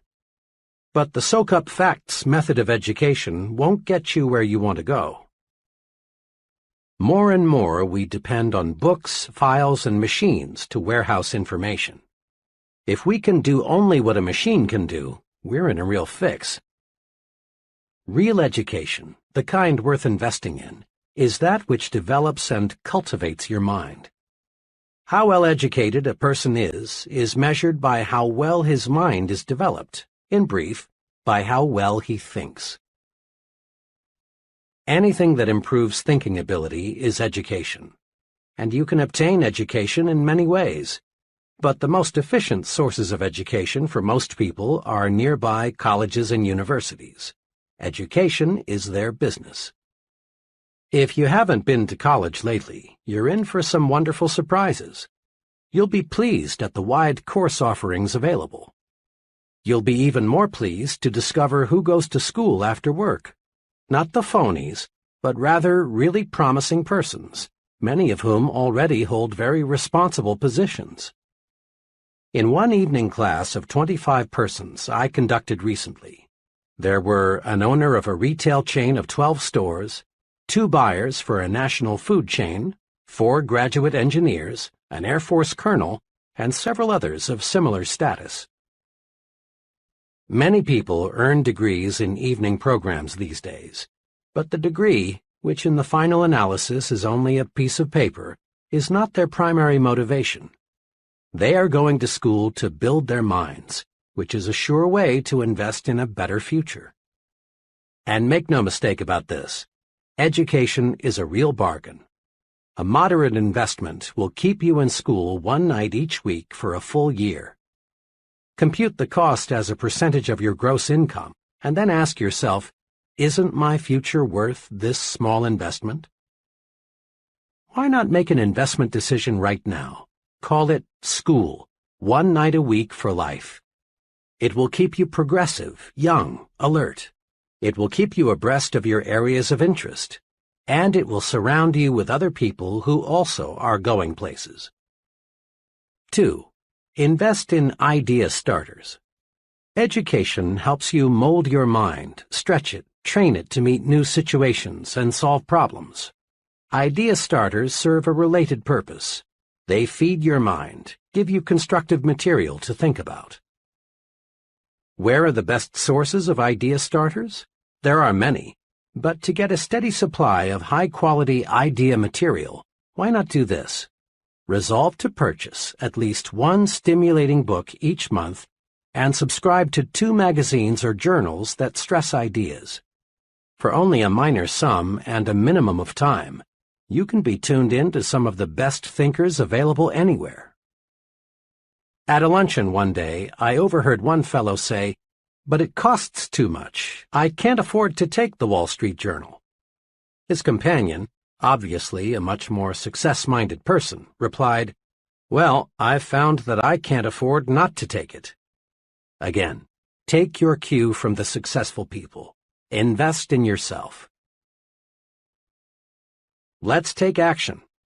Now, in a quick recap, put these success-building principles to work. 1. Get a clear fix on where you want to go. Create an image of yourself 10 years from now. 2. Write out your 10-year plan. Your life is too important to be left to chance.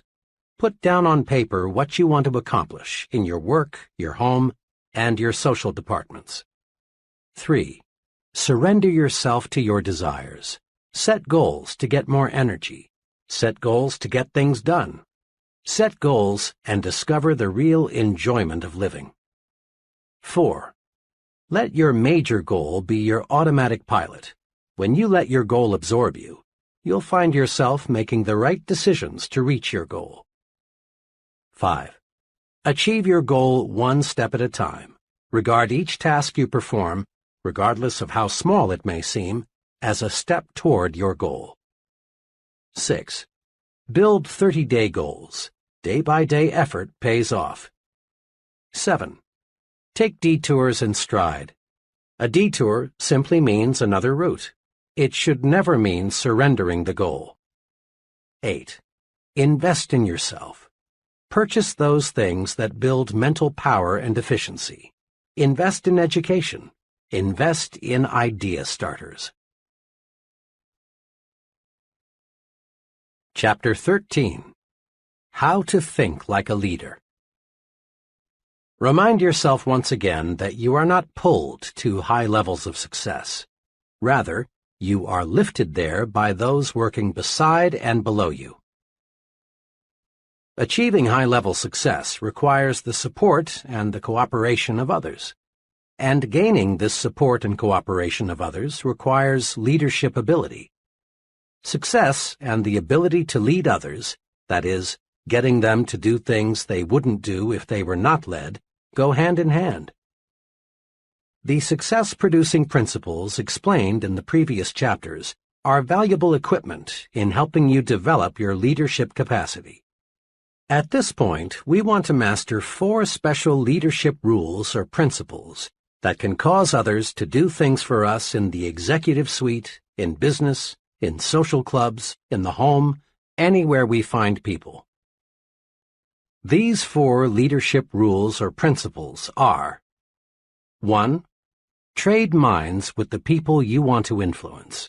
2. Think. What is the human way to handle this? 3. Think progress, believe in progress, push for progress. 4. Take time out to confer with yourself and develop your supreme thinking power. Practicing these rules produces results. Putting them to use in everyday situations takes the mystery out of that gold-plated word, leadership. Let's see how. Leadership rule number 1. Trade minds with the people you want to influence. Trading minds with the people you want to influence is a magic way to get others, friends, associates, customers, employees, to act the way you want them to act. Study these 2 case histories and see why. Ted B. worked as a television copywriter and director for a large advertising agency. When the agency obtained a new account, a children's shoe manufacturer, Ted was assigned responsibility for developing several TV commercials. A month or so after the campaign had been launched, it became clear that the advertising was doing little or nothing to increase product movement in retail outlets. Attention was focused on the TV commercials because in most cities only television advertising was used. Through research of television viewers, they found that about 4% of the people thought it was simply a great commercial, one of the best, these 4% said. The remaining 96% were either indifferent to the commercials or, in plain language, thought they smelled. Hundreds of comments like these were volunteered. It's wacky. The rhythm sounds like a New Orleans band at 3 a.m. My kids like to watch most TV commercials, but when that shoe thing comes on, they go to the bathroom or refrigerator. I think it's too uppity up. Seems to me someone's trying to be too clever.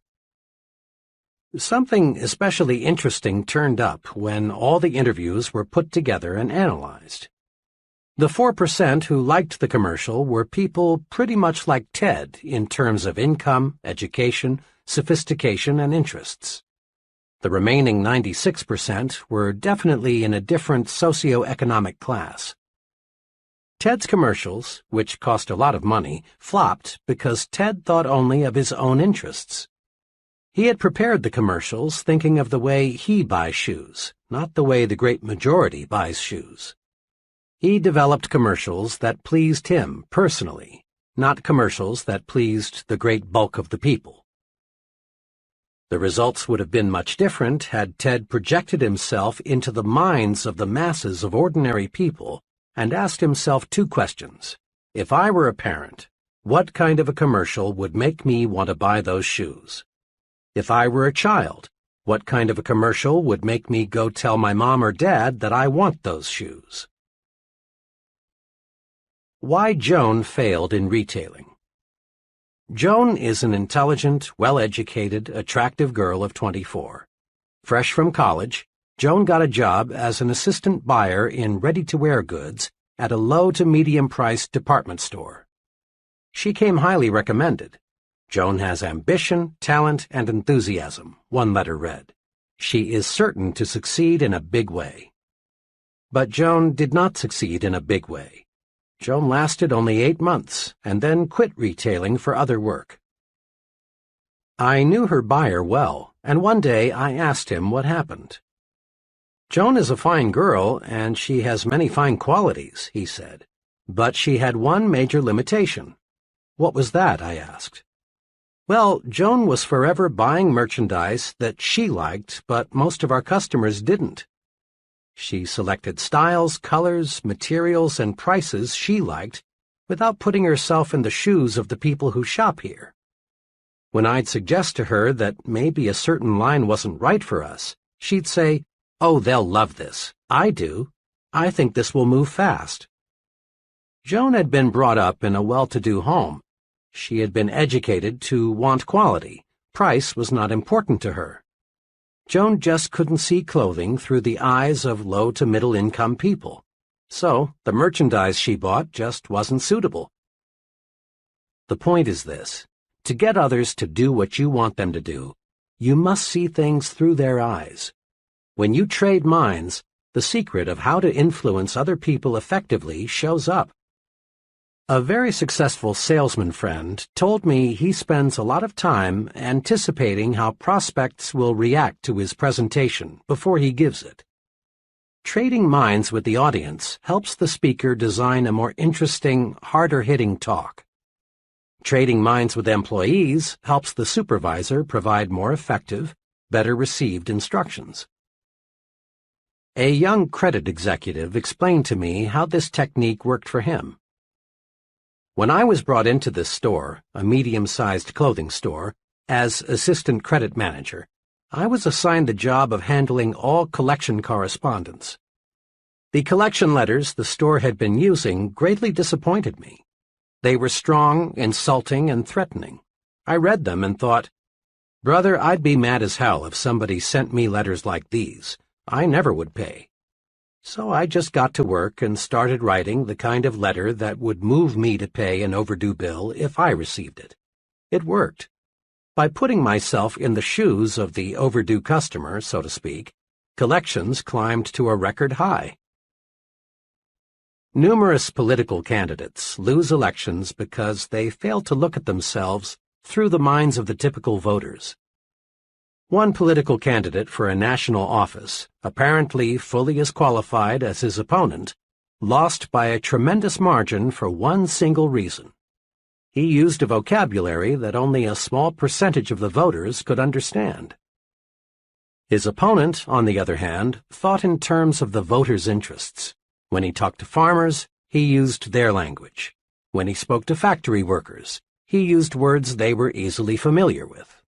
When he spoke on TV, he addressed himself to Mr. Typical Voter, not to Dr. College Professor. Keep this question in mind. What would I think of this if I exchanged places with the other person? It paves the way to more successful action. Thinking of the interests of the people we want to influence is an excellent thought rule in every situation. A few years ago, a small electronics manufacturer developed a fuse that would never blow out.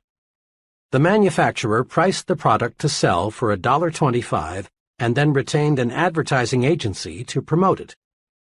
The account executive placed in charge of the advertising immediately became intensely enthusiastic. His plan was to blanket the country with mass advertising on TV, radio, and newspapers. "This is it," he said. "We'll sell 10 million the first year." His advisors tried to caution him, explaining that fuses are not a popular item, they have no romantic appeal, and people want to get by as cheaply as possible when they buy fuses. "Why not," the advisors said, "use selected magazines and sell it to the high income levels?" They were overruled, and the mass campaign was underway, only to be called off in 6 weeks because of disappointing results. The trouble was this: the advertising executive looked at the high-priced fuses with his eyes, the eyes of a high-income person. He failed to see the product through the eyes of the mass market income levels.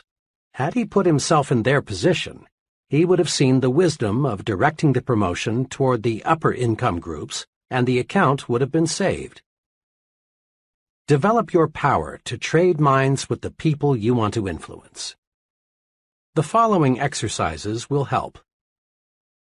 Practice trading minds exercises. Situation: giving someone work instructions. For best results, ask yourself, looking at this from the viewpoint of someone who is new to this, have I made myself clear? Situation: writing an advertisement.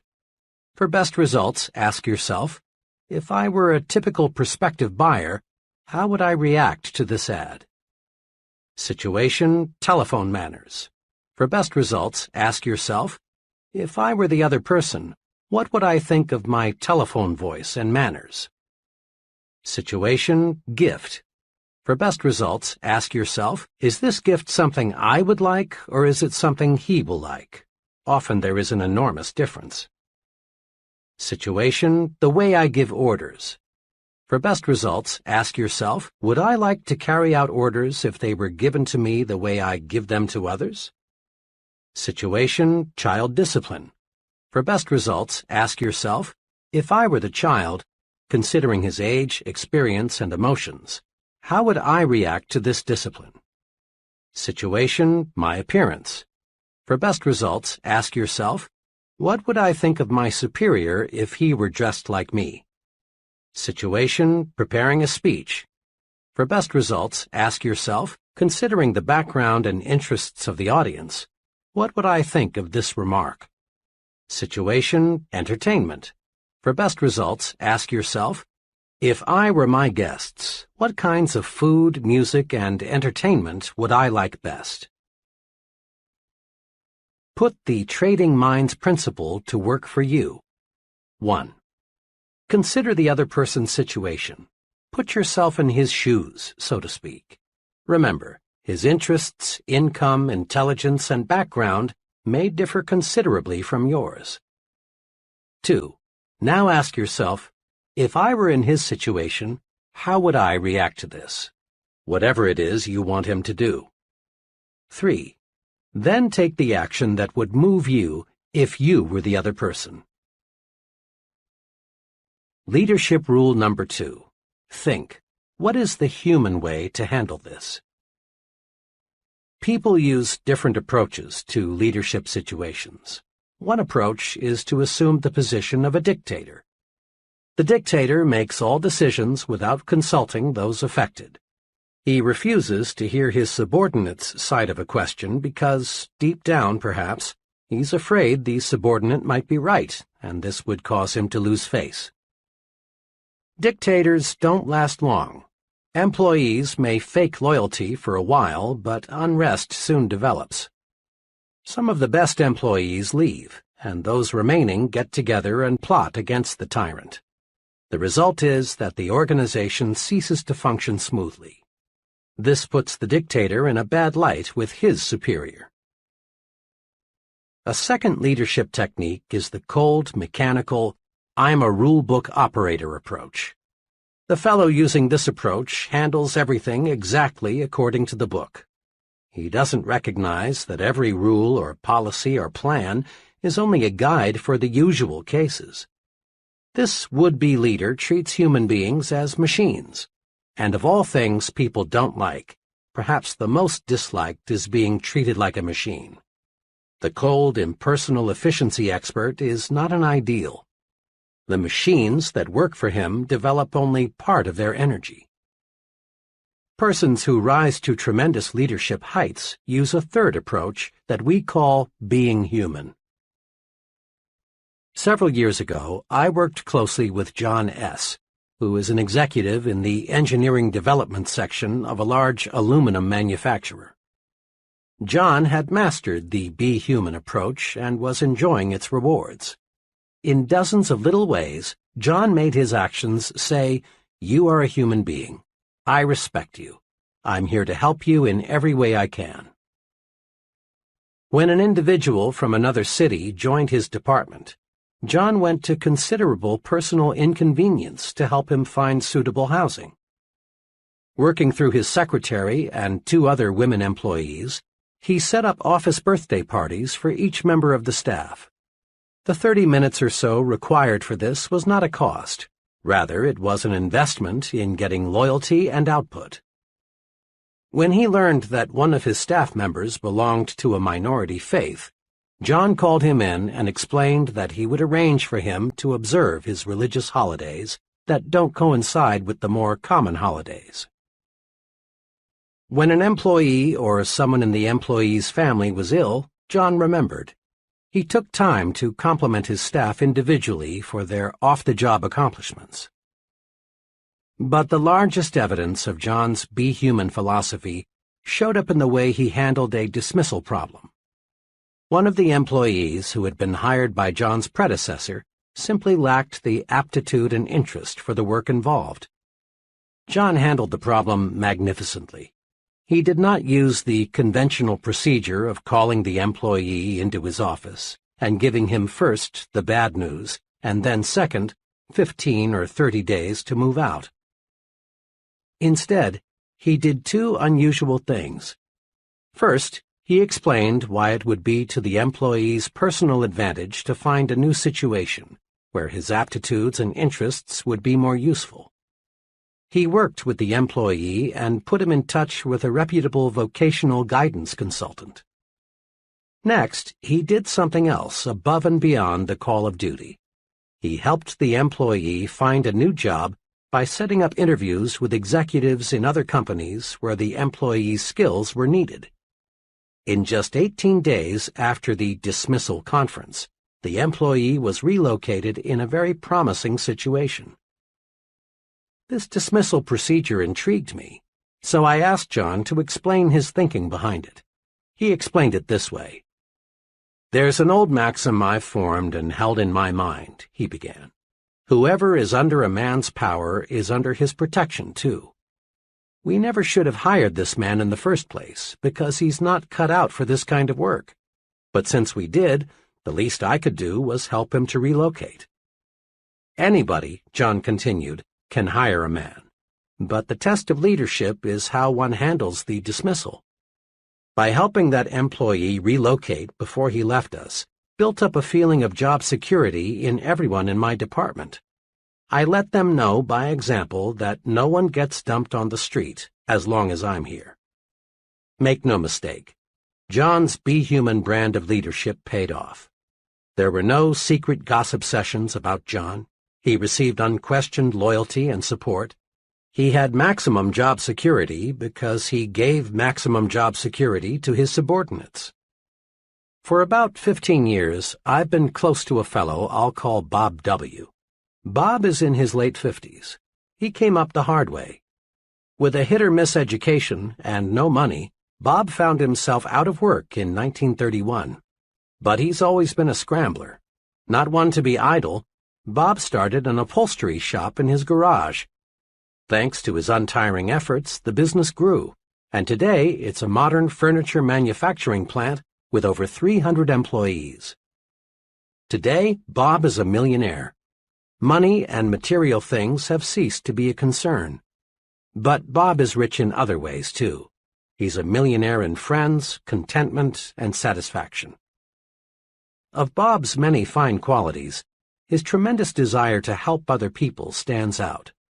Bob is human, and he's a specialist in treating others the way human beings want to be treated.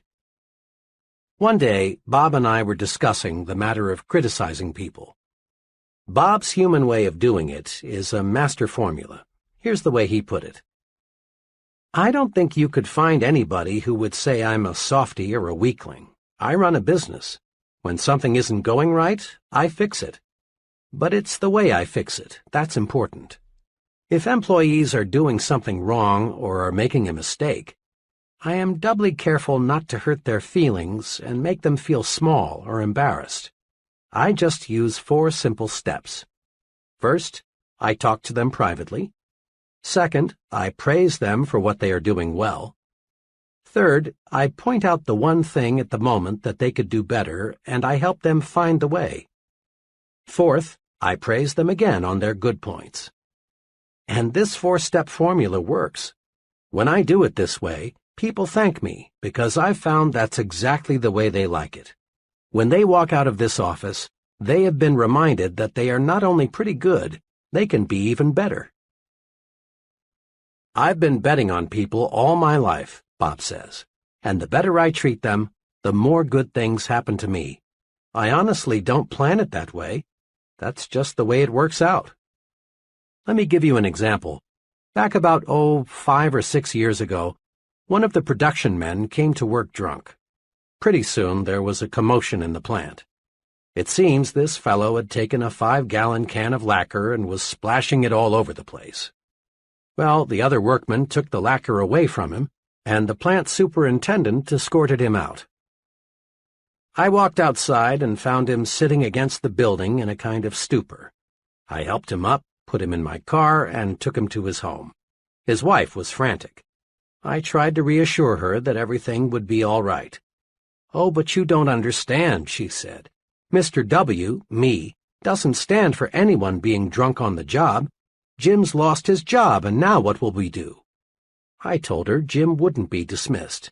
She asked how I knew. The reason, I explained, is because I'm Mr. W. She almost fainted.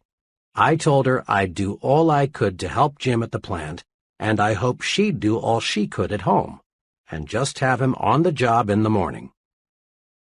When I got back to the plant, I went down to Jim's department and spoke to Jim's coworkers. I told them, "You've seen something unpleasant here today, but I want you to forget it. Jim will be back tomorrow. Be kind to him. He's been a good worker for a long time, and we owe it to him to give him another chance." Jim got back on the ball, and his drinking was never again a problem. I soon forgot about the incident. But Jim didn't. 2 years ago, the headquarters of the local union sent some men here to negotiate the contract for the local. They had some staggering, simply unrealistic demands. Jim, quiet, meek Jim, suddenly became a leader. He got busy and reminded the fellows in the plant that they'd always gotten a fair deal from Mr. W, and we didn't need outsiders coming to tell us how to run our affairs. The outsiders left, and as usual, we negotiated our contract like friends, thanks to Jim. Here are 2 ways to use the Be Human approach to make you a better leader. First, each time you face a difficult matter involving people, ask yourself, what is the human way to handle this? Ponder over this question when there is a disagreement among your subordinates, or when an employee creates a problem. Remember Bob W.'s formula for helping others correct their mistakes. Avoid sarcasm. Avoid being cynical. Avoid taking people down a peg or two. Avoid putting others in their place. Ask, what is the human way to deal with people? It always pays. Sometimes sooner, sometimes later, but it always pays. A second way to profit from the Be Human rule is to let your actions show you put people first. Show interest in your subordinates' off-the-job accomplishments. Treat everyone with dignity. Remind yourself that the primary purpose in life is to enjoy it. As a general rule, the more interest you show in a person, the more he will produce for you. And his production is what carries you forward to greater and greater success. Praise your subordinates to your supervisor by putting in plugs for them at every opportunity. It's an old American custom to admire the fellow who's on the side of the little man. Your subordinates will appreciate your plugs, and their loyalty to you will grow. And do not fear that this will lower your own importance in the eyes of your supervisor. Rather, a man big enough to be humble appears more confident than the insecure man who feels compelled to call attention to his accomplishments. A little modesty goes a long way. Praise your subordinates personally at every opportunity. Praise them for their cooperation. Praise them for every extra effort they put forth. Praise is the greatest single incentive you can give people, and it costs you nothing. Besides, a write-in vote has often overthrown a powerful known candidate. You never know when your subordinates can do you a turn by coming to your defense. Practice praising people. Rub people the right way. Be human. Leadership rule number 3. Think progress, believe in progress, push for progress. One of the most complimentary things anyone can say about you is, he stands for progress. He's the man for the job. Promotions in all fields go to individuals who believe in and push for progress. Leaders, real leaders, are in short supply. Status quoers, the everything's all right, let's don't upset the apple cart folks, far outnumber the progressives, the there's lots of room for improvement, let's get to work and do it better people. Join the leadership elite. Develop a forward look. There are 2 special things you can do to develop your progressive outlook. 1. Think improvement in everything you do. 2. Think high standards in everything you do. Several months ago, the president of a medium-sized company asked me to help him make an important decision. This executive had built the business by himself and had been functioning as sales manager. Now, with 7 salesmen employed, he decided his next step was to promote one of his salesmen to the job of sales manager. He narrowed the choice down to 3, all of whom were about equal in experience and sales performance. My assignment was to spend 1 day in the field with each man and then report my views on which fellow seemed to be best qualified to lead the group. Each man was told that a consultant would visit him to discuss the overall marketing program. For obvious reasons, they were not told the specific purpose of my visit. 2 of the men reacted pretty much the same way. Both were uncomfortable with me. They seemed to sense that I was there to change things. Each of these men was a real defender of the status quo. Both approved of the way everything was being done. I raised questions about how the territories were laid out, the compensation program, the sales promotional material, every facet of the marketing effort. But on all points, the response was always, everything is okay. On specific points, these 2 men explained why the present way couldn't and shouldn't be changed. Summed up, both men wanted the status quo to remain the status quo. One of them said to me as he dropped me by my hotel, I don't know exactly why you spent the day with me, but tell Mr. M for me that everything is okay as is. Don't go refiguring anything. The 3rd man was wonderfully different. He was pleased with the company and proud of its growth, but he was not wholly content. He wanted improvements. All day, this 3rd salesman gave me his ideas for getting new business, providing better service to customers, reducing wasted time, revising the compensation plan to give more incentive, all so that he and the company would make more. He had mapped out a new advertising campaign he had been thinking about. When I left him, his parting remark was, I sure appreciate the chance to tell someone about some of my ideas. We've got a good outfit, but I believe we can make it better. My recommendation, of course, was for the 3rd man. It was a recommendation that coincided perfectly with the feelings of the company president. Believe in expansion, efficiency, new products, new processes, better schools, increased prosperity. Believe in and push for progress, and you'll be a leader. As a youngster, I had an opportunity to see how the different thinking of 2 leaders can make an amazing difference in the performance of followers. I attended a country elementary school, 8 grades, 1 teacher, and 40 children all jammed together inside 4 brick walls. A new teacher was always a big deal. Led by the big boys, the 7th and 8th graders, the pupils set out to see how much they could get away with. One year there was little more than chaos. Every day there were dozens of the usual school pranks, wars of spitballs and paper airplanes. Then there were the major incidents, such as locking the teacher outside the school for half a day at a time, or on another occasion, the opposite, barricading her within the building for hours. Another day, each boy in the upper grades brought his dog into the schoolroom. Let me add that these children were not delinquents. Stealing, physical violence, and deliberate harm were not their objectives.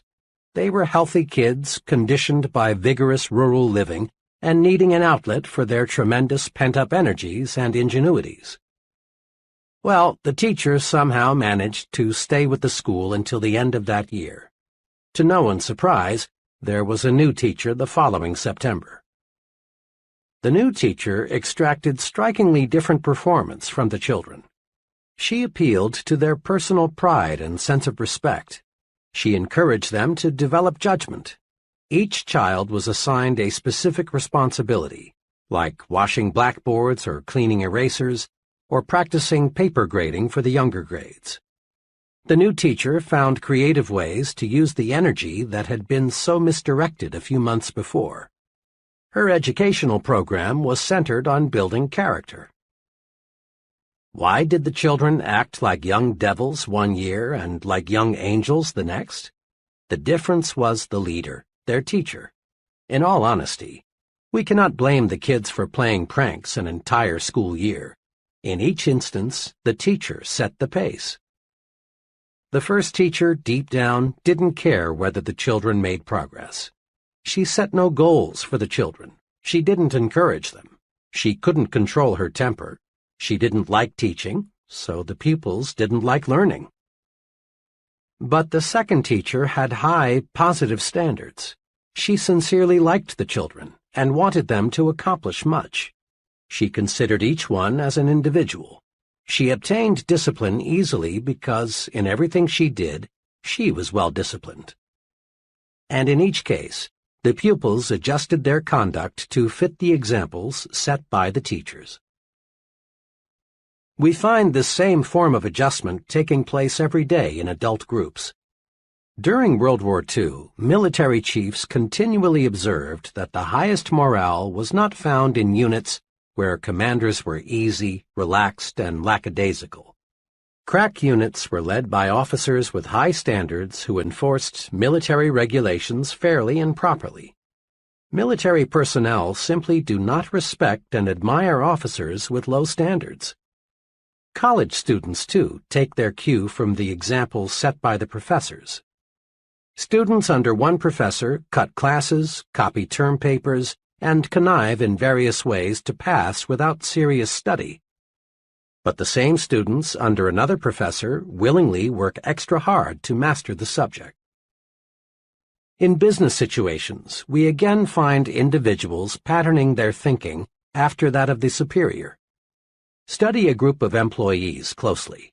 Observe their habits, mannerisms, attitudes toward the company, ethics, self-control. Then compare what you find with the behavior of their superior, and you discover amazing similarities. Every year, many corporations that have grown sluggish and are headed downward are rebuilt. And how?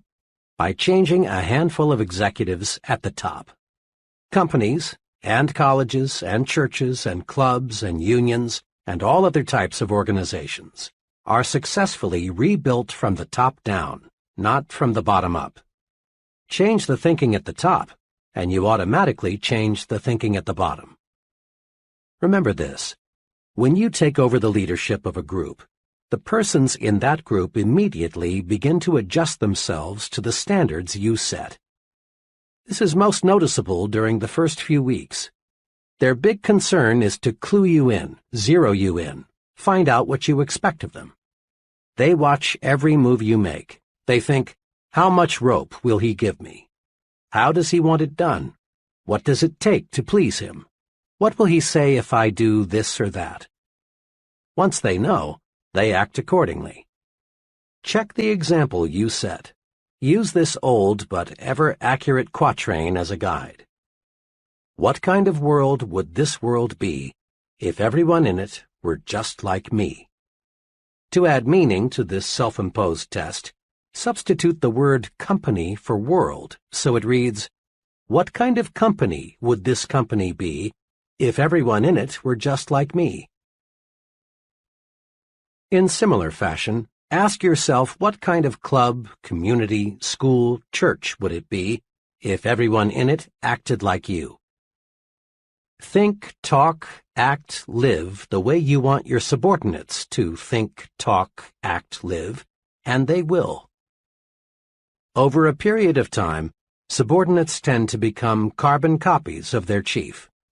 The simplest way to get high-level performance is to be sure the master copy is worth duplicating. Am I a progressive thinker? Checklist. A. Do I think progressively toward my work? 1. Do I appraise my work with the "how can we do it better" attitude? 2. Do I praise my company, the people in it, and the products it sells at every possible opportunity? 3. Are my personal standards with reference to the quantity and quality of my output higher now than 3 or 6 months ago? 4. Am I setting an excellent example for my subordinates, associates, and others I work with? B. Do I think progressively toward my family? 1. Is my family happier today than it was 3 or 6 months ago? 2. Am I following a plan to improve my family's standard of living? 3. Does my family have an ample variety of stimulating activities outside the home? 4. Do I set an example of a progressive, a supporter of progress for my children? C. Do I think progressively toward myself? 1. Can I honestly say I am a more valuable person today than 3 or 6 months ago? 2. Am I following an organized self-improvement program to increase my value to others? 3. Do I have forward-looking goals for at least 5 years in the future? 4. Am I a booster in every organization or group to which I belong? D. Do I think progressively toward my community? 1. Have I done anything in the past 6 months that I honestly feel has improved my community, neighborhood, churches, schools, etc.? 2. Do I boost worthwhile community projects rather than object, criticize, or complain? 3. Have I ever taken the lead in bringing about some worthwhile improvement in my community? 4. Do I speak well of my neighbors and fellow citizens? Leadership rule number 4. Take time out to confer with yourself and tap your supreme thinking power. We usually picture leaders as exceptionally busy people, and they are. Leadership requires being in the thick of things, but while it's usually overlooked, it is noteworthy that leaders spend considerable time alone with nothing but their own thinking apparatus. Check the lives of the great religious leaders, and you'll find each of them spent considerable time alone. Moses frequently was alone, often for long periods of time. So were Jesus, Buddha, Confucius, Mohammed, Gandhi.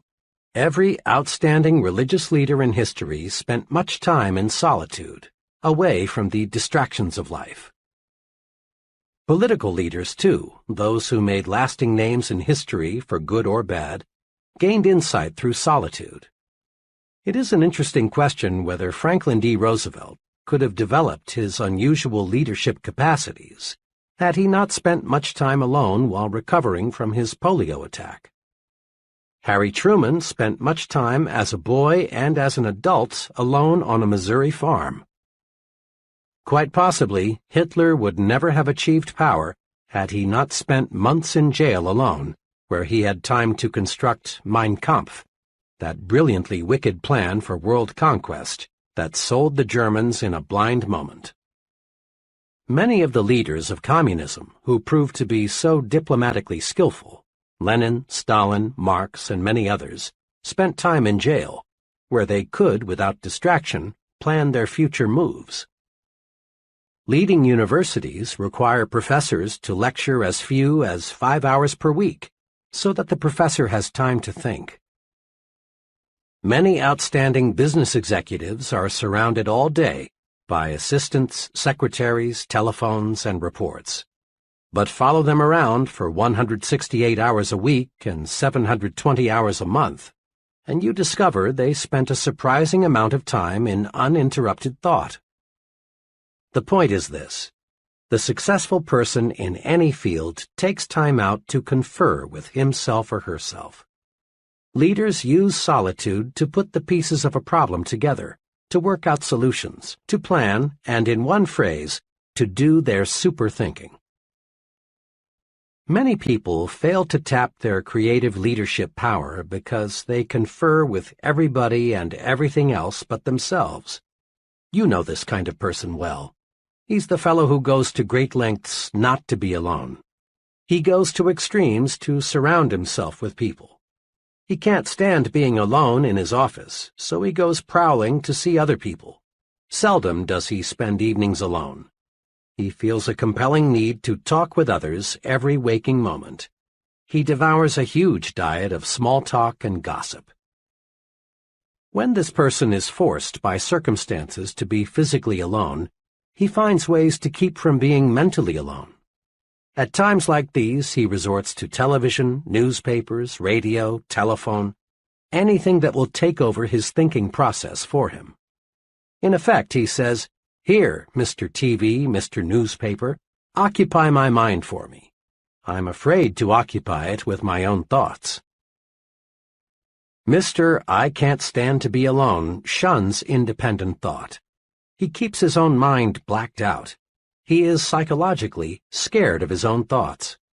As time goes by, Mr. I Can't Stand to Be Alone grows increasingly shallow. He makes many ill-considered moves. He fails to develop firmness of purpose, personal stability. He is unfortunately ignorant of the superpower lying unused just behind his forehead. Don't be a Mr. I Can't Stand to Be Alone. Successful leaders tap their superpower through being alone. You can too. Let's see how. As part of a professional development program, I asked 13 trainees to closet themselves for 1 hour each day for 2 weeks. The trainees were asked to shut themselves off from all distractions and think constructively about anything that came to mind. At the end of 2 weeks, each trainee, without exception, reported the experience proved amazingly practical and worthwhile. One fellow stated that before the managed solitude experiment, he was on the verge of a sharp break with another company executive. But through clear thinking, he found the source of the problem and the way to correct it.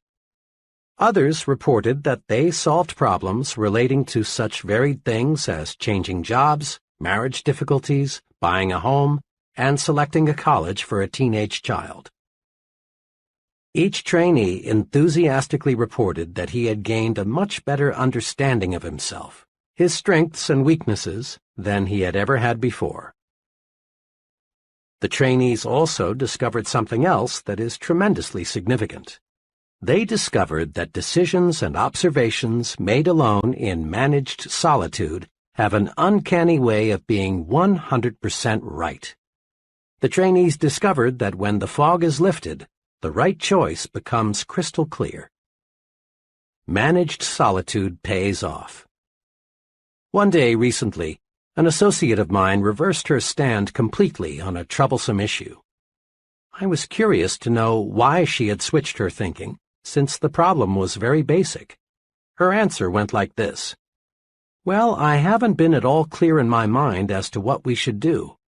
So I got up at 3:30 this morning, fixed a cup of coffee, and just sat on the sofa and thought until 7 a.m. I see the whole matter a lot clearer now, so the only thing for me to do is reverse my stand." And her new stand proved completely correct. Resolve now to set aside some time each day, at least 30 minutes, to be completely by yourself. Perhaps early in the morning before anyone else is stirring about would be best for you. Or perhaps late in the evening would be a better time. The important thing is to select a time when your mind is fresh and when you can be free from distractions. You can use this time to do 2 types of thinking, directed and undirected. To do directed thinking, Review the major problem facing you. In solitude, your mind will study the problem objectively and lead you to the right answer. To do undirected thinking, just let your mind select what it wishes to think about.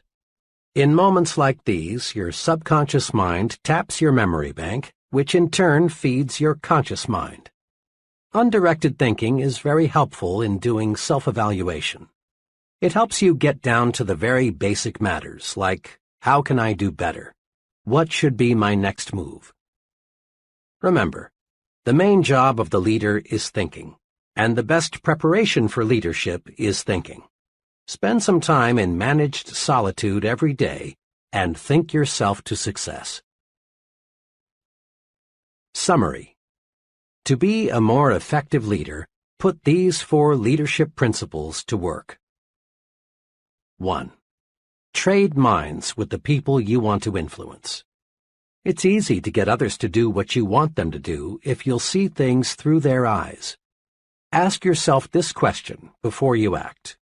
What would I think of this if I exchanged places with the other person? 2. Apply the Be Human rule in your dealings with others. Ask, what is the human way to handle this? In everything you do, show that you put other people first. Just give other people the kind of treatment you like to receive. You'll be rewarded. 3. Think progress, believe in progress, push for progress. Think improvement in everything you do. Think high standards in everything you do. Over a period of time, subordinates tend to become carbon copies of their chief. Be sure the master copy is worth duplicating. Make this a personal resolution. At home, at work, in community life, if it's progress, I'm for it. 4. Take time out to confer with yourself and tap your supreme thinking power. Managed solitude pays off. Use it to release your creative power. Use it to find solutions to personal and business problems. So spend some time alone every day just for thinking. Use the thinking technique all great leaders use. Confer with yourself. How to use the magic of thinking big in life's most crucial situations. There is magic in thinking big, but it is so easy to forget. When you hit some rough spots, there is danger that your thinking will shrink in size, and when it does, you lose. Here are some brief guides for staying big when you're tempted to use the small approach. Perhaps you'll want to put these guides on small cards for even handier reference. A. When little people try to drive you down, think big. To be sure, there are some people who want you to lose, to experience misfortune, to be reprimanded. But these people can't hurt you if you'll remember 3 things. 1. You win when you refuse to fight petty people. Fighting little people reduces you to their size. Stay big. 2. Expect to be sniped at. It's proof you're growing. 3. Remind yourself that snipers are psychologically sick. Be big. Feel sorry for them. Think big enough to be immune to the attacks of petty people. B. When that I haven't got what it takes feeling creeps up on you, think big. Remember, if you think you are weak, you are. If you think you're inadequate, you are. If you think you're second class, you are. Whip that natural tendency to sell yourself short with these tools. 1. Look important. It helps you think important. How you look on the outside has a lot to do with how you feel on the inside. 2. Concentrate on your assets. Build a sell yourself to yourself commercial and use it. Learn to supercharge yourself. Know your positive self. 3. Put other people in proper perspective. The other person is just another human being, so why be afraid of him? Think big enough to see how good you really are. C. When an argument or quarrel seems inevitable, think big. Successfully resist the temptation to argue and quarrel by 1. Asking yourself, honestly now, is this thing really important enough to argue about? 2. Reminding yourself you never gain anything from an argument, but you always lose something. Think big enough to see that quarrels, arguments, feuds, and fusses will never help you get where you want to go. D. When you feel defeated, think big. It is not possible to achieve large success without hardships and setbacks, but it is possible to live the rest of your life without defeat. Big thinkers react to setbacks this way. 1. Regard the setback as a lesson. Research it. Use it to propel you forward. Salvage something from every setback. 2. Blend persistence with experimentation. Back off and start afresh with a new approach. Think big enough to see that defeat is a state of mind, nothing more. E. When romance starts to slip, think big. Negative, petty, she's, he's, unfair to me so I'll get even type of thinking slaughters romance, destroys the affection that can be yours. Do this when things aren't going right in the love department. 1. Concentrate on the biggest qualities in the person you want to love you. Put little things where they belong, in second place. 2. Do something special for your mate, and do it often. Think big enough to find the secret to marital joys. F. When you feel your progress on the job is slowing down, think big. No matter what you do, and regardless of your occupation, higher status, higher pay come from one thing: increasing the quality and quantity of your output. Do this. Think, I can do better. The best is not unattainable. There is room for doing everything better. Nothing in this world is being done as well as it could be. And when you think, I can do better, ways to do better will appear. Thinking I can do better switches on your creative power. Think big enough to see that if you put service first, money takes care of itself. In the words of Publilius Cyrus, a wise man will be master of his mind, a fool will be its slave.